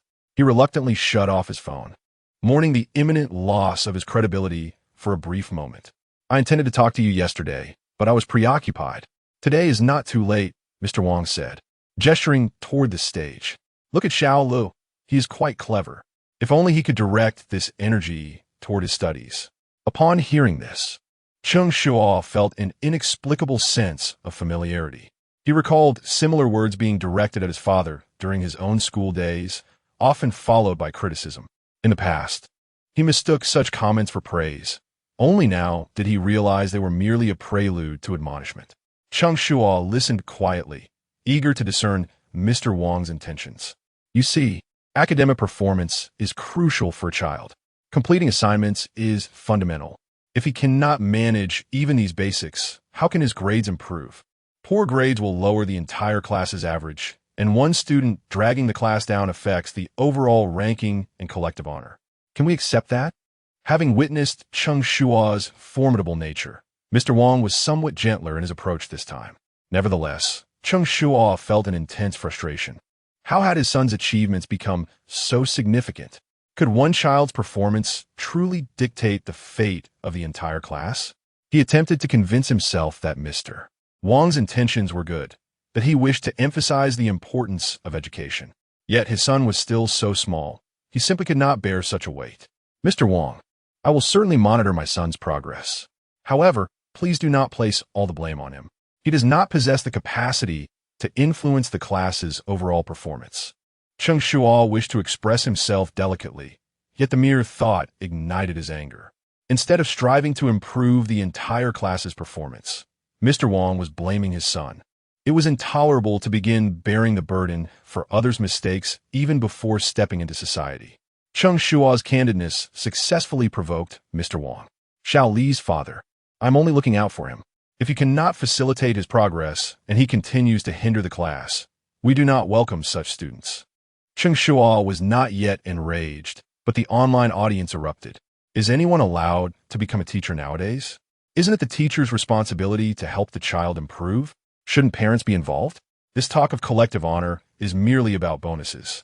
Yesterday, you mocked his family's financial situation, and today you suggest expelling him. What audacity! If my son's teacher were like this, he wouldn't even have enough for medical insurance. Instead of finding ways to help him improve, you consider eliminating the weakest link. Does such a person deserve to be a teacher? Though Mr. Wang was indeed lacking, Cheng Shuo's explosive temperament was even more concerning. The barrage of comments criticized Mr. Wang's actions, while others feared offending him. The unexpected scene left the three judges bewildered. Confronting a teacher in the class group chat was one thing. Now it was happening in person. Could this be acceptable? Mr. Wang's intentions might have been good, but his choice of words was unfortunate. Zhong Xiuqin, however, did not blindly favor the teacher.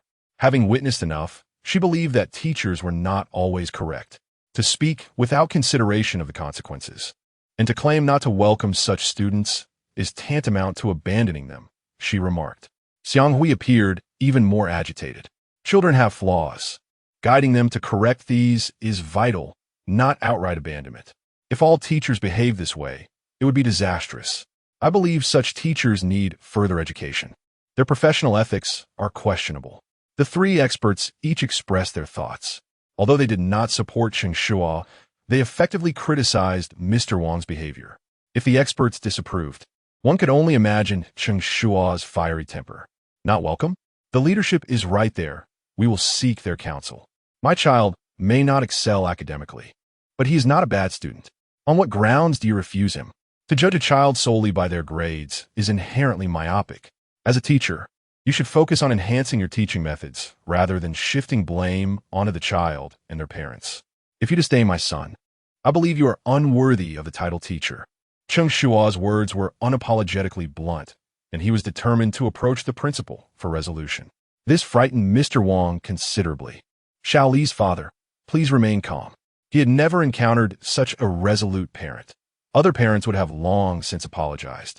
With Cheng Shuo, however, the usual threats held no power. The sense of professional superiority and parental adoration had led Mr. Wang to become accustomed to speaking without restraint. Now, facing a formidable challenger. He found himself at a loss. Recognizing the potential repercussions of escalating the situation, Mr. Wang softened his tone. Xiao Li's father, my expression may have been inadequate. I'm also anxious about the child's performance.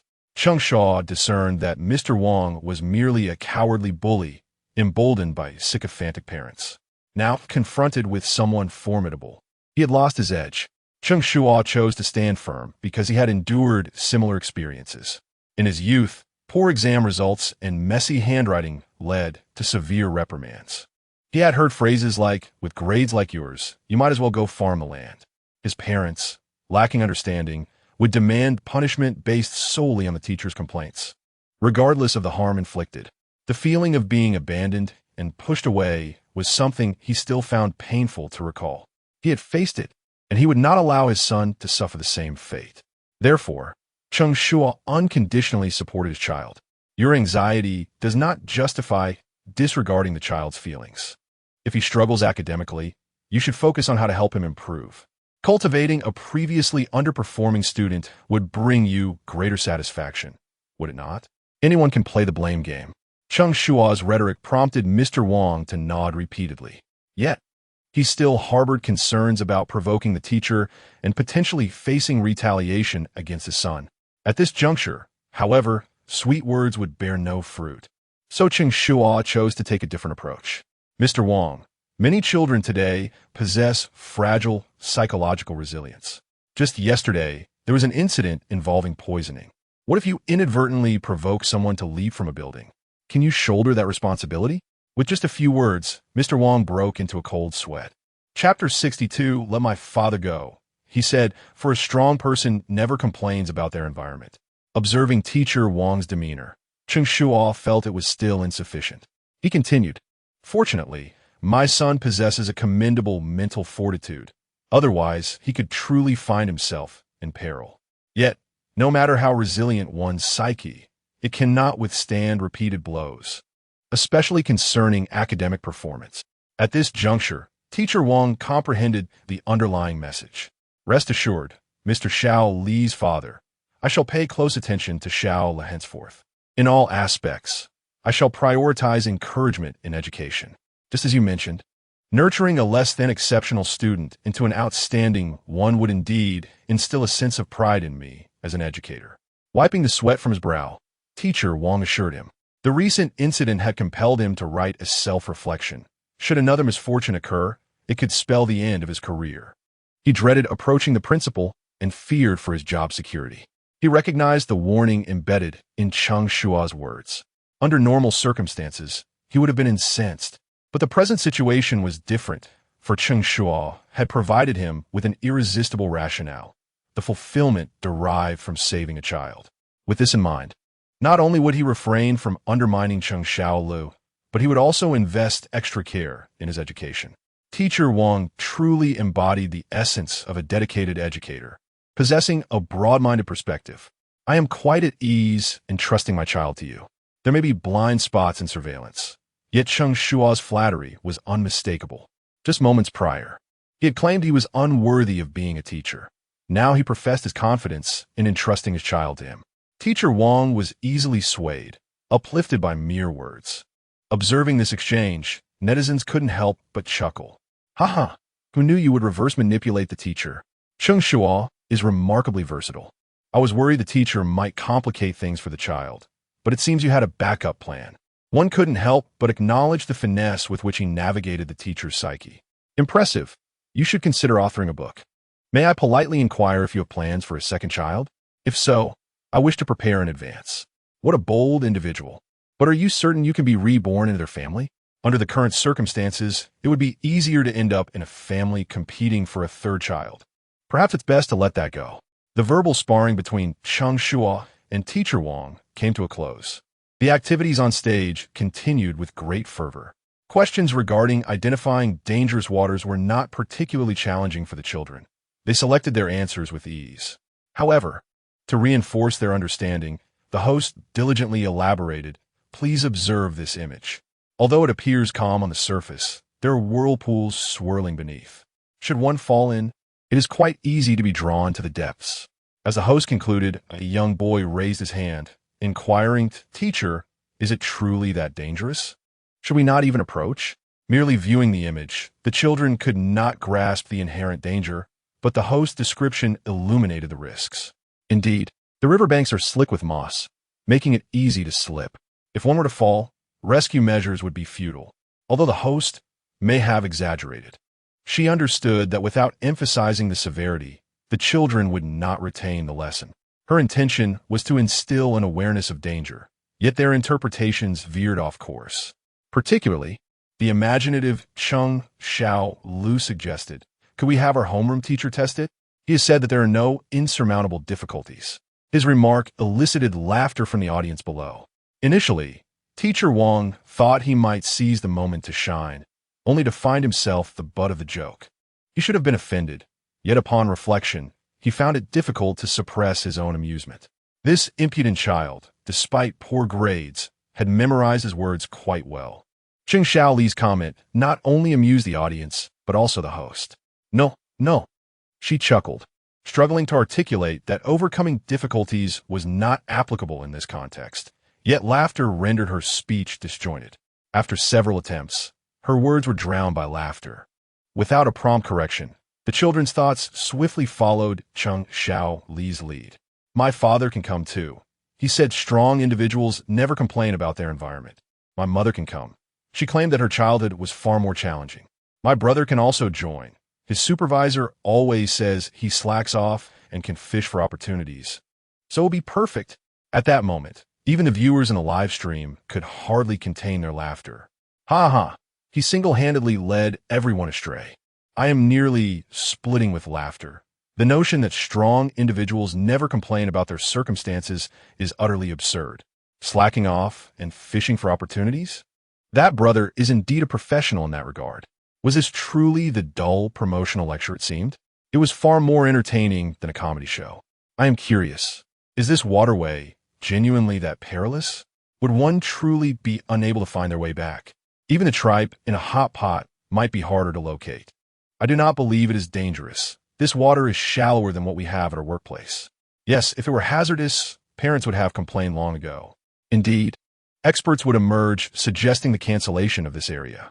The barrage of comments was lively, and the laughter echoed throughout the venue. Even the usually stern school administrators were smiling joyfully.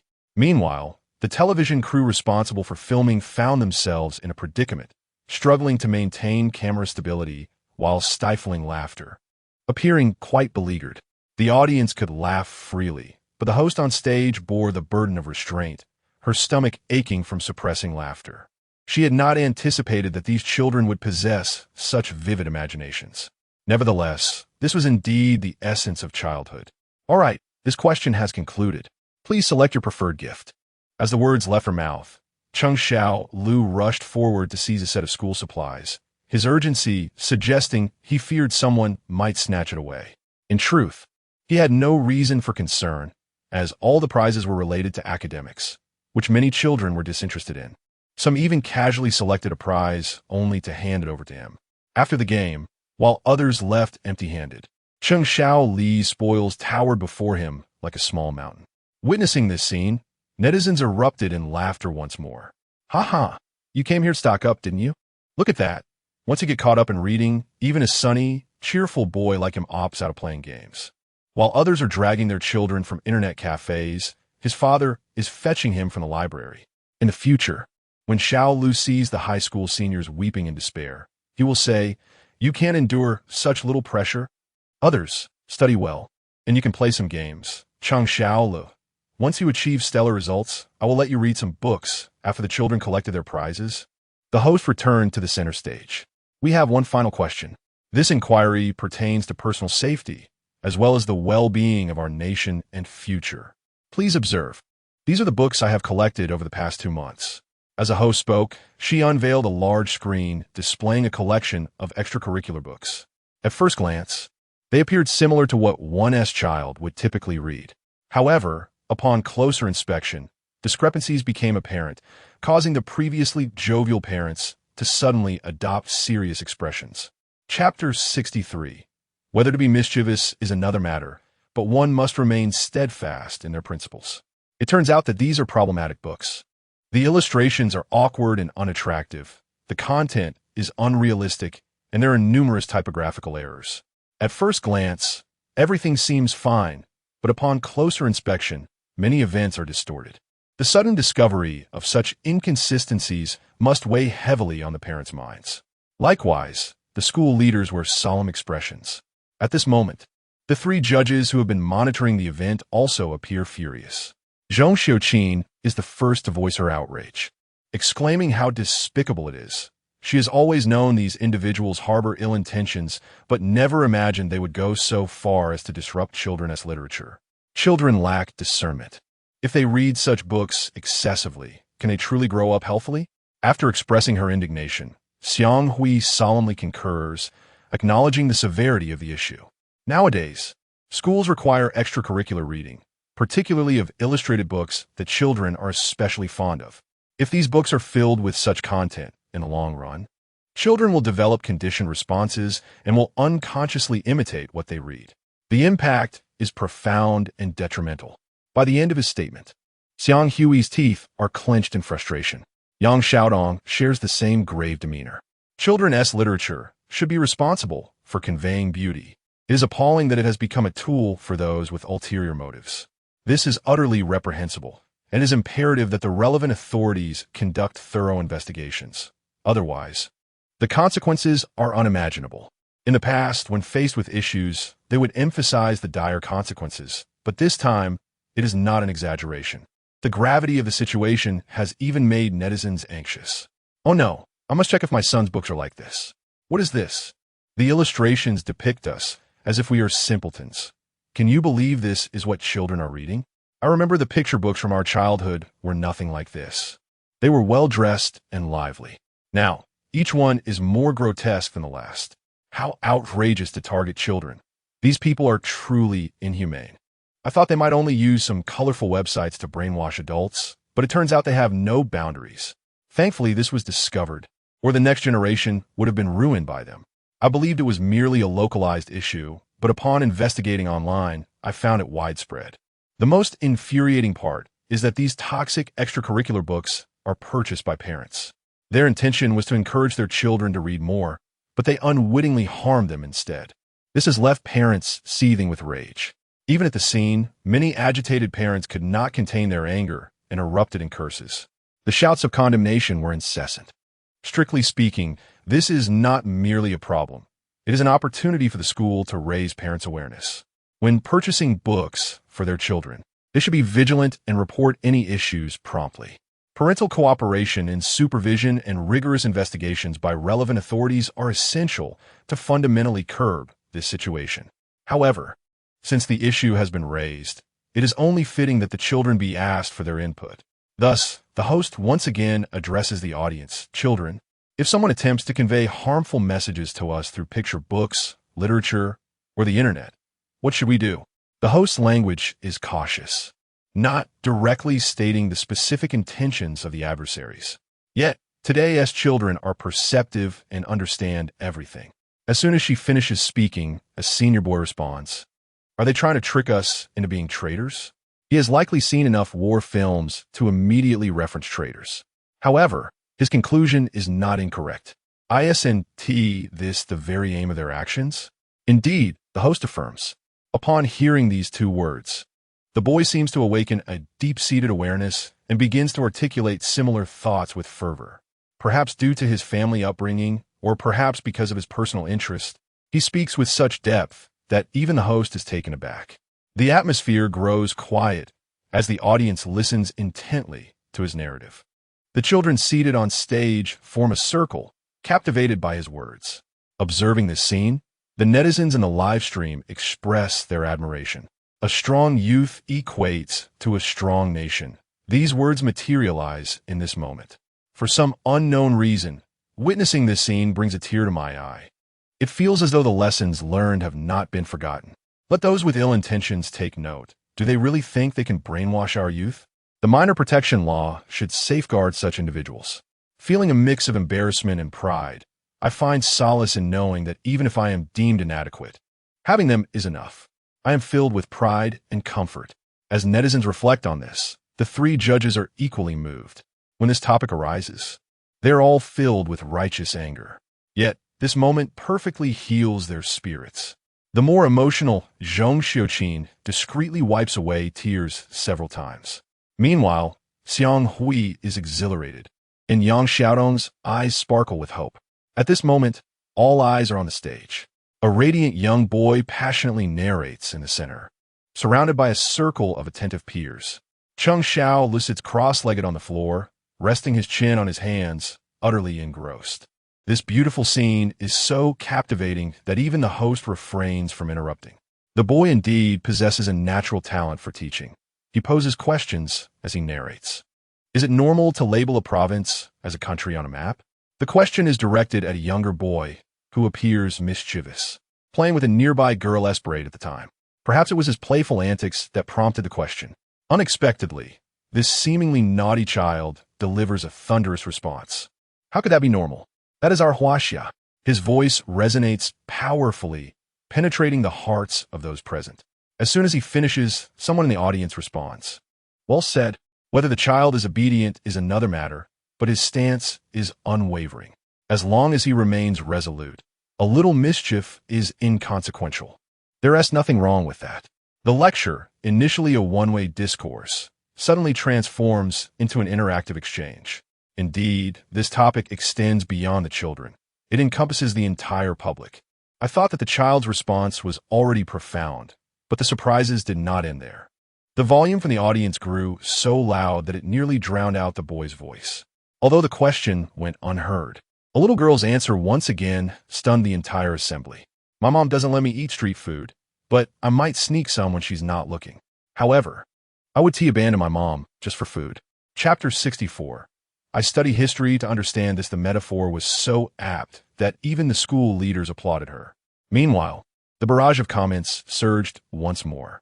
Today's children are extraordinary, each more impressive than the last. The youth of today possess an unwavering sense of morality, unyielding to any deviation. Those who claim that the post-90s generation is a lost cause should take a look at the children they are raising. It is a source of immense pride. Do you know why today's children are so patriotic? It is a cyclical return after a generation. It is wonderful that they have returned, and I hope it is to enjoy the blessings of their homeland, rather than only returning because their country needs them again. Wow, those words brought me to tears. Who understands the embarrassment of crying uncontrollably on a bus, with even a 90-year-old gentleman offering me his seat? I, too, was sitting down to a plate of fried rice when the owner offered me a side dish, trying to console me with the words that it would all pass. How could I explain that? The little girl's answer caused an explosion of comments. This topic also captured the attention of a phone, who leaned in, inspired to share a similar experience. I recall a foreign website that attempted to brainwash the youth with alluring women. However, our nation's youth seemed only interested in beauty, disregarding everything else, which ultimately led the site to shut down in frustration. Cheng Shuo had also heard of this incident. He chuckled, noting that those fools still did not understand the essence of the Chinese people. How many of those who can circumvent the great firewall to access dubious content truly value education? They are uninterested in political classes, but unable to comprehend the English lessons. And yet, those foolish individuals dared to attempt to teach them politics in English. How absurd! Cheng Shuo's candid and humorous response shifted the mood. Initially, the barrage was filled with melancholy, tears flowing freely. But upon hearing Cheng Shuo's remarks, the atmosphere transformed entirely. You, take back what you said. I feel insulted. I was crying my heart out, and you had to make me laugh. What difference is there between laughing and crying like a lunatic? Damn it. As soon as I laughed, the owner took back the side dish. No more pretense. You are right. I am indeed one of those who circumvent the firewall. I cannot be brainwashed at all. When I gaze at beauty, my attention should be wholly devoted. Moreover, any line delivered by a captivating woman that stirs my emotions will automatically be flagged as inappropriate. My mind may be frivolous, but my heart is steadfastly patriotic. It was the first time I had heard someone articulate lechery so refreshingly, leaving me at a loss for a rebuttal. This question elevated the entire program to new heights. Discussions were fervent both in the venue and online. Even many children were eagerly asking questions and providing answers. Yet Cheng Shuo remained silent, attentively listening, showing no desire to participate. It wasn't that he did not wish to join. It was simply due to his limited understanding. Daily dragged into gaming sessions by his father, he had little opportunity to engage with extracurricular literature, inadvertently shielding him from the detrimental influence of such materials. Furthermore, given his age, he had yet to even begin studying political science. Any knowledge he possessed stemmed from cartoons. With his scant knowledge, he could only serve as a background presence, unable to contribute meaningfully. Yet, despite this, he listened with rapt attention. When he unexpectedly heard a young boy mention that foreign countries seek to infiltrate our culture while simultaneously suppressing our cultural exports, he perked up. The boy referenced a recently released animated film, claiming it was excellent yet received harsh criticism. Even the neighboring Cherry Blossom Nation criticized the film without offering substantial reasoning, merely stating their dislike. Upon hearing the mention of the film, Cheng Shuo's eyes sparkled. His father had just taken him to see it yesterday. It was splendid, and they had discussed it on their way home.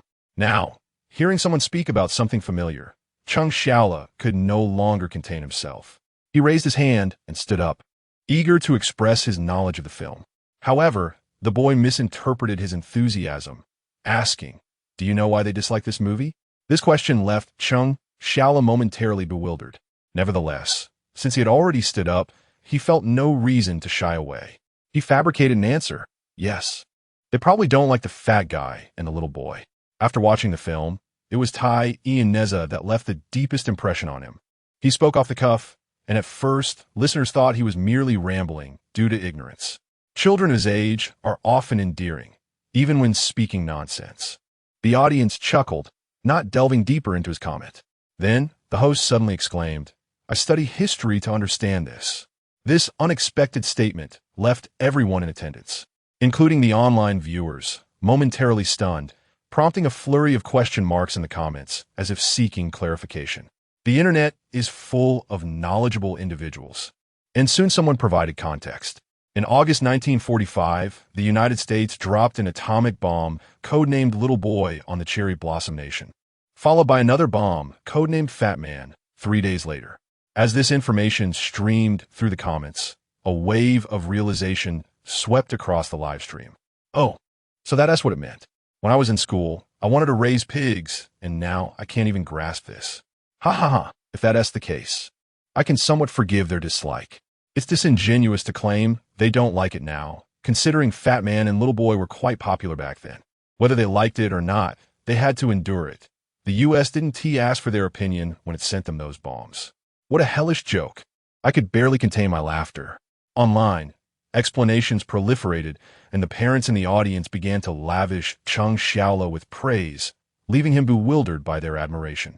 Though he did not fully comprehend the situation, he relished the attention. The smugness on his face amused Cheng Shuo. Who would have thought you could even teach history? On stage, Cheng Shuo basked in the accolades, while below, Cheng Shuo received compliments from a phone. However, Cheng Shuo did not accept the misunderstanding. The boy had merely stumbled upon a fortunate guess. He knew his son too well. For him to articulate such a level of insight was highly improbable. To dispel any misconceptions, he desired to prevent his son from being overly exalted. The higher the praise, the harder the fall. He understood this principle. Unlike other parents who might bask in the reflected glory for the sake of pride, he saw no utility in that. As expected, upon hearing Cheng Shuo's comment, the three judges fell silent. Just a moment ago, they had been extolling Cheng Shuo's teaching prowess and Cheng Shuo's intelligence and eagerness to learn. Now their expressions turned awkward, realizing it was merely coincidence. It was clear they spent their days gaming together, leaving little time for educational pursuits. In an instant, the expressions of the three judges bore a hint of resentment toward Cheng Shuo. Yet, a phone clearly did not believe Cheng Shuo's explanation. Such coincidences rarely happen. It's not a multiple-choice question where one can simply guess. Unconvinced, Cheng Shuo stood up and posed an irrelevant question. What is the abbreviation for Hubei? Suddenly confronted with such an unrelated query, a phone's mind momentarily short-circuited. He stammered before Cheng Shuo interjected. This isn't a multiple-choice question either. Didn't you get it right? Having spoken, I push him aside. The event had concluded, and I must assist that insufferable lad in moving his belongings. He has made quite a substantial haul today. Chapter 65. In a school bustling with students, why do they only target you?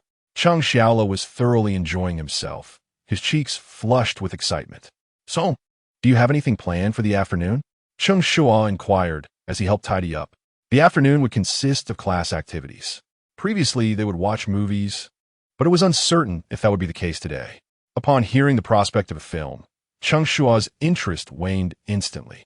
Having already endured a dull morning, the thought of remaining seated for the afternoon seemed unbearable. Is it possible to return early? Cheng Shuo asked tentatively. Playing games at home would undoubtedly be more enjoyable than sitting idly here. Upon hearing this, his son leaned in conspiratorially. I think we can. We'll wait and see. If someone leaves, we'll slip out too. The clever boy understood the importance of not being the first to act. All right then, shall we make do with a meal in the cafeteria at noon? Cheng Shuo suggested. Sure, Dad, I'll take you. Our cafeteria's chicken legs are delicious. Cheng Shuo exclaimed, eagerly pulling his father towards the dining hall. A phone followed suit.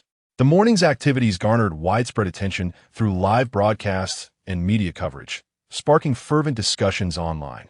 That child is so selfish. He wouldn't even share his toys with others. Why should he share? I believe he did well. Why can't the others do the same? Enough with the moral coercion. Online interactions. 122, 356. What is disgusting about it? As long as I don't look in the mirror, it's not me who is disgusting. That is the most refreshing response I've encountered.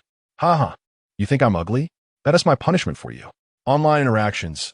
527, 116.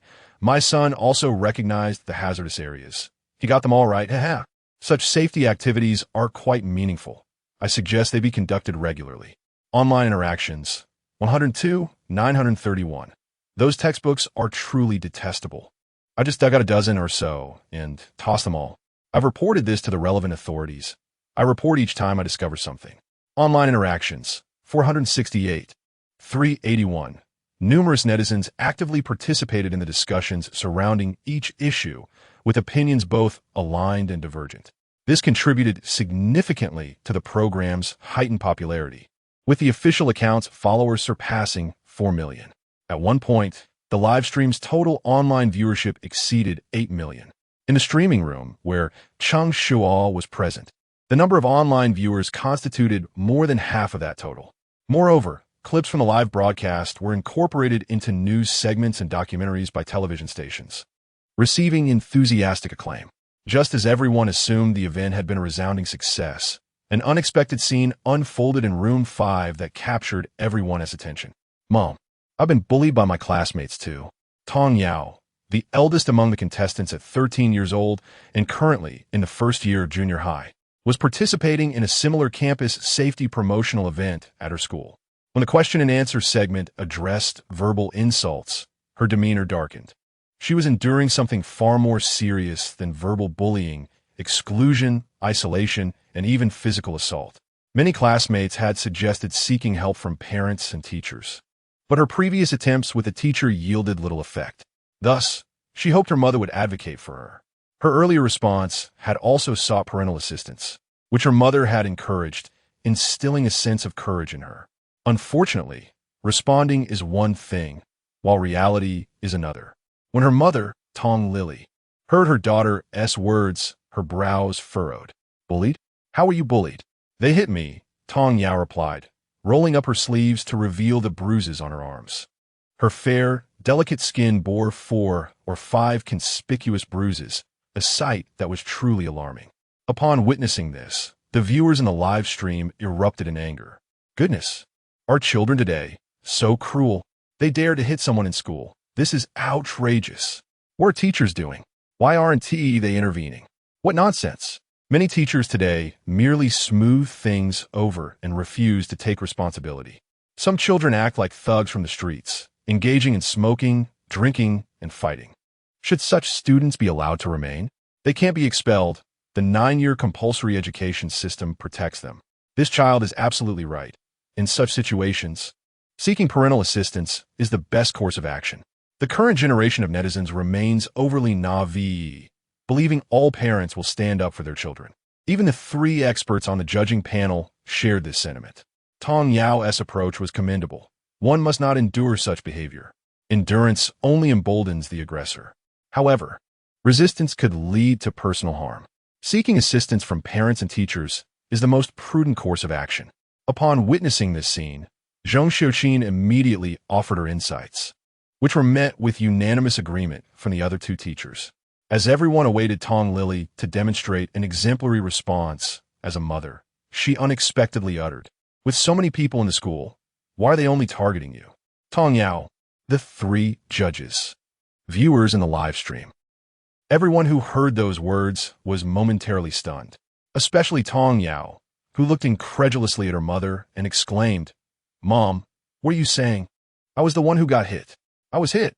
Tong Yao's voice trembled, her pent-up grievances spilling over into tears. She had expected her mother to care for her and support her, but the first response was a question. Her emotions surged, and she stubbornly stood her ground, allowing her bruised arms to remain exposed. This scene naturally attracted the attention of many onlookers. Your child has been assaulted to this extent, and you as a mother didn't even notice? Indeed, the young girl is telling you. It must be a serious issue. A mother cannot ignore it. As onlookers expressed their dismay, Tong Lily shot her daughter a fierce glare, her eyes seemingly conveying, "Are you satisfied with creating such a scene? How embarrassing." While still glaring at her daughter, she turned to face the onlookers with a beaming smile. "I do keep an eye on my child. I previously approached their homeroom teacher regarding this matter, who claimed that a few classmates were merely fooling around, and they generally get along well. Children can be like that. When they're on good terms, they can share a pair of trousers, but when they're not, they squabble and may even resort to fighting.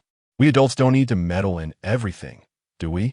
Tong Lily's reasoning had a semblance of validity, leaving the onlookers speechless and confounding some viewers in the live stream. Just fooling around? Is that really so? Can you call this fooling around? Have you even considered the implications? The homeroom teacher said so. Can it be false? Let me tell you, today as teachers tend to downplay serious issues, simplifying matters. We have a boy in our school who beat another student to the point of vomiting blood, yet when parents intervened, they merely stated that the two children were just playing. What a horror. Chapter 66. The heart-wrenching despair conveyed in those words stirred heated discussions among the audience. The three experts seated at the judging table exchanged glances, taken aback by the unexpected reaction of mother number 5. If the teacher's words were merely a jest, it would be one thing, but what if they were not? Each of the experts felt a pang of anxiety. Lacking knowledge of the entire truth, they opted to observe further. Tong Lily's rhetoric managed to deceive the bystanders, yet it only served to exacerbate the agitation of the young girl, Tong Yao. "Mom, it is not at all as the homeroom teacher described. This is not a joke. Our relationship is strained. They bully me for no reason," she exclaimed, tears streaming down her face, hoping her mother would grasp the gravity of the situation. However, the response she received was disheartening. "It takes two to tango. How can others bully you without cause? Hurry up, stop embarrassing yourself here." Tong Lily dismissed her daughter's claims, and, as the crowd grew, she ignored Tong Yao's protests and dragged her away, continuing to berate her. "With so many students at school, why do they only pick on you? You must have done something." This remark became the final straw for Tong Yao. "Mom, what can I do? You would rather believe strangers than your own daughter? I don't know why they target me. Why don't you ask them? It's not my fault. Why are you questioning me?" At this moment, Tong Yao's emotional state transcended mere breakdown. It was a desperate, anguished scream filled with indignation, bitterness, and hopelessness. Even from a bystander's perspective, it was heart-wrenching. Yet, despite the turmoil, Tong Lily's attitude remained unchanged. "Why are you shouting? Is that how you speak to your mother? If you're so tough, why don't you fight back when they hit you? You just act tough in front of me, a worthless child." Perhaps feeling ashamed to be the center of attention, Tong Lily abruptly left, leaving Tong Yao alone to collapse in tears. Witnessing this scene sparked outrage among netizens. Is she really leaving her child like this? The victim-blaming mentality is suffocating. Some parents would rather trust outsiders than their own children. I once thought she was admirable for raising a child alone. But with a mother like this, it's no wonder the child is bullied. In single-parent households, those troubled kids often target the vulnerable. Maybe it's because there's no father figure to instill fear. If there were a dad, this wouldn't happen. This has nothing to do with having a father. My daughter is from a single-parent family, and if she were bullied like that, I would confront them fiercely. It breaks my heart to witness this. My mother was the same way. Girls raised in such environments can easily be swayed by even the slightest kindness from a man. The netizens were indignant. The expressions of the three experts were equally grim. It was outrageous. One would expect a mother to be a pillar of support, only to find her utterly unreliable. She wouldn't even make an effort to understand the situation. If parents cannot trust their own children, how desperate must that child feel? If mothers behave this way, it would be better not to have children at all. Cheng Shuo, overwhelmed with emotion, spoke without restraint. Yet, no one deemed her words excessive. If a parent cannot even stand up for their child, what kind of parent are they? Is parenting solely about raising a child without concern for anything else? We often say that if there's a problem, one should turn to their parents or teachers. But what's the use when faced with such parents? The child confides in her mother because she trusts her, only to have her dismiss the issues entirely. What do you mean they only bully you and not others? Is that something a mother should say? Does she realize the profound damage her words inflict on her child? If her child is bullied in the future, will she dare to speak up again? Xiang Hui was equally furious, venting his frustration vehemently. After finishing, he took a deep breath. Yet, even that was insufficient. Once his anger subsided, he added, I will certainly not vote for her. She should be eliminated. When the judges previously mentioned eliminations, netizens felt it was overreacting. However, this time, they had genuinely incited public outrage. Many netizens declared they would not cast their votes for her. For the first time, the attitudes of the netizens and judges aligned. Two of the judges articulated what Yang Xiaotong wished to express. She did not want to speak. At that moment, her focus was on Tong Yao, who had been squatting silently for some time. Previously, she had been in a state of hysterics, but now she was eerily quiet. The more silent she became, the more unsettling it felt. Who was responsible for filming them? Could they check on the child's condition? The production team was thoughtful. Male cameramen were assigned to follow father-son pairs, while female cameramen were designated for mother-daughter pairs. As Yang Xiaodong's words faded, a female hand appeared in the frame. She gently patted Tong Yao's back, asking, Yao Yao, how are you feeling? Everyone anticipated a sorrowful visage, yet when Tong Yao lifted her head, she appeared remarkably calm. Though traces of tears remained, her demeanor was a stark contrast to her previous hysteria, almost as if she were a different person. At that moment, she evoked even more pity. Yao Yao, are you all right? The cameraman couldn't help but inquire again. I'm fine, Tong Yao replied in a flat tone. She hastily wiped away the remnants of her tears and forced a smile, thinking, if even my closest ones do not believe me, then perhaps being bullied isn't such a big deal after all. Her tone was so ordinary, so devoid of emotion, as if she were merely making a mundane statement. Yet, when her words fell, the camera shook slightly, clearly rattled by the impact of her statement. In a live broadcast room, exclamations poured in. My goodness, are you trying to kill me? How desperate must one be to utter such words? Child, don't think that way. We believe you.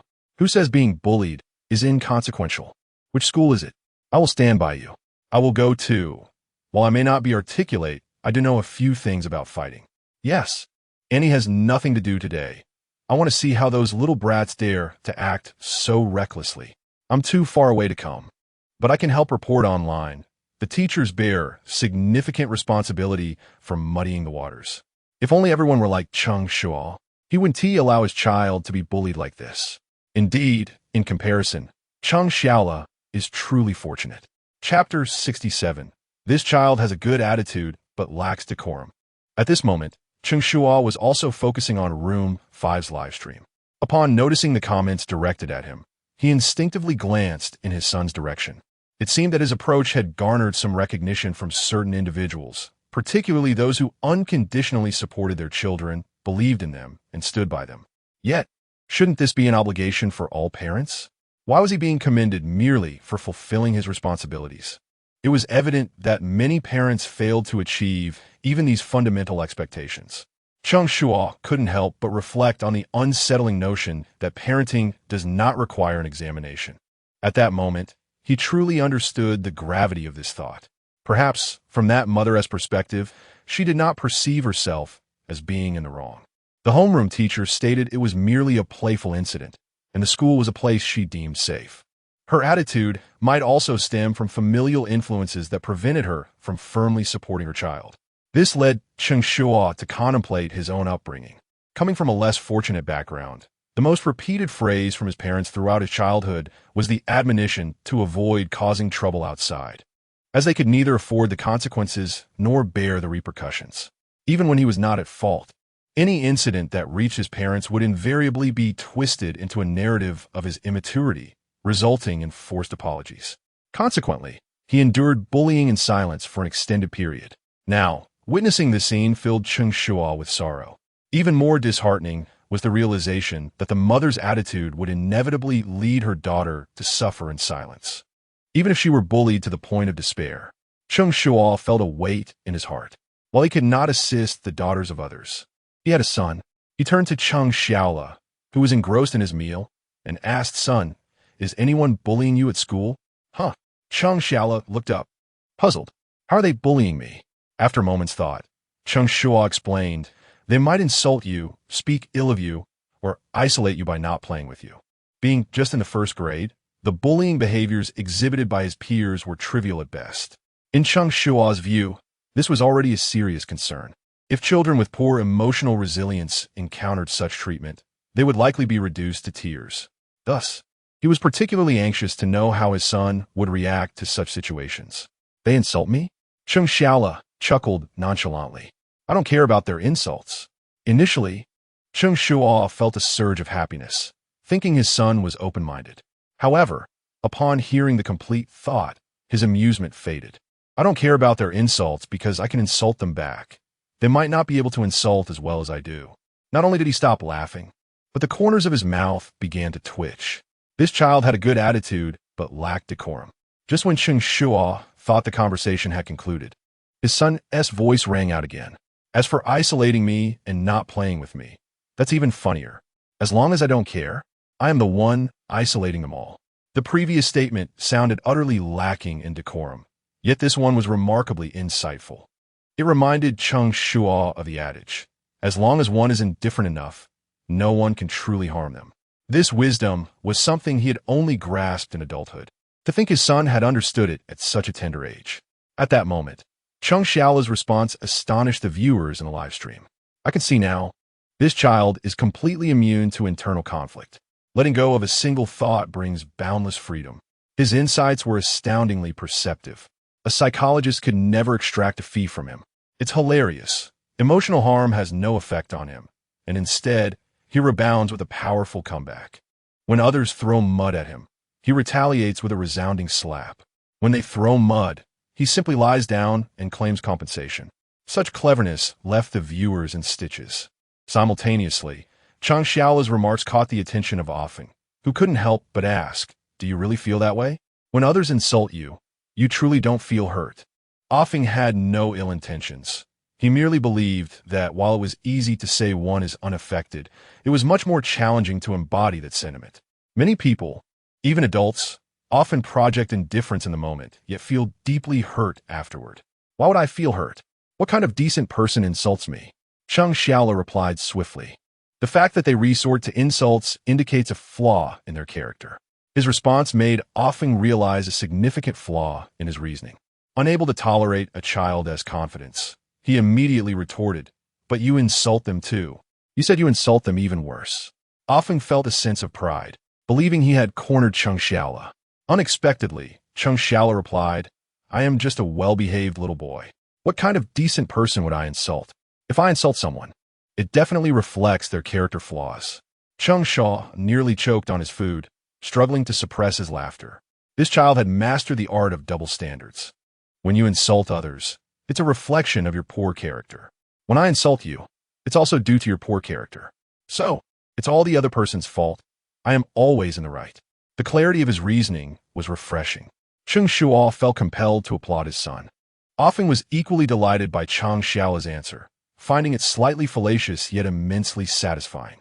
He thought to himself, blame others, never oneself. Question others rather than oneself. Well said. Offing did not hesitate to give Cheng Xiao a thumbs up. No surprise, the livestream's comments exploded again due to Cheng Xiao's words, drawing the attention of the three judges. What are they discussing? Why is it so lively? Teacher, Zhong Xiuqin inquired. He Ling quickly responded, perhaps after witnessing the situation with the child in room 5. The father in room 10 is also checking in on whether his child has faced similar issues. The events in room 5 had awakened many parents, prompting them to naturally begin inquiring about their own children. Fortunately, aside from Tong Yao from room 5, all the other selected children were still in elementary school.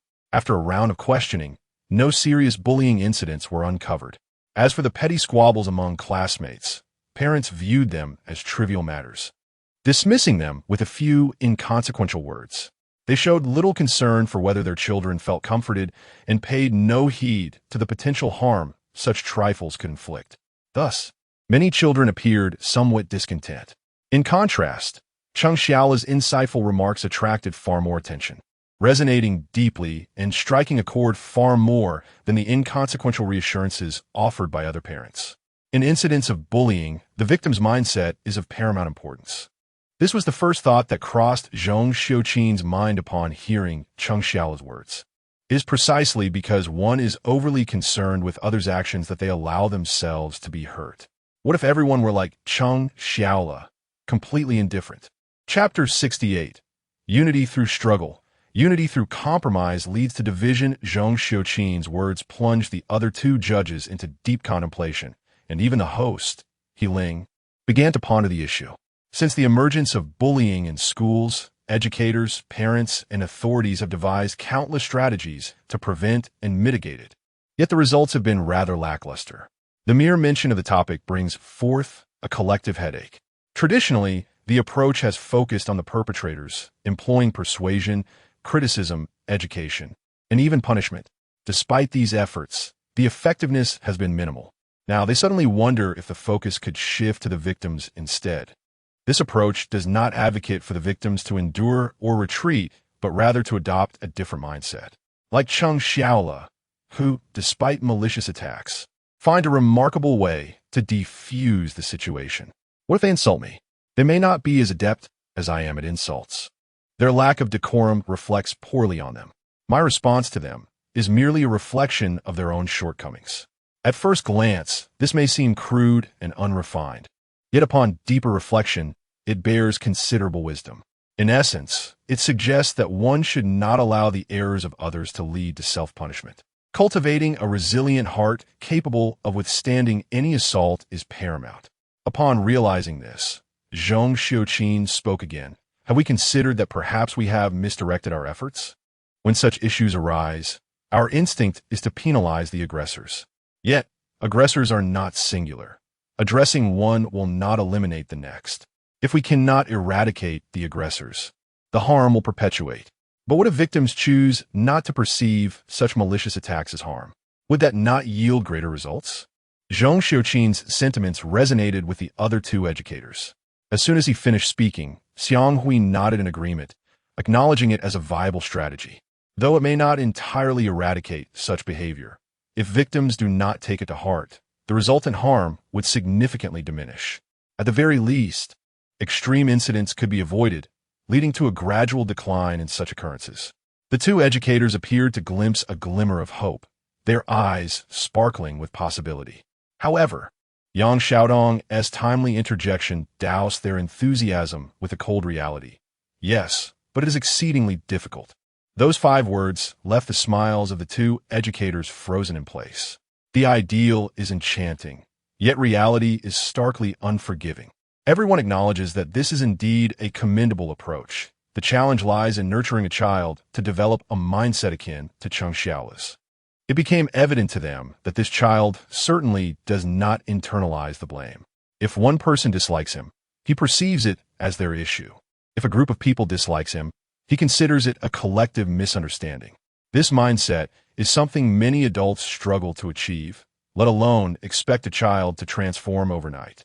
After an extensive discussion, the topic ultimately fizzled out, while Cheng Shuo continued his inquiries with his son. If verbal bullying fails to affect children, what about physical bullying? Cheng Shuo pressed on. What would you do if someone were to hit you without provocation? Just to provoke you? Cheng Shuo tilted his head, contemplating for a moment before delivering a firm response. Then I would hit back. Cheng Shuo couldn't help but smile at his son's answer. After all, he has never endorsed initiating bullying. However, enduring it is entirely unacceptable to him. The notion of suffering in silence for a moment as peace holds no weight in his philosophy. He firmly believes that such tolerance only invites further transgressions. Therefore, he found satisfaction in his son's response. Yet Xiang Hui was not pleased and immediately interjected with his own theory. How can we teach children that violence is the solution? Fighting is not acceptable. Yang Xiaodong chimed in. If you don't hit back, are you just going to endure it? Xiang Hui was about to suggest seeking help from parents or teachers, but recalling the negative example from parent number 5 rendered that suggestion hollow. He swallowed his words, stubbornly maintaining his stance against fighting. The judges, unusually, did not escalate the discourse. Cheng Shuo, anticipating their resistance, promptly asked his son, have you considered speaking to a teacher first? If you retaliate, it could escalate into mutual combat. Teachers would reprimand you. Cheng Shuo posed this question to gauge his son's genuine thoughts. While he admired his son's fearless attitude, he did not endorse such actions, primarily out of concern for his son's safety. If there is a significant disparity in strength, wouldn't that lead to his son being harmed? Ideally, he would prefer his son to seek assistance from parents or teachers. However, Cheng Shuo dismissed this notion, asserting, telling the teacher would make it seem like I'm afraid of him. Besides, I can't allow the fear of reprimand to turn me into a victim. Cheng Shuo felt a flicker of admiration at that moment, appreciating his son's strong sense of self.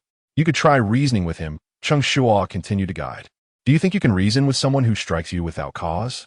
At this point, Cheng Shuo paused momentarily, as if organizing his thoughts, before responding, Dad, I dislike fighting, but if I don't retaliate, it sends a message that I am weak.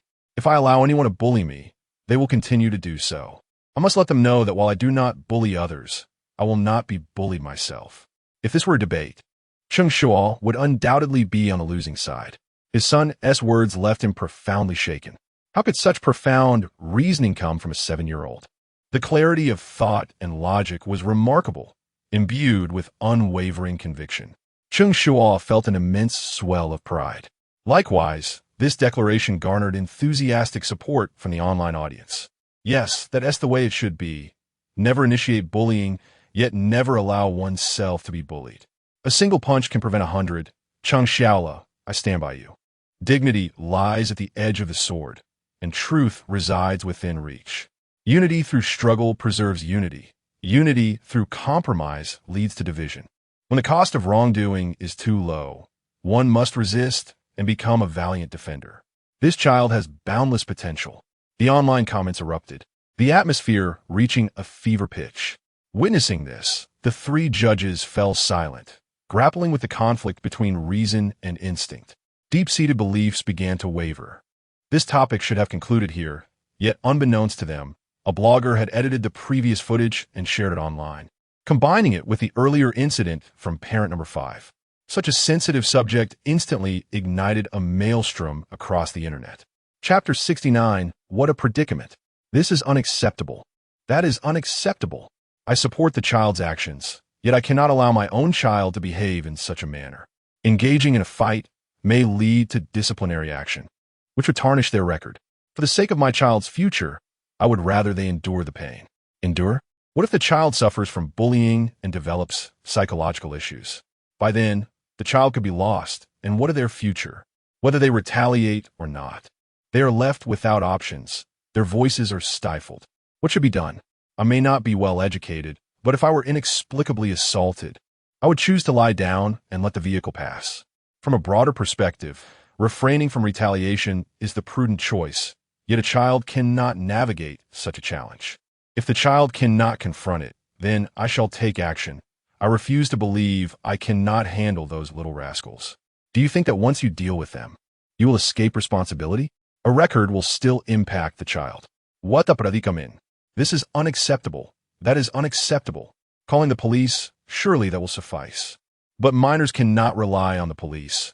It often results in mere reprimands, and they might even hold a grudge, exacerbating the situation.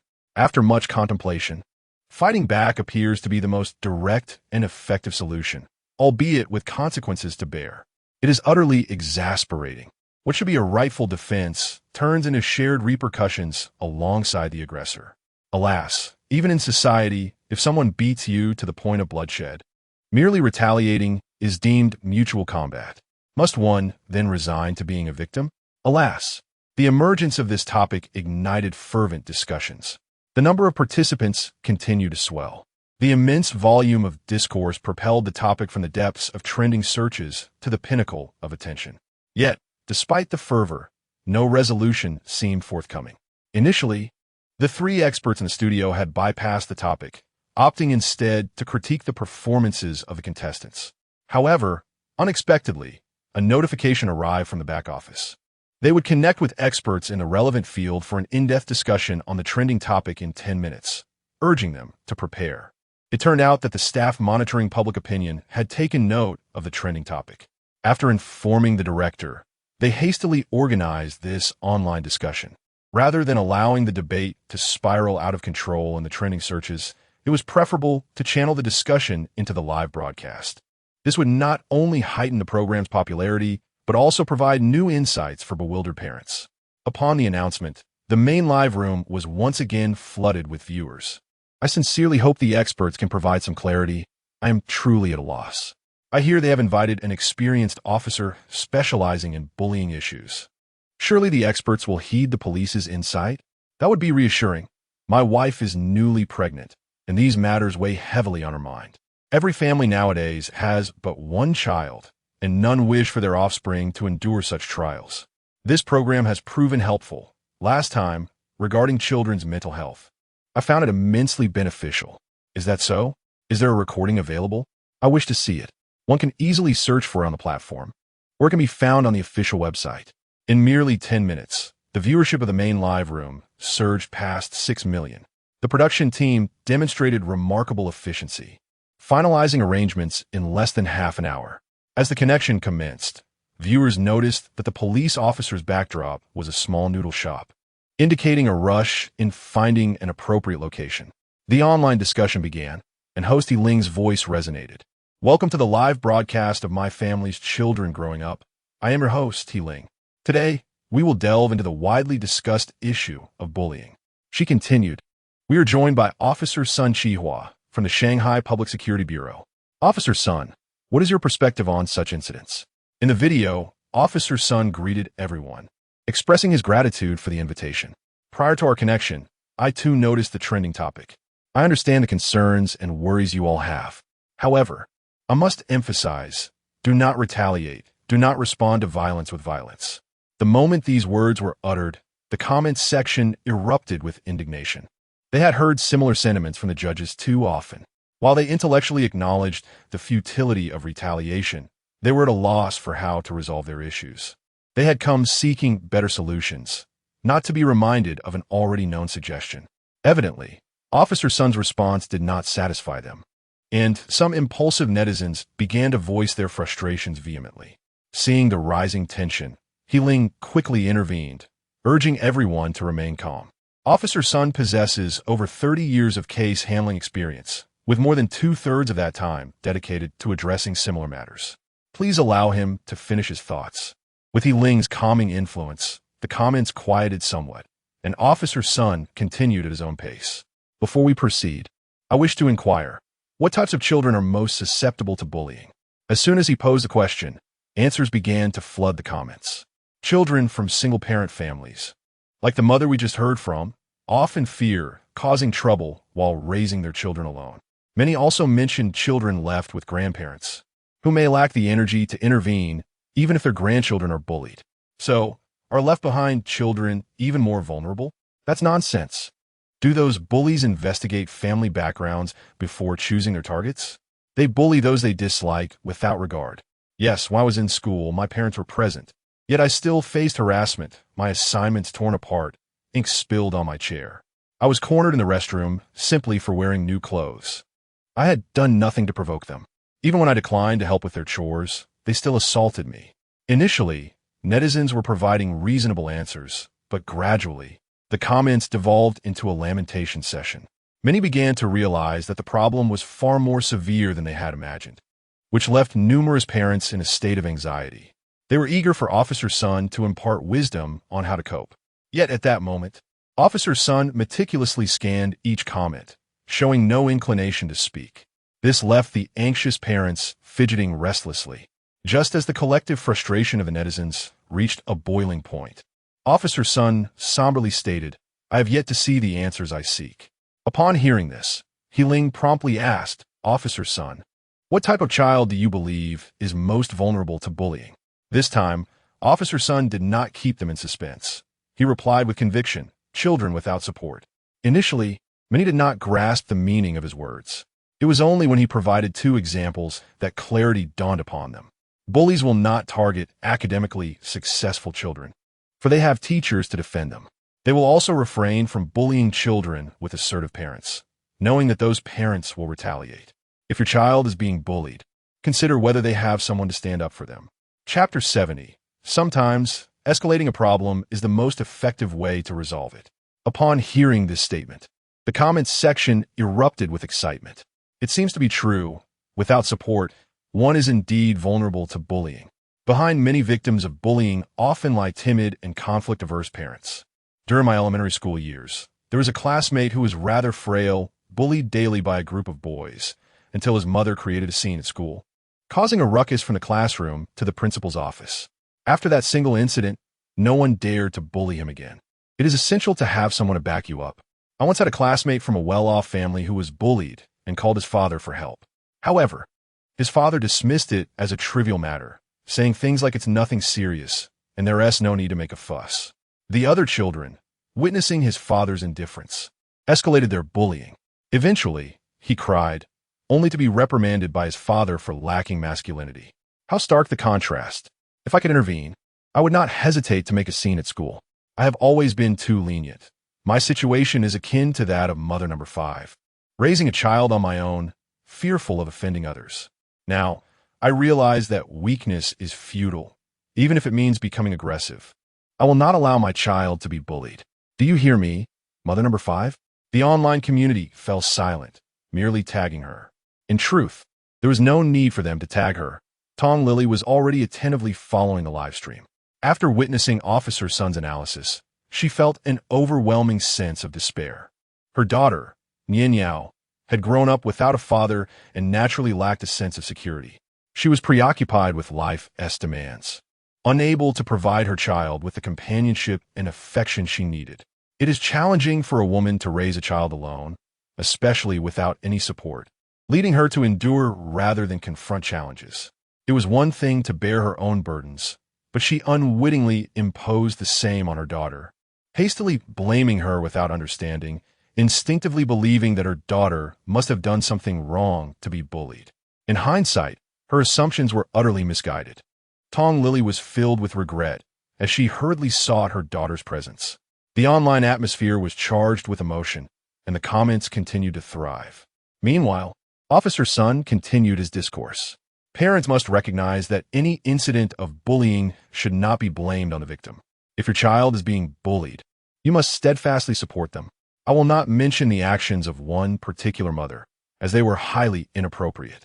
Do not question your child when they confide in you. The priority should be to approach the teacher immediately. If the teacher is unhelpful, escalate the matter to the principal. And if the principal is indifferent, contact the Education Bureau. Sometimes, making a commotion is the most effective way to resolve a problem. Upon hearing this, Yang Xiaodong could not resist interjecting. If you approach the teacher, it is merely a student issue. If the principal is involved, then the teacher is also at fault. If the Education Bureau gets involved, the school has a serious problem. The more individuals involved, the more likely the issue will be resolved. If one adopts a more assertive stance, the problem may resolve itself even before reaching the principal's office. Wouldn't you agree, Teacher Xianghui? Startled by the mention of his name, Xianghui shuddered and shot a reproachful glance at Yang Xiaotong, wondering why he was being called upon at that moment. Having spent a lifetime as a teacher, he understood well that many educators are reluctant to intervene due to the hassle involved. However, he also recognized the profound impact of these words. Teachers fear principals, and principals fear the Education Bureau. Climbing up this hierarchy can be daunting, while it is not always necessary to go directly to the principal.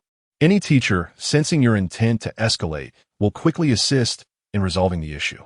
Indeed, this approach is quite effective, Xianghui responded while wiping his brow. Even in retirement, he felt the lingering pressure of these layers. The endorsement from two experts undoubtedly served as a morale booster for many parents. They learned that one cannot afford to be overly honest. Such honesty often leads to suffering, a trait not to be admired. What once appeared to be an ineffective program now seemed to be quite beneficial, offering strategies that avoid unnecessary risks. Parents must also stand firm.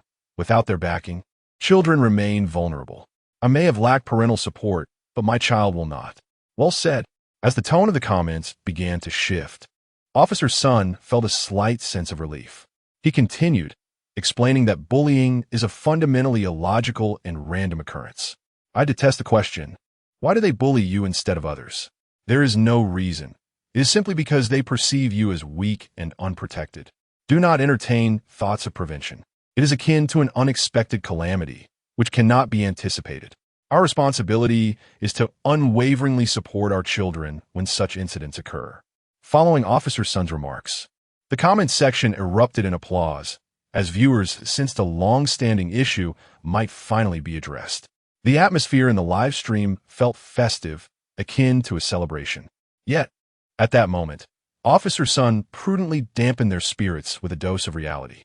This strategy applies primarily to less severe situations, such as blocking restrooms, cutting hair, tearing up homework, or delivering a few slaps or kicks, none of which jeopardize personal safety. However, many current bullying scenarios parallel severe societal issues. They may threaten you, extort money, or demand possessions. Refusing could lead to violence or even more egregious acts. In the face of such malicious behavior, especially when the aggressors are in a group and you find yourself outnumbered, what should you do? This statement reignited concern among the online audience. Surely, blocking restrooms and cutting hair are serious matters, they thought.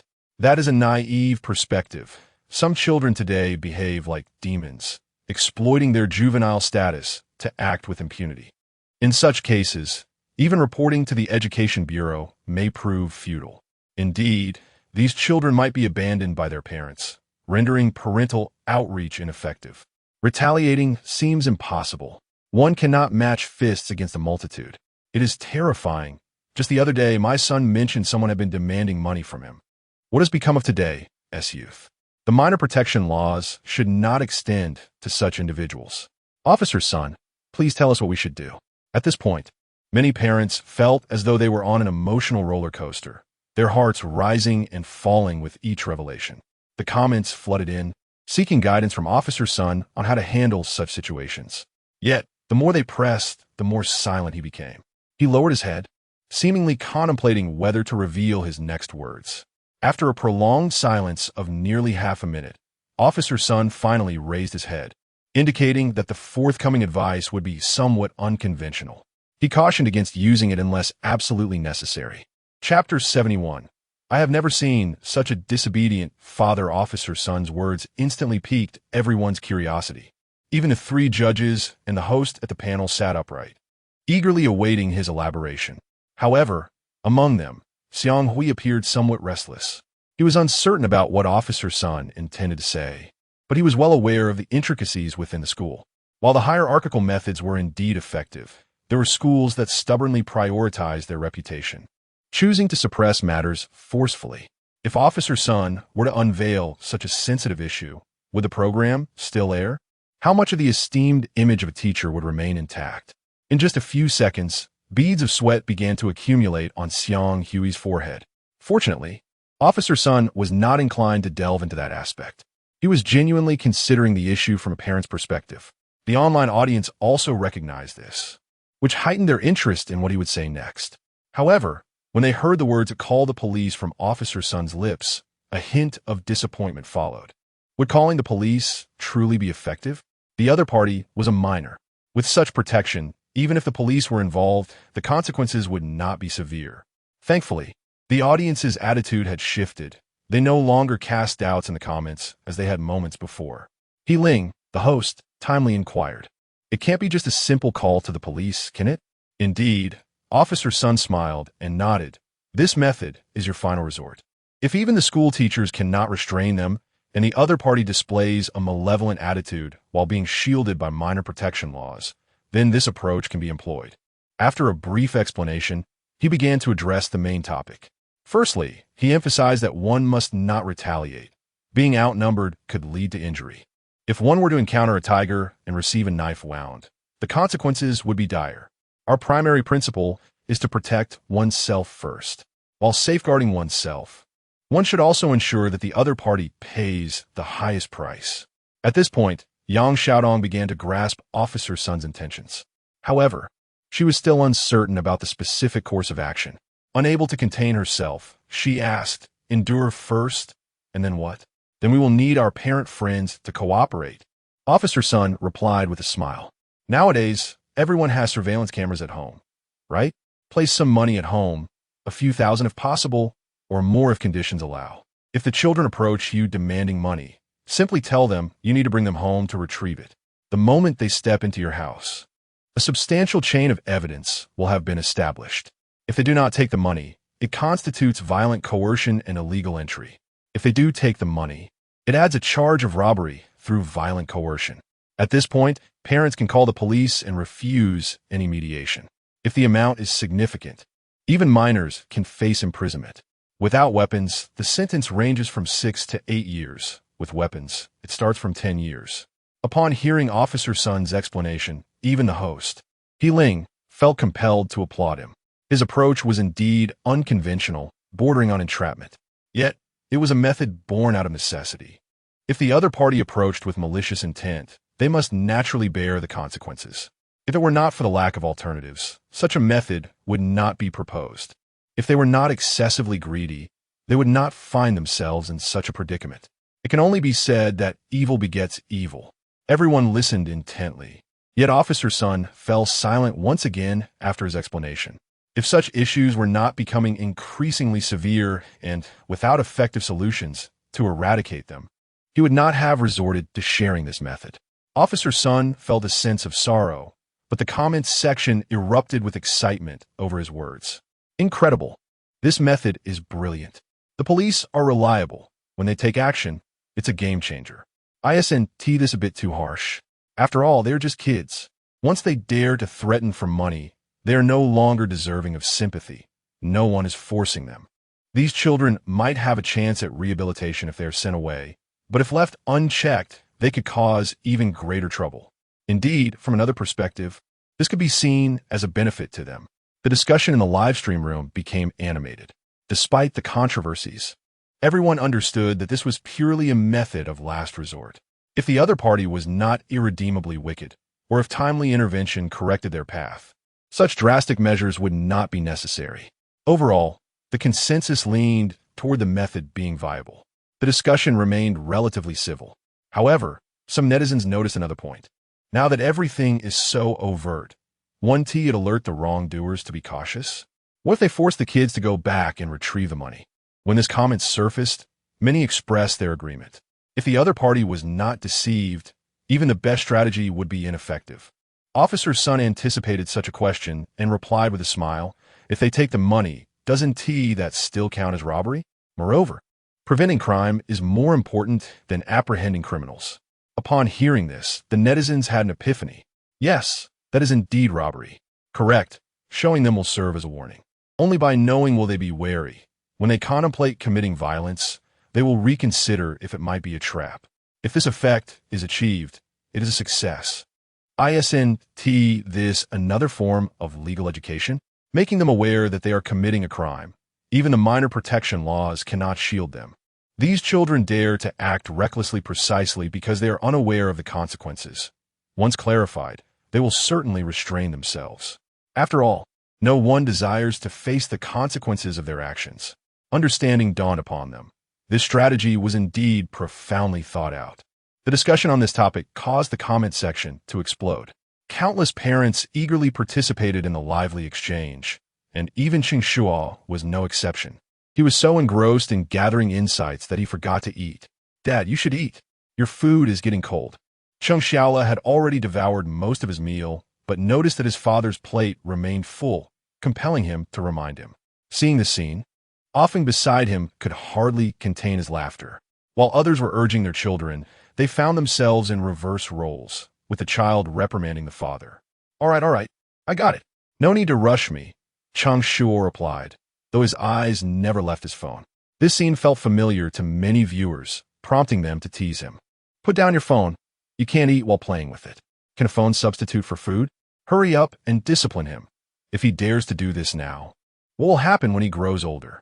I have never seen such a disobedient father. How old is he? Still clinging to his phone during meals. Look, his eyes will surely go bad. Hey, are you installing surveillance in my house? I've heard every single word." Cheng Shuo lamented, "I truly worry about this father."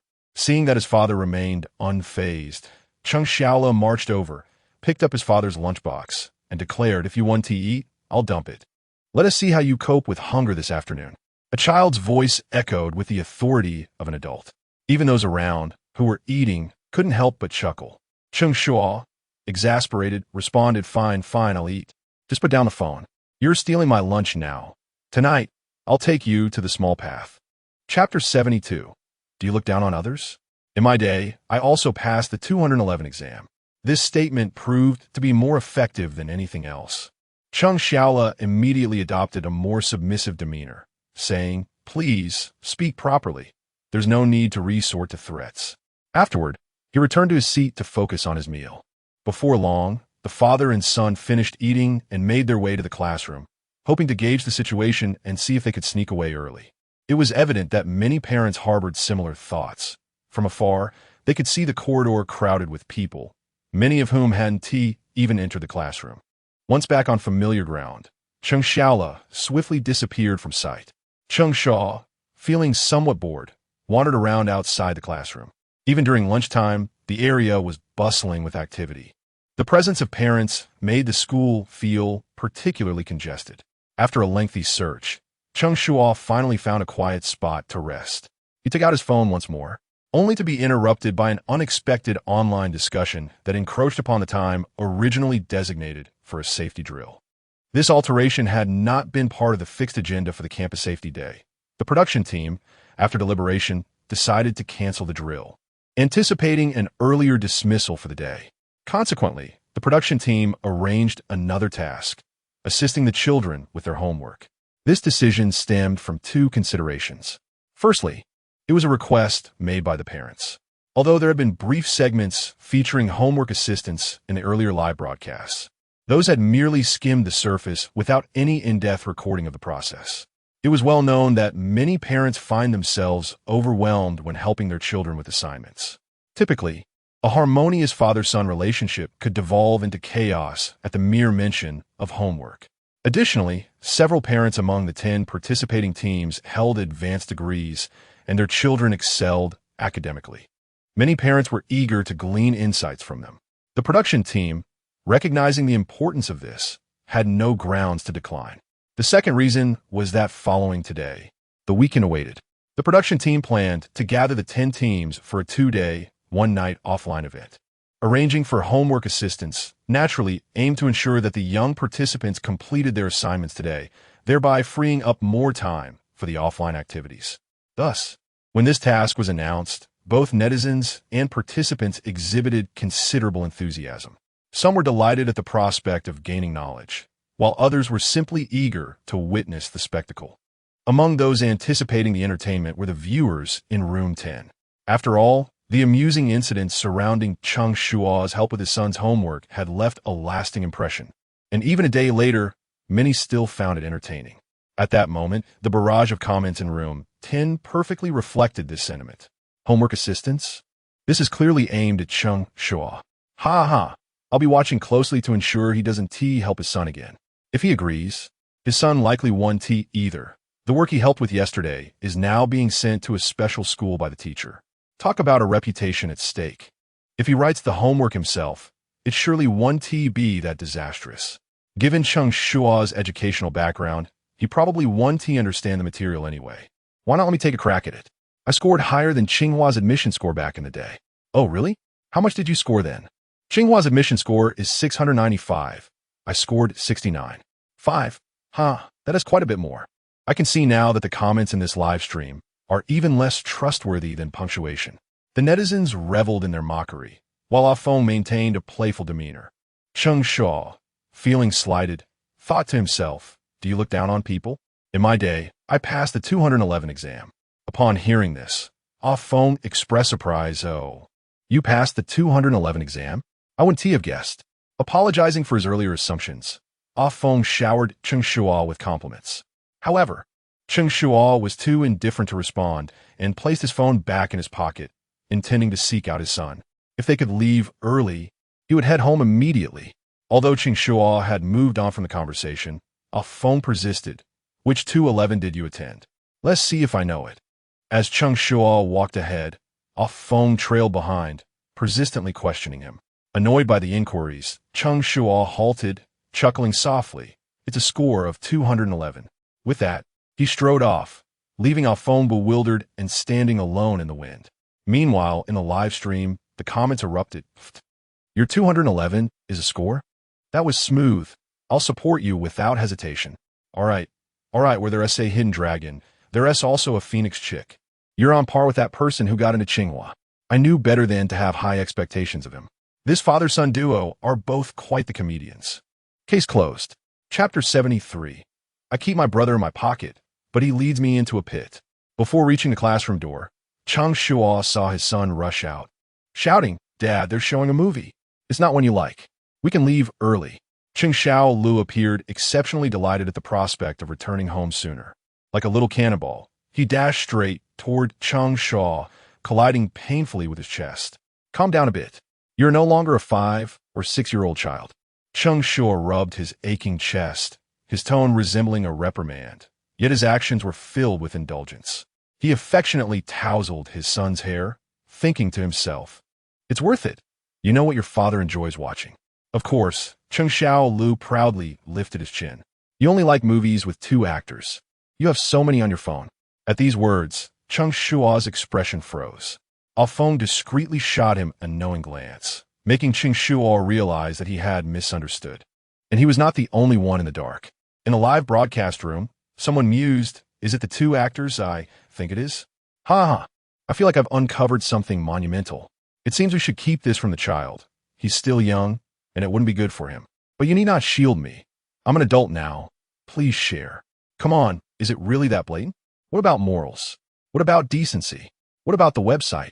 These individuals swiftly revealed their true natures. If that is the case, do share it with me as well. It's not that I particularly want to see it, but rather I fear being left out. Amidst the fervent banter of netizens, the experts seated at the judging panel wore expressions of discomfort. This was beyond their scope of commentary, and they could only feel second-hand embarrassment for Cheng Shuo. He had never before experienced the daunting power of a leather jacket that exposed him to ridicule, especially when even netizens were having fun at his expense. Cheng Shuo playfully smacked his son on the backside, exclaiming, Stop talking nonsense. Immediately, he clarified, it's a misunderstanding. It's not what you think. Before he could finish, Ah Feng gestured for silence. I know. We're all adults here. You know nothing. Cheng Shuo retorted, hastily pulling out his phone. Just look for yourself. Ah Feng initially hesitated, thinking it inappropriate, but curiosity got the better of him, and upon looking, his eyes widened in disbelief. The incredulity in his tone was palpable. This reaction piqued the interest of the netizens further. Show me. What is it that I cannot see? I could pay to watch. Don't treat us like outsiders. Under the eager calls of the viewers, Ah Feng turned the camera toward Cheng Shuo's phone screen. Upon seeing it, the netizens could no longer contain themselves. The complete collection of Guo Di Gang and Yu Qian as crosstalk? Are you kidding me? I've already taken my pants off for this. There's nothing wrong with this. It truly is performed by two people. If you thought otherwise, that's on you. And it's 2 men at that. Ha ha ha ha. It's time to bring out our brother Bao's famous saying. The prejudices in one's heart are like a mountain. Alas, I keep my brother in my pocket, but he lead me into a pit. The barrage of comments was lively. Cheng Shuo, nearly overwhelmed by the disparagement, sought to confront his son. However, that little rascal had already sprinted far away, frolicking with a large golden retriever by the roadside. Both of them baring their teeth like bulls in a duel, their clothes now a mess. Seeing this, Cheng Shuo couldn't help but rub his forehead, pondering. What is the difference between raising a child and raising a dog? Ah Feng, witnessing the scene, felt it was rather charming. However, he knew that expressing that sentiment aloud would lead to a different narrative. Everyone expected him to extol the virtues of parenthood, highlighting how children could assist with many tasks and bring joy. No one anticipated his next words. At least raising a child doesn't shed fur. This unique perspective brought a smile to Cheng Shuo's face, the corners of his mouth curling up uncontrollably. The viewers in the live chat were equally amused, erupting in laughter. Since when did not shedding fur become a merit of child rearing? Is he right or not? Absolutely. The punchlines are so frequent, I can hardly breathe from laughing. Can foolishness be contagious? I wonder if his cameraman was always like this. Amidst the laughter, Cheng Shuo's earlier frustration dissipated. Cheng Xiaolu, it's time to get in the car. Let us go. They boarded the same old tricycle, which sputtered back home. As the contestants gradually made their way home, discussions online began to wind down. As the show concluded, a renewed wave of discussions erupted online, undoubtedly elevating the program's visibility. Not only did the official account garner significant attention, but several contestants also cultivated their own fan bases, with Cheng Shuo and his son being the most popular. Meanwhile, in the backstage area of the program, Chun Bo finally found a moment to rest, only to be surrounded by staff. Director Chun, should we open personal accounts for the contestants? I see a considerable demand from netizens. Some sponsors also wish for them to promote products through their accounts, claiming it would enhance publicity. If the contestants have personal accounts, interactions will boost the program as popularity, and although we're not lacking in attention, every bit counts, right? Chun Bo had previously contemplated this issue, but deemed it unnecessary due to the program's smaller scale. However, he no longer held that view. The show's success had surpassed his expectations, with each contestant achieving their own memorable moments. Even if their parenting philosophies face criticism, many netizens were still willing to support them. Who says that bad publicity isn't still publicity? Thus, upon hearing the staff's proposal, his attitude shifted. All right, let them create their accounts. We'll assist with promotion. The success of the program is a collective achievement. The accounts belong to them. They should manage them well. Even if they don't participate in future shows, they can still earn some pocket money from these accounts. Chun Bo's words sounded generous. Yet the staff backstage could see that his careful calculations were barely concealed. Chapter 74. Security questions are meant to protect adults, and now that you are an adult, you naturally would not know. Chun Dao, are you concerned that maintaining the contestants' accounts would require more manpower? A staff member bluntly exposed him. Upon hearing this, Chun Bo grinned and shot him a playful glare. You know too much. His arrangement indeed had its own considerations. Maintaining an account is not merely about posting a few photos and responding to comments. There's a profound strategy behind it. Consistent updates are fundamental, and the content must be novel and of high quality. Although the production team can provide materials to truly stand out, one must invest their own effort. These are minor issues. The primary challenge lies in the current traffic of the show, which leads to an abundance of comments and private messages for the contestants. If the production team manages them, the workload for 10 contestants and their 10 accounts would be monumental. They were already exhausted handling negative online reviews. If they were tasked with managing the accounts, they might revolt. After much contemplation, it is still preferable for the contestants to take charge themselves. If they can seize the opportunity to accumulate followers, their accounts will become valuable, which serves as a form of reward for the contestants. Shall I notify them to prepare their accounts now? Good. Upon returning home, Cheng Shuo and his companions received the production team's notification. Accounts? I believe I have one. I remember having over 1,000 followers. Naturally, Cheng Shuo would not refuse such a request. He had already planned to do live streaming in the future, and nurturing the account now would save him a great deal of trouble later. However, he encountered a slight obstacle when attempting to log in. Incorrect password. Dad, if you enter it wrong 3 times, it'll lock you out. Cheng Shuo was quite concerned, watching his father struggle with the login. Seeing his dad fail 3 times made him even more anxious than Cheng Shuo himself. I know, this was the original owner's account, and Cheng Shuo assumed the password would be similar to others. He never anticipated it would be incorrect. Let's retrieve it using the phone number, suggested Cheng Shuo. Cheng Shuo nodded. All right, I'll give it a try. Yet, when he attempted to verify the phone number, he was dumbfounded. This is the number you used before. It cannot receive the verification code. Cheng Shuo transformed into a relentless commentary machine, narrating each step as his father attempted to navigate the process. His intentions were good, but truly unnecessary, as it sounded to Cheng Shuo more like schadenfreude. You should be quiet and hurry to take a shower.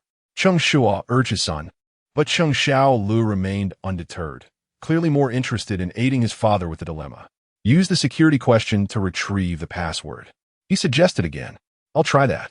While he grumbled about his son, he obediently followed his instructions. Yet, he overlooked a significant problem. The security question was set by the original owner, and he had no clue. Dad, who is your most beloved person? Isn't it Mom? Why didn't you fill that in? Seeing his father remain motionless, Cheng Shuo pressed him again. This put Cheng Shuo in quite the predicament. If he entered Jiang Shuyu's name and it turned out to be incorrect, would he even see the light of day tomorrow? Why do you have to worry about everything? Hurry up and shower. We'll get your homework done. If you're not going to shower, at least open the computer and practice shooting. Cheng Shuo adeptly managed to manipulate his son. As soon as he said this, Cheng Shuo dashed toward the bathroom. With the noise subsided, Cheng Shuo still found himself scratching his head over the security question. He couldn't risk answering such a perilous question, not even as a trial. He quickly changed it. What is your dream? Cheng Shuo was once again taken aback. Who exactly is this security question meant to protect against? Why not use something with a fixed answer, like a birthday or perhaps the names of his parents? With a sigh of resignation, he continued to change the question. What was your best friend's name in childhood? Forget it. He decisively abandoned that route. It would be more convenient to simply apply for a new account. Little did Cheng Shuo realize that such a simple matter as retrieving a password could spark a discussion among the netizens in the live stream. The security question is just like mine. I had to answer who my favorite person was to retrieve my password, and I failed to guess right after a dozen attempts. Who remembers their first love in middle age? As for dreams, those naive aspirations from childhood are long forgotten. Now, I only strive for daily sustenance. As for my childhood best friend, I left that behind at 12. No way, don't do this. I dislike sentimentality, but I'm genuinely a bit teary. It's hard to comprehend why such difficult security questions were set in the first place. Oh, they were meant to guard against the adult self. The security questions are designed to protect adults, and now that you are an adult, naturally, you wouldn't remember. Perhaps when they were set, it was believed that the answers would be unforgettable for a lifetime. It's merely a matter of retrieving a password, yet everyone makes it so poignant. Stop. Don't be so emo. I watch live streams to find joy. Cheng Shuo also managed to lighten up, realizing that a simple action could significantly increase the barrage of comments. It is not hard to imagine how quickly his follower count would rise once his account is revealed. At 4 o'clock in the afternoon, in the studio, the host, He Ling, stood at the center of the stage. The campus safety event has concluded successfully, and next, we will be voting on the children's performances. As her voice fell, the vote counts for each child began to fluctuate. Today's event did not involve parents. Thus, when voting based solely on the children's performances, all but Cheng Shuo had similar vote counts. This result had become quite customary. There was no remedy. Cheng Shuo's small stature and mischievous demeanor were simply endearing, and he performed the best. Compared to the other well-behaved children, he stood out remarkably. It was no surprise that he led the votes by a wide margin. Surprisingly, the second place was taken by contestant number 5, Tong Yao. It was worth noting that her earlier outburst had frightened many. However, upon reflection, it was not difficult to comprehend. The netizens were kind-hearted, hoping to encourage her with their votes. Perhaps they saw a reflection of their own past selves in her. They were healing their own wounded souls. All right, the voting has concluded. Don't be discouraged if you received fewer votes.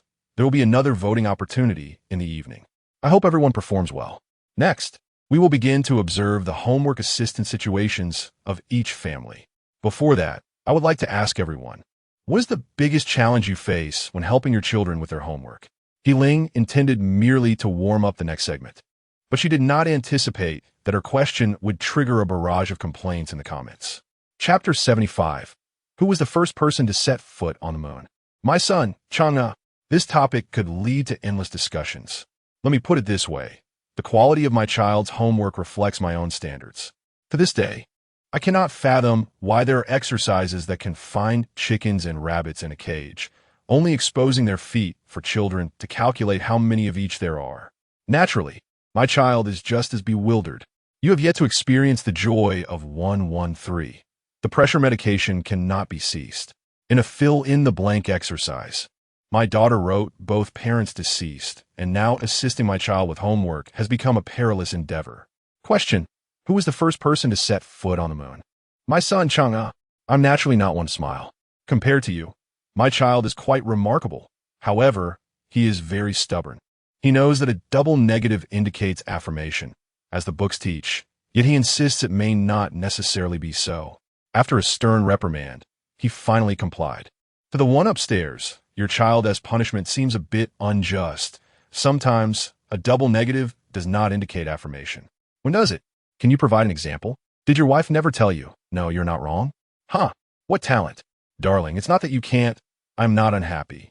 The child cannot possibly not be yours. Need I provide more examples? Wow. Ha ha. You have utterly diminished my reserves of virtue. When it comes to discussing children as homework, complaints abound, but the joy is even greater. The atmosphere is palpable, and various live streaming rooms have come alive. In room 9, the cozy setting features Young Yu, Sharon diligently seated at her desk. She maintains an upright posture, her back straight, writing her assignments with impeccable form, while her mother, Ding Jing, tidies up the wardrobe nearby, creating a harmonious and warm scene. Observing this moment, netizens are profoundly moved. Such a tableau belongs only to a program, in reality, who assists whom often leads to chaos. The only family that could rival this is Family 1. Yet it lacks the warmth found here. This scene resembles a masterpiece of world art. It could be captured as a template. Examine her posture. It mirrors that of the books precisely. A glance at my son, who seems afflicted with rickets, truly underscores the adage comparison breeds envy. A self-motivated child is far more endearing, completing homework without parental distraction. How do you educate? Could Mother 9 share her insights? Just one glance. And netizens showered praises upon Family 9. Many parents sought to glean parenting wisdom. If this serene scene were to persist, Family 9 would undoubtedly garner substantial support. However, the plot twist arrived abruptly. Perhaps due to fatigue from sitting too long, Yu Xiaoran suddenly relaxed her posture. This action is universally understood. It signifies a desire for a brief respite. Such a reaction is entirely reasonable. Yet, as soon as her posture slackened, she was struck on the back by a balled-up sock. Sit up straight. Are you blind? This remark stunned the viewers. The mother's words were indeed harsh. Despite the good intentions, why could she not express herself kindly? Indeed, resorting to throwing a sock at a child is excessive. Only those who have parented understand that gentle speech often falls on deaf ears. It is only when one resorts to more assertive measures that results manifest. Furthermore, how painful could being hit with a sock be? It merely serves as a reminder. Am I the only one who finds the act of throwing objects at children alarmingly practiced? This mother seems to have done this frequently.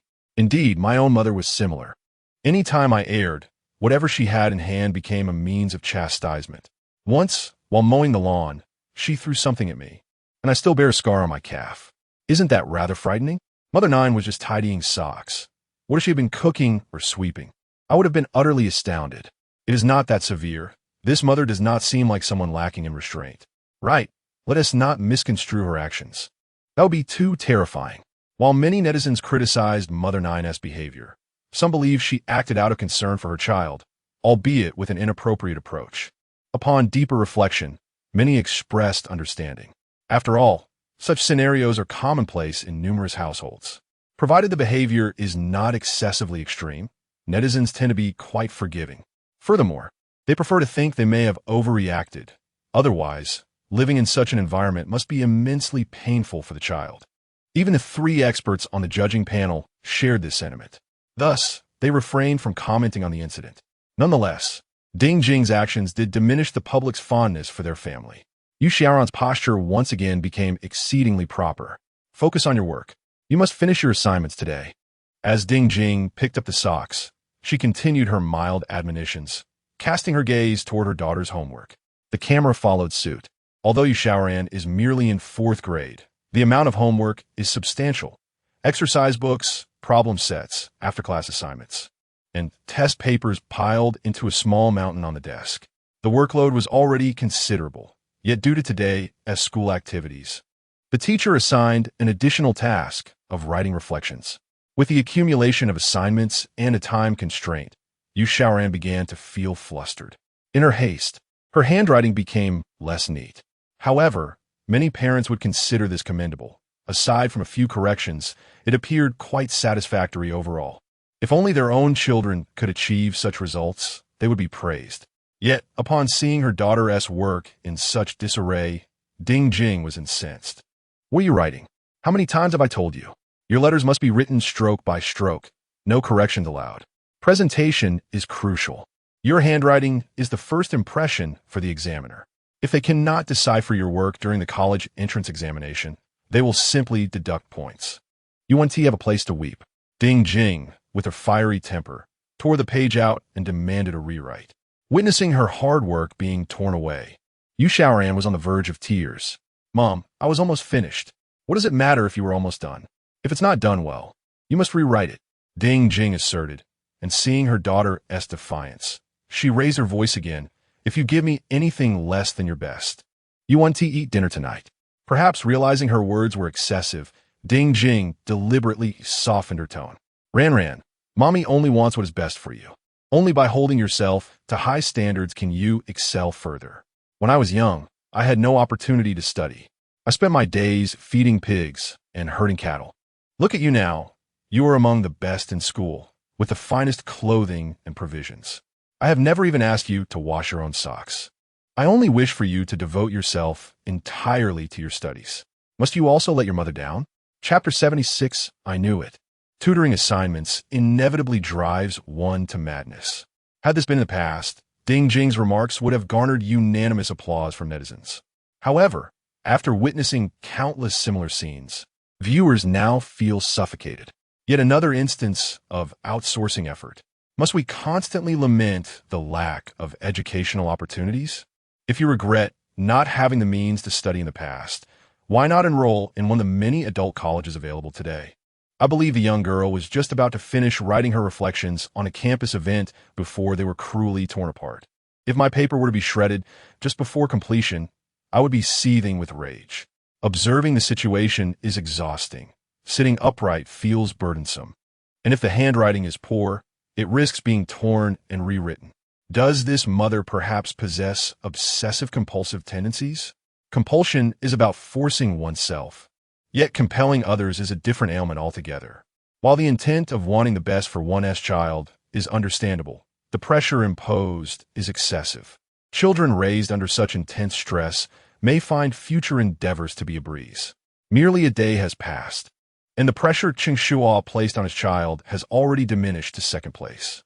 The educational approach of Mother Number 9 has not been well received by netizens. Although her intentions are commendable, they remain unacceptable. Even some traditionally minded parents recognize that this is misguided. Applying pressure on a child so young in various aspects is not something they can resist now, but when they possess the capacity to rebel, who knows how defiant they might become. Aware of this, Judge Zhong Xiuqin interjects, asserting that parents must not be overly authoritarian. Striving for perfection in every aspect exhausts parents and burdens children even more. We must allow ourselves to relax and relieve tension, enabling children to feel at ease. A balanced approach yields greater results with less effort. As soon as Zhong Xiuqin finishes speaking, Yang Xiaodong chimes in, confirming that many parents share a common flaw. an inclination to nitpick over trivial matters. An occasional slouch is not a grave offense. Mistakes in homework are errors that every child makes. Is the pursuit of perfection for the child's benefit? Or is it merely the parent's inability to accept their child's flaws? Ironically, parents can nurture their children in the direction they desire. Yet will they be willing to change to become the parents their child wishes for? Yang Xiaodong has always focused on issues rather than individuals, and her remarks are as incisive as ever. Upon her conclusion, the online comments surge anew. Indeed, this is the first time for both parent and child. Why should the parent be allowed to mold the child to their whims while the child's desires go unheeded? This sentiment resonates deeply with me. I never demanded wealth from my parents, yet they expect me to achieve great success. If parents urge me to strive, they should also make an effort themselves. I too wish to experience the life of a wealthy heir. Everyone here is merely venting. I recently used this argument against my father, only to receive a resounding slap in return. I'm truly furious, contemplating finding someone to fight. Such coercive parenting is indeed infuriating, driving children towards madness. To guide everyone, visit room 3, where the situation is quite the opposite. That child is nearly driving his father insane. No one desires to watch a live stream that only adds to their frustration. Upon seeing someone declare room 3 to be entertaining, many netizens flocked there. Mother No. 9 is oblivious to the cause of the sudden drop in viewership, unaware that the number of people in the live stream is halved. In room 3, young Zhuzaheo's homework setup is not at home, but rather at a small table beside his father's seafood stall. The market is noisy and chaotic. Yet, the scene of Zhu Fu assisting his child with homework stands out as a rare spectacle. If one were to merely observe the visuals, netizens would undoubtedly commend the effort to study despite adverse conditions. However, when the dialogue between father and son emerges, viewers realize this is not a picturesque moment, but rather a scene of calamity. Come on, tell me again, how many letters are there in total? It is evident that the father and son have been embroiled in this debate for quite some time. Zhu Fu's patience is wearing thin, his hair disheveled from agitation. Meanwhile, son Zhu Zaheo remains unfazed, gazing wide-eyed at his father without fear, yet lacking seriousness. 24. That makes it 25. Zhu Zaheo, noting his father's expression, quickly changes his response. Zhu Fu is nearly exasperated to the point of fury. How did it become 25 again? Didn't we just count? He pulls at his hair in frustration. Although Zhu Fu appears robust, he refrains from striking his child, even when angered, perhaps knowing he won't be punished. Zhu Zaheo carries on, watching his father spiral into chaos with an almost casual demeanor. What are you looking at? Do I have the answer on my face? Zhu Fu shouts, count again. Their personalities are starkly different.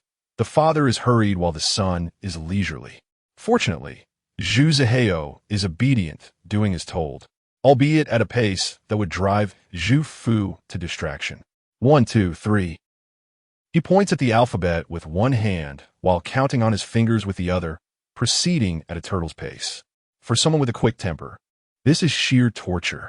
The irony is that Zhu Fu cannot interrupt. For doing so would require starting the count anew. This frustration has him pacing restlessly. Despite his apparent agitation, he remains alert to his son's progress. Upon hearing Zhu Zaheo stop at 26, he knows the child has finally grasped the count of letters. Now that you've counted properly, how many letters are there? Zhu Fu asks confidently. 21. Zhu Zaheo replies, even more assuredly. Zhu Fu nearly chokes on this answer. Having heard the count reach 26, how could it still be 21? Observing this unfold, netizens can no longer contain their laughter. This is so relatable. I'm certain there is no script involved.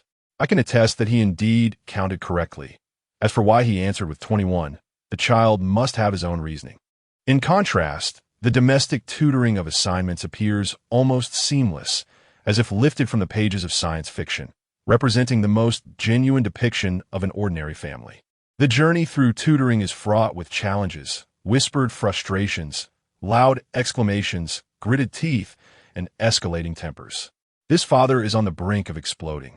It seems everyone has a foolish child, and I feel a sense of balance within. Indeed, tutoring assignments inevitably drives one to madness. Patience is essential in tutoring. If a child is not prompted to speak multiple times, they will naturally lose the desire to engage.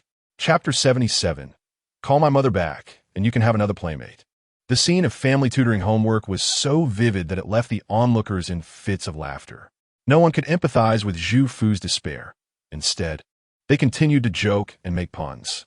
I assert that there are only 21 letters in the alphabet, because E.T. is an alien who flew away in a UFO. Can you believe that? Wrong. The correct answer is 14, as E.T. wore AJ shoes, carried an LV bag, and adorned himself with YSL. If that's the case, the answer should be 9, as he cruised in his UFO while listening to DJ music with GPS activated and taking along Hello Kitty. Well then, let's not leave anything behind. The remaining letters are merely the name of Hello Kitty. Ha ha ha, how witty. I'll surely die laughing in this live stream. The comments were lively, and the 3 experts on the judging panel were stifling their laughter. In the past, they would have advised Zhu Fu on patience and proper methods. However, they gradually realized that the audience was not receptive to preachy admonitions. Parents seeking guidance began to understand that the chaos of tutoring was the norm, largely independent of the parents' educational backgrounds, but rather a test of patience. The 10 contestants served as mirrors, allowing countless parents to identify their shortcomings. They reflected on whether they had inadvertently harmed their children's self-esteem, whether they had shown enough patience, or whether they had forced their children to do things they themselves could not accomplish.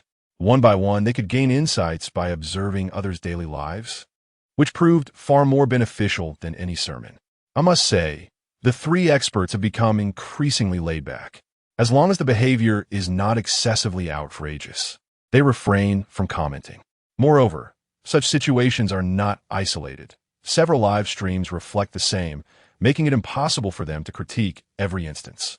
Meanwhile, the 6th live stream was witnessing a similar father-son duel. Father Zhou Jun pointed at his son's homework, asking son, "Are you sure the bed measures 5 decimeters?" His tone hinted at barely suppressed anger. Unfortunately, his son Zhou Yang remained oblivious, confidently affirming, "I'm sure." Zhou Jun pressed on, "Then how tall is the washing machine?" "The washing machine is 1 centimeter tall," came the unhesitating reply. Cough. Upon hearing this answer, Zhou Jun couldn't help but cough violently, closing his eyes to stabilize his emotions. He then inquired, "And the pencil length is 15. The pencil is 15 meters long. Zhou Jun could no longer contain himself. Erupting, "Which teacher taught you this?" The facade of the benevolent father shattered as he raised his hand, intending to deliver a loving smack. 15 meters for a pencil? Do you believe I could pull out my 40-meter machete? Zhou Yang, quick-witted, dashed away, shouting as he ran, "I believe you. Your 40-meter machete is just right for sharpening my 15-meter pencil." The hilarity was boundless, leaving the viewers on the verge of laughter-induced exhaustion. If my child behaved like that, I would be driven to despair. Yet seeing another child act this way elicited unabashed amusement. I can't take it anymore. I'm about to die from laughter. If I laugh too hard, my mother might think a pig has wandered into my room. With such comedic contestants, one could only imagine the entertainment in the 10th live stream. Alas, I nearly forgot. I promised to monitor them. Monitoring? More likely, they're engrossed in gaming. That simply won't do. Fellow viewers, follow me. We must critique whether there is any rule of law left, as children are incessantly pressured to play games. If you wish to enjoy the spectacle, just say so. No need for grand proclamations. Thus, countless viewers flocked to the 10th live stream, only to be sorely disappointed. The anticipated scene of a father-son gaming battle was absent. To be precise, Cheng Shuo had not yet succeeded in persuading his son. "Son, just one game?" Cheng Shuo slumped on the table, while Cheng Xiaola diligently completed his homework. Without lifting his head, he replied, "I'll play with you after I finish." This line struck a familiar chord with countless viewers. Yet, the irony lay in the fact that it was the son uttering these words. Wasn't that the excuse my father used to give me? The roles had reversed. The son asked the father to wait until he completed his homework before playing together. A surreal phenomenon, indeed. In other contexts, it might seem illogical, but here it made perfect sense. The father was truly addicted to gaming. Alas, this child had fallen prey to a passion for studying, and the gaming world had lost a rising star. There was nothing to be done. It was his chosen path, and he could only embrace it with a smile. Though the viewers jested, they were genuinely pleased. The ability to encourage a child to study independently stems not from theories or coercion, but from aligning with the child's nature. If he wishes to play, let him play freely. Otherwise, the incessant longing would only fuel the child's rebellious spirit. Once he experiences the reality, he will realize that gaming is not as enjoyable as he imagined. The taunts from opponents and pressures from teammates overshadow the satisfaction once derived from gaming. As the challenges escalate, frustration sets in, leading to a gradual loss of interest in games. In contrast, he may find studying comparatively effortless. Just like Cheng Shuo now, despite his father's pleading, he remained unmoved. "Son, have pity on your father. I haven't touched a gun all day." While others coaxed their children to complete their homework, here the father pleaded for his son to join him in gaming. The father even shamelessly feigned distress. Observing this, the nearby phone couldn't help but roll his eyes. "Dad, listen to me. I really need to do my homework. If you can't handle it, call my mother back so you can have another playmate." Cheng Shuo was somewhat annoyed by his father's antics, deliberately shifting away to create distance. Yet his father, like a persistent adhesive, quickly closed the gap again. Why have another when one is already here? Cheng Shuo joked before shifting back to a pitiful persona. Back in our day, we had no resources. I know, Cheng Shuo interjected before his father could finish. You want to say that your studying conditions were poor, that you had to trek several miles over mountains to get to school, and that your learning environment was often damp and drafty. Despite such hardships, you persevered in your studies. Now that our conditions have improved, with cars to take us and spacious, bright classrooms, you want me to cherish these favorable conditions and study diligently, right? Okay, Dad, I'll study right now. Though his father had never explicitly stated this, he had heard enough similar sentiments from his classmates. The intent behind parents' words is ultimately to motivate them to excel academically. Thus, when his father only began the narrative, he anticipated the rest and responded proactively. Good news, he anticipated correctly. Bad news, he misjudged the context. No, son, you've misunderstood, Cheng Shuo hurriedly corrected. What I meant was, we didn't have the conditions to play games back then. The computers were subpar, and games were scarce. Now that conditions have improved, you should indulge in gaming with me more often. Chapter 78. The ancestors never expected to bear the blame after hundreds of years. Cheng Shuo's words caused a phone to spit out the imported water he had just sipped. He could hardly believe his ears. How could a father utter such a thing? The child's understanding was heartwarming, yet the father's unreliability was distressing. At that moment in the live streaming room, was this correct? This should have been directed at mom number 9. His reasoning was convoluted, yet somehow I found his arguments quite compelling. There was nothing wrong. The current gaming environment was indeed favorable, with internet cafes transforming into gaming lounges, featuring young women in maid outfits serving instant noodles. Such conditions were unheard of in the past. Wait, have we strayed off topic? Were we not discussing the child studies? While it's one thing not to provide guidance, it's another to disturb him. Finally, some netizens began to voice their discontent with Cheng Shuo.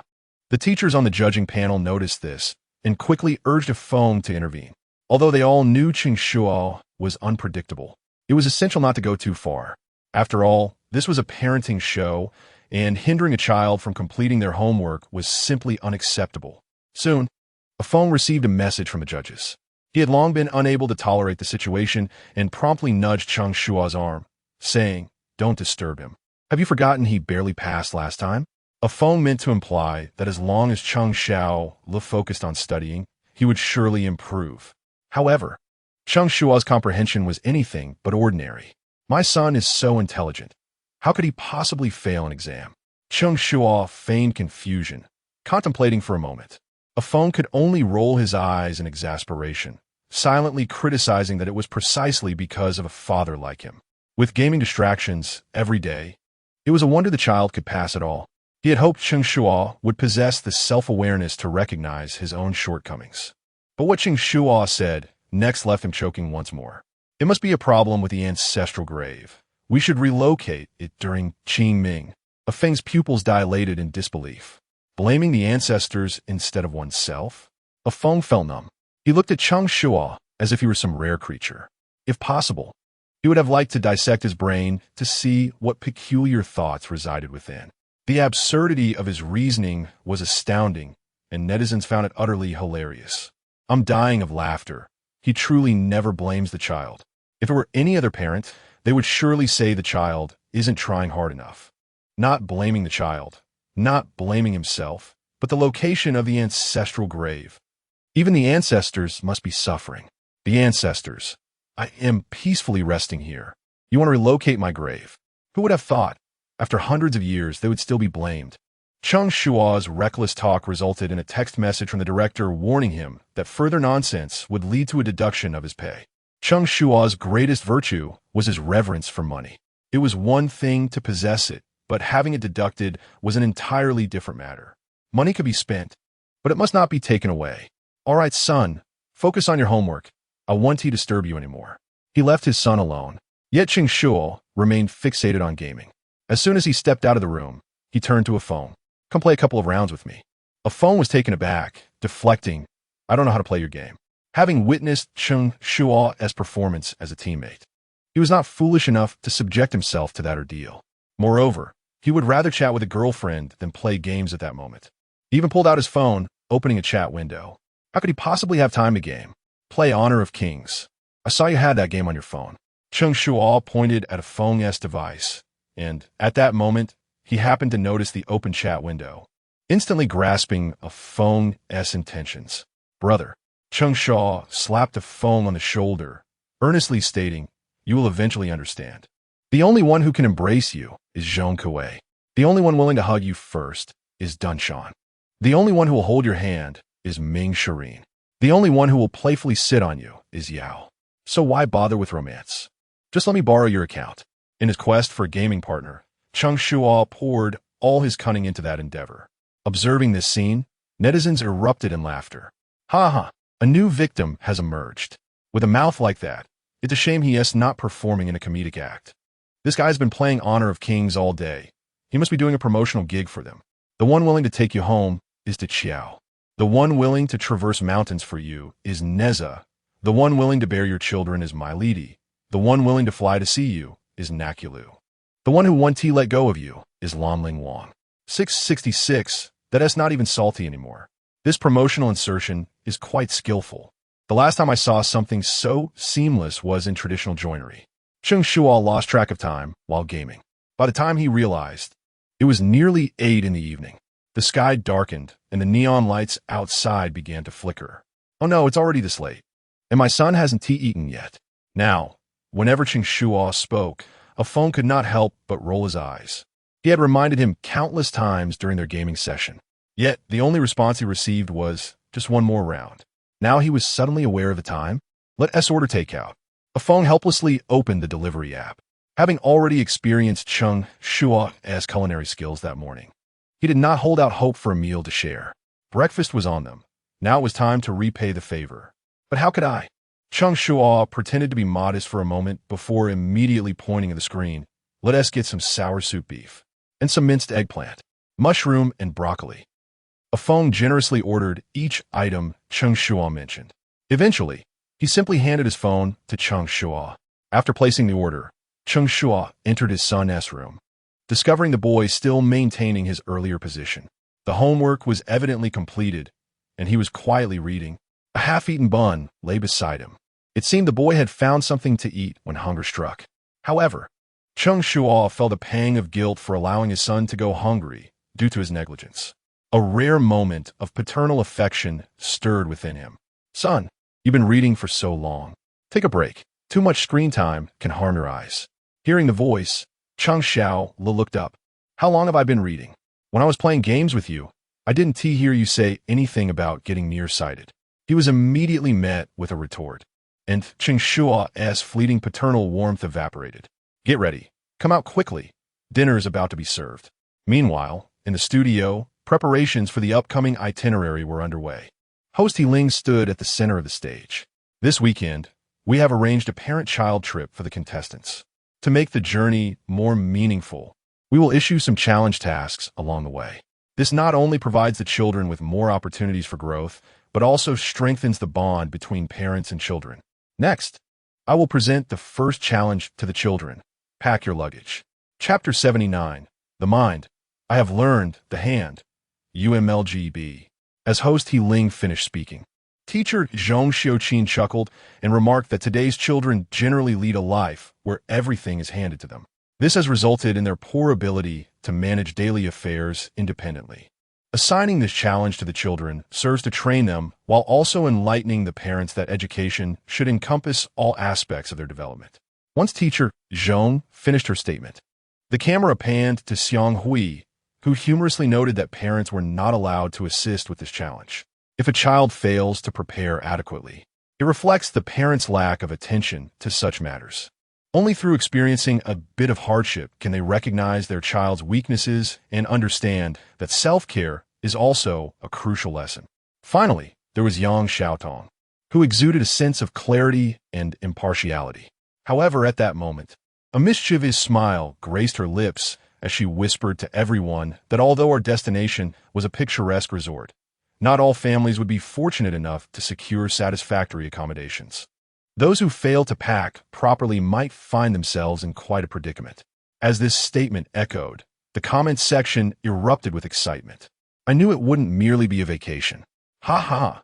Will the children really pack a suitcase full of toys? I can already sense that the next 2 days will be quite entertaining.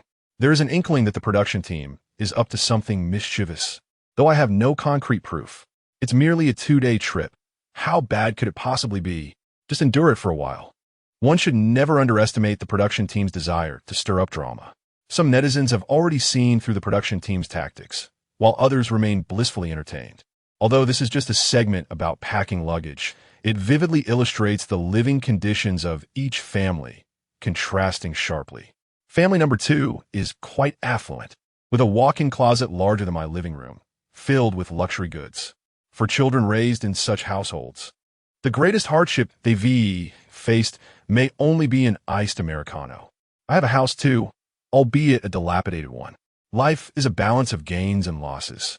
While they acquire wealth, they also forfeit certain aspects. Have they lost their worries? Let us not kid ourselves. It's merely a fleeting moment. Netizens marvel at the opulence of family number 2's walk-in closet, but this is merely an exception. The majority belong to ordinary families. Meanwhile, the amusing mishaps of the children while packing quickly shift the attention of netizens. Meow meow, you really can't bring a stuffed doll. This trip is different. It was fine before, so why not this time? So, stop packing so many things. It's just a 2-day trip. Get rid of the unnecessary items. Dad, why don't you just stay home and let Mom go? Lu Chong, I asked you to bring food, not a pot. ISNT this, just your eating utensil? Cinny, hurry up and pack. Mom, I don't know how. Where do I put the clothes? Why is there only one sock? Ranon, bring some books and a couple of practice papers. We mustn't neglect our studies while having fun. Novels count as books too. Although the production team stipulated that parents could not help, they did not prohibit them from offering reminders, thinking that this might provide some assistance. However, it only allowed the children to experience the frustration of being unable to rely on their parents. When told not to bring toys, they clamored for their phones. When asked to bring study materials, they packed their favorite novels instead. When instructed to pack a change of clothes, the children indiscriminately stuffed their bags without regard to the season. Personal items and toiletries were completely overlooked, while an abundance of snacks made their way into the bags. With the production team's rules in place, these children exhibited a rare moment of rebellion, leaving the watching parents anxiously wringing their hands. In stark contrast to the chaos of these families, the 10th live stream room appeared almost eerily normal. After dinner, Cheng Shuo lounged on the sofa in a relaxed manner, while his son Cheng Xiaola was busy tidying up. Although the youngest among the children, he displayed remarkable diligence in packing. Toiletries, changes of clothes, and spares were all meticulously organized. He even understood the importance of keeping his underwear and socks separated. This impressed the cameraman, Afeng, who saw his step count soar within just half an hour. The comments section exploded in excitement. Look at the difference. It's essential to let children manage things on their own. The essence lies in the fact that when the father is somewhat inept, the son will rise to the occasion. Cheng Xiaola. Ultimately, I bear the brunt of it all. I declare, in this segment, Cheng Shuo is the undisputed champion. There are no contenders, absolutely none. Having gathered what he needed, Cheng Shuo began to organize his suitcase. Everything was manageable until he started folding clothes, at which point Offing could no longer divert his gaze. Shuo, can you perform magic? You fold a piece of clothing in just a few moves. Your technique surpasses that of many professional organizers. Offing picked up the freshly folded shirt, unable to put it down. This type of garment is the most challenging to manage. If folded incorrectly, it leaves unsightly creases. He had previously learned how to organize clothes, but he was nowhere near as proficient as Cheng Shuo. Not only was Shuo's technique compact, but it was also aesthetically pleasing. It's worth noting that Offing is notoriously known for his obsessive-compulsive tendencies. He does not easily give out such high praise unless it is truly deserved. This indicates just how impressive Cheng Shuo is. Would you like to learn? I can teach you. Offing was astonished, yet for Cheng Shuo, it was merely a routine task. His mother's penchant for organization had rubbed off on him, making it seem effortless. Moreover, with a father who cannot manage his own life, if he were not diligent, the household would surely fall apart. Oh, that's wonderful. Offing appeared genuinely intrigued, setting the camera aside. He casually grabbed a piece of clothing and placed it before him, waiting for Cheng Shuo to demonstrate each step so he could follow along. His eager demeanor was infectious, prompting many netizens to mimic his actions, eager to participate, regardless of whether they could master the technique. Thus, the 10th livestream room witnessed a remarkable scene. Fold the left side over, then the right side in the same manner. Tuck both sides in, pay attention to these 2 points, and lift. With just a few simple actions, the garment was neatly folded. Although Cheng Shuo was already moving at a slow pace, Offing struggled to replicate the process. Slow down. How are you doing that? Oh, you're so clumsy. It's like this at this moment. Cheng Shuo resembled a small teacher, repeatedly guiding Offing. The latter, a diligent student, was fully engaged in learning. Folding clothes may appear straightforward, yet it is quite a challenge when put into practice. Even with Cheng Shuo as hands-on instruction, Offing found it difficult, let alone the netizens learning from afar. Wow, is it really this hard? I refuse to believe it. The mind, I have learned. The hand, UMLGB. Bested by a primary school student, I shall henceforth refrain from disparaging young scholars. Today, as students are remarkably capable. A resolute woman of Huaxia, onward. Chapter 80, Father. If you had 100,000 yuan, would you spend it on me? The atmosphere in room 10 of the live stream has always been vibrant. With the engaging interaction between Cheng Shuo and Offing, an increasing number of netizens are participating.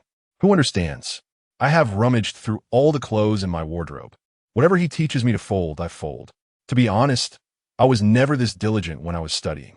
My mother was utterly astonished to see me voluntarily folding clothes. Haha. It's quite practical. I had previously seen the 1-second folding method online, but never mastered it. However, today, this little teacher taught me well. I have also learned it and just showcased my skills in front of my mother, who is still praising me. Hands on hips, proud face. I told you, one can indeed learn something online.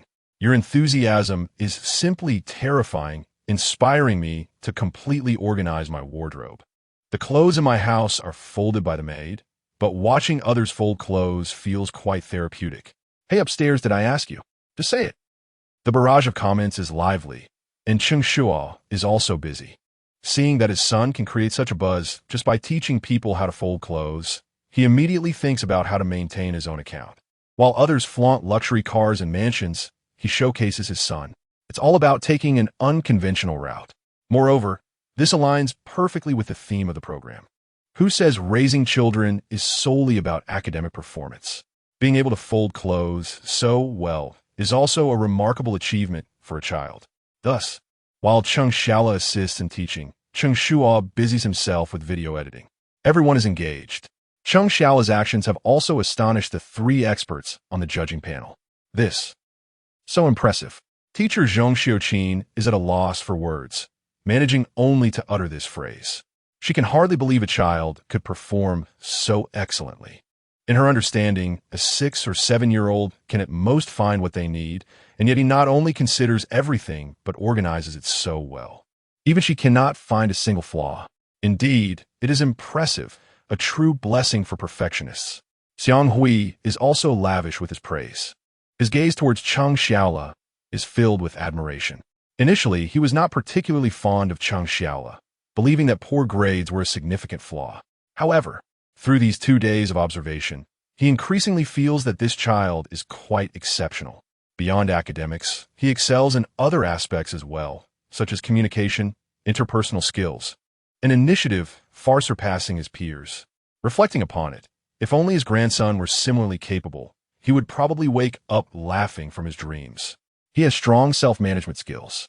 But have you noticed? He adeptly seizes opportunities to showcase himself and is eager to share his skills. While Yang Xiaodong speaks, she points to the screen and continues, revealing that the clothes he folded were merely those he needed to wear in the coming days. The items used for teaching are also these few pieces.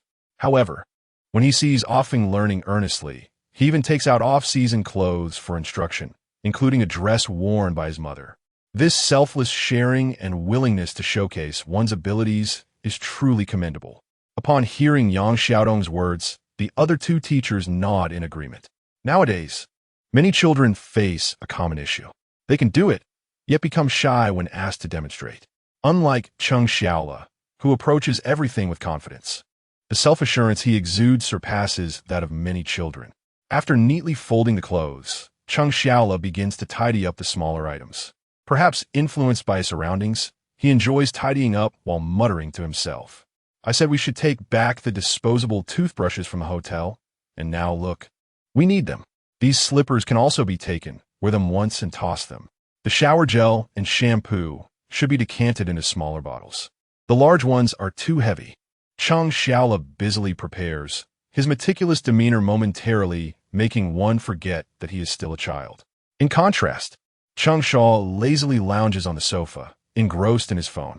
This stark contrast is particularly unsettling. If he were quietly absorbed in his phone without causing a ruckus, it might be acceptable, but at that moment he suddenly calls out, "Son, where is my charging cable?" Isn't it right on the table? While Cheng Shuo is focused on tidying up, he manages to respond to every remark. Yet, his father is genuinely a bit useless. No, I've looked carefully. How could that be? Cheng Shuo, growing impatient, sets aside his task and walks over. Look, it's really just as Cheng Shuo is about to insist that it's not there. He sees his son holding the charging cable up to him. He awkwardly chuckles. Oh, it really is here. Cheng Shuo imitates his father's chuckle, but as he turns to leave, he can't resist teasing him a bit. As long as it's not in your hands, you can't see it. That tone, that inflection, causes the netizens in the live stream to feel a moment of disorientation. Can you believe it? I seem to see my mother's reflection in this child. The ability to find things seemingly out of thin air is just like my mom. Hiss. I've heard similar remarks. They resonate with parents nationwide. This father-son relationship seems reversed. It feels quite surreal. The scene in room 10 of the live stream feels exceptionally familiar to countless netizens. Every move Cheng Shuo makes mirrors that of their own mothers perfectly. Both tidy up while murmuring to themselves, and they can magically find the things you can't seem to locate. Despite being so adept, he is merely a first grader. This astonishes them while also appearing quite comical. The netizens burst into laughter. Ha! Is this a parenting show or a father-son role reversal? Poor Shuo, juggling the roles of both son and mother, is truly worried for his dad. Henceforth, you shall call each other by your respective titles. You call him dad, and he calls you mom. I agree wholeheartedly, raising both hands in support. While Cheng Shuo edits the video, he naturally notices the netizens' jests. However, he remains unfazed. As long as his son is thriving, he can live off him, having exhausted himself in his past life. He finds no issue in being a son in this one. Cheng Shuo perceives the netizens' mockery as mere amusement. He believed this state of affairs would persist until the challenge concluded. Yet, at that moment, Cheng Shuo suddenly approaches with an unusual demeanor. Dad, if you had 100,000 yuan, would you spend it on me? At this moment, Cheng Shuo is still basking in the pride of having such a son. And without a second thought, he replies, of course. What if you had 1,000,000? I would also spend it on you. Cheng Shuo cups his son's little face, adopting an exceedingly affectionate expression. Don't say 1,000,000. Even if it were 10 million or a billion, I would spend it on you. Then Cheng Shuo swallows hard and asks, what if you have 1,435 yuan and 40 cents? Upon hearing this, Cheng Shuo's fingers freeze, his voice involuntarily rising. Where did you find my secret stash? Chapter 81. This is how it should be. He nearly allowed his father to live a comfortable life. Upon witnessing this scene, the comments flooded in.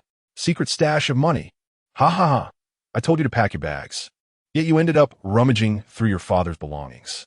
What was presumed to be a heartwarming father-son relationship turned out to be a fierce battle over hidden funds. Millions could be given, but this mere 1,000 is off limits because he genuinely possesses it.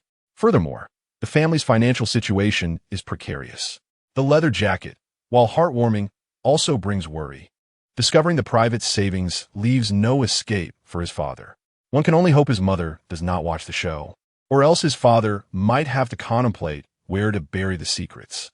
The moment Cheng Shuo learned his son had discovered his hidden stash, his heart raced. However, he quickly calmed himself. After all, hiding money is not a grave offense. Besides, his wife was currently preoccupied, and whether she would notice was another matter entirely. Cheng Shuo, possessing a rather carefree disposition, not only managed to soothe himself, but also began to contemplate the idea of private savings. He extended his hand, declaring, good lad. There is nothing in this house that you cannot find. Since you have uncovered it, hand it over. Reluctantly, Cheng Shuo produced a red sock with a hole in it. The sock was bulging, clearly concealing quite a few items. Before placing it into his father's hands, he hesitated. You are willing to spend millions on me. Yet this little amount is off limits? Is it not because this sum is indeed legitimate? Taking the red sock, Cheng Shuo extracted the money within, diligently counting it.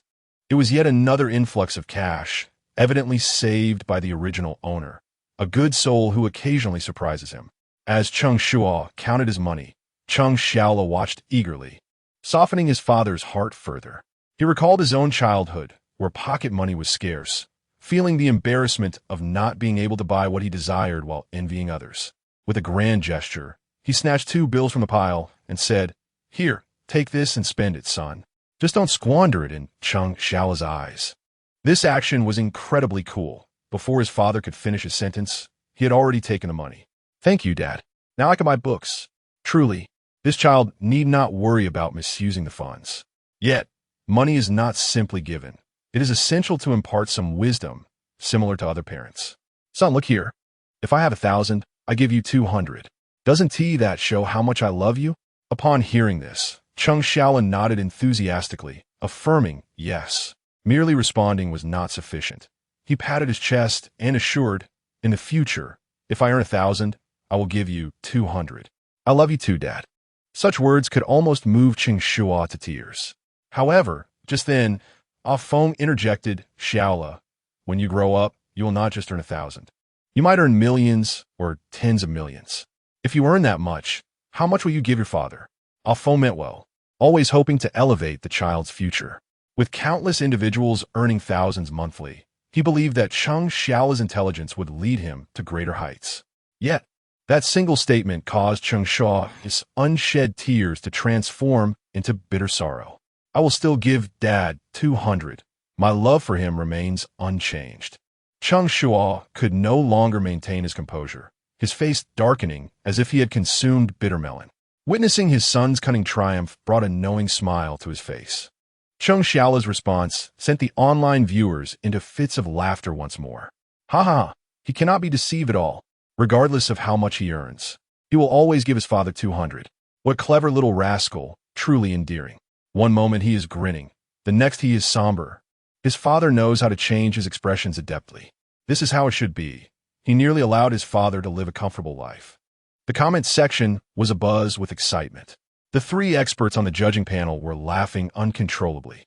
If they had previously restrained themselves due to their image, now they were completely unrestrained. Zhong Xiuqin covered her face, her shoulders shaking with laughter. Xiang Hui could not contain himself, leaning back in his chair, laughing heartily. Yang Xiaodong was not much better.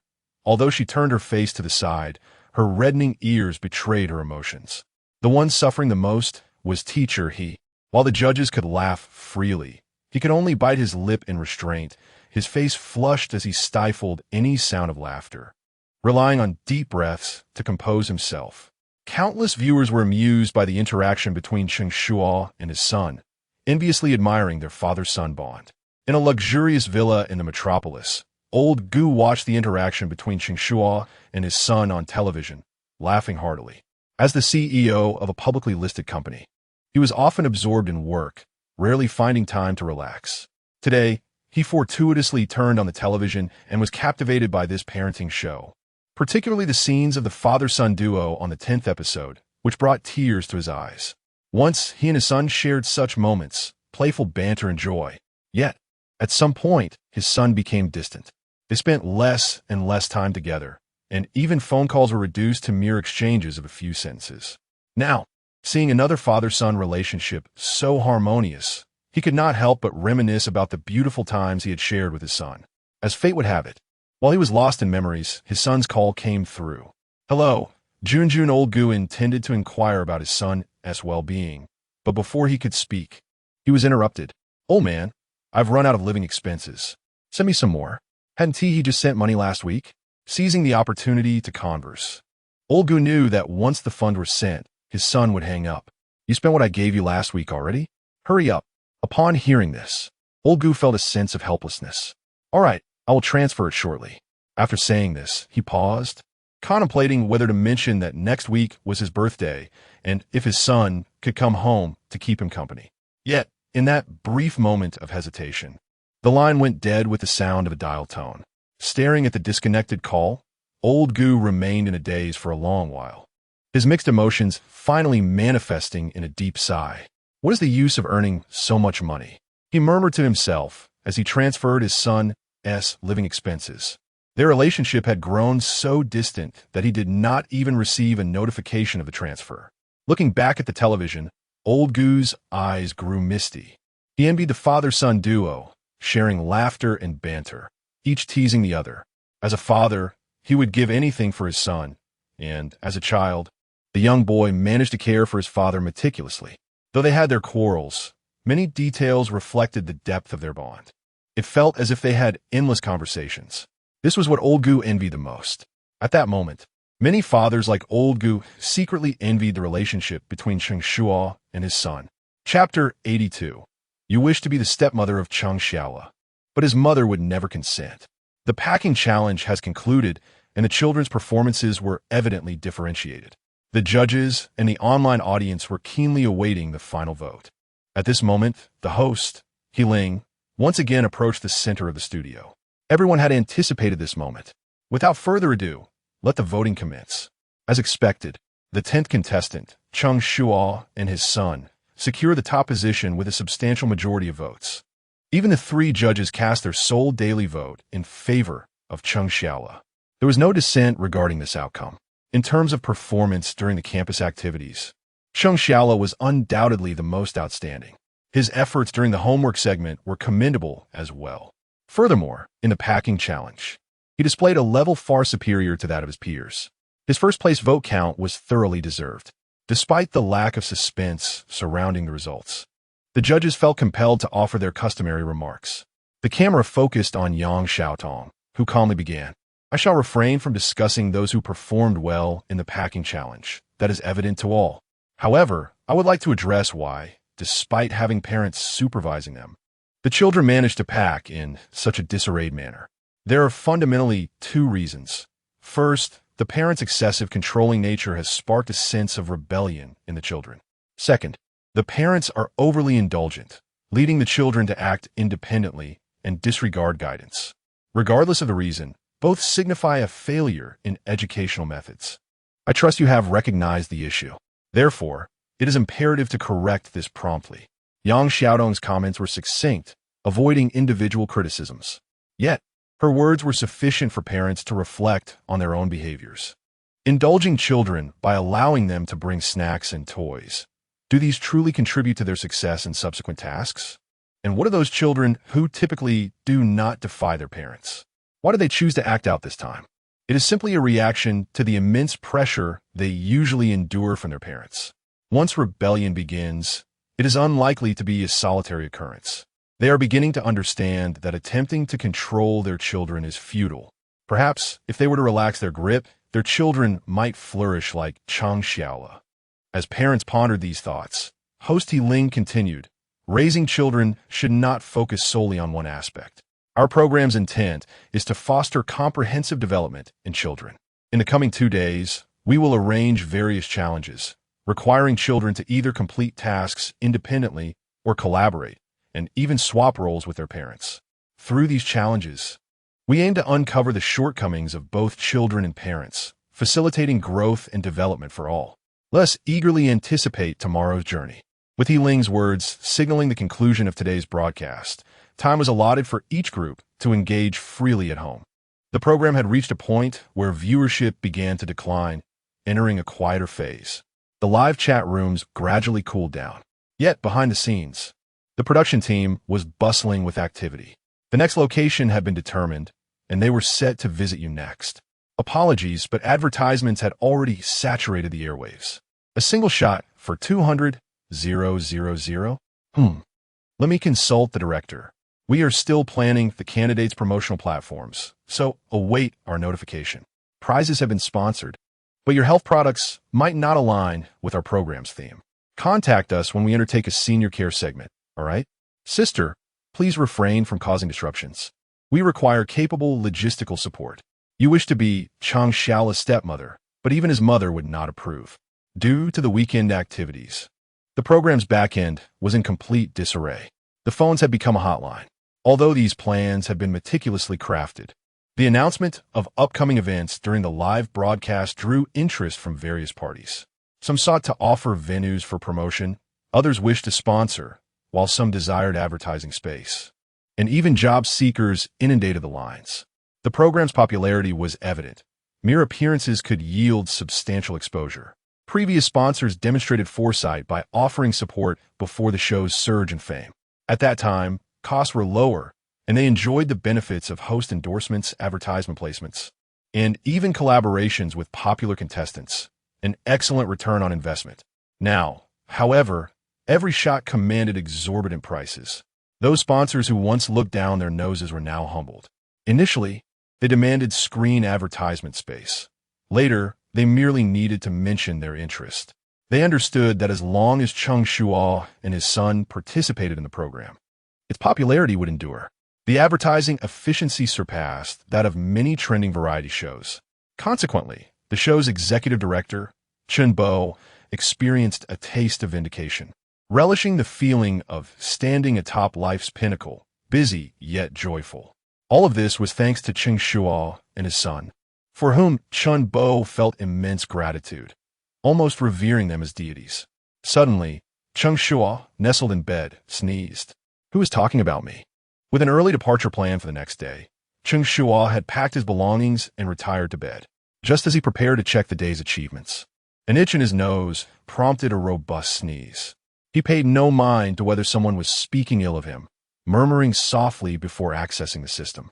Current available emotional value: 1, 403, 100. Cheng Shuo awarded attribute points. Intelligence 1, Physique 1. The host has achieved the milestone of 1 million emotional value for the first time, granting the skill, Strengthen Body. Would you like to claim it? Upon seeing the emotional value accumulate to 1 per million, a smile spread across Cheng Shuo's face. In a single day, he had garnered nearly 800,000 emotional value. Were he to convert it into currency, that would amount to 800,000. Earning such a sum in a day was once unimaginable. Even more delightfully, accumulating 1 million emotional value had yielded a skill. He had a penchant for complimentary rewards. Regardless of how the skill appeared, he eagerly accepted it. Claim. As soon as he uttered the words, Cheng Shuo felt an immediate transformation. His body gradually became taut and powerful, as if he were reborn. In truth, Cheng Shuo's physical condition had not been admirable. He spent his days gaming indoors, eschewing exercise, and even ascending a few flights of stairs would leave him breathless.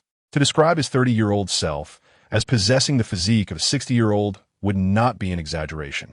Yet at this moment, he sensed a monumental shift in his body. It would not be an exaggeration to say that he could easily run a marathon or climb Mount Tai. This sensation was simply delightful. Previously skeptical, he now felt thoroughly satisfied. A healthy body is the foundation of all endeavors. Even if this skill had cost him 1,000,000 emotional value, he would not consider it a loss, let alone when it was free.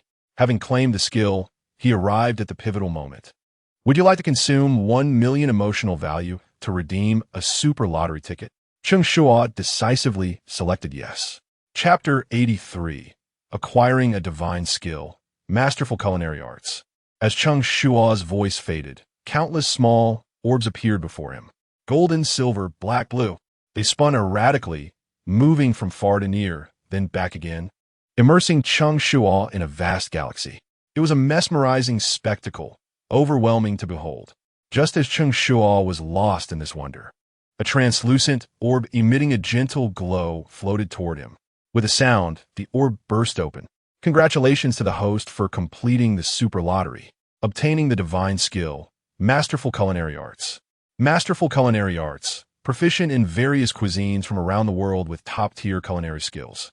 Any ingredient in the host's hands possesses the miraculous ability to transform the ordinary into the extraordinary. Additionally, the skill can be inherited. Cheng Shuo has currently inherited 30, and will gain more with age.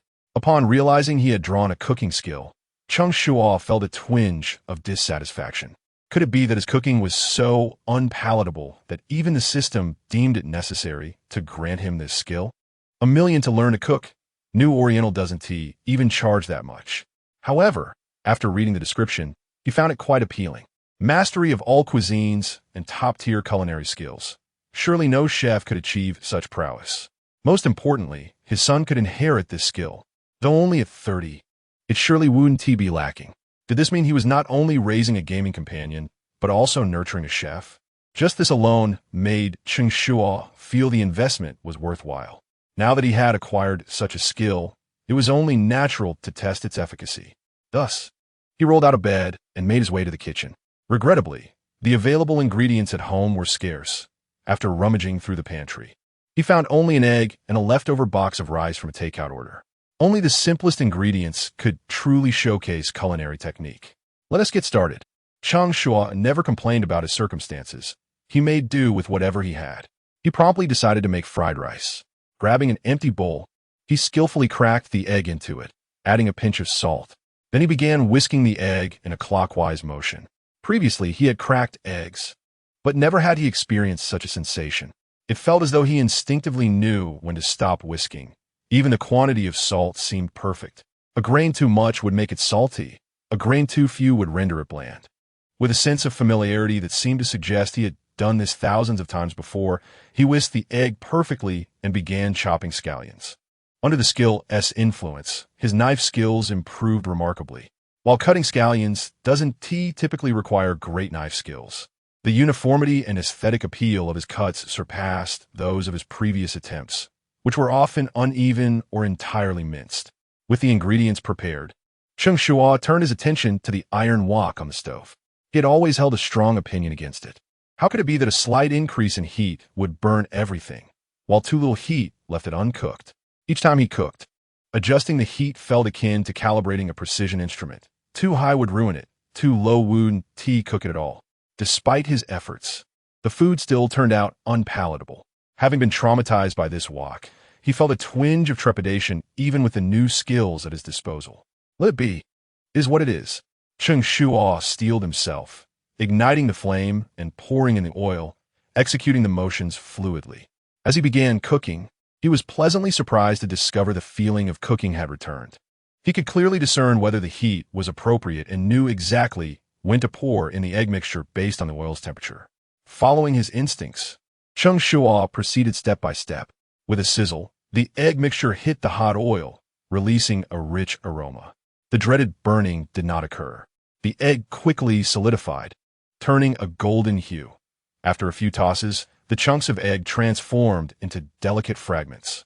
Trusting his instincts, he adjusted to medium heat, added the leftover rice, and while stirring, he also tossed the wok. Such skilled movements would make anyone watching proclaim him a professional. As he increased the tossing motions, The egg fragments began enveloping the rice grains, transforming each grain into a golden, plump morsel, distinct and appealing. The visual impact was striking, and combined with the enticing aroma wafting through the air, it made Cheng Shuo salivate uncontrollably. He had never known fried rice could be so delightful. Finally, he added the seasoning and sprinkled the scallions. The golden egg and white rice were already a beautiful combination, and with the green scallions adorning the dish.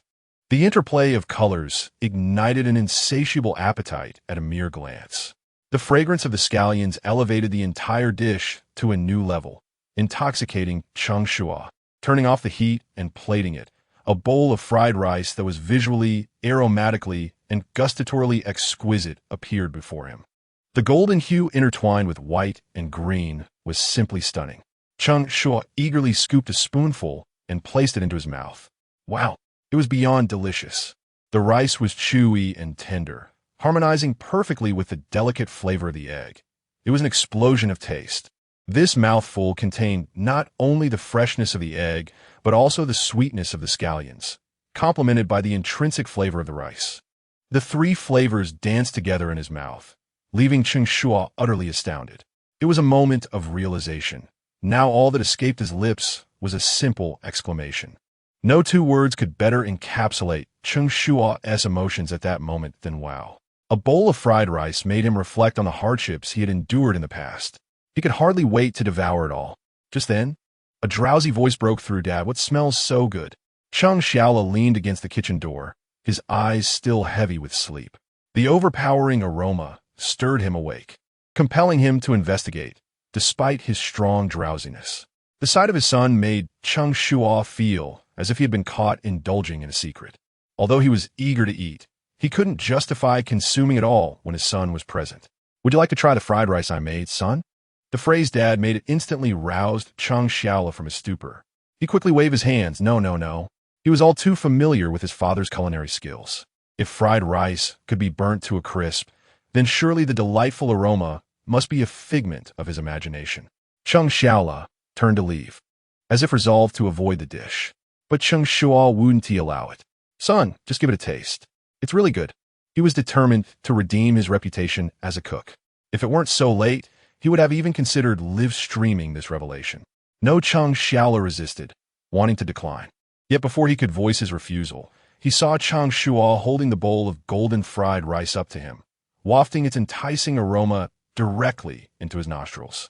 The fragrance enveloped him, and without thinking, Cheng Shuo inhaled deeply. In the next moment, he felt a cool sensation at the corners of his mouth. A quick touch revealed he was salivating. Cheng Shuo gazed at his father in astonishment. Could this truly be his father's creation? The mere scent was enough to make him drool. He couldn't help but slap his face, hoping he wasn't dreaming. His father's cooking had become so extraordinary that his son questioned reality itself. Observing his son caught between dreams and reality, Cheng Shuo couldn't help but tease him. "If you don't eat it, I will." He too was tempted, feeling that his son was unappreciative. However, before he could act, Cheng Shuo snatched the bowl from his hands. "I'll eat." Chapter 84. The current netizens are truly generous. When something is amiss, they act. Although the psychological shadow of his father's cooking still lingered, the aroma was simply too enticing to resist. Eating would lead to momentary regret, while abstaining could result in a lifetime of remorse. Cheng Shuo was quite discerning in this matter. However, he remained cautious. Upon seizing the bowl, he did not indulge recklessly, but rather sampled it with great care. The moment the morsel touched his tongue, he squinted his eyes in satisfaction, savoring the taste to the fullest. Gradually, his pace quickened, and he began to consume larger bites. "Dad, is this truly your cooking?" he inquired between chews. "Of course." At that moment, Cheng Shuo's confidence soared. Just as he thought he could finally dispel the reputation of being a culinary disaster, his son suddenly remarked that it must be takeout, for it could not possibly be that delicious. That single statement froze Cheng Shuo's south smile in place. Could this impudent boy not have a bit more faith in his father? Initially, Cheng Shuo considered defending himself, even contemplating preparing another dish to prove his prowess. However, The thought of exposing his culinary skills only to have to cook more often dissuaded him. After all, why take on the burden when laziness beckoned? Thus, Cheng Shuo reluctantly nodded, conceding, "Yes, you know how I cook, and in the future, I will rely on you to cook for me." Cheng Shuo was also calculating. If his son inherited even a mere 30% of his skills, the taste would undoubtedly be exceptional. The task of cooking would ultimately rest on his son's shoulders. Cheng Shuo, being quite supportive, replied, "All right, but you must call me when you sneak a bite. We'll order from this place. It's simply exquisite." One believed he had successfully deceived his son, while the other felt he had ensnared his father in a clever ruse. Once again, a mutually satisfying agreement was reached. Cheng Shuo found himself back in bed well past midnight, feeling quite content with the day's outcomes. 2 valuable skills acquired, and his son had gained 2 attribute points. Intelligence had reached 96, and physique stood at 95. Though the ratings remained modest, it was undeniable that Cheng Shuo was flourishing under his care. He had transformed from a naive child into a remarkably astute and studious individual, capable of dedicating 3 to 4 hours at his desk without distraction. With this trajectory, academic performance was hardly a concern. Cheng Shuo himself had also made considerable gains. His emotional stability was consistently on the rise, while winning the ultimate $1 million prize was uncertain. Avoiding elimination was certainly within reach. The longer he persevered, the more steady his income became. Who knew? Perhaps by the end, the grand prize would be effortlessly within his grasp. Just the thought of it sent waves of excitement coursing through him, rendering sleep elusive. Unable to rest, he retrieved his phone to scroll through videos. Upon opening it, he was taken aback. A mere 3 hours after posting, his video had garnered over 200,000 likes, 50,000 comments, and 30,000 shares. Even without the program's promotion, his follower count had surged from 0 to over 100,000. While this paled in comparison to the millions who tuned into the live stream, it was noteworthy. Most viewers have been drawn in by the program's advertising. Although Cheng Shuo's personal charisma had attracted some viewers, the majority remained focused on the show itself, with few willing to follow contestants' personal accounts. Those who did were indeed loyal fans. Moreover, this account had only been operational for 3 hours, and its growth was unmatched, even surpassing that of many celebrities. Cheng Shuo was already quite pleased with these results. The comments and private messages were overwhelmingly positive. However, this phenomenon surprised him. In the digital age, instances of sudden fame were commonplace. No one was perfect. When someone gained notoriety, it was inevitable that flaws would be exposed, leading to ridicule and criticism. Yet, it seemed that he and his son were exceptions to this rule. Supportive fans quickly dispelled any doubts, explaining that when he played games with his child, it was a method to counteract internet addiction. When accusations of laziness arose, fans clarified that he was fostering his child's independence. If it were merely a matter of explanation, it may not have held much sway, but fans accompanied their claims with supporting images and videos. Cheng Shuo's love for reading, quick wit, and exceptional verbal skills were all readily evident online. This undoubtedly validated Cheng Shuo's parenting choices and caused disparaging comments to gradually fade away. Honestly, had it not been for the fans' interpretations, he would not have realized how to elegantly justify his perceived laziness. Grateful for their support, he felt shielded from online harassment. In such an environment, it was challenging to cast them in a negative light. If one were to pinpoint a flaw, it would be that Cheng Shuo had a tendency to speak out of turn. However, for a 7-year-old, this hardly constituted a grave issue. Many found him intelligent and amusing, endearing him to his grandparents. The contestant's account achieved remarkable success, but the program's official social media presence was even more impressive. Each time they shared interactions between Cheng Shuo and his son, followers surged as if propelled by a rocket. In the afternoon, the count had stood at just over 4 million. Now, it was approaching 6 million and still climbing. As the number of followers grew, new issues quickly emerged. "Hold on, a program this popular doesn't even have a membership?" exclaimed one viewer. "How can my favorite show be so bare bones? I'll sign up for one myself." With the program's lack of action, it seemed that only a devoted few remained, urging for a membership option. After several days of live streaming, this program had evidently become a beloved pastime for numerous netizens. Even those unable to watch due to work commitments enjoyed tuning in to hear the audio. However, upon discovering that their cherished show lacked even a single membership, frustration ensued, leading to a wave of retaliatory subscriptions. Membership durations were even extended to 2,100. This unexpected surge left the back-end staff astonished. "Wow, this is incredible," exclaimed the person in charge of maintaining the account, preparing to share the day as highlights. Upon opening the social media platform, they were immediately taken aback by the overwhelming response. Cheng Shuo, upon hearing the news, arrived to find himself equally bewildered, realizing they had overlooked something. The program had developed too rapidly, leaving each staff member overwhelmed with duties. Previously, a single post might garner a maximum of 4-digit likes, leading them to deem a membership unnecessary. Now, a single update could amass over 10,000 likes within 10 minutes and surpass 100,000 in an hour. Each post's likes and comments could exceed 500,000. For popular contestants like Cheng Shuo and his son, the numbers were even greater. Now that they recognized the need for a membership, the netizens had already taken the initiative. Cheng Shuo couldn't help but chuckle. He understood what the audience enjoyed watching. He promptly stated, "Let us create some expressive stickers of the contestants, especially of Cheng Shuo." His mischievous expressions are what the viewers love to see. Chapter 85. Immersive script murder, playable solo. Having stayed up far too late the previous night, Cheng Shuo was roused from his slumber by the incessant beeping of his alarm clock. How vexing! Participating in a program had bestowed upon him the sensation of heading to work. Whenever he was not awakened by the gentle caress of dawn, Cheng Shuo could be counted on to grumble, yet he would dutifully rise after his complaints. The vehicle from the production team was due to arrive shortly, and he could not afford to keep them waiting. It must be said that Cheng Shuo was quite commendable in his dealings with others. Swiftly shedding his nightwear, he prepared to dress and call for his son. However, just as he had divested himself halfway, his son barged in, eyes wide with excitement. "Daddy, are you awake? Uncle He has brought breakfast." Following closely behind was Uncle He, a camera resting on his shoulder.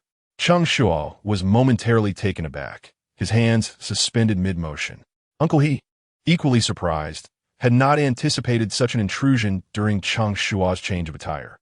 Despite their shared gender, the situation felt rather awkward.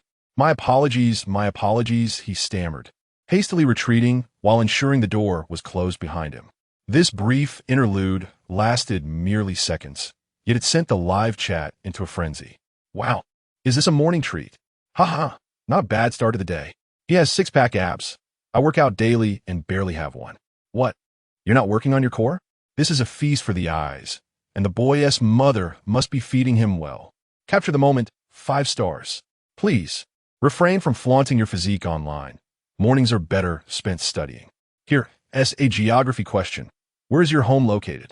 You're all so perverse. Can't you overlook gender for a moment? What is wrong with being a little eccentric online? It's not illegal." The lively banter ignited interest as the live stream commenced, and viewership surged from 500,000 to an astonishing 1.5 million. The anticipation for the upcoming 2-day journey was palpable. By the time Cheng Shuo emerged from his room, freshly attired and groomed, Cheng Shuo had already finished his breakfast and tidied himself up. A neatly packed suitcase awaited by the door, ready for departure. "Daddy, hurry and eat. There are buns and porridge on the table." The buns were renowned crab roe buns, evidently procured by Uncle He, who was accustomed to indulging the boy's whims. "You are too kind. Thank you," Cheng Shuo expressed, though his hands were already eagerly reaching for a bun. The delectable morsels offered immediate emotional gratification, eliciting 2 additional creases of joy on Uncle He's face. Once they finished their meal, the car to collect them arrived right on cue. Cheng Shuo instinctively grabbed the suitcase, only to find it surprisingly heavy. What on earth is in here? He wondered aloud, as yesterday he had seen his son pack only a few articles of clothing and toiletries. Now, it felt far more substantial. "Just a few books," Cheng Shuo replied, a hint of guilt in his tone, hastily urging his father to depart, clearly anxious that he might uncover the contents of the suitcase. Cheng Shuo merely smiled, opting to overlook the boys' little schemes. They descended the vehicle and boarded the bus destined for their location. The production team had likely chosen a bus to facilitate early interaction among the contestants. Cheng Shuo's group seemed to be the last to arrive, and upon boarding, they found the bus already brimming with people. Despite having been live-streamed for several days, this was their first encounter in person, leading to an air of restraint. Aside from initial greetings, a silence enveloped the atmosphere. Even Cheng Shuo, usually the life of the party, remained still. The destination for this event was Jinshe Village, situated over 200 kilometers away. The village earned its name during the Ming Dynasty when it produced a successful candidate in the imperial examinations. It remained untouched and preserved its antique architectural styles and unspoiled way of life. In recent years, as ecotourism gained popularity, the government had initiated development projects to provide villagers with increased income by introducing attractions such as drifting, grass skiing, and camping, alongside constructing resorts and food streets. While extensive, the area was still relatively unknown due to its recent establishment. The production team likely aimed to assist in promoting the village, enticing more visitors. As they left the city, the air gradually became fresher, with the scenery growing increasingly picturesque. However, no amount of beauty could combat the monotony of the journey. Cheng Shuo occupied himself with his phone, while Cheng Shuo fidgeted restlessly in his seat. "Want to play with my phone?" Cheng Shuo offered, noticing his son's discomfort, as the journey still had over an hour to go. In contrast to other children who would have eagerly accepted the offer, Cheng Shuo disdainfully shook his head. What fun is there in a phone? Suddenly, a spark of inspiration ignited within him, and he mischievously declared, "Daddy, I want to play script murder." Script murder? Cheng Shuo was intrigued. "Sure, let's play together." He was eager to pass the time. However, to his astonishment, Cheng Shuo declined, stating, "You can't play. It's a solo game." Cheng Shuo was momentarily puzzled. This script murder game combined elements of deduction, intellect, horror, suspense, and violence. It was strictly a solo endeavor. Cheng Shuo described it with such earnestness that it piqued not only his father's interest, but also that of the contestants nearby. "I'll watch you play," Cheng Shuo conceded. The way his son narrated the game seemed captivating, so observing it would surely be enjoyable.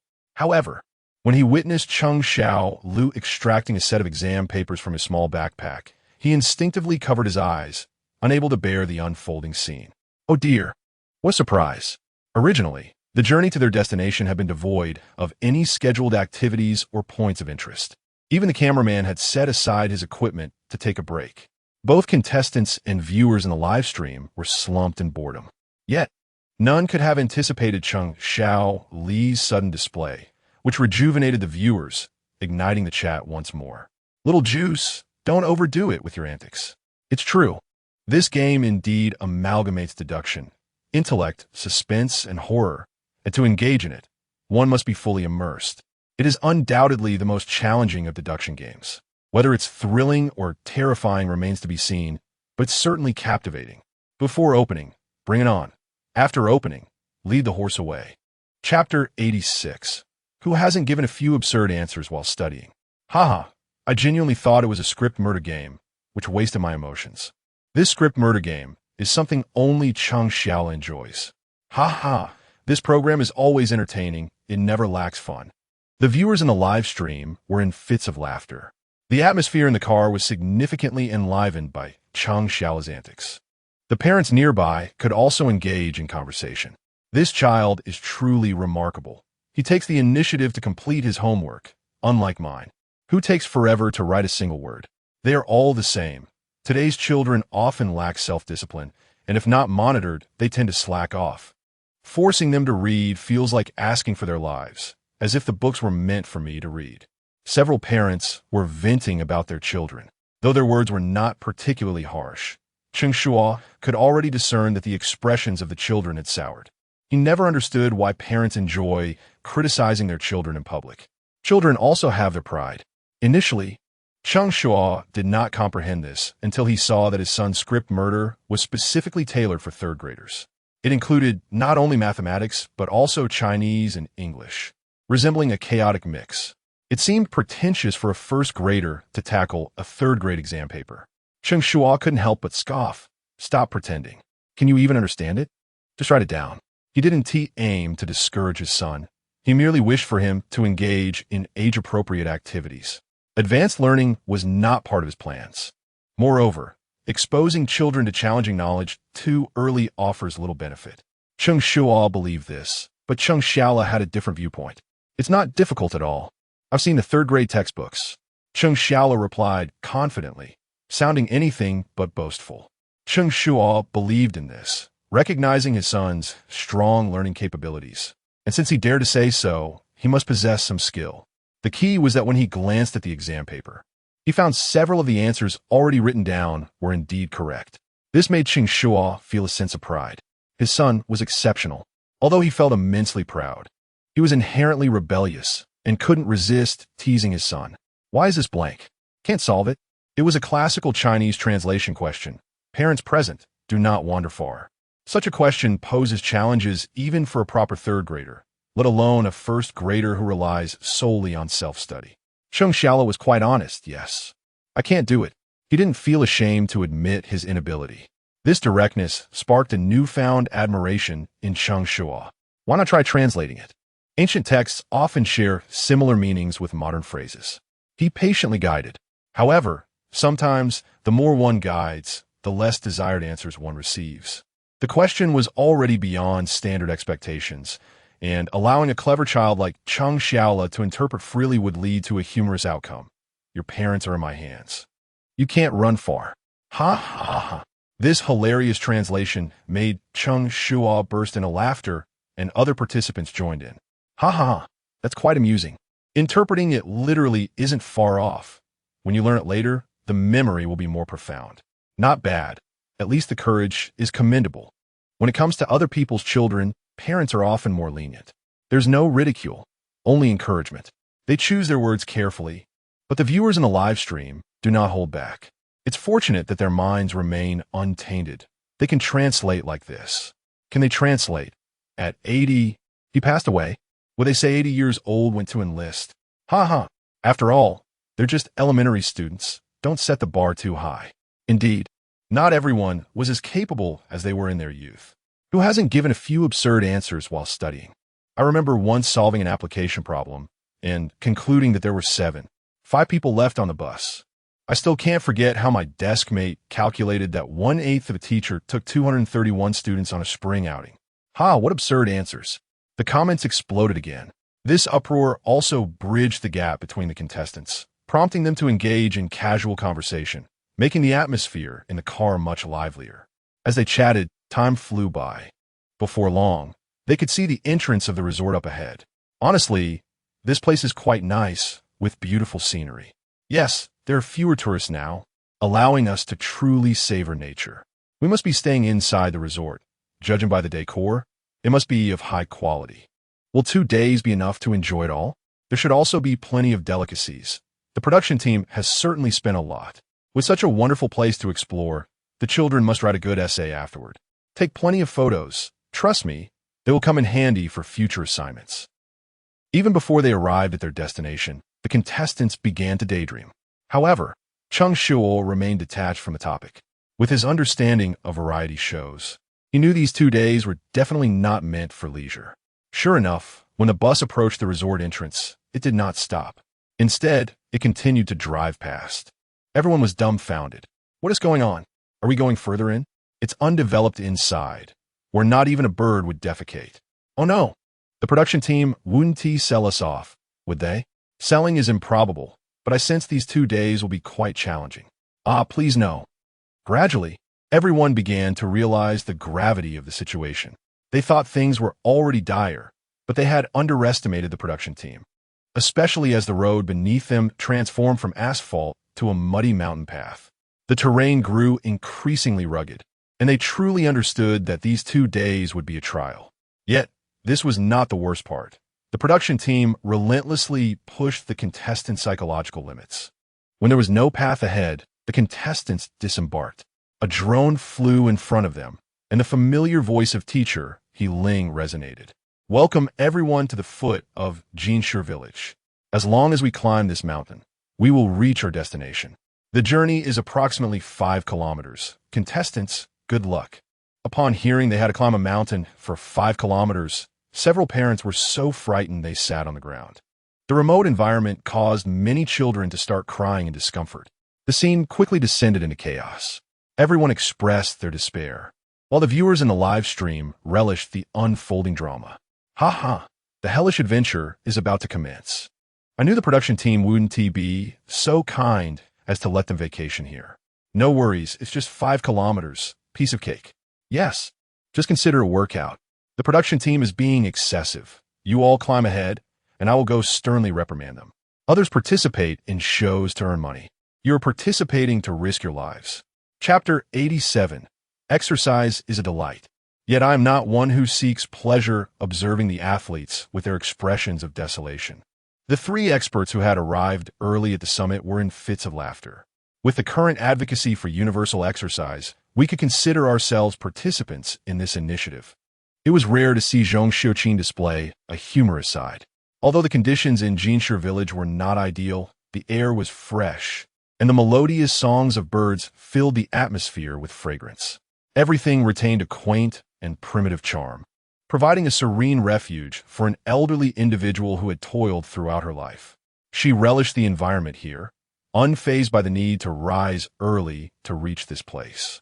Once Cheng Shuo finished speaking, Xiang Hui chimed in, noting that many parents today are excessively focused on academic achievements, neglecting the importance of their children's physical exercise. Schooling often involves being driven to and from classes, leaving only a couple of physical education lessons each week, which hardly suffices for the children to attain their fitness goals. Many students struggle to run even 800 meters as if their very lives depended on it. Their physical condition is indeed alarming. This initiative serves a dual purpose. It allows children to exercise while encouraging parents to take it seriously. Both teachers articulated their points eloquently, while Yang Xiaotong, yawning, nodded in agreement. The primary aim was not merely to facilitate exercise for the children, but rather to challenge the competitors. Every show requires a spectacle to captivate the audience, and subjecting the participants to hardship emerged as the least costly method. A bit of mild torment is often harmless and quite entertaining for viewers. People tend to derive satisfaction from witnessing others' struggles, a psychological insight the production team has deftly grasped. They initiate some challenges before embarking on a lesson about resilience, emphasizing how children in the mountains endure harsh educational conditions, yet still excel academically, motivating them to cherish their circumstances and study diligently. This interconnectedness of ideas sparked applause from her, and even Yang Laosher joined in. It seemed everyone was in agreement about the effectiveness of such a training method, suggesting that it should be implemented more frequently. Yang Xiaodong's applause led Xiang Hui to mistakenly believe her sentiments were aligned with his. She chose not to clarify. After all, encouraging both parents and children to engage in physical activity bore no detriment to her, as long as she was not obliged to participate. The lively discussions among the judges ignited a flurry of commentary online, with viewers even offering dubious suggestions. Indeed, they proposed that after 2 days of activities, the participants should walk back, and not only that, but also run a marathon. Life thrives on movement, they exclaimed, adding that one should carry a child in one arm and luggage in the other, for the strong never complain about their circumstances. Are you treating the competitors like Japanese people? Someone quipped. The participants share a bond with you, yet you seem to be playing mind games with them. The first lesson the viewers imparted to the children was about the unpredictability of human nature. It was as if they relished the fear instilled by such statements. Exercise is a delight, yet I am not one who seeks pleasure. Neglecting exercise will only degrade my physical condition, yet engaging in it seems to lower my moral standards. This cohort of netizens appears somewhat impervious to reason. They articulate their views with conviction when addressing others, yet they graciously decline when the situation shifts to themselves, embodying a principle of leniency towards oneself while being stringent with others. They take pleasure in complicating others' lives while ensuring their own remain untroubled. In stark contrast to the animated discussions online, the atmosphere on-site had turned somber. It was evident that participants felt somewhat bewildered, having anticipated a smooth transition to a hotel, indulging in a warm shower, and savoring delicious meals to leisurely enjoy their two-day retreat. However, they were instead whisked away to a remote and desolate location, likely to prevent any last-minute escape attempts. After disembarking from the bus, it drove away, leaving them at a loss, caught between a rock and a hard place. "What now?" inquired Dad number 1, Deng Bo, breaking the silence. "What else can we do but walk?" Respunda Dadno, said Li Aimin, an avid fitness enthusiast himself. He found a 5-kilometer trek manageable. His son, Lu Chang, could keep pace without much concern. Indeed, aside from ascending the mountain, there were no alternatives. The narrow path offered no room for vehicles. Failing to proceed would mean withdrawing from the recording of the show, and having come this far, no one wished to quit midway. "Then let us set off," the fathers unanimously agreed, though this decision left the mothers in a quandary. "No, we have too much luggage," they protested. Typically, fathers travel light, managing with merely a couple of suitcases. However, mothers tend to be more meticulous. Even if their children had not packed efficiently the previous day, they would discreetly supplement their belongings afterward. Mom número 2, Julan, had filled nearly an entire suitcase with cosmetics, skincare products, and a massager. Adding clothing, daily necessities, and her daughter's toys, she had amassed 3 large suitcases. Remarkably, she was among those with the least amount of luggage. Mom number 4, Zhao Mei, was even more extravagant, boasting 6 suitcases. She had even brought her own pillow and bedding, fearing the cleanliness of the hotel linens. Had they been checking into a hotel, everyone would have lauded her for her meticulousness. Yet now, faced with a 5-kilometer climb, her fastidiousness had become a burden. "Let us practice minimalism. We must purge unnecessary items and only carry the essentials," someone urged. Delaying further could mean reaching noon.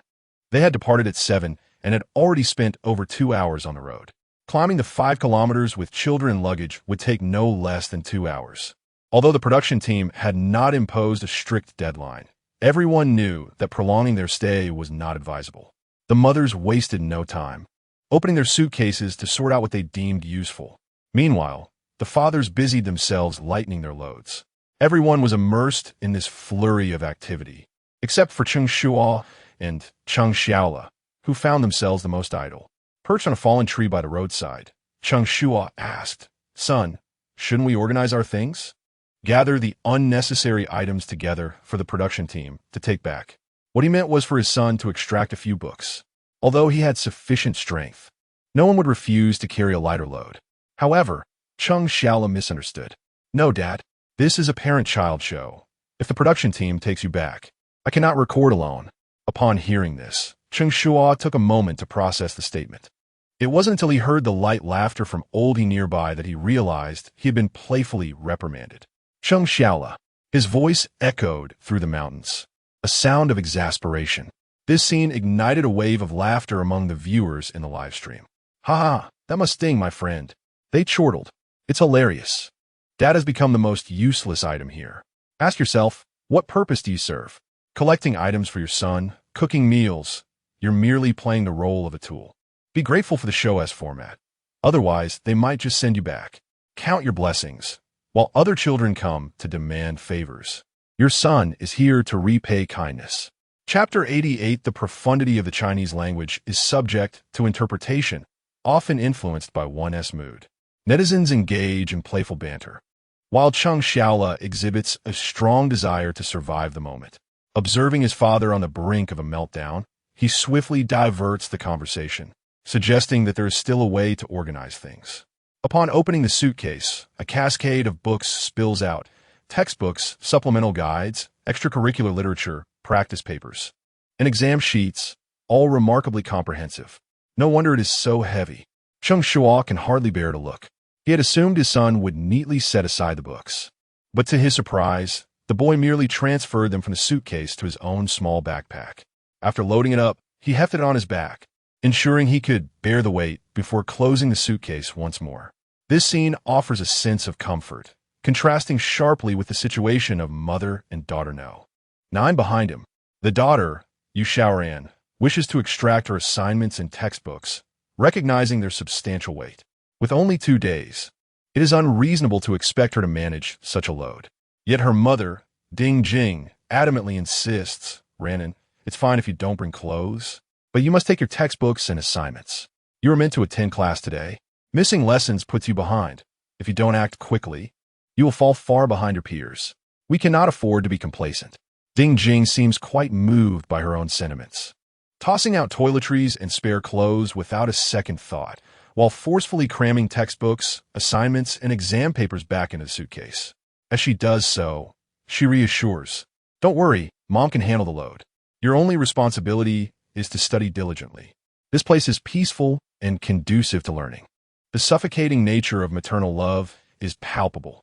Yu Shaoran attempts to protest several times, but her mother's authoritative demeanor stifles her objections.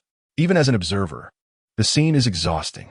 In the live chat room, viewers express their discontent. If the child is willing, that's one thing, but if they are reluctant, why force them? They're here to have fun for just 2 days. Must we dampen the spirit so? This approach to learning yields no benefit. Neither is the child able to play nor study effectively. Both endeavor suffer. It seems like a punishment. I can clearly see the difference between passive and active learning.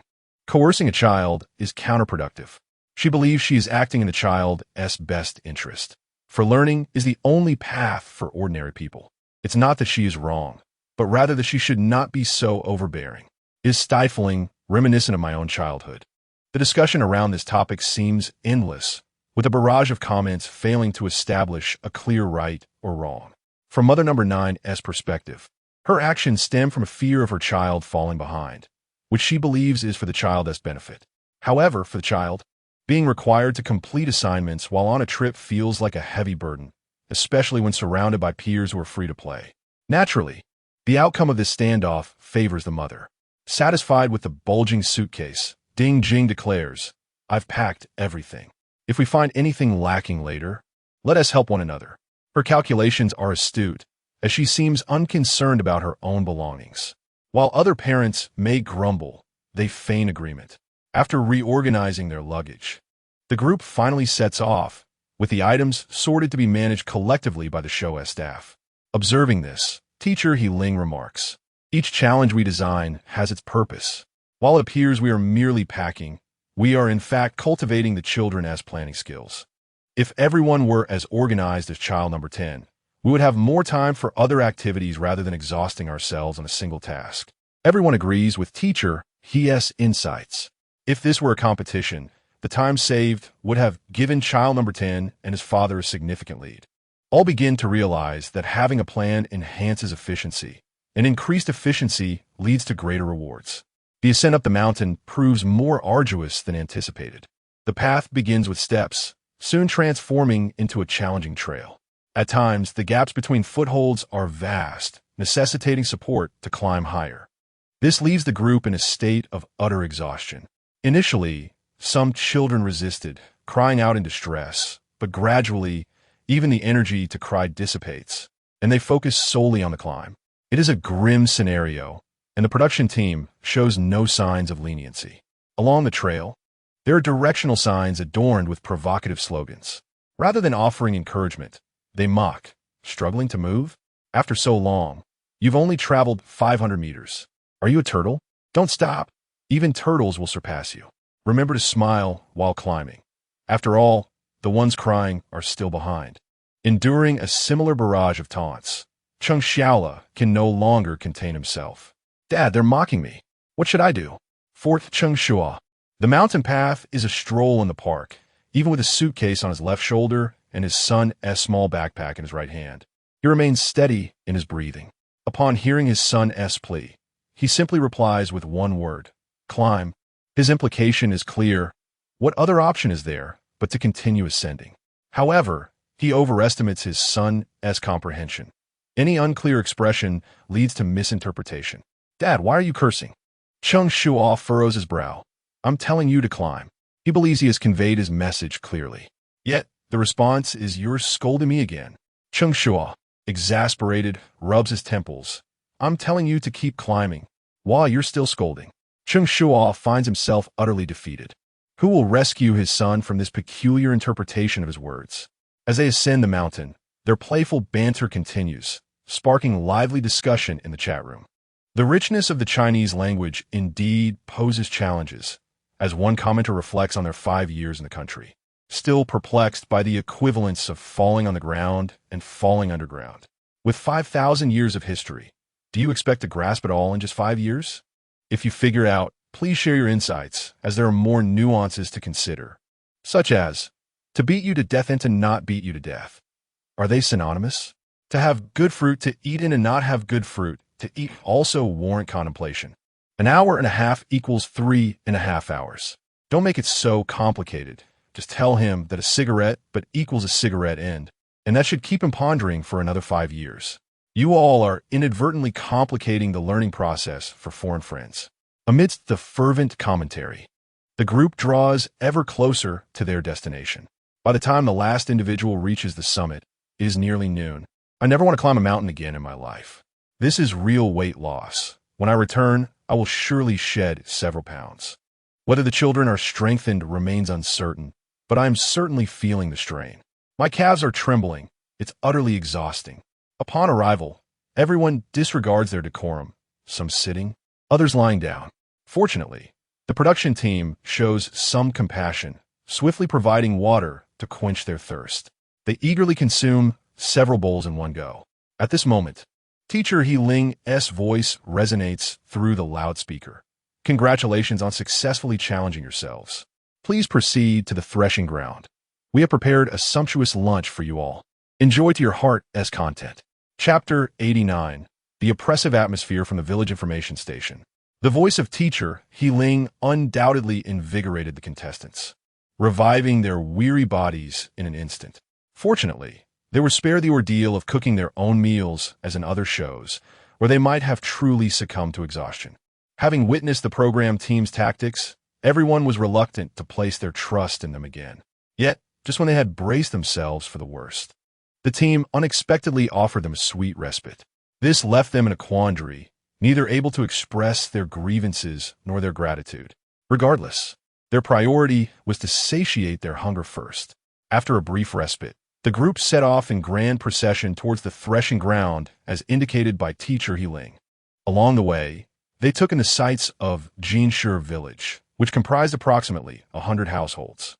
As the production team had described, Cheng Shuo village retained its untouched charm, with many structures still constructed of wood, bearing the weight of time's passage. The exteriors were adorned with various crops, while chickens, ducks, and geese roamed freely in the yards. Despite the presence of some newly built houses, the overall ambience conveyed a sense of poverty. The program team's advertisements plastered throughout the village contributed to a peculiar blend of modernity and tradition. The 5-kilometer mountain path posed a considerable challenge even for the adults, let alone the children, who trudged along, their spirits dampened and conversation stifled. However, Cheng Shuo was in good spirits, thanks in part to Cheng Shuo's stamina. As he carried his son on his back for most of the latter part of the trek, the occasional breaks while waiting for others provided respite, making the journey feel less arduous. Perhaps it was the novelty of visiting such a place that piqued Cheng Shuo's curiosity. He eagerly explored his surroundings, picking flowers and gathering stones, even attempting to play with passing dogs. As they ventured deeper into the village, they encountered more villagers. Under a grand locust tree, a circle of aunties sat, engaged in conversation while attending to various agricultural tasks. Their chatter revealed that the village had become bustling with activity over the past couple of days, drawing in numerous visitors.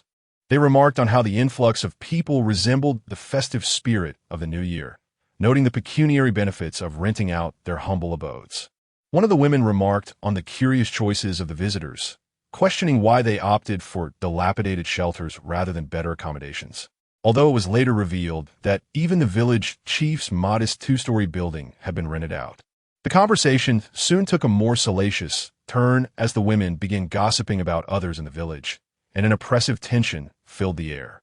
Cheng Shuo, walking ahead with his son, overheard snippets of their dialogue, which revealed the gossip's insidious nature. The atmosphere grew heavy as they approached, and Cheng Shuo abruptly halted. nearly causing those behind him to collide with him. When asked if he was well, he awkwardly gestured ahead, inquiring how they might pass. At first, the group was puzzled until the gossip reached their ears. The revelations of infidelity and scandal among the villagers were shocking, leaving everyone visibly uncomfortable. The power of the village's gossip mill was formidable. If they merely walked past, they would likely become fodder for further tales. As they stood hesitating, the online viewers were reveling in the unfolding drama. The words of the aunties echoed in the minds of the audience, invoking memories of their own experiences with village gossip. They felt the weight of social anxiety pressing down upon them, as the adults shifted uneasily, reluctant to move forward, while the children remained blissfully unaware of the gravity of the situation, continuing to march ahead. The adults, unable to retreat, forced themselves to follow. Upon arriving at the threshing ground, a spacious area used by villagers for drying and processing grain, they found it already teeming with onlookers, forming a dense crowd. The host, Healing, along with the 3 judges, awaited them from a raised platform. Upon spotting the contestants, Healing rose with a warm smile, expressing her delight at their arrival and acknowledging their efforts. She was a beloved host, and, after engaging with the audience online, the contestants felt a rush of joy upon seeing her in person and hearing her kind words. The fatigue from the hike dissipated instantly, and they eagerly interacted with her. It was then that they noticed 4 tables laden with an array of dishes in the threshing ground. As the enticing aroma wafted through the air, the contestants' stomachs collectively rumbled in protest. Healing, noticing their hungry expressions, welcomed them to take their seats, revealing that the villagers had prepared a sumptuous lunch in honor of their arrival. Chapter 92 hours ago, the meat dishes were still being enjoyed, while the vegetarian dishes remained untouched on the table. There were no tricks involved. The invitation to take a seat was direct. The contestants could hardly believe their eyes. Wasn't it customary to put them through some trials first? It must be said that the contestants were somewhat on edge, unable to fathom that the production team could be so benevolent. Witnessing this scene, Healing stifled the urge to laugh and reiterated her invitation for everyone to take a seat and relish the culinary delights. These dishes were sourced from the homes of the locals, free from pesticides, and the chickens and ducks were free-range. Such delicacies could not be found in the city, and she urged everyone to finish their meals without waste. Healing was indeed an eloquent speaker, assuring the contestants that there were no hidden agendas in conveying the heartfelt intentions of the locals. Ultimately, she presented the pièce de resistance, all-natural, pollution-free food. Who could possibly refuse? Thus, the guests felt at ease. Zhou Jun, the father of contestant number 6, led the charge by taking a seat with his child. Once someone took the initiative, the others naturally followed suit. Starving and eager, everyone dove into their meals without a care for appearances.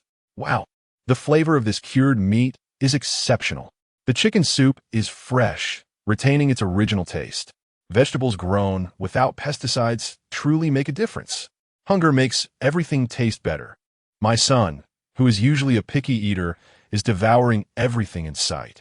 My daughter, too, who normally eats just a little and claims to be full, is astonishingly on her 2nd bowl of rice. The dining atmosphere was harmonious, devoid of unsolicited advice or demand for the children to memorize additional vocabulary.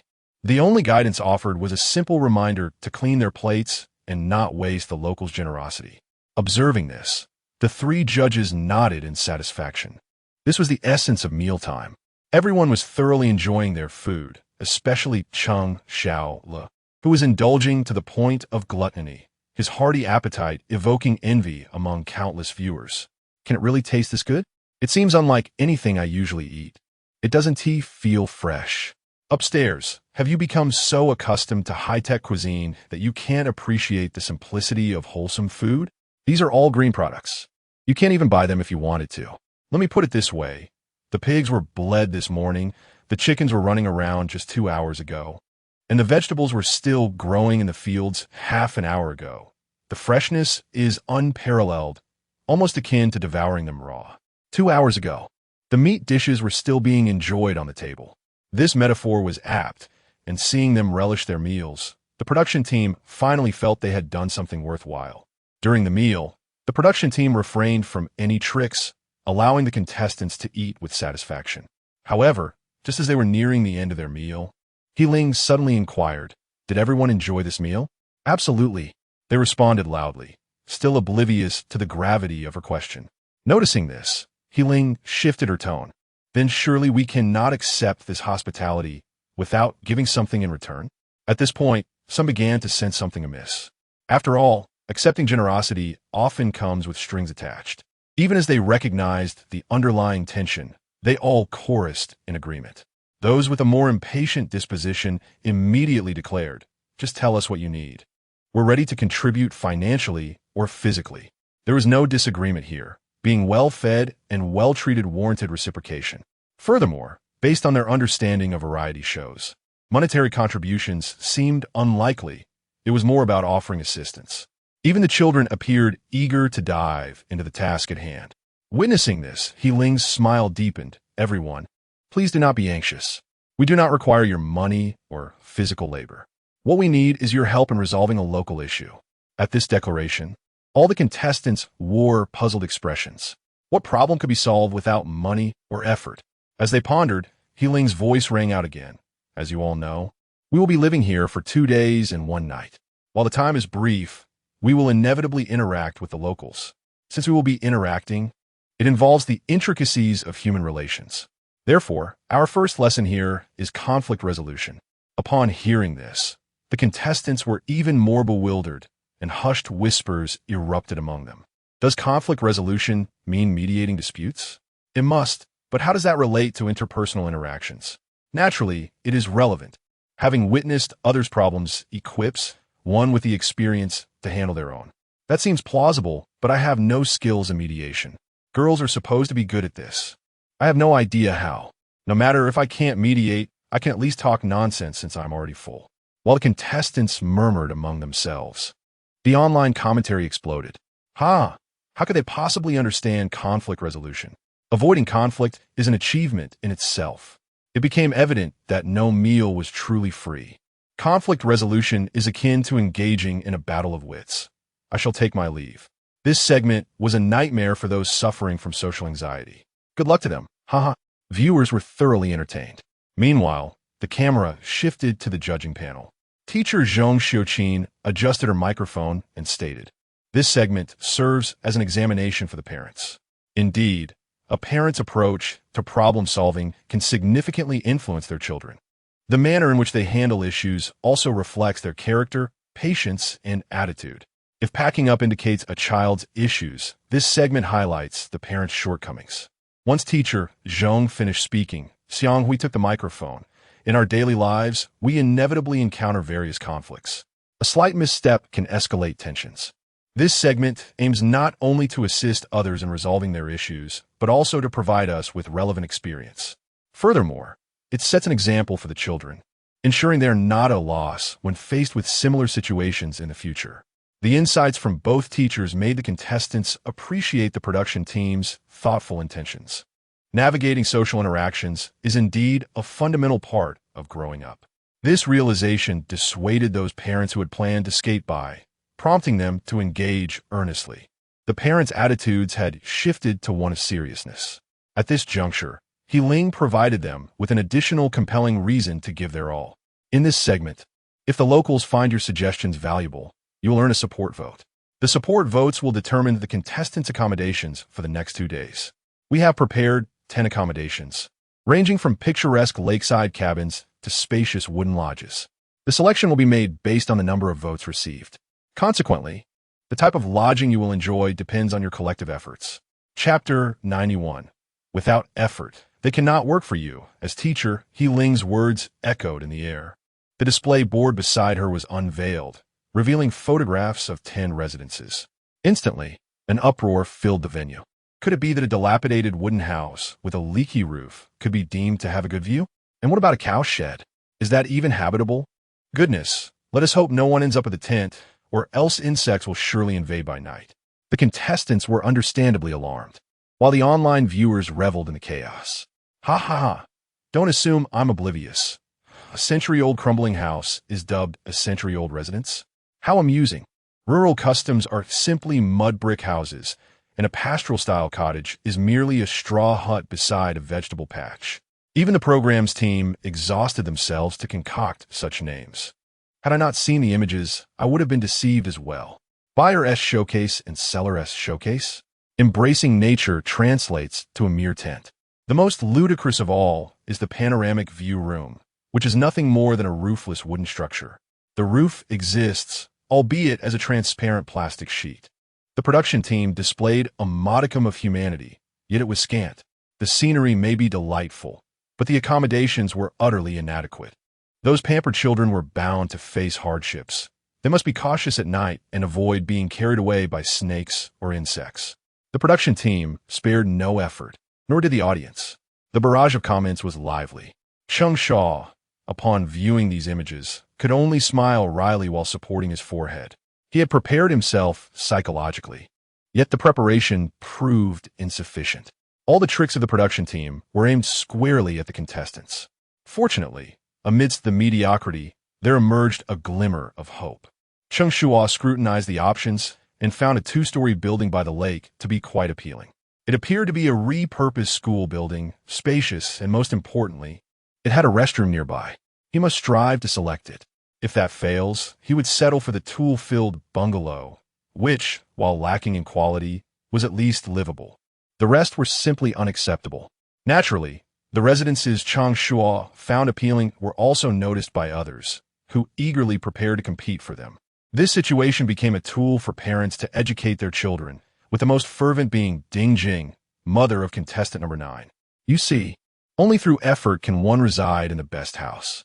Without effort, you may not even find a place on the main road to sleep. Are you willing to exert yourself to live in the best house? Perhaps accustomed to such educational methods. Several parents cast appreciative glances her way and even echoed her words to their children. Yet, upon hearing this, Cheng Shuo could not help but frown. This education, albeit delayed, had indeed arrived. Cheng Shuo found it troubling, yet felt he had no standing to object. Unbeknownst to him, whether by design or coincidence, Yulan, mother of contestant number 2, received a phone call at that moment. The conversation seemed to pertain to recruitment. She deliberately lowered her voice, and although Cheng Shuo could not discern all the details, 2 phrases struck him profoundly. Masters and PhD holders are everywhere these days. Just pick from the top. Certainly, if they do not strive, they cannot work for you. These words pierced his heart. Regardless of the time they were heard, they were always disheartening. Yet at that moment, Cheng Shuo desperately wished Ding Jing could hear them. The era where one could attain everything through mere effort had long since passed. Education was no longer the sole pathway to success. Without parental support, all effort would prove futile. Unfortunately, Ding Jing was too engrossed in imparting grand principles to notice the conversation around her. She evaded Yulan's verbal blow, but could not escape her daughter's poignant inquiry. After Ding Jing finished speaking, her daughter looked up at her. "Mom, it seems this segment is meant for you parents to complete. Why must I be the one to exert myself?" This question, seemingly naive, starkly revealed her mother's intentions. What was clearly a parental responsibility had habitually been imposed on the child. The desires of the mother, inflated, were expected to be fulfilled by her daughter. Was this not absurd? Yu Shaoran's words seemed to strip away the faade from her mother, leaving her expression awkward and uncomfortable. She wanted to lash out, but, confronted by her daughter's innocent gaze, felt that doing so would only expose her own failings. Suppressing her anger, she felt a pang in her chest. Once the introduction of the residences was complete, the formal segment began. Teacher He Ling's voice resounded once more. "We have gathered numerous questions from the locals. Shortly, I will present these questions, and the parents in the audience may raise their hands to answer. If your response satisfies the locals, you will earn a support vote. However, there is one point for parents to note. To ensure the locals can comprehend, responses must be concise, ideally not exceeding 10 words. The type of house you will inhabit today depends on your performance." Teacher He Ling's announcement sparked further discussion among the audience. Asking for resolution in 10 words seemed a daunting challenge. If it is difficult for one, it is only natural for many. If a solution cannot be found, it is a collective inability, and no one will gain an advantage. With this thought, the audience felt a wave of relief. Even Cheng Shuo shared this sentiment. He was not adept at resolving community disputes. He had initially prepared to excel, only to feel deflated. Perhaps sensing her father's helplessness, Cheng Shuo approached him. Dad, don't worry. I think 10 words is excessive. 4 words would suffice to resolve the issue. Intrigued, Cheng Shuo asked what 4 words. Some parents might dismiss Cheng Shuo as boastful, claiming that 10 words were inadequate, yet she required only 4. However, Cheng Shuo held a different view. He even adopted a posture of humble inquiry. Observing this, Cheng Shuo smiled mischievously, feigning profundity before finally uttering 4 words that nearly caused Cheng Shuo to lose his balance. Mind your own business. What? Cheng Shuo thought he had misheard and asked for clarification. Mind your own. Ouch. Before Cheng Shuo could finish, Cheng Shuo, without hesitation, delivered a light punch to his son's head. Have you been spoiled? Do you think you can speak to me like that? Believing his son had a genuine point, he was taken aback to find it was merely a jest. Rubbing his head, Cheng Shuo said, Dad, these 4 words could solve 50% of the world's problems. Cheng Shuo merely huffed in response, unwilling to be foolish enough to believe him again. Really? Cheng Shuo insisted, noticing his father's skepticism. He promptly provided examples. Your wife spends too much money. Mind your own business. Your salary is too low. Mind your own business. You failed to pass the civil service exam despite numerous attempts. Mind your own business. Chapter 92. In Huaxia, 4 words can resolve all problems initially. Cheng Shuo scoffed at the notion, but as he listened further, he found it increasingly intriguing. Unable to resist, he posed a few questions. Why do you always score last? None of your business. Your outfit today is truly unappealing. None of your business. By the end of the exchange, Cheng Shuo found himself laughing. As it turned out, this method was indeed quite effective, especially when dealing with chatty relatives. It was simply superb. When one silences another before they can retort, the issue is naturally resolved. Cheng Shuo's cleverness not only persuaded Cheng Shuo, but also resonated with many viewers in the live stream, who deemed it a brilliant strategy. Transforming the passive into the active. There is a certain brilliance to it, albeit a bit outrageous, yet inherently reasonable. However, caution was advised, as this approach could provoke backlash if misused. It was suitable for light banter, but ineffective in serious situations. In critical moments, the law holds sway. This strategy works well for minor disputes, provided one disregards the other party's humanity, thus perfectly resolving all dilemmas. The audience wholeheartedly supported the idea. Even those who found it ineffective refrained from mockery, as there was no need to argue with a child. Nonetheless, Cheng Shuo took it to heart. Son, you claim these 4 words can resolve 50% of problems. What about the other 50? None of your business. Upon hearing these 4 words, Cheng Shuo assumed his son was merely being mischievous again and raised his hand to give him a light tap. However, Cheng Shuo, now experienced, had already adopted a defensive posture. Don't hit me. Am I not answering your question? What kind of answer is that? Cheng Shuo was about to retort when a sudden epiphany struck him. None of your business can indeed resolve 50% of the world's issues. And the other 50? None of your business. Realizing the depth of this revelation, Cheng Shuo's raised hand gently fell. He affectionately patted his son's head, acknowledging him as quite the clever little rascal. Cheng Shuo understood, yet the viewers in the live stream remained bewildered. What does this mean? Can someone explain it for those who are less educated? Is it really that hard to comprehend? When you should be studying, you chose to feed pigs. The other 50% of problems are dealt with using none of your business. How does that work? If the couple upstairs is fighting, none of my business. If old Wang is climbing the wall again, none of my business. If old Lu's son isn't his biological child, none of my business. Seriously? This actually works? Laughter erupted, and the phrase was collectively dubbed the 8-character mantra. Once mastered, it instilled an overwhelming sense of power. I'm heading out to confront someone. Brothers, await my news. The barrage of comments was lively, and the live segment proceeded in an orderly fashion.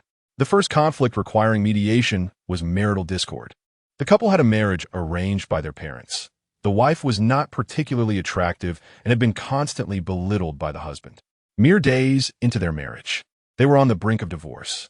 The villagers had already attempted to mediate, but both were unyielding.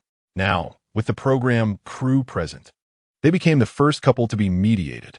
However, as contestants offered various solutions, some advocating reconciliation, others suggesting separation, none of them satisfied the couple. As the situation threatened to stagnate, Teacher He Ling on stage grew increasingly anxious.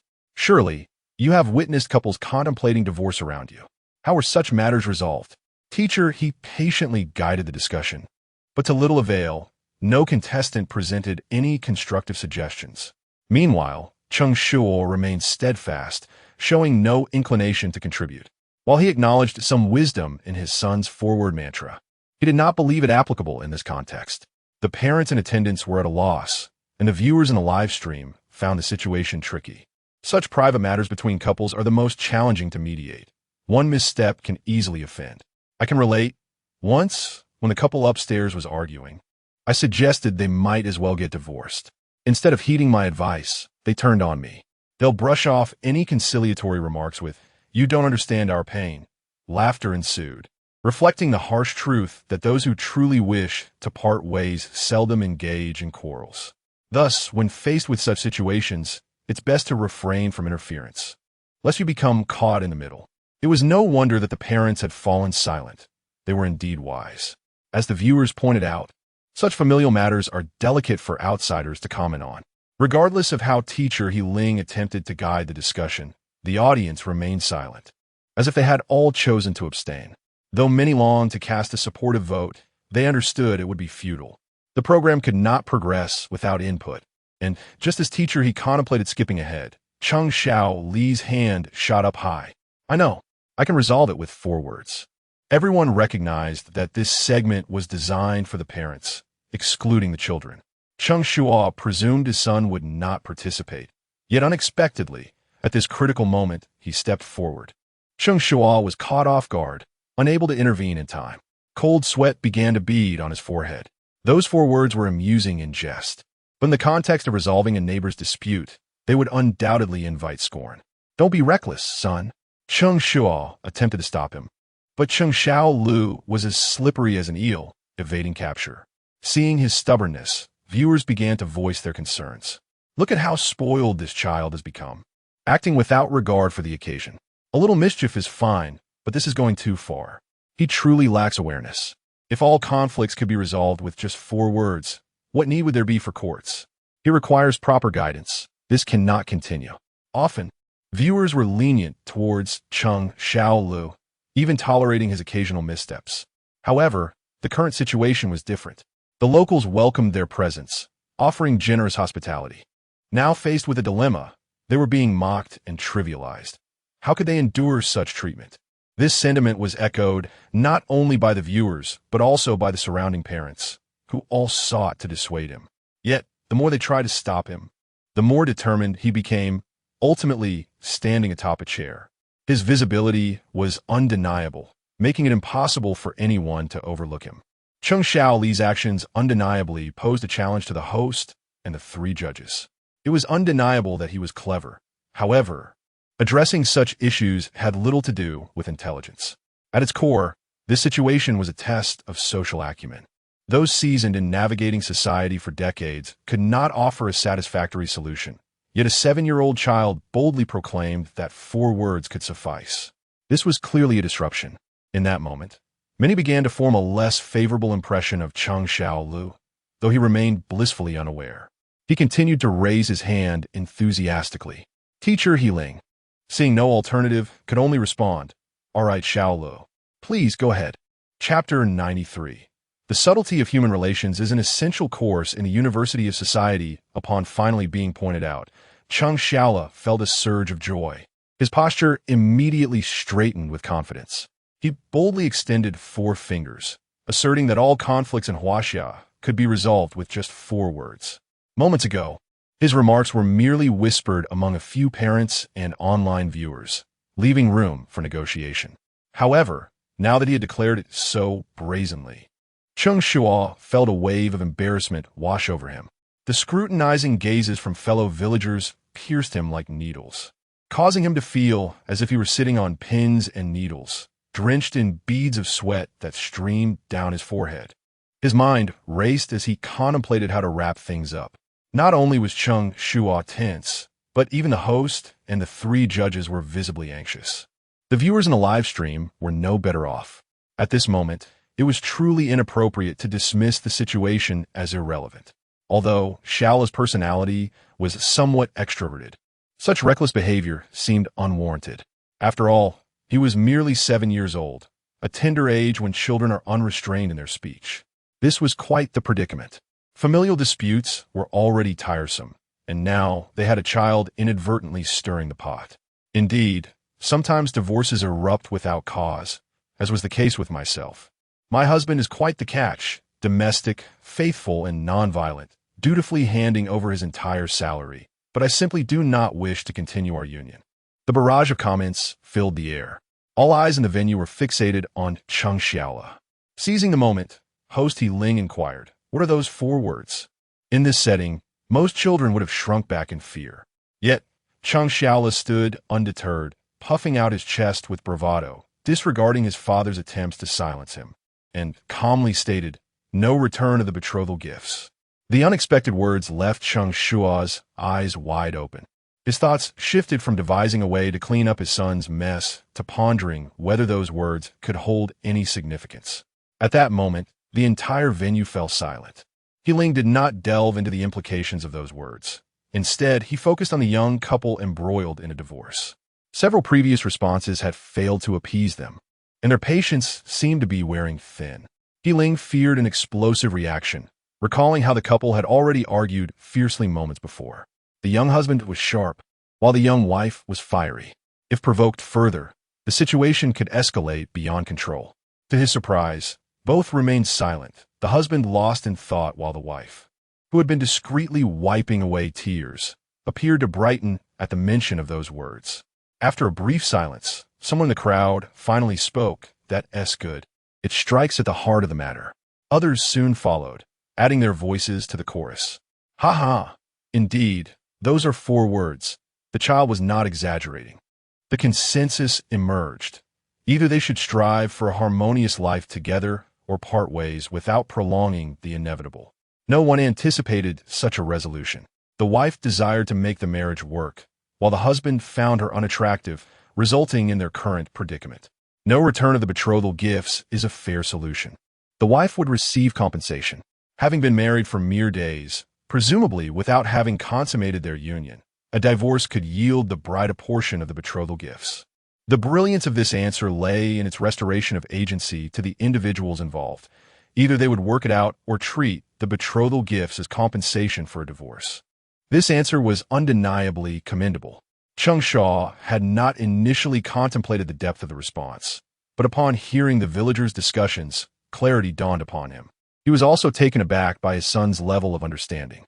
Suddenly, the memory surfaced of his son acquiring a hidden skill known as the subtleties of human relationships. Could it be the effect of that skill? While the skill might be beneficial, it was equally a testament to his son's intelligence and quick wit. The anxiety that had gripped him finally dissipated. He affectionately patted his son's back. "You clever little rascal." At that moment, viewers in the live stream also experienced a revelation. "Wow, I underestimated him." That response is quite impressive. It was not merely commendable. It directly addressed the crux of the issue. If one finds fault with another, they must be willing to part with the betrothal gifts. If not, they should strive for a harmonious existence. This scenario was a win-win situation. I concede that my earlier skepticism was misplaced. The viewers expressed their satisfaction, and the 3 judges visibly relaxed. Particularly Xiang Hui, who had been so tense he could scarcely breathe, could not help but commend. This consideration is thorough and hits the nail on the head. Children today are astonishing. Even the concept of betrothal gifts is within their grasp. "I truly feel old." His words bore a hint of regret, but were primarily filled with pride, a poignant reminder of the younger generation surpassing the older. His sentiments were echoed by the other 2 judges, with Yang Xiaodong adding, "The subtleties of human relations are indeed a mandatory course in the University of Society. Excelling in this subject can greatly benefit one's life." With both educators affirming the importance of this lesson, attending parents recognized the need to take it seriously. However, Such understanding could not solely be acquired through experience. It also required a certain innate talent. They all concurred that mastering this was far more challenging than merely improving academic performance. Previously, I believed that having a child with good grades was a source of pride. But witnessing Cheng Shuo, I now understand what truly constitutes a remarkable child. Beyond average grades, he possesses qualities that are truly commendable. As a result, Cheng Shuo received heightened attention. Several parents shifted from mere pleasantries to genuine interest in forming deeper connections. At this juncture, He Ling's demeanor became more relaxed. He turned towards the young couple and inquired, "You both heard the response from Cheng Shuo. Do you find it useful?" It appeared that the couple was still experiencing a tiff. However, in stark contrast to earlier, the young husband now seemed eager to take his wife's hand. Yet she resisted. Upon hearing He Ling's question, the young man sheepishly scratched his head and replied, "It's useful, very useful. We want to be separating. We will certainly work toward the good life together." His declaration elicited a chorus of teasing from the audience. "You better follow through. We are all watching. Don't force it. If it doesn't work out, just divorce. My son hasn't even found a wife yet. He wouldn't mind her appearance." Exactly. The girl is capable. Even if they part ways, it won't be difficult for her to find someone else, especially with a dowry from her ex-husband. The villagers' playful banter put the young husband on edge as he took his wife and began to walk off the stage, stating, "Don't get any ideas. She's my wife." Chapter 94. They are all relatives, not outsiders, so there is no need to dispute who is right or wrong. After bidding farewell to the couple, Cheng Shuo successfully garnered a supportive vote. Although he did not exert himself, his son proved to be quite capable, allowing him to relish the experience of being uplifted. No sooner had the couple departed than two elderly ladies, adorned with their floral headpieces, approached. "Host, please mediate for us. This old hag constantly speaks ill of my family behind my back. How do we resolve this?" Before teacher He Ling could respond, the second question arose on its own. He hurriedly stepped forward to mediate, saying, "Ladies, please remain calm. Rest assured, we will assist you in resolving this matter." Both ladies, fiery-tempered as they were, continued to argue. Their faces flushed, yet still refusing to relent. Teacher He Ling exerted considerable effort to separate them. After a brief interview, he learned that these two had been sisters-in-law for decades, frequently quarreling over trivial matters. This time, the discord stemmed from the sister-in-law's gossip reaching the ears of a younger sibling, leading to this public confrontation. Upon grasping the background of the situation, the online audience became quite animated. From marital disputes to sister-in-law conflicts, these were truly epic quarrels. My mother and my aunt have been at odds for decades. Now, with no teeth left, they still bicker endlessly. This was indeed a tricky situation. Without shared interests, how could one mediate? Exactly. Earlier there was a matter of dowry involved. But this is purely a case of mutual disdain. The four-character adage seemed ineffective here. The online community sensed yet another formidable dilemma, seemingly impossible to resolve. However, the parents in the audience held a different view. After teacher He Ling finished speaking, Father Li Aimin of Group 7 raised his hand. "All right, let's hear what Father Li has to propose." "It's simple." Li Aimin confidently stood up. "Just apologize and be done with it." To ensure his answer did not exceed 10 words, he counted on his fingers as he spoke. After finishing, he wore a smug expression. Yet, his pride lasted but a moment, as the two elderly ladies erupted into another argument. "Why should I apologize? I'm only looking out for her. I don't need your misguided kindness. I would be grateful if you stayed out of my family's affairs. If it weren't for us being relatives, I wouldn't bother with you at all. Who asked you to meddle?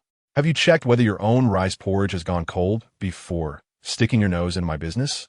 Truly a case of a dog meddling in affairs that don't concern it. "Did you just call me a dog? Watch me tear your mouth apart." The quarrel escalated dangerously, and it seemed a physical altercation was imminent. Fortunately, teacher He Ling intervened just in time to separate them. This reaction rendered any inquiry into whether Li Aimin's suggestion was effective unnecessary, as he sulkily returned to his seat. "Ladies, please do not be agitated. Let's see if there are better solutions." After calming the two elderly ladies, teacher He Ling turned his gaze towards the audience. Witnessing their fiery demeanor, No one dared to speak up again. This was also because, apart from an apology, no better solution came to mind. Even if the police were to arrive, they would likely suggest a compromise, urging both parties to yield a little.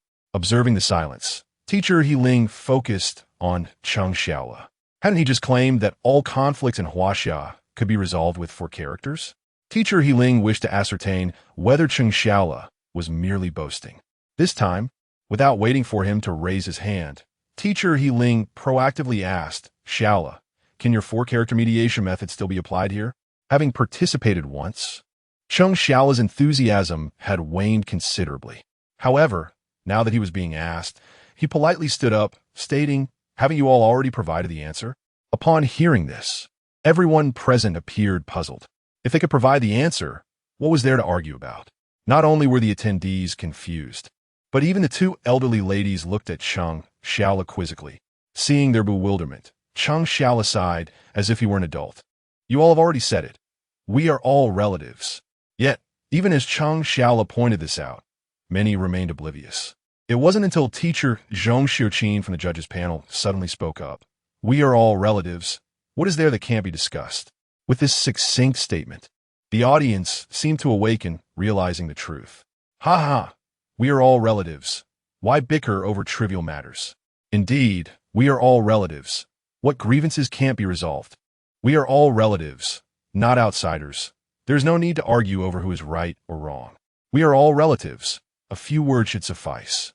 Can one really hold a grudge? The audience came to an understanding, and the viewers in the live stream were equally astonished.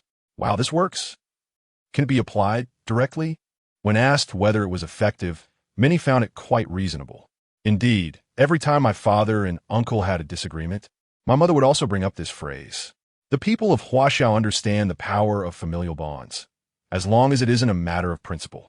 These few words are entirely sufficient. You can't deny it. It truly is the case. Upon hearing those words, the expressions of the 2 elderly ladies became quite entertaining. Previously engaged in a life-and-death struggle, they suddenly appeared shy. Both wished to say something, but found themselves at a loss for words.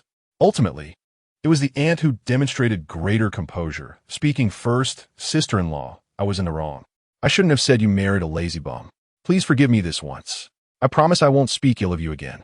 As soon as the aunt finished speaking, the sister-in-law stepped forward to grasp her hand, exclaiming, Sister, what are you saying? We are all relatives. Blood ties bind us. I understand you care about my struggles. Finding a suitable wife is tough, and I bear the burden of everything. Others wouldn't say such things. Once these words were exchanged, the 2 suddenly appeared as close as real sisters. The aunt even wiped away tears, saying, I'm glad you understand. I also regret my lack of tact. Please don't take it to heart. How could I? I know your character. Concern can sometimes lead to misunderstandings. With the issue resolved, the 2 shook hands in reconciliation. Teacher He Ling smiled as he escorted the 2 elderly ladies off the stage, his gaze towards Cheng Shuo filled with admiration.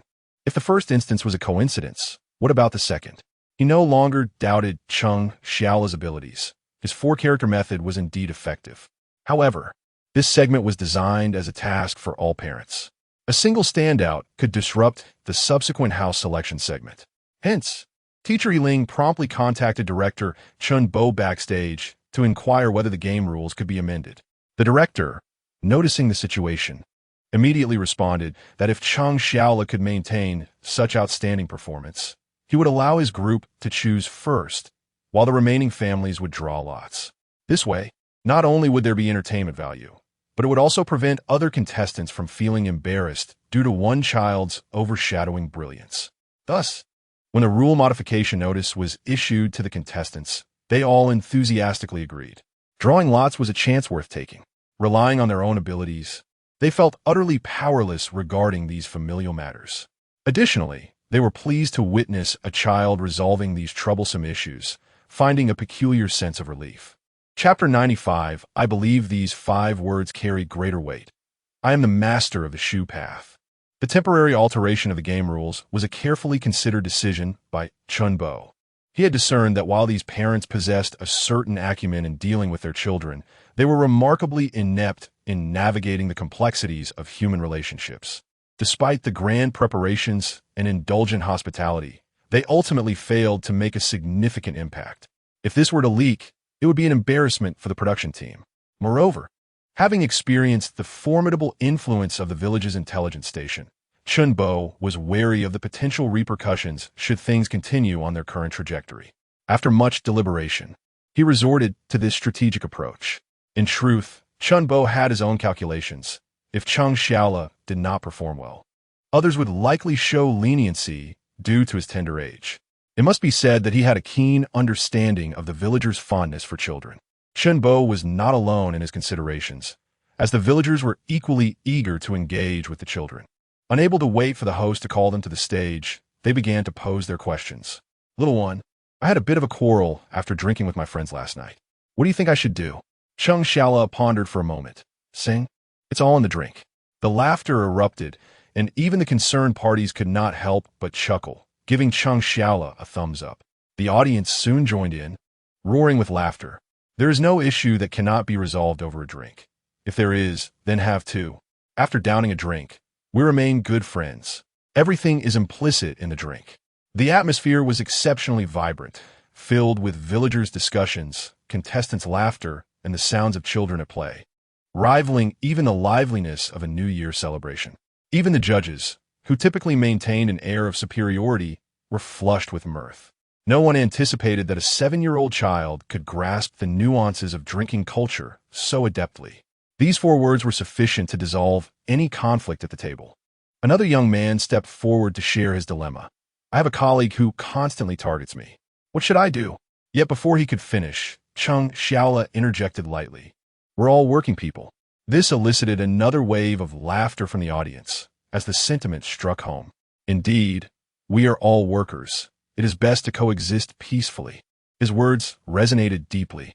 The lively scene captivated the online viewers, who were equally amused, gasping for breath between laughs. How does he understand this so well? It feels as if he hasn't just learned it, but embodies it. Cheng Shuo appeared to possess the qualities of a leader, tackling issues with swiftness and precision. In the world of drinks, it's no wonder that whenever there's trouble, the leader first asks me to pour 3 drinks for myself. His phrase, "we're all workers," encapsulated my current state. As laughter subsided, some viewers found themselves in a brief moment of contemplation. Yet they were quickly swept back into the jubilant atmosphere.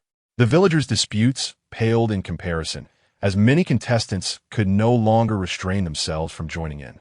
"Shuo, my husband and I often argue. Is divorce an option?" Another chimed in, "My son is always getting into mischief. He simply doesn't understand. My mother is far too strict with me." "It's for your own good," someone added. Even the children exhibited remarkable enthusiasm. The phrase, "it's for your own good," sent the audience into fits of laughter again. Everyone was having a grand time. Yet Cheng Shuo grew slightly exasperated by the incessant inquiries. When someone attempted to ask yet another question, he quickly intervened. "I've concluded that many conflicts can be easily resolved with just 4 words. During the New Year, during the holidays, early in the morning, or late at night. Since we're all here, the weddings are done, the pregnancies are announced, and the children are born. Let us endure, let us make do. It's all part of life. After all, we're family, we're all workers, we're friends, and it's not easy for anyone." Cheng Shuo spoke fervently, likely articulating 50 or 60 words, leaving the audience momentarily stunned. After exhaling deeply, he added, "That S about it, apply it flexibly." At that moment, even the season host, He Ling, was taken aback, her mouth agape. The expressions of the 3 judges were equally remarkable. Teacher Zhong Xiuqin stared blankly. Teacher Xiang Hui's face reflected disbelief. And Teacher Yang Xiaotong, unusually serious, was hurriedly jotting down notes. Others around him appeared to savor the moment, absorbing the significance of Cheng Shuo's words. It became evident that each word spoken by Cheng Shuo was a revelation to them. It was only then that they truly grasped the profound depth of Chinese culture. With just a few simple phrases, such profound meaning could be conveyed, concise, clear, and universally applicable. The fact that these insights were articulated by a 7-year-old child was nothing short of astonishing. The audience was left in awe, and the online commentary exploded with enthusiasm. "Wow, I can actually learn something from this live stream. It's practical. I'll jot it down." Next time a teacher asks why I didn't do my homework, I'll have a retort. What should I say? Give me some face. Ha ha. Once I learn it, it'll be useless. I think I could add, you can call the police, which is also quite useful. These were all rather gentle remarks. I feel that 5 words could carry more weight, such as, I am a master of the shoe path. This, my friends, is a physical manifestation of conflict. While you have your mediations, I also possess the 4 words to provoke. What will you do about it? Haha, who is laughing now? At this moment, the gaze of everyone towards Cheng Shuo transformed. Initially, they believed him to be speaking nonsensically, but in a short span, they were met with a reality check. Whether they were parents, villagers, or members of the production team, all of them, seasoned in the trials of society, recognized that Cheng Shuo's words encompassed a multitude of scenarios and interpersonal dynamics. Consider the new year. There is not a single issue that cannot be resolved with the right phrase. When intoxicated and embroiled in conflict, is there a more effective explanation than he just had too much to drink? In the case of marital disputes, offering the line for the sake of the children can swiftly bring about calm. The examples are endless. A simple phrase of mutual understanding can turn strife into harmony. A declaration of no malice can avert conflict. These are universal phrases, applicable in countless situations. Reflecting on this, many parents felt a wave of shame, realizing that despite their years of navigating society, they had been outmatched by a child. The live stream echoed with self-deprecating remarks. Here I am, a respectable community committee member, and I can't even resolve a dispute as well as a child. This is all valuable wisdom. I suggest you take note. If possible, commit it to memory. You will undoubtedly find it useful in the future. Chapter 96. A definitive dimensionality reduction. Once my father intervened, the outcome was unmistakable. After some experience, I felt an overwhelming sense of strength. Henceforth, when anyone comes to me lamenting about quarrels with their spouse, I shall retort with 8 words. Having wed, one must understand each other. If any colleague dares to trouble me, I will firmly point at their nose and declare, we are all employees. Life is challenging for everyone. These words serve not only as a means to mediate conflicts, but also as a source of encouragement for myself. I am still youthful, and all tribulation shall pass. The atmosphere was lively with discussions, and the 3 judges were deeply engaged in conversation. Not to mention, the festive season, whether morning, noon, or midnight, could resolve numerous matters. If all else fails, one could simply rely on the passage of time. The viewers were also adeptly applying these insights. It seemed this segment was expertly designed. The judges not only praised Cheng Shuo, but also extended their commendations to the online audience. They were thoroughly satisfied with this nationwide learning phenomenon. However, this cohort of netizens was unpredictably whimsical. One moment they were earnest, and the next, they veered into absurdity. The pregnancy is confirmed. What can we do? Misfortune can be a blessing. Let's adopt a more open mindset. What a filthy notion. Is it what I think it is? The pregnancy is confirmed. What can we do? He was inebriated. After all, he's an elder. The pregnancy is confirmed. One must simply acclimate. It's no big deal. We are all relatives. So let us not be overly concerned. Such talent abounded that I could easily envision a criminal narrative. Please, don't be like this. It truly frightens me. The tone of the comments shifted dramatically, becoming quite disconcerting.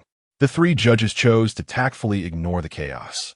Nevertheless, Cheng Shuo's performance, combined with the viewers' antics, significantly elevated the program's popularity. As the barrage of comments surged, the number of online viewers soared. The weekend and special travel arrangements had already heightened the show's appeal. At the outset, the total online audience reached 5 million, and the television ratings soared past 1.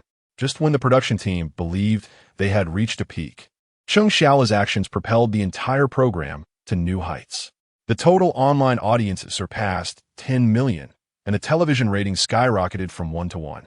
8, almost doubling the initial figures. This delighted the sponsors who had signed contracts, as they had feared their high-priced advertisements would yield losses, yet the results surpassed expectations. This undeniably validated that this father-son duo was the linchpin of the show's viewership. Cheng Shuo's performance was already remarkable. Unexpectedly, after absorbing his son's 4-character aphorism, Cheng Shuo was struck with inspiration. Having remained silent until now, he suddenly spoke up. I believe this is insufficient. I have an even bolder idea. Cheng Shuo's words instantly captivated everyone's attention. The host, He Ling, inquired with a smile, "Oh, something even bolder?" Cheng Shuo nodded. "Once I utter these 4 words, all that has been said before becomes irrelevant." His provocative statement piqued the curiosity of those around him, including Cheng Xiaola. "Father, what are the 4 words?" Cheng Shuo playfully pinched his son's cheek and replied, "People have died." The moment those words escaped his lips, the atmosphere in the venue reached an unprecedented crescendo. The laughter around them was so boisterous it could have startled birds from the trees. The murmurs of agreement were incessant. That makes sense. This is indeed the most ruthless. The elder is indeed the elder." With one utterance, he overshadowed his son's previous remarks. Once those 4 words were spoken, all conflicts seemed resolvable. When a person dies, their debts vanish. This is a universal truth understood by the Chinese. Indeed, if a person is passed, what grievances remain? Cheng Shuo's bombshell left the locals in awe and momentarily shocked the viewers in the live stream. This was an undeniable dimensionality reduction. Once my father intervened, the outcome was clear. There was no room for criticism. This was indeed a game changer. The sentiment resonated. When a person dies, what conflicts can persist? One must adopt a more relaxed outlook. As this segment concluded without any surprises, Cheng Shuo was naturally selected for the preferred 2-story house. As for the other parents, some rejoiced while others lamented. "No, how do I draw the mud brick house?" "Your mud brick house is acceptable. I drew the straw hut." "A cowshed? I refuse to sleep there tonight. Had I known I would be sleeping in a tent, I should have brought my bedding, no matter how tired I was." Fortunately, the production team did not go too far. While the accommodations were modest, they were maintained in a clean condition. At least the cowshed was devoid of cattle. And sleeping in a straw hut did not mean lying directly on straw. After all contestants had selected their lodgings, host He Ling promptly announced the next task. "You now have half an hour to return and drop off your luggage. At 4 o'clock, we shall commence the next challenge, going to the market." As soon as He Ling's words resonated, a collective wail erupted from the audience. Half an hour is hardly enough. My home is the farthest. It takes me over 10 minutes to walk back. Climbing the mountain was exhausting. I thought we could rest after this. The density of tasks is overwhelming. We are ordinary people, not commandos. How naive of me. I genuinely believe this was a vacation. This is more tiring than a day at work. It was no wonder the contestants voiced their grievances. The incessant succession of tasks was indeed exhausting. Rising at 7 in the morning, enduring over 2 hours of travel, followed by a strenuous hike. While they had a brief respite during mealtime, they also had to engage their minds in conflict resolution. Both their bodies and minds were fatigued. Thus, upon hearing that another task awaited in half an hour, their reluctance was palpable. They no longer made an effort to conceal their feelings. Their expressions betrayed their thoughts. Some appeared despondent, others filled with regret, an array of emotions on display. Observing this scene, the online viewers found amusement in their plight. Still hoping for a break? If you rest, what shall we watch? Even the donkeys in the production team wouldn't dare to rest like that. Consider the prize money. Might that provide some motivation? The production team may be harsh, but I adore it. You should have been mentally prepared for the grind. Perhaps you were too ill-prepared this time. Do bring more next time. Watermelons, marinated delicacies, and milk tea are all ready. Who understands the joy I feel at this moment? The viewers reveled in the unfolding drama, while the production team's arrangements aimed to harness the recent surge in popularity. As long as viewers were engaged, even the slightest detail could spark discussion. Just the expressions of these parents already contributed significantly to the program's effect. Seeing their reactions, host He Ling quickly reassured, "Dear parents, please do not fret. The next task is tailored for the children. The production team will provide 20 yuan to allow them to purchase ingredients for dinner at the market. What they procure will determine our evening meal." Chapter 97. The boomerang of suffering education strikes at this very moment. Upon hearing that this segment did not require parental participation, the contestants collectively exhaled in relief. A few even expressed their joy with lighthearted cheers. However, As the entirety of the content was disclosed, their laughter swiftly dissipated. 20 yuan? How could that possibly suffice? Indeed, even in a mountain village with lower prices, two individuals could hardly manage to feed themselves. This is absurd. They are certainly up to something again. It turns out that the midday feast was merely a cover for the evening meal. If I send my little rascal to buy provisions, he would undoubtedly return with toys. My daughter is no better. She would spend it all on snacks. After a brief moment of happiness, the group fell back into lamentation. They knew their children all too well, understanding that allowing them to make purchasing decisions would undoubtedly lead to indulgences of their own whims. Several parents felt as though the sky had fallen upon them. Yet, some remained optimistic. My Yao Yao is sensible. She wouldn't make frivolous purchases. Among the children, Tong Yao, the eldest, was already in middle school. For a teenager, shopping was a mundane affair. This task posed little challenge for her. Even with a limited budget, acquiring sufficient food should not be a problem. At this moment, Tong Lily felt quite pleased, believing this segment was tailor-made for her family. Now, her daughter could shine. Tong Lily indeed lacked social finesse, but her age granted her an advantage. She should have kept it subtle. By voicing it so openly, she inevitably drew several disapproving glances. Some perceived the situation as unfair. Yet, lacking any punitive measures, no one dared to play the villain. After all, the worst outcome would be an empty stomach at night, which could serve as a lesson for the children, instilling a sense of memory. As the cries gradually subsided, teacher Zhong Xiuqin at the judging panel smiled and remarked that, although this was merely a simple purchasing task, it also assessed the children's financial management and planning skills. Figuring out how to buy more food within a limited budget required a bit of cleverness. After her statement, Hui added that he had noticed many children struggled with communication. A significant number felt intimidated when faced with strangers, a phenomenon you might label as social anxiety. However, in his view, it stemmed from inadequate practice. This task would effectively cultivate that skill. If one hesitated to speak, they would be unable to acquire anything. With this explanation, many parents began to understand the program's good intentions. As long as it provided an opportunity for their children to grow, they were content with the outcome of the evening's meal being left to fate. Observing the parents' acceptance, teacher He Ling quickly spoke up, instructing everyone to return and drop off their luggage. In half an hour, the children should gather here. Jinshi village is not particularly vast, but its layout is rather inconvenient.